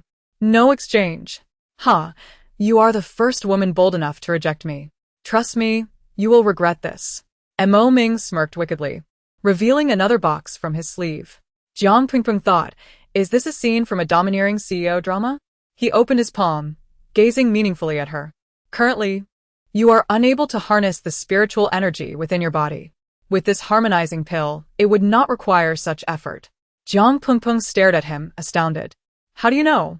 Moreover, you cannot absorb external spiritual energy. He leaned closer, whispering in her ear. Even your contract spirit cannot assist you. Jiang Pengpeng hurriedly stepped back, maintaining her distance. Why did he know everything? Yet, gazing at the pill in his palm, she felt a flicker of temptation. Is this thing truly that miraculous? It was crafted by the foremost alchemist of the Haoyue continent, Yu Heng. Anyone with knowledge would recognize its value, Mo Ming remarked dismissively, glancing at her. Feeling foolish for her ignorance, Jiang Pengpeng steeled herself. Fine, I will trade. Carefully, she retrieved the burning heaven beads from her bosom and offered them to him. You mustn't deceive me, or I will report you for trespassing in the Prime Minister's residence at night. Ha! Do you think that bunch of good-for-nothings in the Prime Minister's residence can do anything to me? His tone dripped with arrogance. Jiang Pengpeng rolled her eyes. Please, if you're going to boast, at least prepare a speech first. If I hadn't saved you, you would have long since met your demise. Mo Ming's expression darkened. I was harmed by the contents of the box. They had nothing to do with them. What is in your box, then? Did you steal it from the Prime Minister's residence? Jiang Pengpeng's curiosity was piqued. She blinked her almond-shaped eyes, questioning him. He found this woman quite peculiar. It seemed she was unconcerned about her own possessions. What treasures could they possibly have that I would know? Jiang Pengpeng pouted, a hint of desolation in her tone. You seem to be living rather pitifully, Mo Ming remarked, unreservedly criticizing her, though a trace of pity flickered in his eyes. Jiang Pengpeng was taken aback. You are so brazen, even after stealing from the Prime Minister's residence? Luckily, she had little concern for the affairs of the Prime Minister, even if when Tianhong encountered trouble. It had no bearing on her. Open your mouth. Before she could fully comprehend his command, Jiang Pengpeng instinctively complied, opening her mouth. Mo Ming swiftly tossed the harmonizing pill into her mouth. Sit down, clear your mind, and focus your energy. Following his instructions, she sat on the bed and began to circulate her energy. Before long, she felt a surge of power within her, clamoring to break free. But suddenly, a chill reminiscent of past experiences enveloped her, calming the tumultuous energy. It felt as though she had transitioned from the scorching heat of a volcano to the warmth of spring, enveloped in a comforting temperature that nearly lifted her off the ground. As she opened her eyes, Mo Ming abruptly lunged towards her. Chapter 115, The Journey of the Useless Bastard Daughter's Revenge, Part 9. Jiang Pengpeng instinctively extended her hand to intercept a strike. The sound of a sharp intake of breath escaped Mo Ming as he stepped back in surprise. Wow. Am I really that strong? Jiang Pengpeng exclaimed, her face alight with joy as she raised her hands. It seemed that the energy-enhancing pill had indeed proven its worth. That's only because I was injured. Mo Ming gritted his teeth, attempting to insist on a more favorable explanation. In truth, Jiang Pengpeng's ability to repel him, despite his injuries, was wholly unexpected. Moments ago, she had been enveloped in a purplish aura, so pure that it must belong to the upper echelon of the purple realm. At such a young age, her talent had reached that remarkable level, truly unprecedented throughout the entire Haoyue continent. A flicker of intense hatred crossed Mo Ming's eyes. He understood all too well why she had been relegated to the status of a useless daughter. Thank you for today, he said tersely, turning to leave. However, Jiang Pengpeng hurriedly blocked his path. Wait. Is there something else? Mo Ming raised an eyebrow, questioning her sudden urgency. Shouldn't you introduce yourself? Jiang Pengpeng rolled her eyes, irritation evident in her tone. After all, I just saved you, and you want to even tell me your name? Mo Ming, he replied simply. Jiang Pengpeng nodded. All right, I understand. Your wounds seem quite serious. Allow me to assist you. You can treat injuries? Mo Ming regarded her with skepticism. Don't look down on me, she retorted before moving to a nearby cabinet. Don't bother. My injury requires the purple phoenix grass to heal. How could a decrepit courtyard like this possibly have any? Mo Ming managed to smile bitterly as he sat down, feeling the weight of his wounds. Even if it did exist, would she be willing to part with it? Mo Ming's gaze turned suspicious. Oddly enough, in his previous life, he had also been gravely injured here, yet she had never produced the purple phoenix grass. Had the course of events shifted somehow? As Mo Ming pondered, Jiang Pengpeng's cool hands had already applied the crushed purple phoenix grass to his wounds. She efficiently bandaged him, and Mo Ming found himself looking at her anew. She hardly resembled the foolish woman from his past life. Jiang Pengprung dusted off her hands and handed him the remaining purple phoenix grass wrapped in paper. Mo Ming blinked in surprise, slowly reaching out to take it. You Actually have so much purple phoenix grass? When I just moved in, the courtyard was filled with it. It's not exactly a precious herb, she said nonchalantly, though her heart felt as if it were bleeding. If not for the stroke of fortune and her fear of his demise, why would she part with so much of it? Why are you helping me? He instinctively asked. Consider it a token of gratitude for the pill you gave me. It has indeed filled me with energy, Jiang Pengpeng replied dismissively. All right, enough of this. You should leave now, she urged him hastily. If anyone finds out, my life will be forfeit.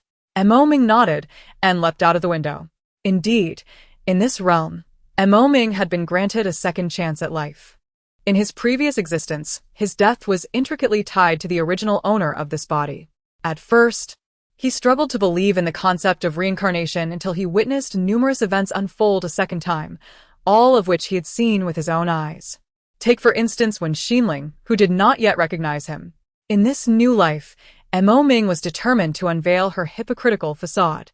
This was merely a small gesture to regain her trust. Mo Ming. Jiang Pengpeng muttered the name to herself. She slapped her thigh in realization. Wait. ISN T the Regent? In her previous life, he had loved the original owner fiercely, only to harbor the deepest resentment. He had given everything for her. Yet the original owner had ultimately passed all his gifts to Hao Xiaojun. According to the memories she had acquired in this realm, Mo Ming had indeed been reborn. This meant he was aware of everything that had transpired. A cold sweat trickled down Jiang Pengpeng's back, relieved that Mo Ming had not silenced her permanently, thus averting further complications. The regent wielded immense power. Even the current emperor would show him a modicum of respect. Yet he was also a figure of great threat to the royal family of Haoyue. The entanglement of emotions between the original owner and Mo Ming had begun with her act of saving him. The next day, Jiang Pengpeng, accompanied by Yu Chu, was about to step out to visit the bustling market and purchase some necessary items when she was intercepted by the household guards. Second miss. No one is permitted to enter or leave the estate at this time. What? Are you restricting my freedom now? Jiang Pengpeng placed her hands on her hips, displeased. Yesterday's thief has yet to be captured. We are acting in your best interest, the guards replied solemnly, their expressions devoid of any warmth. Jiang Pengpeng waved her hand dismissively. Fine, I won't go. It's not like I have to exit through the front door. Miss, if the master discovers this, we will face severe consequences, Yu Chu pleaded, acting as a human stepping stool for Jiang Pengpeng, attempting to help her climb over.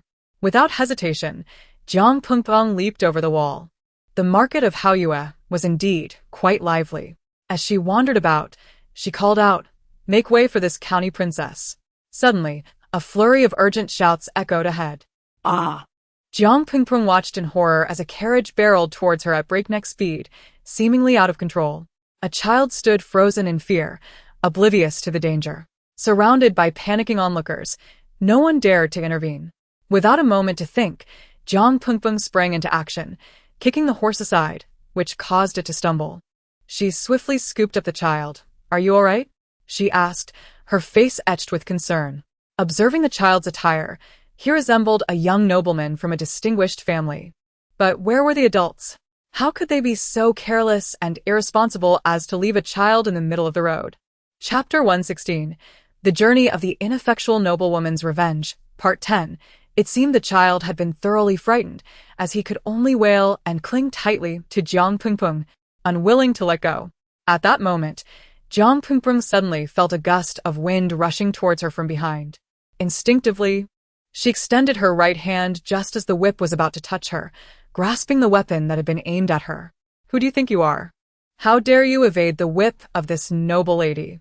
The woman standing before Jiang Pengpeng was adorned in a green embroidered butterfly dress, exuding an air of arrogance as she looked down upon her, whip in hand. While Jiang Pengpeng busied herself with comforting the crying child in her arms, she couldn't help but scoff at the audacity of the woman. How brazen of you to act so haughtily after nearly colliding with someone. If your eyes are so useless, perhaps you should donate them to those in need. With a mocking glance at the woman, Jiang Pengpeng stood up, brushing off the dirt from her clothes. The woman was none other than Li Kaining, the daughter of a prince, and the princess of Changluo. You lowly woman! How dare you speak to this noble lady in such a tone? You must be seeking to lose your head. Li Kaining's face turned a shade of blue and white with rage, pointing the whip at Jiang Pingpeng, which glimmered ominously with a green light. How could this princess of Changluo be so reckless? This little girl won't come to harm, will she? The princess has become quite formidable, having reached the realm of green at such a young age. Oh, isn't this girl the second daughter of the prime minister? Whispers circulated among the crowd, as someone recognized Jiang Pingpeng. Oh my, she is but a useless one. This is disastrous. Her good intentions to save the child may cost her dearly. Li Kaining caught wind of the murmurs, her arrogance swelling even further. So, you are the useless one Xianling, she sneered, seemingly forgetting Jiang Pingpeng's earlier act of catching her whip barehanded. Don't think this noble lady is bullying you. I shall grant you a chance. If you kneel and bow 3 times, admitting you are useless, I will let you go. Is that so simple? Jiang Pingpeng chuckled lightly. Kneeling is out of the question. But I can certainly repeat those 4 words. You are useless. You are useless. She taunted Li Kaining repeatedly, her eyes glinting with provocation. You! Li Kaining's face turned a furious shade of iron. When Xianling, you seek death. How dare a useless one challenge this noble lady? Today, I shall teach you a lesson for your insolent tongue. Li Kaining lashed her whip, and the crowd instinctively backed away. Jiang Pingpeng moved the child aside to prevent any harm from befalling him. Second miss, perhaps you should apologize to the princess of Changluo. If that whip strikes you, it would surely leave severe wounds. Some in the crowd urged Jiang Pingpeng, recognizing her act of saving the child. An apology is too late. Today you shall experience the might of my soul-severing whip. A cold smirk crossed Li Kaining's lips as she swung the whip towards Jiang Pingpeng. In an instant, a fierce wind whipped through the area, blinding those present as Li Kaining infused her whip with spiritual energy. As the name implies, the soul-severing whip could sever the very soul of those it struck. The crowd closed their eyes, bracing for the anticipated gruesome scene. However, moments passed without a sound of Jiang Pingpeng's scream. When they opened their eyes in confusion, they were met with a bizarre sight. Jiang Pingpeng had caught the other end of Li Kaining's whip with her bare hands. Li Kaining's eyes widened in disbelief. How is this possible? When Xianling is merely a useless one. Even someone at the Blue Realm could not accomplish this. When Xianling, what sort of sorcery have you used? Li Kaining gritted her teeth, tugging at the whip, yet Jiang Pingpeng held firm. Sorcery? Princess of Changluo, do you underestimate yourself or overestimate me? In this bright moon continent, I have never heard of such sorcery. As soon as Jiang Pingpeng finished her words, she suddenly released the whip. Li Kaining, caught off guard, stumbled backward and fell to the ground in a most undignified manner. When Xianling, Li Kaining shouted her name, her fury boiling over. If I do not teach you a proper lesson today, you shall think yourself above all. Fuming, Li Kaining sprang to her feet, wildly swinging the whip at Jiang Pingpeng, shattering nearby stalls into splinters. Yet, she did not land a single blow on Jiang Pingpeng. Jiang Pingpeng shook her head, preparing to retaliate when suddenly, a multitude of soldiers and guards surged into the scene. The last lash from Li Kaining was caught by a man who intervened. What is happening? How dare you fight in broad daylight? What if someone gets hurt?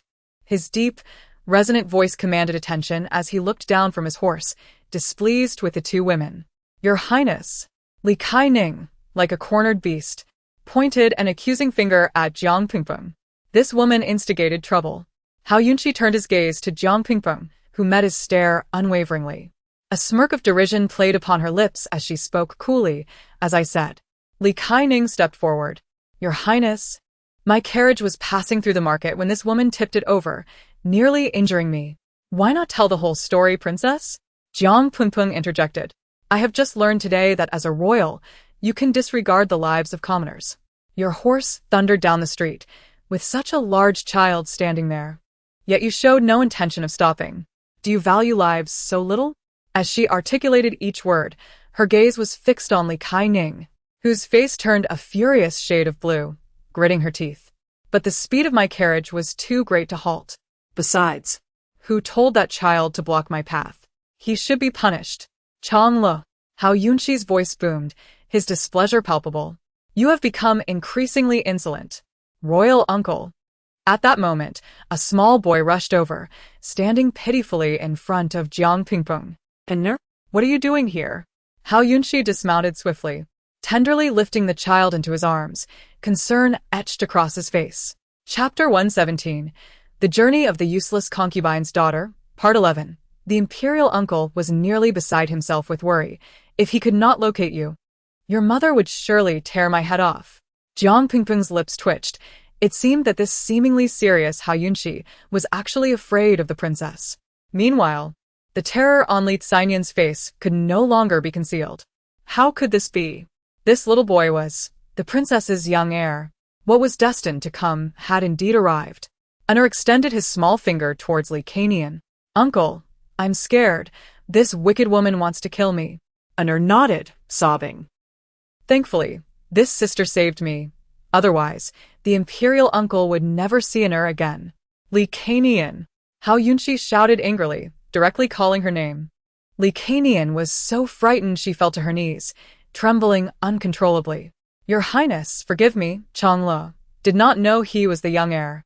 So, are you implying that if he were not the young heir, he would be of lesser importance? Hao Yunshi's face was dark enough to draw ink. How could the daughter of a dignified prince commit such an act that disgraces the royal family? Your Highness, forgive me. Changlu understands her mistake and will never do so again. Li Xianyan kept her head bowed, shaking in fear, continuously apologizing. Yes, Changlu remembers. Thank you, Your Highness. She hastily stood and left. At that moment, her back was nearly soaked with cold sweat. Fortunately, she had not harmed the young heir, otherwise, even sacrificing her life would not have been worth it. As she instinctively glanced towards Jiang Pingpeng, she realized she had left without her noticing. Hao Yunshi had yet to express his gratitude to Jiang Pingpeng. He smiled slightly. This woman was indeed intriguing, risking her life to save the young heir and yet asking for no reward. After inquiring with those around him, he learned that she was the second daughter of the Prime Minister's residence, Wen Xinling. Imperial uncle, Unner liked that sister from earlier. When will you bring her to the palace to play with me? Unner said sweetly in front of Hao Yunshi. All right, whatever Unner wishes, your imperial uncle shall grant. However, do not wander off carelessly in the future, and do not tell your mother about today's incident, understood? Hao Yunshi warned Unner, still feeling apprehensive. Heaven knows. In searching for this little ancestor today, he nearly mobilized all the guards of the royal residence. Yes, Unner understands. Meanwhile, Jiang Pingpeng, while strolling, stumbled upon a shop selling various antiques and found it rather intriguing. Thus, she stepped inside. The shop was dimly lit, appearing quite dark. Choose whatever you like, no bargaining. Suddenly, a lazy and aged voice came from behind, startling Jiang Pingpeng. Shopkeeper, how could you walk without a sound? It's terrifying. Choose whatever you like, no bargaining? Jiang Pingpeng thought, what is wrong with the shopkeeper? Why such a lack of respect? She wandered around the shop but found nothing of interest. Shopkeeper, these items are rather dull. Do you not have anything else? If you don't like it, then leave. The shopkeeper responded with palpable impatience. Jiang Pingpeng felt her lips twitch. Was this person even interested in doing business? As she turned to leave, something in the corner, a small wooden box, caught her eye. She approached, intending to examine it closely when a cool sensation traveled from her fingertips throughout her body, oddly comforting. Shopkeeper, how much for this?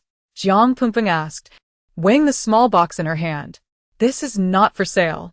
The shopkeeper replied with a tone as if someone owed him money. Shopkeeper, how do you conduct business? Have you not heard that the customer is king? It's quite strange.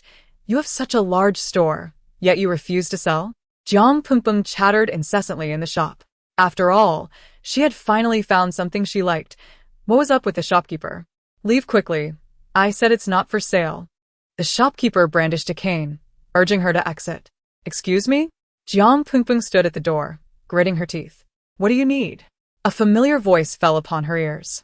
Instinctively, she turned to face Mo Ming. What are you doing here? If you can be here, Why can't I? Mo Ming maintained his cool demeanor. Jiang Pingpeng was momentarily speechless and quickly shifted the topic. Have you ever purchased anything from the shop? Yes. Then, did they sell you anything? Jiang Pingpeng continued to probe, curious if the store was one of those peculiar places that only sold to the fated. No. When those two words escaped Mo Ming's lips, Jiang Pingpeng was momentarily stunned. Surely not.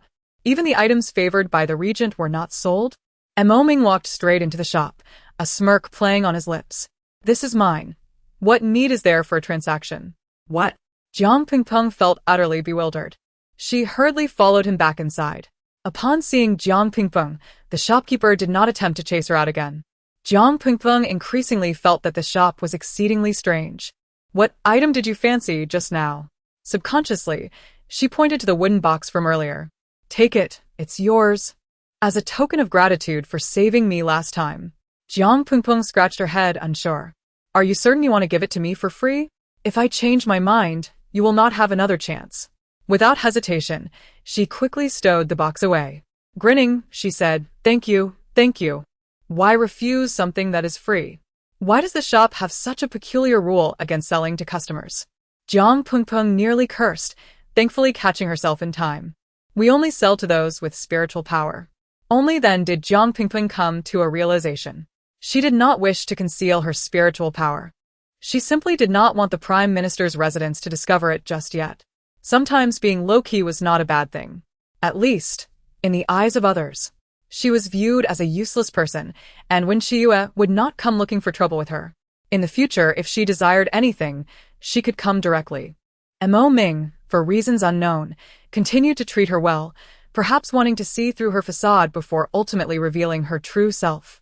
One could only hope that in this lifetime, she would not give him a reason to despise her again.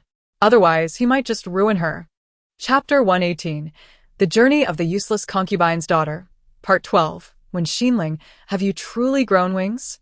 Not even such a tall wall can contain you? When Tianhong questioned her with a fierce tone, his hands clasped behind his back. Jiang Pingpeng's awkward expression froze upon her face. Feeling the guilt of a thief caught in the act. I merely felt restless and took a casual stroll. I did not venture far. Xinling, do not blame me for not warning you. Last night, thieves broke into the Prime Minister's residence, and today you are eager to go out. Jiang Pingpeng raised her brows, looking at the sarcastic Wen Qiyu before her, deliberately elongating her tone. Oh, is that what my sister means? It is of no consequence. You know in your heart that I have heard there is fresh blood on your doorstep. Upon hearing this, Wen Tianhong immediately turned to Jiang Pingpeng. Is what your sister said true? Father, am I truly such an untrustworthy person in your eyes? You are more concerned with a few drops of blood than whether it belongs to me, or if I am injured. Disappointment painted Jiang Pingpeng's face as she stood quietly, questioning the man she called father. Yet you doubt me based on another's words? When Tianhong flicked his sleeves, you have the ability to scale walls. How could you possibly be injured? If it turns out the thief is unrelated to you, you shall be exonerated. Investigate? Jiang Pingpeng scoffed, with no evidence. You intend to label me, a mere useless girl, as colluding with thieves? When Tianhong was left speechless, his face darkening at her words. She was indeed correct. Approaching that entity would require exceptional skill. For an ordinary person, they might enter, but would not survive. It appears my sister is innocent. Wen Qiyu cast a meaningful glance at Jiang Pingpeng. However, the thief has already been injured, and no one in the Prime Minister's residence could locate him. Who can guarantee that there is no one within the state offering assistance? Jiang Pingpeng nodded in agreement, fully aware that Wen Qiyu was insinuating her as the supposed helper. She then stated with feigned seriousness, Sister, now that you mention it, I recall that all the chambers were searched yesterday except. You did not search your own room, did you? Outrageous. When Qiyue's emotions flared, her finger trembling as she pointed at Jiang Pingpeng, when Xinling. Your audacity grows bolder by the day. How dare you speak such nonsense? I did not explicitly state anything, sister. Why are you so agitated? Compared to Wen Qiyu, Jiang Pingpeng appeared remarkably composed. Provoked by Jiang Pingpeng's insinuations, when Tianhong felt a surge of anger. What is that guard doing? I instructed him not to overlook any corner of the estate. Father, do not heed his fabrications. How could I possibly engage in such treachery? When Chiyu glared at Jiang Pingpeng, realizing this was a complete rupture of their facade of civility. I will decide for myself. As when Tianhong turned to leave, he added, when Xinling, having left the Prime Minister's residence without permission, you shall come to the hall to face the family law. Jiang Pingpeng thought she had narrowly escaped a calamity. 50 lashes struck her back, yet fortunately, she had secretly employed a bit of spiritual energy, or else her life might have been forfeit. Miss, I am sorry. It was Yu Chu who failed to provide you adequate cover. The master and young lady suddenly came to the west courtyard. Yu Chu expressed her guilt before Jiang Pingpeng. Jiang Pingpeng waved her hand dismissively. Do not blame yourself. This matter is not your fault. Oh, by the way, please prepare some hot water for me. I wish to bathe. Having endured the pain, her clothes were drenched in sweat, and she felt filthy all over. Yes, I shall prepare it at once. Afterward, Jiang Pingpeng recalled the item the regent had gifted her. Carefully, she retrieved it from her bosom, revealing a transparent orb nestled within a wooden box. She held it delicately between her fingers, observing it closely. Upon contact, it seemed to alleviate much of her pain. Miss, the hot water is ready. However, when she turned back, the orb had inexplicably vanished. What? Jiang Pingpeng's eyes widened in disbelief at such a large orb disappearing into thin air. A certain figure surfaced in her mind. Little brat. Jiang Pingpeng mentally called out to the contract god with gritted teeth. What is it? Are you still pretending? Return my orb. Jiang Pingpeng's expression twisted in frustration. Unable to speak aloud, she communicated solely through thought, leaving Yu Chu beside her terrified. Miss, what is wrong? Is your wound too painful? Yu Chu inquired anxiously. It is somewhat painful, but it is nothing to worry about. Just prepare some clothing for me. Jiang Pingpeng swiftly dismissed Yu Chu before resuming her interrogation of the little brat. Either you return it to me, or I will destroy this ring right now. Jiang Pingpeng threatened the contract god. This ring cannot be destroyed by the strength of an ordinary person, the contract god replied, a hint of arrogance in his tone. Oh, then let us see you try. A mischievous smile crept across Jiang Pingpeng's lips as she approached the hot water Yu Chu had prepared. What do you intend to do? The contract god sensed impending doom in his childish voice, tinged with uncertainty. Plop. Jiang Pingpeng tossed the ring into the boiling water. Ah, despicable. Enjoy your hot bath. Jiang Pingpeng clapped her hands and sat nearby, stirring the water with a stick. I surrender. I surrender. In the next moment, the orb reappeared in Jiang Pingpeng's hand. Jiang Pingpeng displayed a satisfied smile, shaking her head in feigned exasperation. Did you really believe yourself invulnerable? We could have negotiated peacefully, yet you forced my hand. Indeed. The adage holds true. One must never offend the small or the women. As Jiang Pingpeng held the orb for a moment, a thought struck her. She grasped the contract ring and said, Little brat, you took the orb, did you not? You already know. Why ask? And stop calling me little brat. Refer to me as the contract god, or simply the Lord God. Following that, Jiang Pingpeng quickly emptied her pockets of all her belongings. Chapter 119. The Journey of the Useless Concubine's Slap in the Face. Part 13. Come, help me hold these items for now. When I need them, I will communicate with you telepathically, and you can hand them to me. The contract god replied, Is this to be treated as a storage cabinet? How foolish. This ring itself possesses a storage space, and you were unaware? Ultimately, the contract god, with a kind and loyal heart, decided to enlighten her. Jiang Pingpeng instantly bristled. Why didn't you say so earlier? I've been hiding things everywhere, fearing they might be taken. You never asked, the contract god retorted. Giving her a look that suggested it was a matter of course. Subsequently, Jiang Pingpeng learned more about the storage space's functions. Currently, she could only store a few small items due to her insufficient infusion of spiritual energy. However, the storage space would expand with her growth, allowing her to store an increasing number of items. Before long, the day of the Crown Princess's coronation arrived. The entire Prime Minister's residence buzzed with excitement, except for the western courtyard.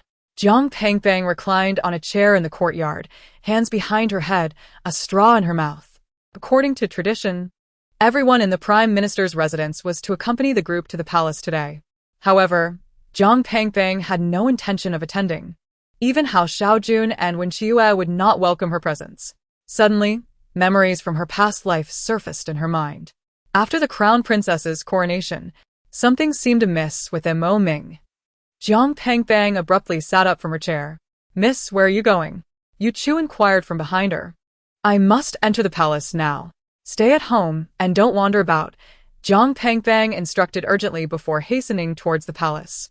In her previous life, the original owner had also been an accomplice.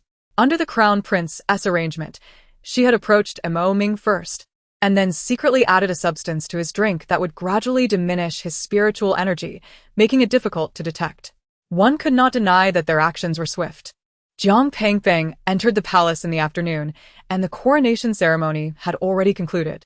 It seemed the other party anticipated her arrival. As she reached the palace gates, she encountered someone sent by the crown prince. "Second miss, you have finally arrived."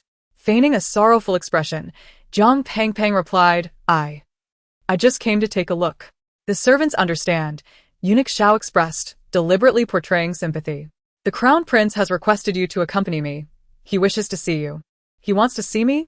Jiang Pangbang pretended to be incredulous, yet a hint of joy flickered in her eyes. "Indeed, please follow me," came the response.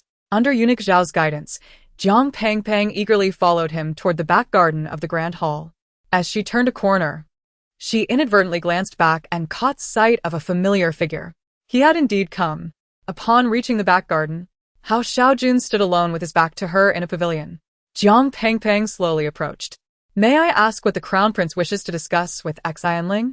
Hao Xiaojun suddenly turned, displaying an expression of deep remorse.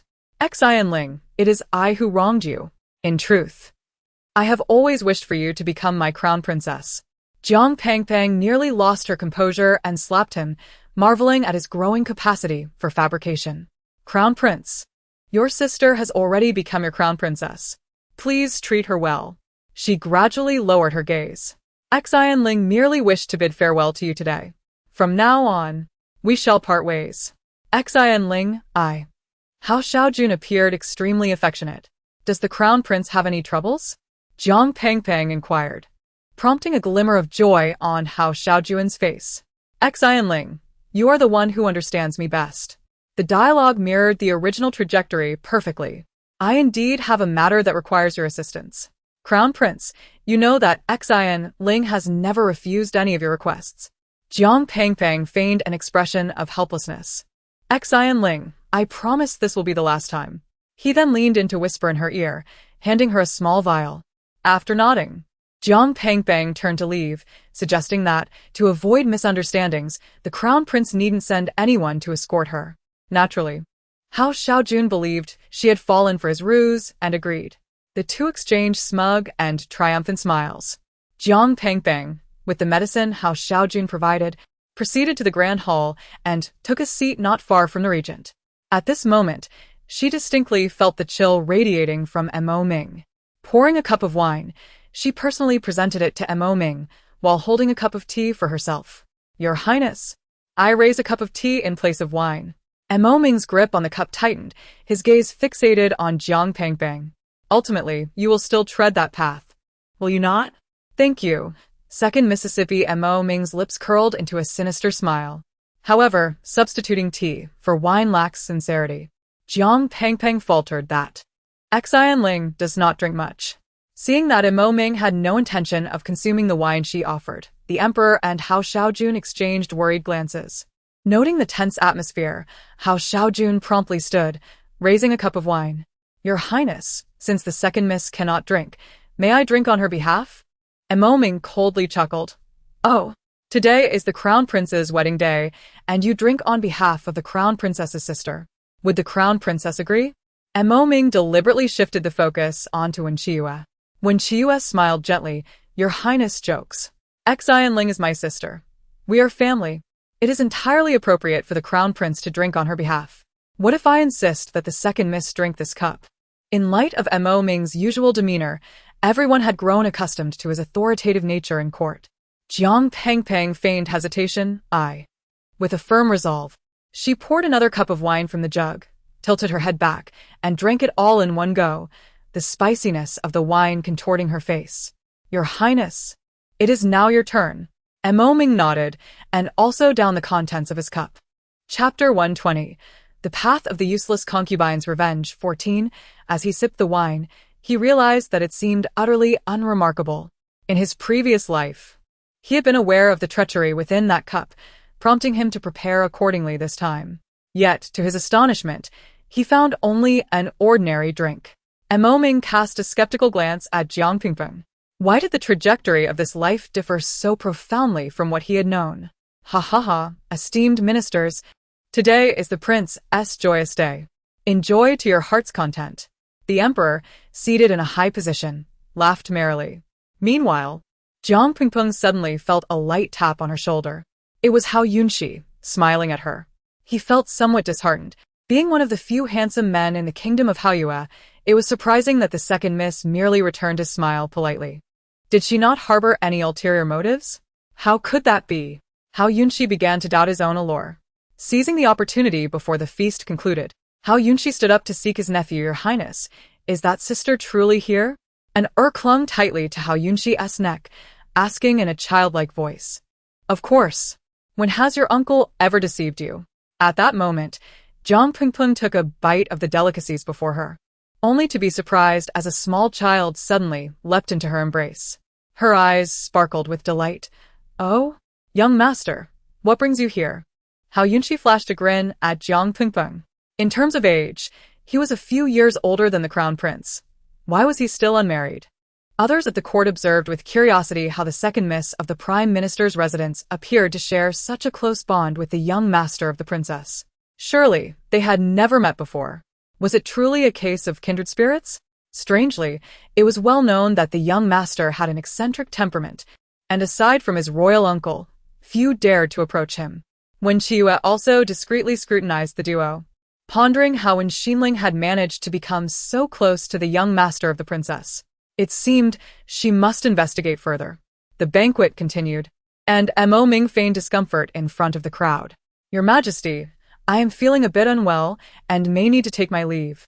For the emperor, such delightful news was most eagerly anticipated. Is the regent prince unwell? Should I send for a physician to examine you? The emperor feigned concern. Mo Ming shook his head, cupping his hands respectfully. No need. I appreciate your Majesty's kindness.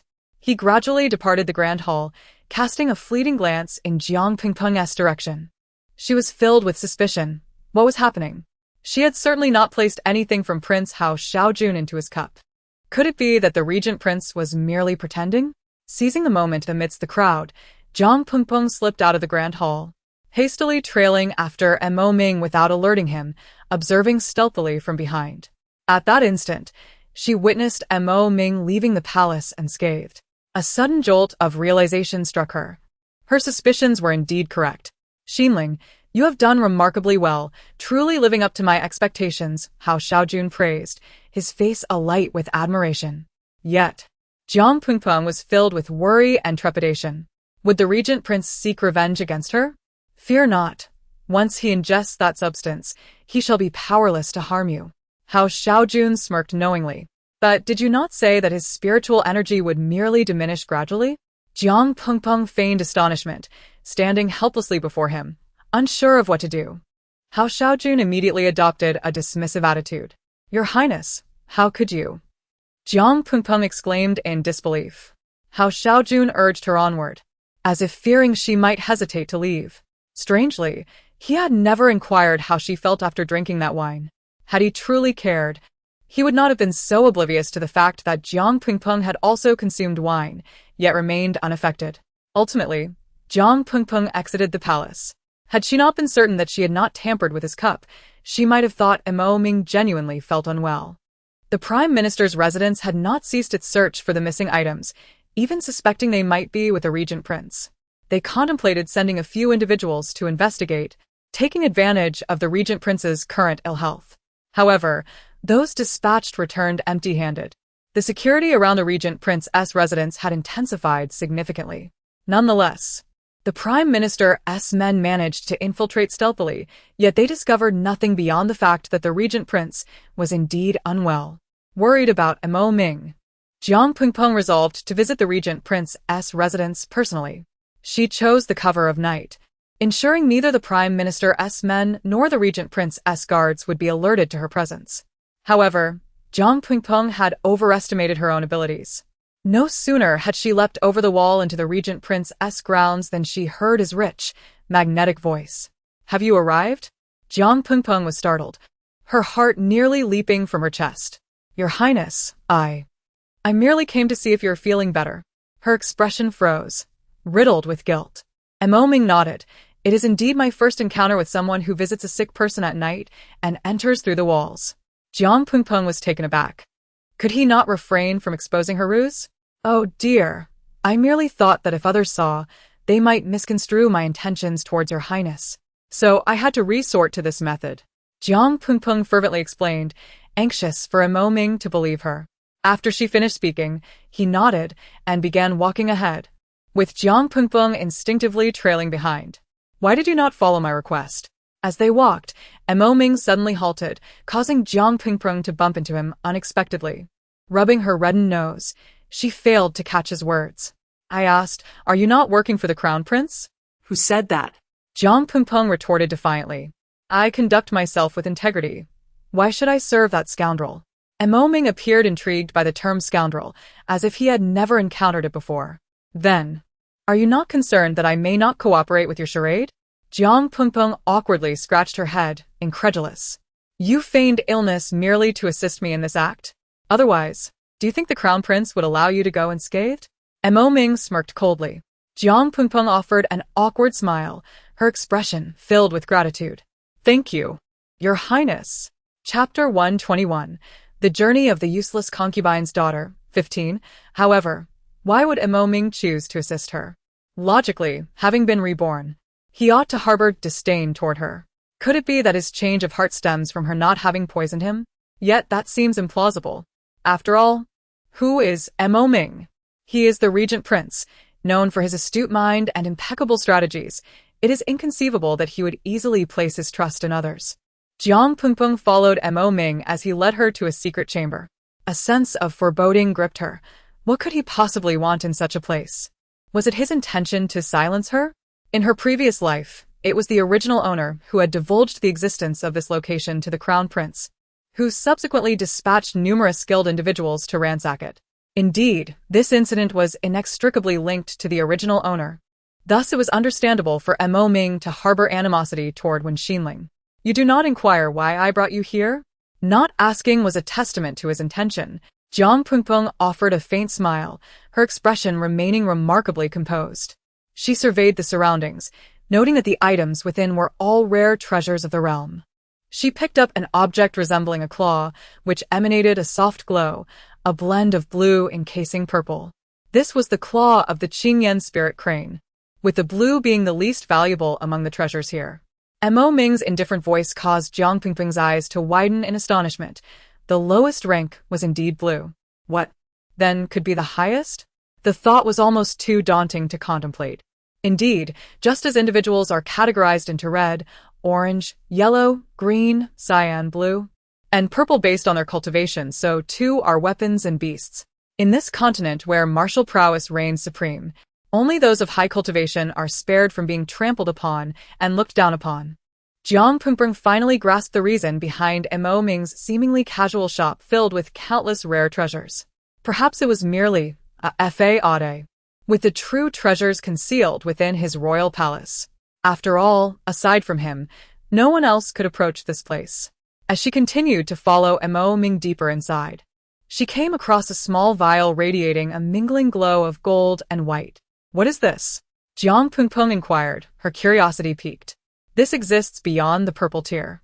Many presume that reaching the purple tier signifies the pinnacle of achievement. In truth, the purple tier merely represents the zenith of the Haoyue continent. Beyond it lie other realms. For instance, the Songqiong continent, where even street vendors possess blue and purple tiers. Above the purple tier are the Hongjing, Huangjing, Yujing, and Zhoujing."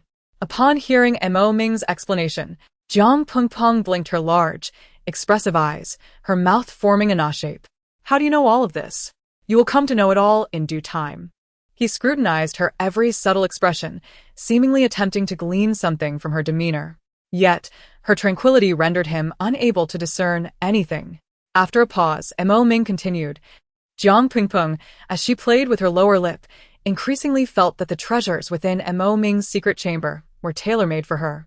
Initially possessing high cultivation, her spiritual energy had reached the purple tier, which was respectable in the Haoyue continent.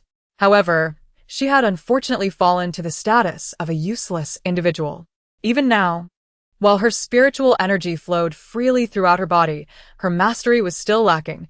She was not necessarily a match for other practitioners at the purple tier.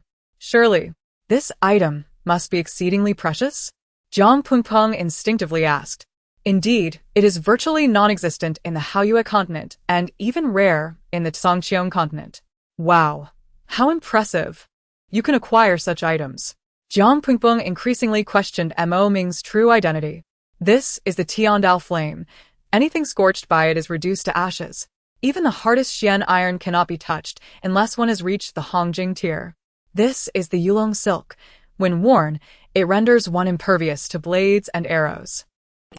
Mo Ming elaborated on each precious item and its properties, seemingly fearful that Jiang Pingpeng would lose interest.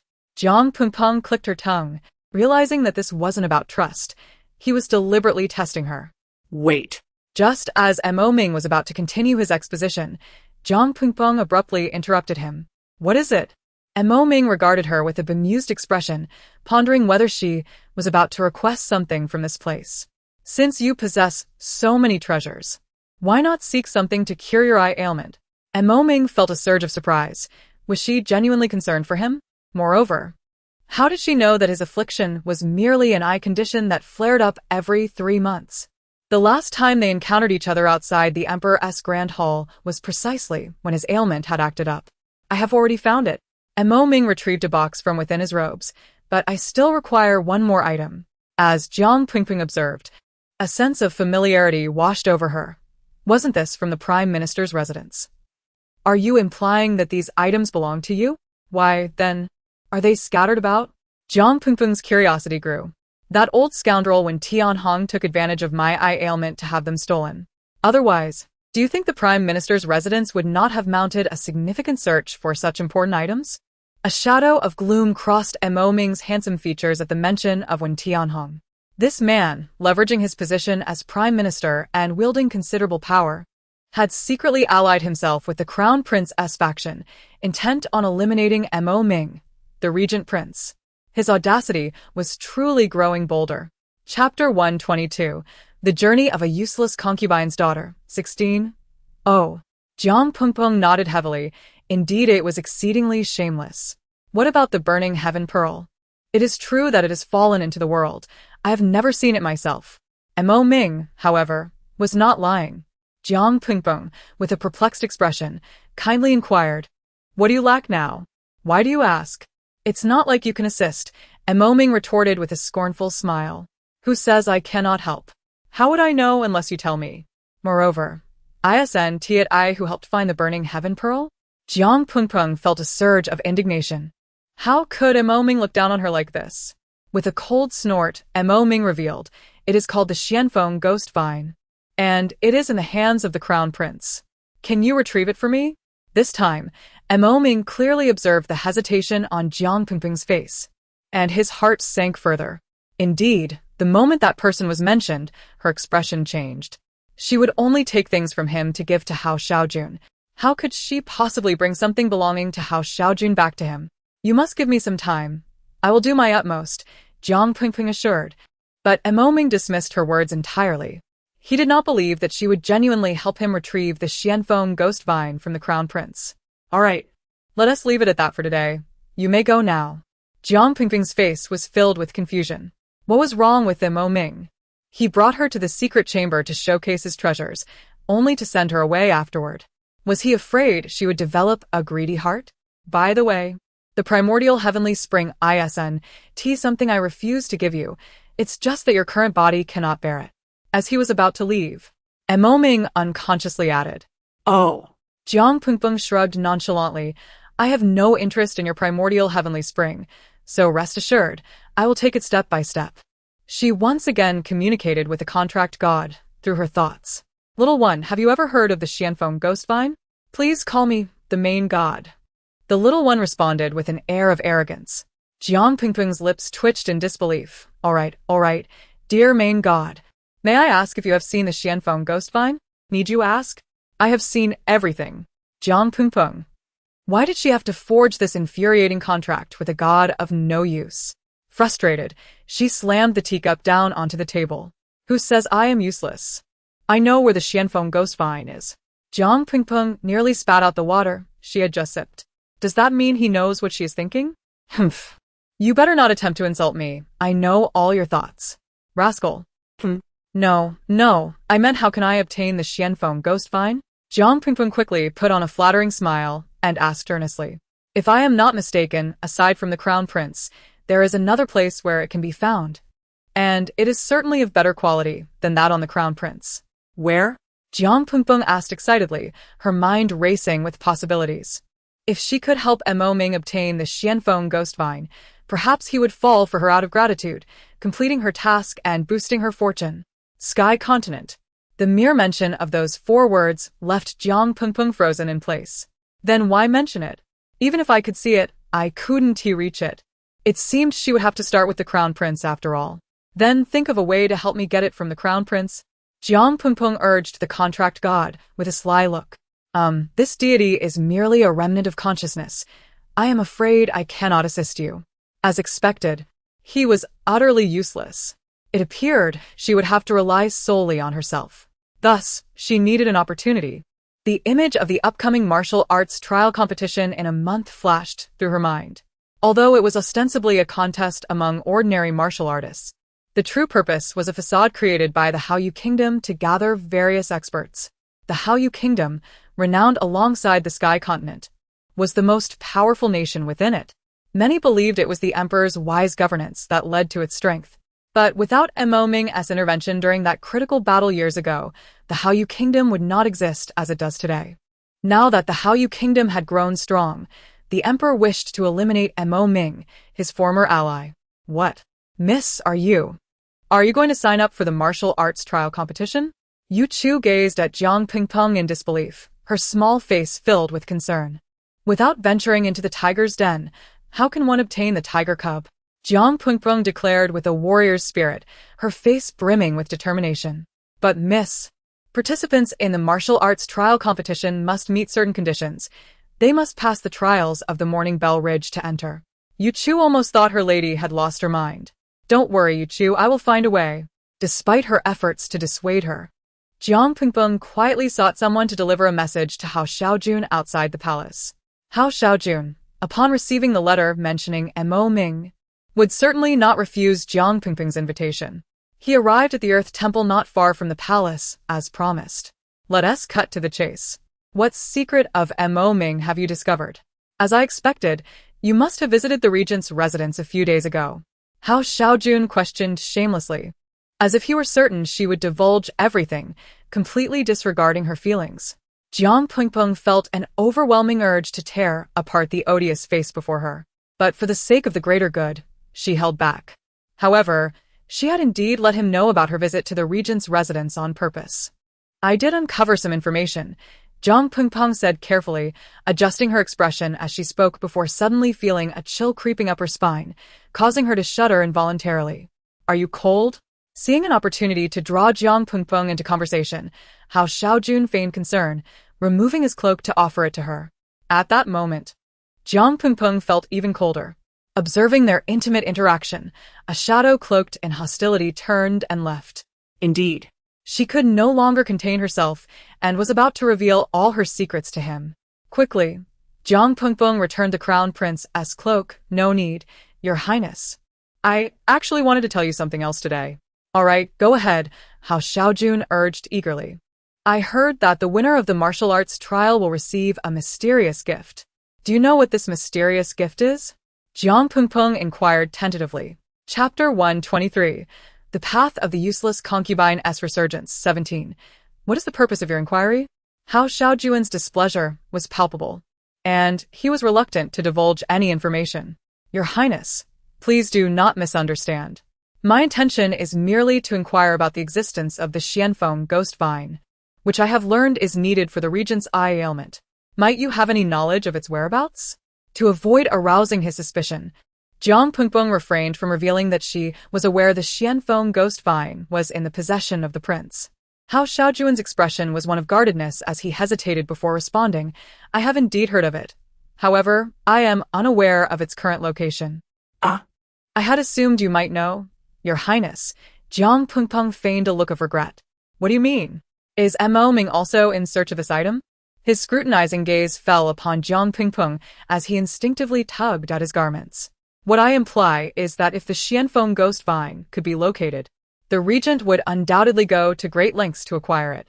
I have calculated that the date of the martial arts trial coincides with the time when the regent's eye condition will likely flare up, rendering him exceedingly vulnerable. I understand your meaning, Xinling, Hao Xiaojun replied with a dark smile that bore the semblance of calculation. However, since you are unaware of the Xianfeng ghost vine's whereabouts, we are at an impasse. Perhaps I shall devise a means to seek it out. Hao Xiaojun's expression was one of unwavering determination. Jiang Pengpeng smiled with satisfaction.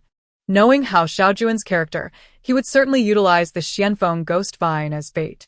The martial arts trial arrived as anticipated. As Jiang Pengpeng had predicted, within the first few days, the royal family of the Haoyue kingdom announced that the ultimate victor of the martial arts trial would receive the Xianfeng ghost vine as an additional reward. This announcement stirred up a frenzy of excitement among the masses, who extolled the generosity of the Haoyue kingdom for their lavishness. As a result, the Haoyue kingdom garnered a wave of favorable public opinion. Hao Xiaojun increasingly believed that although Wen Xinling was perceived as a useless individual, her ideas were surprisingly astute. It seemed that she must be kept in his service for the long term. After all, a small gesture of kindness would ensure her loyalty. Early in the morning, Jiang Pengpeng began her preparations. Miss, you cannot be serious about this, can you? Yu Chu clutched Jiang Pengpeng's sleeve tightly, unable to bear the thought of her risking her life. The trial grounds were filled with experts. Although her mistress had recently made some progress, what could it truly accomplish? Perhaps she would not even qualify to register. Yu Chu silently prayed, hoping only for her mistress's safety. As Jiang Pengpeng made her way towards the entrance, she encountered her estranged father. Where do you think you're going now? When Tianhong questioned coldly, his face marred with disdain. I'm merely taking a stroll, Jiang Pengpeng shrugged, her demeanor nonchalant. Your sister is representing the royal family of the Haoyue kingdom in the martial arts trial today. It would be wise for you to refrain from going out, lest you embarrass her, when Tianhong ordered, his tone commanding. Jiang Pengpeng felt a surge of resentment. Was she, a mere useless daughter, not even permitted to step outside? Father, you must think highly of me. Am I truly capable of overshadowing my talented sister? She retorted, a smirk playing on her lips as she regarded Wen Tianhong. You. Wen Tianhong's face turned a mix of green and purple with rage, and he coughed violently. Enough of this nonsense. Since it is the martial arts trial, I shall go and observe, Jiang Pengpeng declared, darting away before Wen Tianhong could protest. Wen Tianhong, fuming, flicked his sleeve in frustration, his teeth grinding in anger. What a calamity! How could I, Wen Tianhong, have raised such a useless daughter? In a bid to assess the contestants' abilities, the registration site was situated at the base of the ominous Bell Toll Ridge. It was well known that the ridge was fraught with peril. While its elevation was not particularly great, it was teeming with magical beasts, making entry easy but exit difficult. However, as long as one possessed a cultivation level of Qingtong, the dangers were manageable, eliminating a number of competitors and alleviating much trouble. This arrangement was somewhat humane, as the true martial arts trial would take place within the most dangerous region of the Haoyue continent, the Eclipse Dark Forest. The trial did not consist of mere sparring on a stage, but rather involved slaying magical beasts within the forest and collecting their cores, with victory awarded to those who amassed the greatest number and highest quality of cores. This setup provided a slim chance of survival. If one could not even handle the small beasts of Bell Toll Ridge, they would likely not survive the Eclipse Dark Forest. When Jiang Pengpeng arrived at the base of Bell Toll Ridge, she was met with a throng of onlookers. Contestants needed only to register their names with the judges before ascending the ridge. As Jiang Pengpeng rubbed her hands together and prepared to write her name, she was suddenly interrupted. Wen Xinling, have you lost your mind? What makes you think you belong here? It was Wen Qiyu, who regarded her with derision, raising her voice to attract attention. In an instant, others turned to see what the commotion was about, their interest piqued by the mention of Wen Xinling's name. What? The useless Wen Xinling dares to participate? Surely, I must be mistaken. Is this truly the same person? A mere useless individual, lacking in self-awareness? Is she seeking death? Any small magical beast in Bell Toll Ridge could swallow her whole. Am I truly being restricted in my freedom? It is merely a martial arts trial. There is no decree against useless individuals participating. As Jiang Pengpeng boldly stated this, the surrounding crowd burst into laughter. Wen Xinling, are you blind or merely pretending? The rules clearly state that those who cannot pass the Bell Toll Ridge test are ineligible to participate. You, a useless person, are simply here for amusement. A bystander beside Wen Qiyu mocked her. Who is truly blind here? The rules only disallow those who cannot pass the Bell Toll Ridge test. They do not state that useless individuals are forbidden from competing, Jiang Pengpeng retorted, crossing her arms as she regarded her detractors with a sardonic smile. Chapter 124. The Journey of the Useless Concubine's Daughter, 18U. The individual was rendered speechless by Jiang Pengpeng's retort. Fine.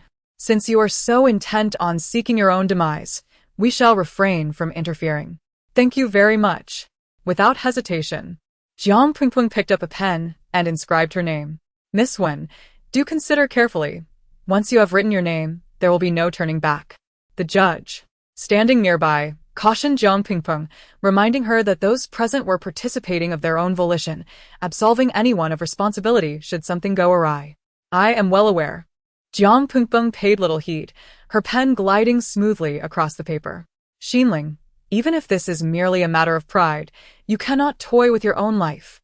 Do you not realize the peril that lies ahead in the Bell Toll Ridge? After Jiang Pengpeng had completed her name, Wen Qiyu feigned concern. Casting a sidelong glance at her, Jiang Pengpeng recognized that Wen Qiyu had no genuine desire to dissuade her. The consensus among those present was that Wen Xinling was utterly incapable. Entering the Bell Toll Ridge was tantamount to a death sentence. For Wen Qiyu, Wen Xinling was undoubtedly a thorn in her side. She need not lift a finger to eliminate her rival. Why not let fate take its course? Thank you for your concern, but I am more than familiar with the Bell Toll Ridge, Jiang Pengpeng replied, raising an eyebrow at Wen Qiyu. Wen Qiyu sighed in resignation. Well, since I cannot prevent you from signing, I suppose you may accompany me into the Bell Toll Ridge. Perhaps I can offer you some protection. However, I implore you to heed my advice and refrain from participating in any subsequent competitions once we emerge. Upon hearing this, the crowd's opinion of Wen Qiyu elevated considerably. Ah, truly, she is worthy of being the crown princess.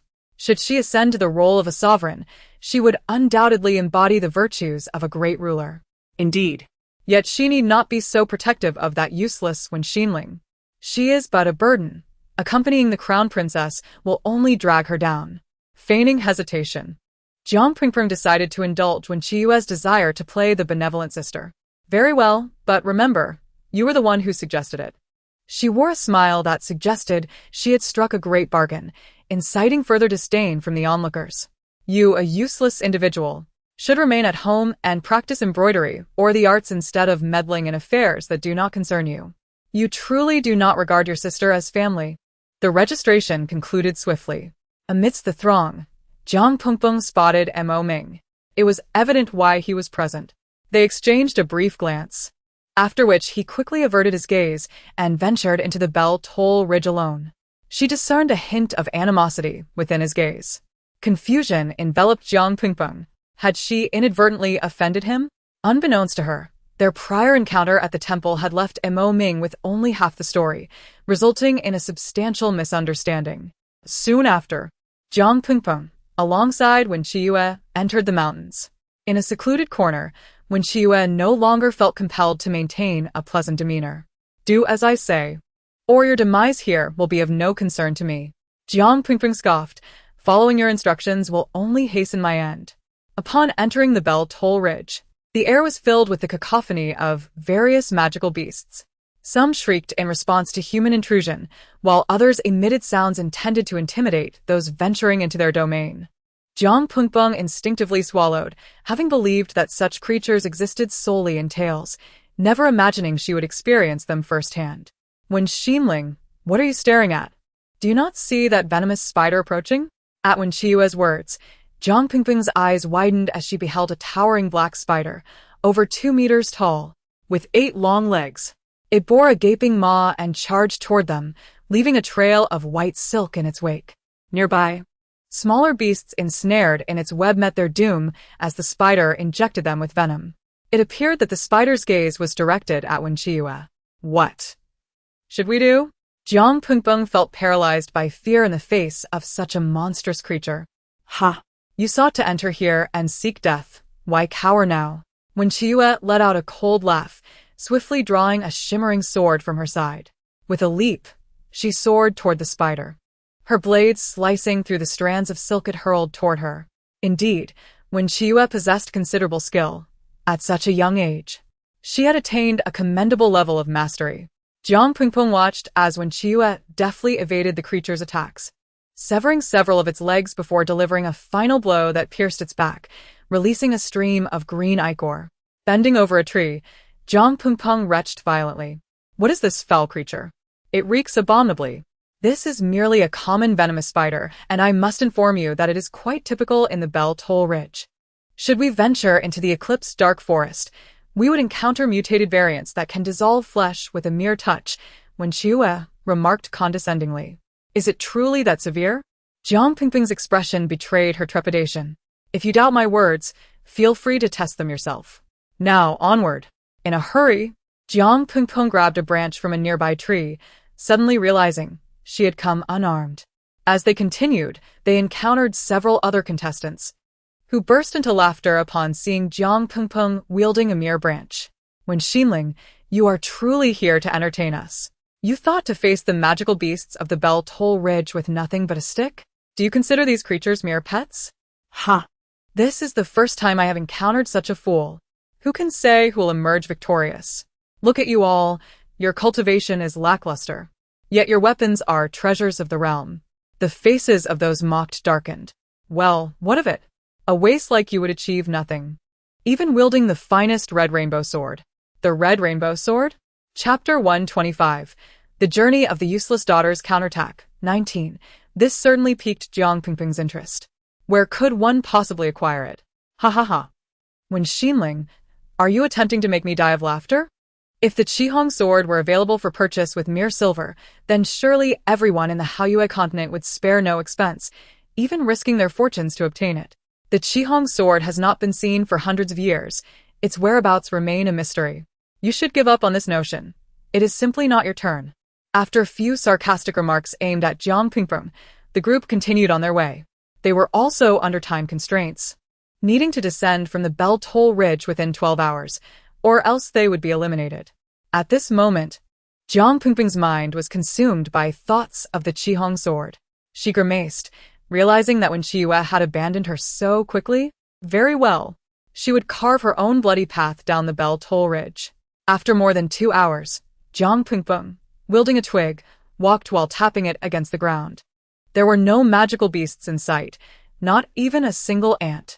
Boredom set in, but under the guidance of the contract god, she gathered numerous medicinal herbs along the way. The spiritual energy of the Belle Toll Ridge was abundant, resulting in the local flora thriving and possessing excellent medicinal properties. Some lower-ranked alchemists, unable to venture into the Eclipse Dark Forest for herbs, would come to the Belle Toll Ridge instead. Jiang Pungbong casually placed all these herbs into her spatial ring. She clapped her hands, strolling through the perilous Belle Toll Ridge as if on a leisurely outing, which felt quite incongruous. The further she ascended, the deeper she ventured into the mountains, where encounters with magical beasts grew more frequent and ferocious. It was peculiar. Where had all the magical beasts gone today? Jiang Pungbong hurriedly inquired, what about the injured? Aren't they receiving help? The people sighed helplessly, indicating that they could only rely on their own abilities. Jiang Pungbong shook her head in frustration, observing that these individuals could not manage to descend the mountain alone. They were living beings. Could she really allow them to perish on the Belle Toll Ridge? She mentioned the herbs she had just gathered, suggesting they might be of help. To conceal the existence of her spatial ring, she pretended to retrieve the herbs from her sleeve. After crushing them, she applied the mixture to their wounds inflicted by wild beasts. These herbs are highly effective. You should be able to descend the mountain after a short rest, Jiang Pingpong declared, waving her hand before continuing her journey with the twig. Behind her, several voices expressed gratitude. Miss, may I know your name? Once we are out, we shall surely express our gratitude for your life-saving assistance today. When she replied. The group exchanged glances, marveling at her selflessness. She was truly a benevolent figure, unwilling to reveal her identity. Despite the scar on her forehead, it did nothing to diminish her beauty. Jiang Pingping herself was unaware of how long she had been walking. While she had not encountered any magical beasts, she had rescued a considerable number of injured individuals, attending to each one while gathering herbs along the way. Before long, the title Miss One had spread down the mountain. Have you heard? A goddess has appeared on the Bell Toll Ridge, rescuing everyone she encounters. How could I not have heard? The wound on my arm was from a phantom demon ape. Had it not been for her, I might not have lived to tell the tale. The injury on my leg was also treated by her. Miss One is truly a reincarnation of a benevolent deity. Some judges, upon hearing this, felt a sense of curiosity. Most individuals on the Bell Toll Ridge were struggling to survive. So how could one find the time to assist others? Moreover, among the participants, there were only two named One, and it was impossible for Wen Xinling, a useless one, to be the savior. Thus, the only other possibility was the crown princess, Mingyue. A look of satisfaction spread across the faces of several judges. It was indeed rare for a princess to possess such compassion for the common folk. On the mountain, she hurriedly ran forward, spotting what appeared to be a giant python. Perhaps having been in isolation for so long, she was thrilled to see a living creature. Jiang Pingpong found herself less fearful of this cold-blooded animal. Hey, wait for me. Jiang Pingpong called out. What kind of magical beast is this, fearful of a mere useless girl? Could it be that she is more frightening than any beast? They fear not you, but the true essence. The voice of the contract god echoed in her mind, a tone surprisingly incongruous with its childish pitch. What? Are you truly that formidable? Jiang Pingpong questioned skeptically. Why not give it a try if I step away for a moment? The contract god replied with irritation. No. Our relationship is one of contract. We must remain united. Jiang Pingpong smiled sweetly, secretly delighted. Was this akin to having a cheat? Upon learning this news, Jiang Pingpong felt as if she could stride through the mountains with confidence. That's enough. You can descend now. Jiang Pingpong waved her hand dismissively. Not yet. There's still plenty of time. At least 2 more hours remain. I intend to stay for the last hour before descending. After all, with her newfound advantage, she wandered through the mountains as if on an excursion, deciding to gather more herbs for potential future use. Immersed in her herb gathering, she completely disregarded the magical beasts. Enough. The space can hold no more. The contract god reminded her. Jiang Pingpong gazed longingly at the lush, thriving red lotus sacred orchid before her. If you truly adore these herbs, those in the eclipsed dark forest are thousands of times better. Before the contract god could finish, Jiang Pingpong unhesitatingly discarded a handful of yuanyang grass onto the ground. The contract god sighed. Is this what monkeys do when they come down from the mountain? They toss aside what they have upon discovering something better. Those at the foot of the mountain had begun to arrive one after another, and anyone feeling capable of continuing in the martial artist trial competition once again signed their names. Chapter 126. The Path of the Useless Bastard Daughter's Revenge, Part 20. As Mingyue descended the mountain, a wave of admiration washed over the faces of the numerous judges present. The judges of the martial arts trial competition hailed from the 4 powerful nations of the Hijacks continent, and under their vigilant eyes, no one could dare to cheat. Before them lay a crystal ball, which revealed the complete journey of every contestant who emerged from the Bell Toll Ridge, merely by placing a hand upon it. Your Highness, the Crown Princess, you are truly benevolent, the judges praised, leaving Wen Xinling in a state of bewilderment. No one mentioned the absence of Wen Xinling, who had not accompanied her down the mountain. Everyone assumed that someone as utterly talentless as Wen Xinling had likely perished on the mountain. Even a genius like Mingyue could not have saved her. It was simply a matter of her own arrogance leading to her demise. When Mingyue placed her hand on the crystal ball, the imagery that unfolded displayed her relentless descent down the mountain, slaying creatures from the venomous spider to the orange-eyed eagle, and eventually the Tsongyan dragon. The spectators witnessed dozens of magical beasts falling to her blade, garnering her thunderous applause. However, several judges noted the absence of any act of rescue in the footage. Moreover, those who had previously praised Miss Wen did not step forward to express their gratitude when she appeared. The Miss Wen they referred to was not Mingyue. Before long, as the judges prepared to depart, a small figure emerged from the mountain. "Hey, isn't it too early to leave?" Jiang Pengpeng gasped, having almost forgotten the designated time due to her enchantment with the mountain's beauty. "Miss Wen?" The judges were taken aback. It was truly astonishing that she had emerged alive from the mountain. Could it be that this Miss Wen merely hid away somewhere and never actually ascended the mountain? Many were incredulous. How could an untalented individual possibly survive the Belle Toll Ridge? Indeed, even those formidable martial artists bore wounds, while she appeared unscathed, her clothing not even rumpled. The crowd pointed fingers at Jiang Pengpeng, their expressions rife with disdain and contempt, deeming her a shameless opportunist. Judges, this Miss Wen must have cheated. Such a person deserves a lifetime ban. Jiang Pengpeng's indignation flared. Were these people blind?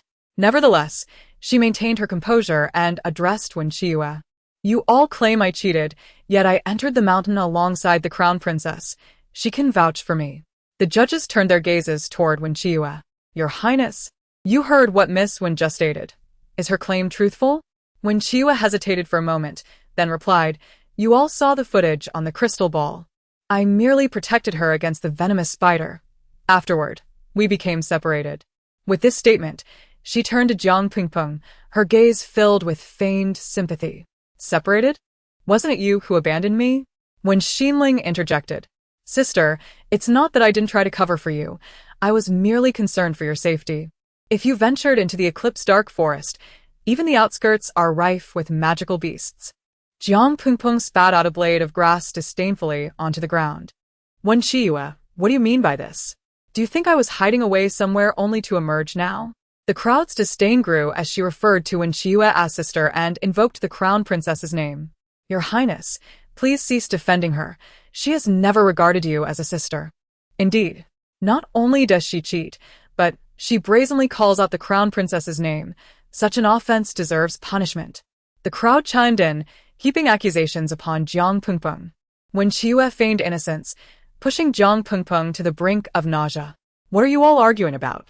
If you truly seek the truth, allow me to place my hand upon the crystal ball." Jiang Pengpeng regarded the foolish onlookers with a derisive smile.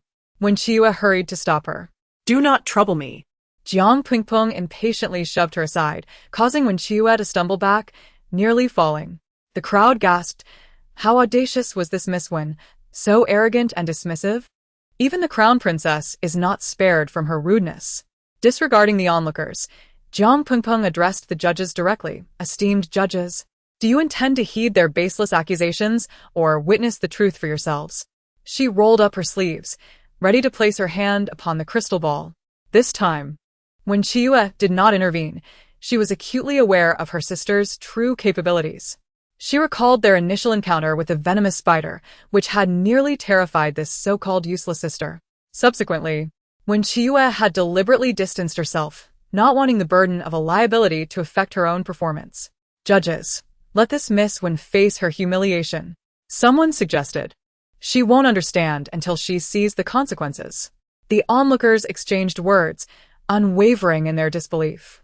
Meanwhile, the injured individuals had been sent for treatment, unable to delay their care any further. The remaining spectators, all accomplished martial artists who had safely emerged from the Belle Toll Ridge, could not fathom how an untalented individual could participate in the martial arts trial, deeming it an insult to the competition itself. "Quiet down, everyone." Jiang Pengpeng had placed her hand upon the crystal ball. The sphere illuminated with footage of her entering the Belle Toll Ridge alongside Mingyue. When the crowd witnessed her cowering behind a tree in fear of the venomous spider, a chorus of mocking laughter erupted throughout the gathering. Chapter 127. The Path of the Useless Concubine's Daughter, Part 21.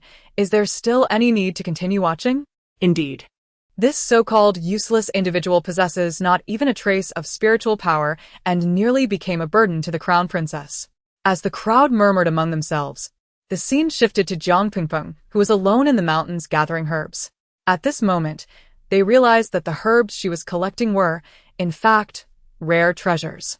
When they had entered the mountains, they were preoccupied with slaying magical beasts and had completely overlooked this opportunity. Some among them felt deep regret, lamenting the mischance to collect such valuable herbs. A few were already plotting to purchase some of her herbs at a high price. The scene transitioned again, revealing Jiang Pingpeng as she encountered some injured individuals. The audience watched in awe as she, without hesitation, crushed the herbs she had gathered to assist the wounded. Is that my cousin? He mentioned that had it not been for Miss Wen, he might have lost his life in the mountains. Wait.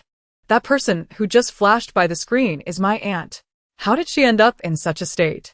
Many in the crowd witnessed Jiang Pingpeng saving those individuals. And gradually, the murmur subsided, with most lowering their heads in shame. The benevolent Miss Wen they had heard about was actually the second Miss Wen, not the crown princess. But what of it? She merely saved a few people in the mountains and still failed to defeat any magical beasts. Indeed, within the eclipsed dark forest, the magical beasts were known to devour humans. Could she truly play the role of a savior? Ultimately, the crowd still believed that a useless person had no right to participate in the martial arts trials. The judges exchanged glances, acknowledging that this Miss Wen had indeed passed the first examination. Yet, this did not alter the fact of her being useless. In this martial arts-dominated realm, a kind and compassionate heart alone was insufficient. Especially in the eclipsed dark forest, magical beasts would not refrain from attacking simply because one possessed a kind heart. Miss Wen, while you have indeed passed our first screening, the eclipsed dark forest is no place for jest. Suddenly, another judge exclaimed as he focused intently on the crystal ball. The crowd instinctively turned to look. The image within the crystal ball revealed that the magical beasts had been approaching her, but at the moment their eyes met, even before she had waved her branch, the beasts fled in terror. In the ensuing scene, Jiang Pingpeng was seen pursuing a gigantic magical python through the mountains, which appeared to be expending all its energy to escape. Hey, you are a gigantic python, an invincible entity in the eclipsed mountain range. Why are you afraid of a useless person? Everyone was bewildered. What was happening? They began to question whether this young lady truly was as useless as they had believed.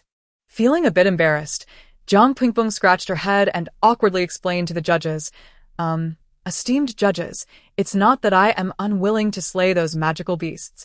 They simply refuse to come near me, not giving me the opportunity.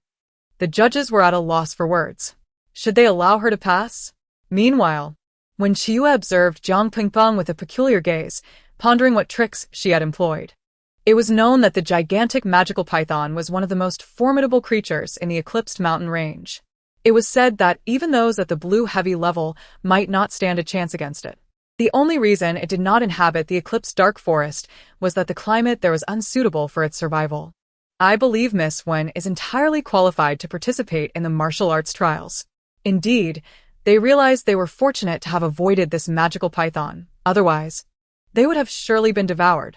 Just moments ago, they had all referred to Jiang Pingpeng as useless. But now they swiftly changed their tune to address her as Miss Wen. Jiang Pingpeng was indifferent to their rapid change of heart. After a brief discussion, the judges unanimously decided to permit her to participate in the upcoming martial arts trials. After all, if anything were to go awry, it would not be their concern.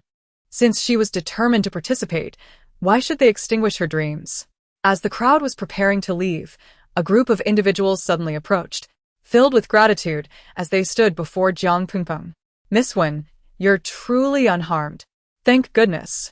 We knew that someone with such a kind heart would be safe. The people before her bore numerous injuries, though they had been simply bandaged. It turned out they had come to see the one who rescued them from Eclipsed Mountain Range, as the herbs she had provided were of exceptional quality. Upon their return, except for a few with severe injuries, the rest required only minimal treatment. At that moment, Jiang Pingpeng's reputation underwent a drastic transformation. In a world where martial prowess was revered, individuals with such a compassionate disposition were exceedingly rare. They had predominantly encountered figures like the crown princess, who was decisive and ruthless. Some of the magical beasts she had slain had not even provoked humans. She had sought them out to eliminate them under her sword.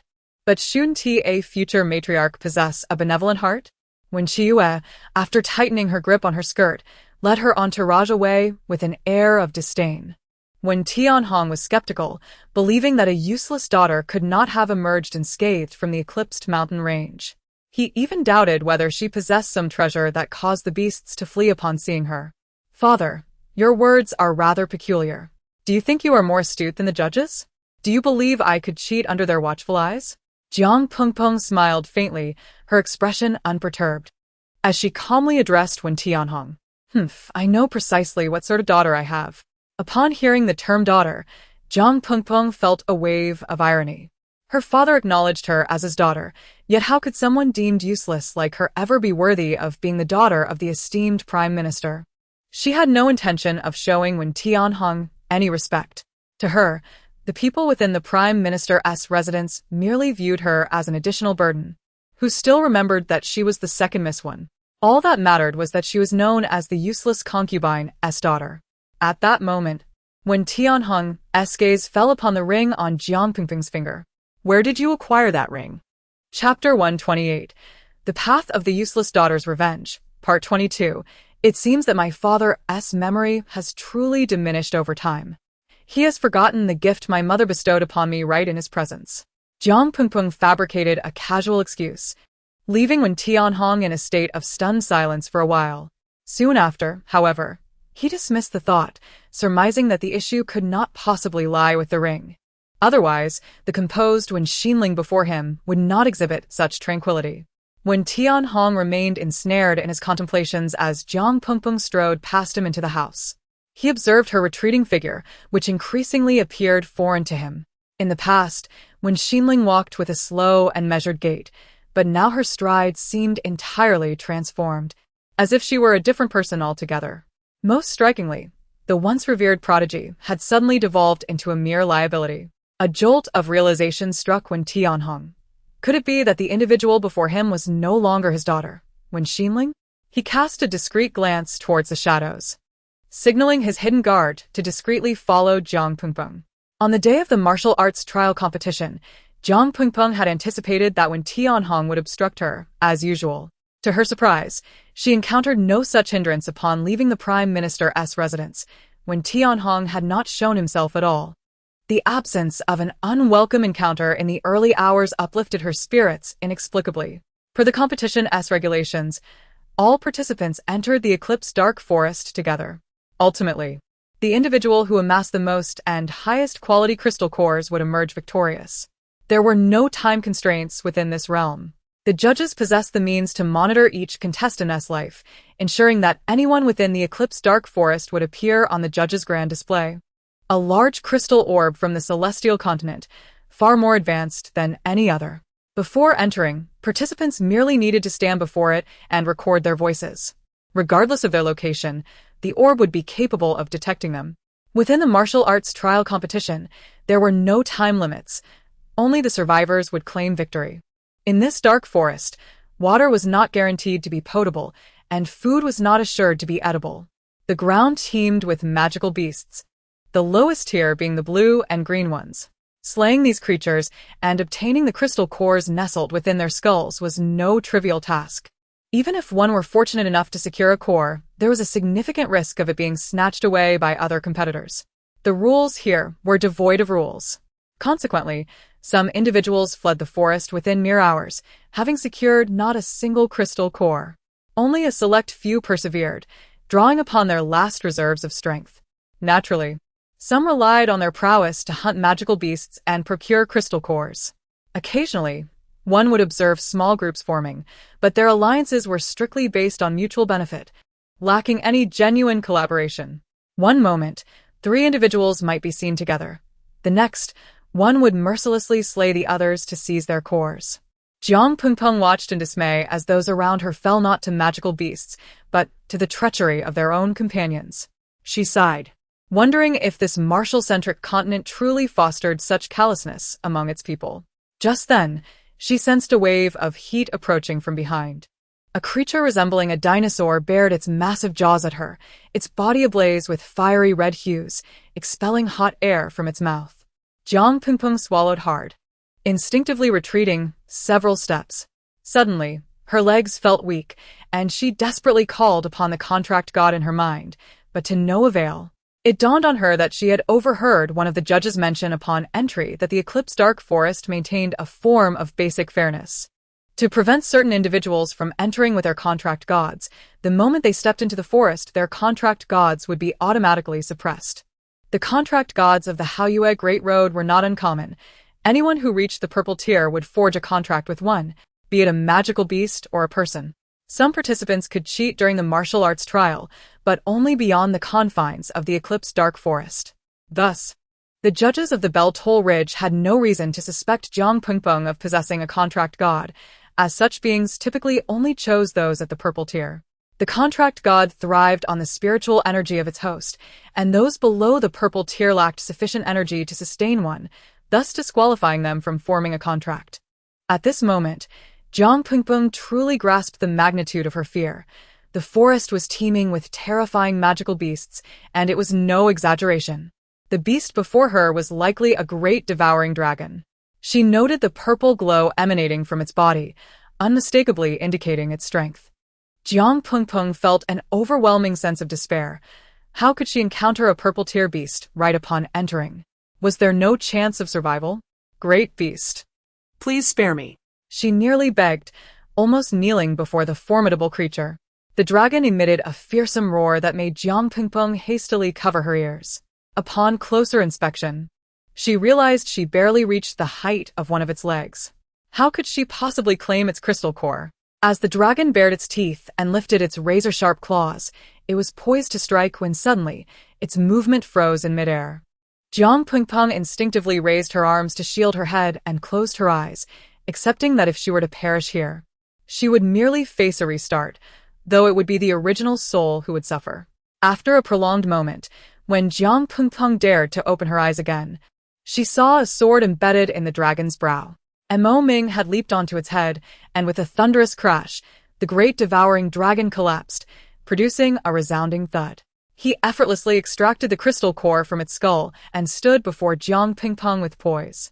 Chapter 129. The Path of the Useless Daughter's Revenge, Part 23. So easily? Jiang Pingpeng was momentarily taken aback, her expression a mixture of disbelief as she gazed at Ming. What was happening? Was it possible that Ming had not come specifically to rescue her, but rather happened to pass by, taking the opportunity to collect the beast's crystal core? Nevertheless, she had narrowly escaped a calamity. Her next goal was to hunt a few magical beasts for their crystal cores. It was also time to test her skills. High cultivation alone was insufficient without practical experience. The only thing she lacked now was a reliable weapon. The Crimson Rainbow sword she had heard about at Bell Toll Ridge seemed formidable. If she could acquire it, she would have no trouble navigating the eclipsed dark forest. With a sigh, Jiang Pingpeng picked up a stick from the ground and continued deeper into the forest. Ah, Is that Miss Wanair? As she walked, she heard voices nearby. The individuals were holding bags filled with 7 or 8 crystal cores, each varying in color. This was indicative of the magical beasts they had slain, reflecting their cultivation levels. Miss Eyre, you haven't collected a single crystal core, have you? One woman in the group feigned surprise, covering her mouth with a mocking tone. Does it even need to be asked? Just look at the empty bag at her waist. Didn't those magical beasts flee upon seeing Miss when at Bell Toll Ridge? Is it the same in the Eclipse Dark Forest? Which is why Miss Wen hasn't had the chance to slay any beasts. Laughter erupted among them, cruelly taunting Jiang Pingpeng. They had been watching when she was startled by the giant Yishishin dragon, originally planning to seize the crystal core once she was sufficiently frightened. But then the regent unexpectedly appeared. Now they possessed 8 crystal cores, the lowest being of the blue level. They certainly did not need the purple core. Finding a purple-level beast in the Eclipse Dark Forest was a trivial task. After their mockery, Jiang Pingpeng shrugged and clapped her hands nonchalantly. So, you all rely solely on your words to compete? A sardonic smile graced her lips. Look at how you 4 or 5 have only managed to kill 7 or 8 magical beasts. Have you forgotten the rules? The one with the most crystal cores wins. Turning away, she strode in another direction, leaving behind an air of confidence. How will you divide them? Indeed, following her statement, the remaining individuals exchanged glances. With 5 of them and 8 crystal cores, dividing them was no simple matter. When Chiyue's face darkened, this woman's tendency to sow discord was relentless. Why are you all in such a hurry? The eclipsed dark forest is teeming with magical beasts. Let us hunt more together, and then we can divide them equally. When Chiyue suggested, merely attempting to placate them for the moment. After all, she was the most powerful among them. Ultimately, the distribution of the crystal cores would be at her discretion. She could easily appease them with a few benefits. It must be said that collaborating to hunt magical beasts was indeed an efficient endeavor. Currently, those possessing 7 or 8 crystal cores were likely only the group led by the princess consort. Jiang Pengpeng remained vigilant as she pressed forward. The eclipsed dark forest could harbor dangers at every turn. She could not afford to let her guard down. The eclipsed dark forest, as its name suggests, is the oldest and most unfathomable mountain range on the Hijacks continent. It is perpetually shrouded in darkness, with the sun rarely visible, perpetually presenting an eclipse that instills a sense of apocalyptic dread. Coupled with the rampant magical beasts within, one could easily be devoured by a creature whose name they were unaware of. Jiang Pingpeng wrapped her arms around herself, rubbing her skin, which was prickling in fear. Howl. Howl. What sound was that? She abruptly halted, holding her breath. The sound seemed to echo from nearby. Instinctively, she swallowed hard, a shiver running down her spine. In haste, she climbed the ancient tree, hoping it would provide safety. From her vantage point, she looked down to see a magical beast cub. It resembled a small panda, radiating a blend of black and white light, its fluffy form appearing exceptionally adorable. It seemed injured, lying nearby and howling in pain. It is often said that women cannot resist fluffy creatures. Seeing it lying there pitifully, blood seeping from its leg, stirred a protective instinct within Jiang Pingpeng. No, this little magical beast is too cute, and it doesn't seem dangerous at all. If someone were to kill it for its crystal core, that would be unspeakably cruel. Jiang Pingpeng quickly descended the tree and cautiously approached the little beast. Sensing danger, its ears perked up immediately. The next moment she stood before it. Its fur bristled in defiance, baring its teeth and growling at her. Little panda. Don't be afraid. I'm here to save you. Jiang Pingpeng attempted to convey a friendly demeanor, but the little magical beast remained on high alert. Its sharp teeth glimmered ominously, and it took a step back, still bleeding, its eyes reflecting fierceness and disdain. Foolish human. I am the future king of the eclipsed dark forest, the iron-biting divine beast. How dare you call me a panda? Iron-biting? Isn't that just a big panda? Another creature claiming to be a sovereign. Jiang Pingpeng felt exasperated. Why were all these self-proclaimed sovereigns mere cubs? Look at your injuries, and yet you're fixated on your name. Jiang Pingpeng pulled out some herbs, gesturing towards the little beast. If you continue to struggle, your wounds will worsen. I'm worried for you. Don't be afraid. I'm here to help bandage your wounds. Howl. Jiang Pingpeng took slow steps closer. Foolish human. You have harmed me. My parents will not spare you. Jiang Pingpeng was taken aback. The magical beast could speak. Even if you kill me today, my parents will avenge me. The little panda glared darkly at Jiang Pingpeng. Chapter 130. The Journey of the Useless Concubine's Daughter. Part 24. However, how could a magical beast of Hongjing's caliber appear in the Haoyue continent when it should belong to the Songqiong continent? From the tone of the little panda, it seemed to have been injured by those who participated in the competition today. Its strength was waning, and although it continued to bare its teeth and warned Jiang Pingpeng to keep her distance, its hind legs had clearly buckled beneath it. As she approached, the tension in its body caused its wound to split further, and it collapsed weakly onto the ground. When Jiang Pingpeng drew near, it glared at her fiercely, baring its teeth, yet it possessed no real intent to attack. Disregarding its struggles, Jiang Pingpeng pressed the herbs she had prepared against its wound. Foolish creature. Oh. A cool sensation emanated from the injury, and it seemed to alleviate some of the pain. Jiang Pingpeng then tore a piece of fabric from her dress and wrapped the herbs around the little panda's hind leg. Find a safe place to hide, and don't let those people find you, she said, standing tall and looking down at it. Why are you saving me? It asked, confusion evident in its voice. If I don't save you, would I kill you and take your core instead? I just told you not to be afraid, Jiang Pingpeng replied, slightly annoyed. Did she really appear so villainous?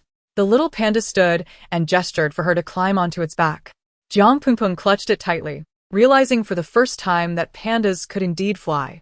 I shall reiterate, I am the divine beast of the iron teeth, the king of this forest, the panda declared, gritting its teeth, still insisting on its title. However, while it spoke, Jiang Pingpeng was oblivious, instead surveying the surrounding environment.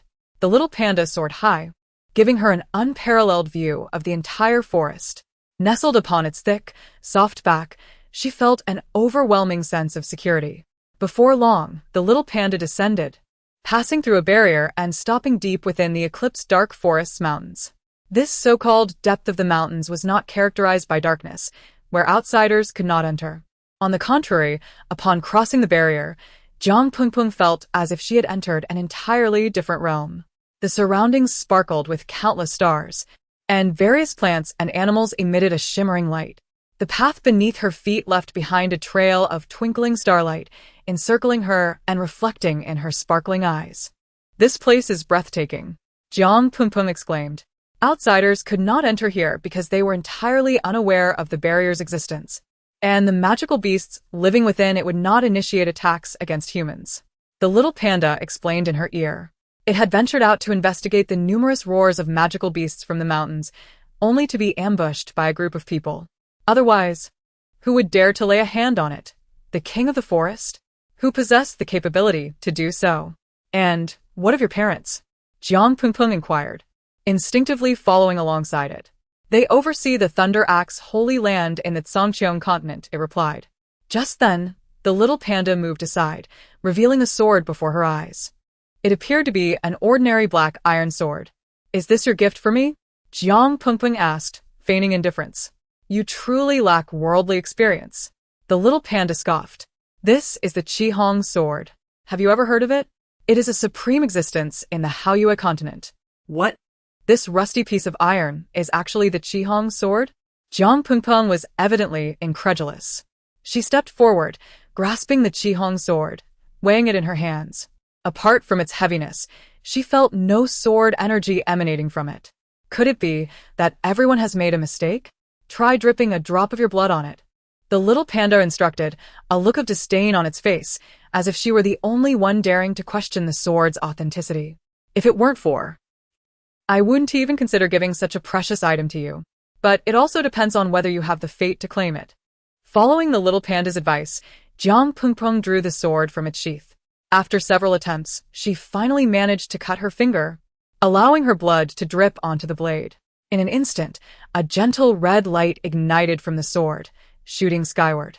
The little panda's mouth dropped open in astonishment, casting another glance at Jiang Pingpeng, surprised that this foolish woman had earned the Qihong sword's recognition. Many had tried, yet she was the only one to succeed. Wow. It truly is a remarkable item. Jiang Pingpeng's face lit up with satisfaction. Oh, where can I find magical beasts to slay? I want to obtain their cores and test this sword's might. Observing her eagerness, the little panda warned, now that you possess the Qihong sword, you cannot slay the magical beasts of the eclipsed dark forest. What? She raised her voice, questioning it. Because the Qihong sword is nurtured by the magical beasts of the eclipsed dark forest. Don't you understand the principle of not forgetting the well-digger while drinking water? The little panda replied irritably, rolling its eyes at Jiang Pingpeng. Then what am I supposed to do? I still need to participate in the competition. Am I to concede defeat? Jiang Pingpeng exclaimed anxiously. If she could not emerge victorious in this competition, it would mean she could not obtain the Xianfeng ghost vine, which in turn meant she could not heal Mo Ming's eyes, and thus, he would never fall in love with her, preventing her from completing her mission in this realm. She anxiously tapped her palm with her other hand, fretting, this is disastrous. I've thrown myself into the mix. What use is this broken sword now? Why the rush? While you cannot slay the magical beasts of the eclipsed dark forest, it does not mean you cannot hunt those next door, the little panda said lazily. Reclining nearby, Jiang Pingpeng immediately rushed to its front. Then what are we waiting for? Take me there quickly. You are truly a bothersome woman, the little panda replied impatiently, rising to its feet. You don't even ask where next door is, and you're so eager. Oh, please, with the Qihong sword in hand, what place would I dare not venture? Jiang Pingpeng declared boldly, exuding an air of fearless naivety. Chapter 131. The Path of the Useless Concubine's Revenge. Part 25. I kindly remind you that adjacent lies the only entrance connecting Haoyue Boulevard and the Zhangqiang continent, the Shader Forest. The beasts within that realm are exceptionally ferocious, most having escaped from the Zhangqiang continent after wreaking havoc among humans. Jiang Pingpeng's steps suddenly halted. Does the eclipsed dark forest not harbor such malevolent creatures? Indeed, it does, but they pale in comparison to those found in Shader Forest. After pondering for a moment, she concluded that regardless of where the cores were harvested, the quantity and quality at the end would suffice.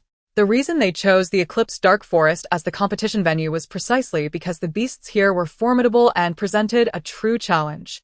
Shader Forest was, in fact, a branch of the eclipsed dark forest. Given this, why not take a chance? Perhaps she might even gather some precious herbs.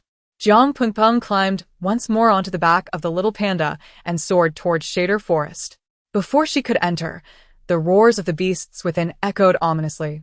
The creatures there were particularly vicious, frequently crossing over to the eclipsed dark forest to provoke and slay weaker beasts.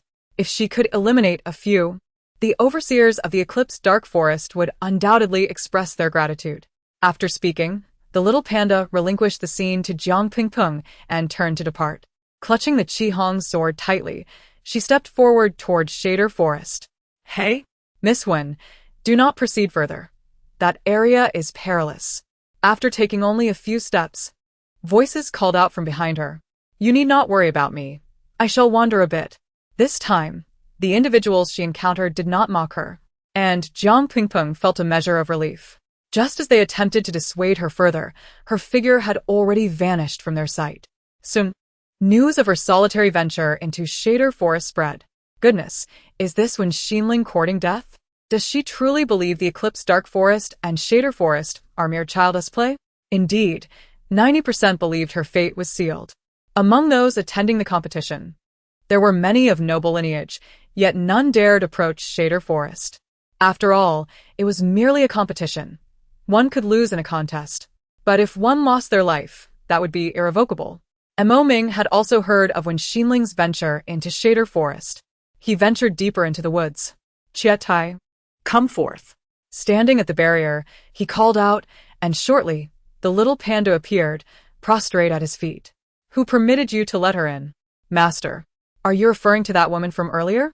Mo Ming cast a cold glare at the little panda, which hastily explained, Did you not say she caused you great distress? I thought it best to eliminate her on your behalf. I never anticipated she could command the Qihong sword. What? The Qihong sword has been taken by her? When Mo Ming entered the barrier and beheld the spot where the sword had been placed, it was already empty. He was somewhat taken aback. In his previous life, she had never wielded the Qihong sword, so he remained unaware of its true master. This sword had been entrusted to him by an old friend of his parents, who informed him that whoever could make the sword acknowledge them would be its rightful owner. Although few had seen the sword, it was shrouded in legend, believed to render its wielder invincible. Now, mount up, we are heading to Shader Forest. She had indeed caused him considerable trouble, yet if she were to be eliminated, it should be by his own hand.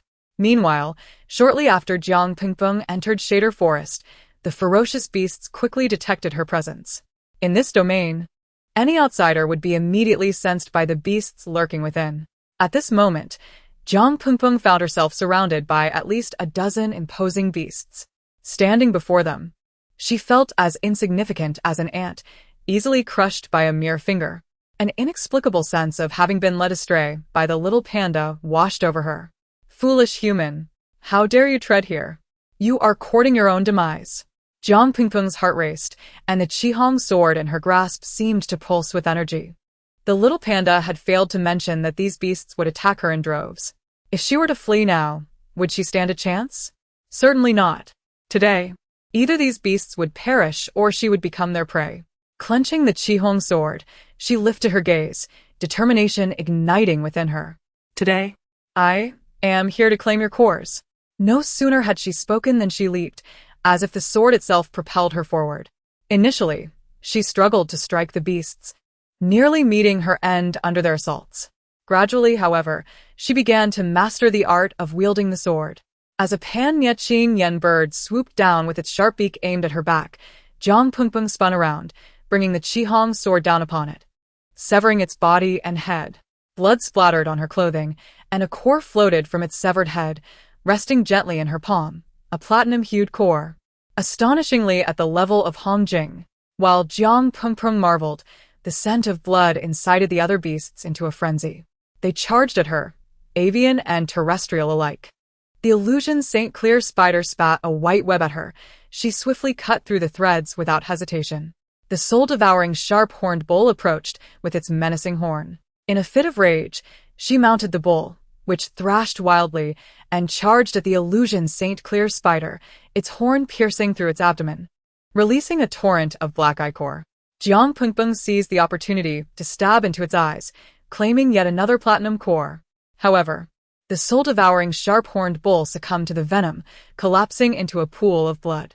Yet the beasts were not limited to these few. Witnessing Jiang Pengpeng's slaughter of their three formidable comrades only stoked their fury. ah, Foolish human. Today, I, the Rakshasa Purple Qilin, shall avenge my brethren. Its scales glistened ominously, shrouded in black mist, its eyes fixated intently on Jiang Pengpeng.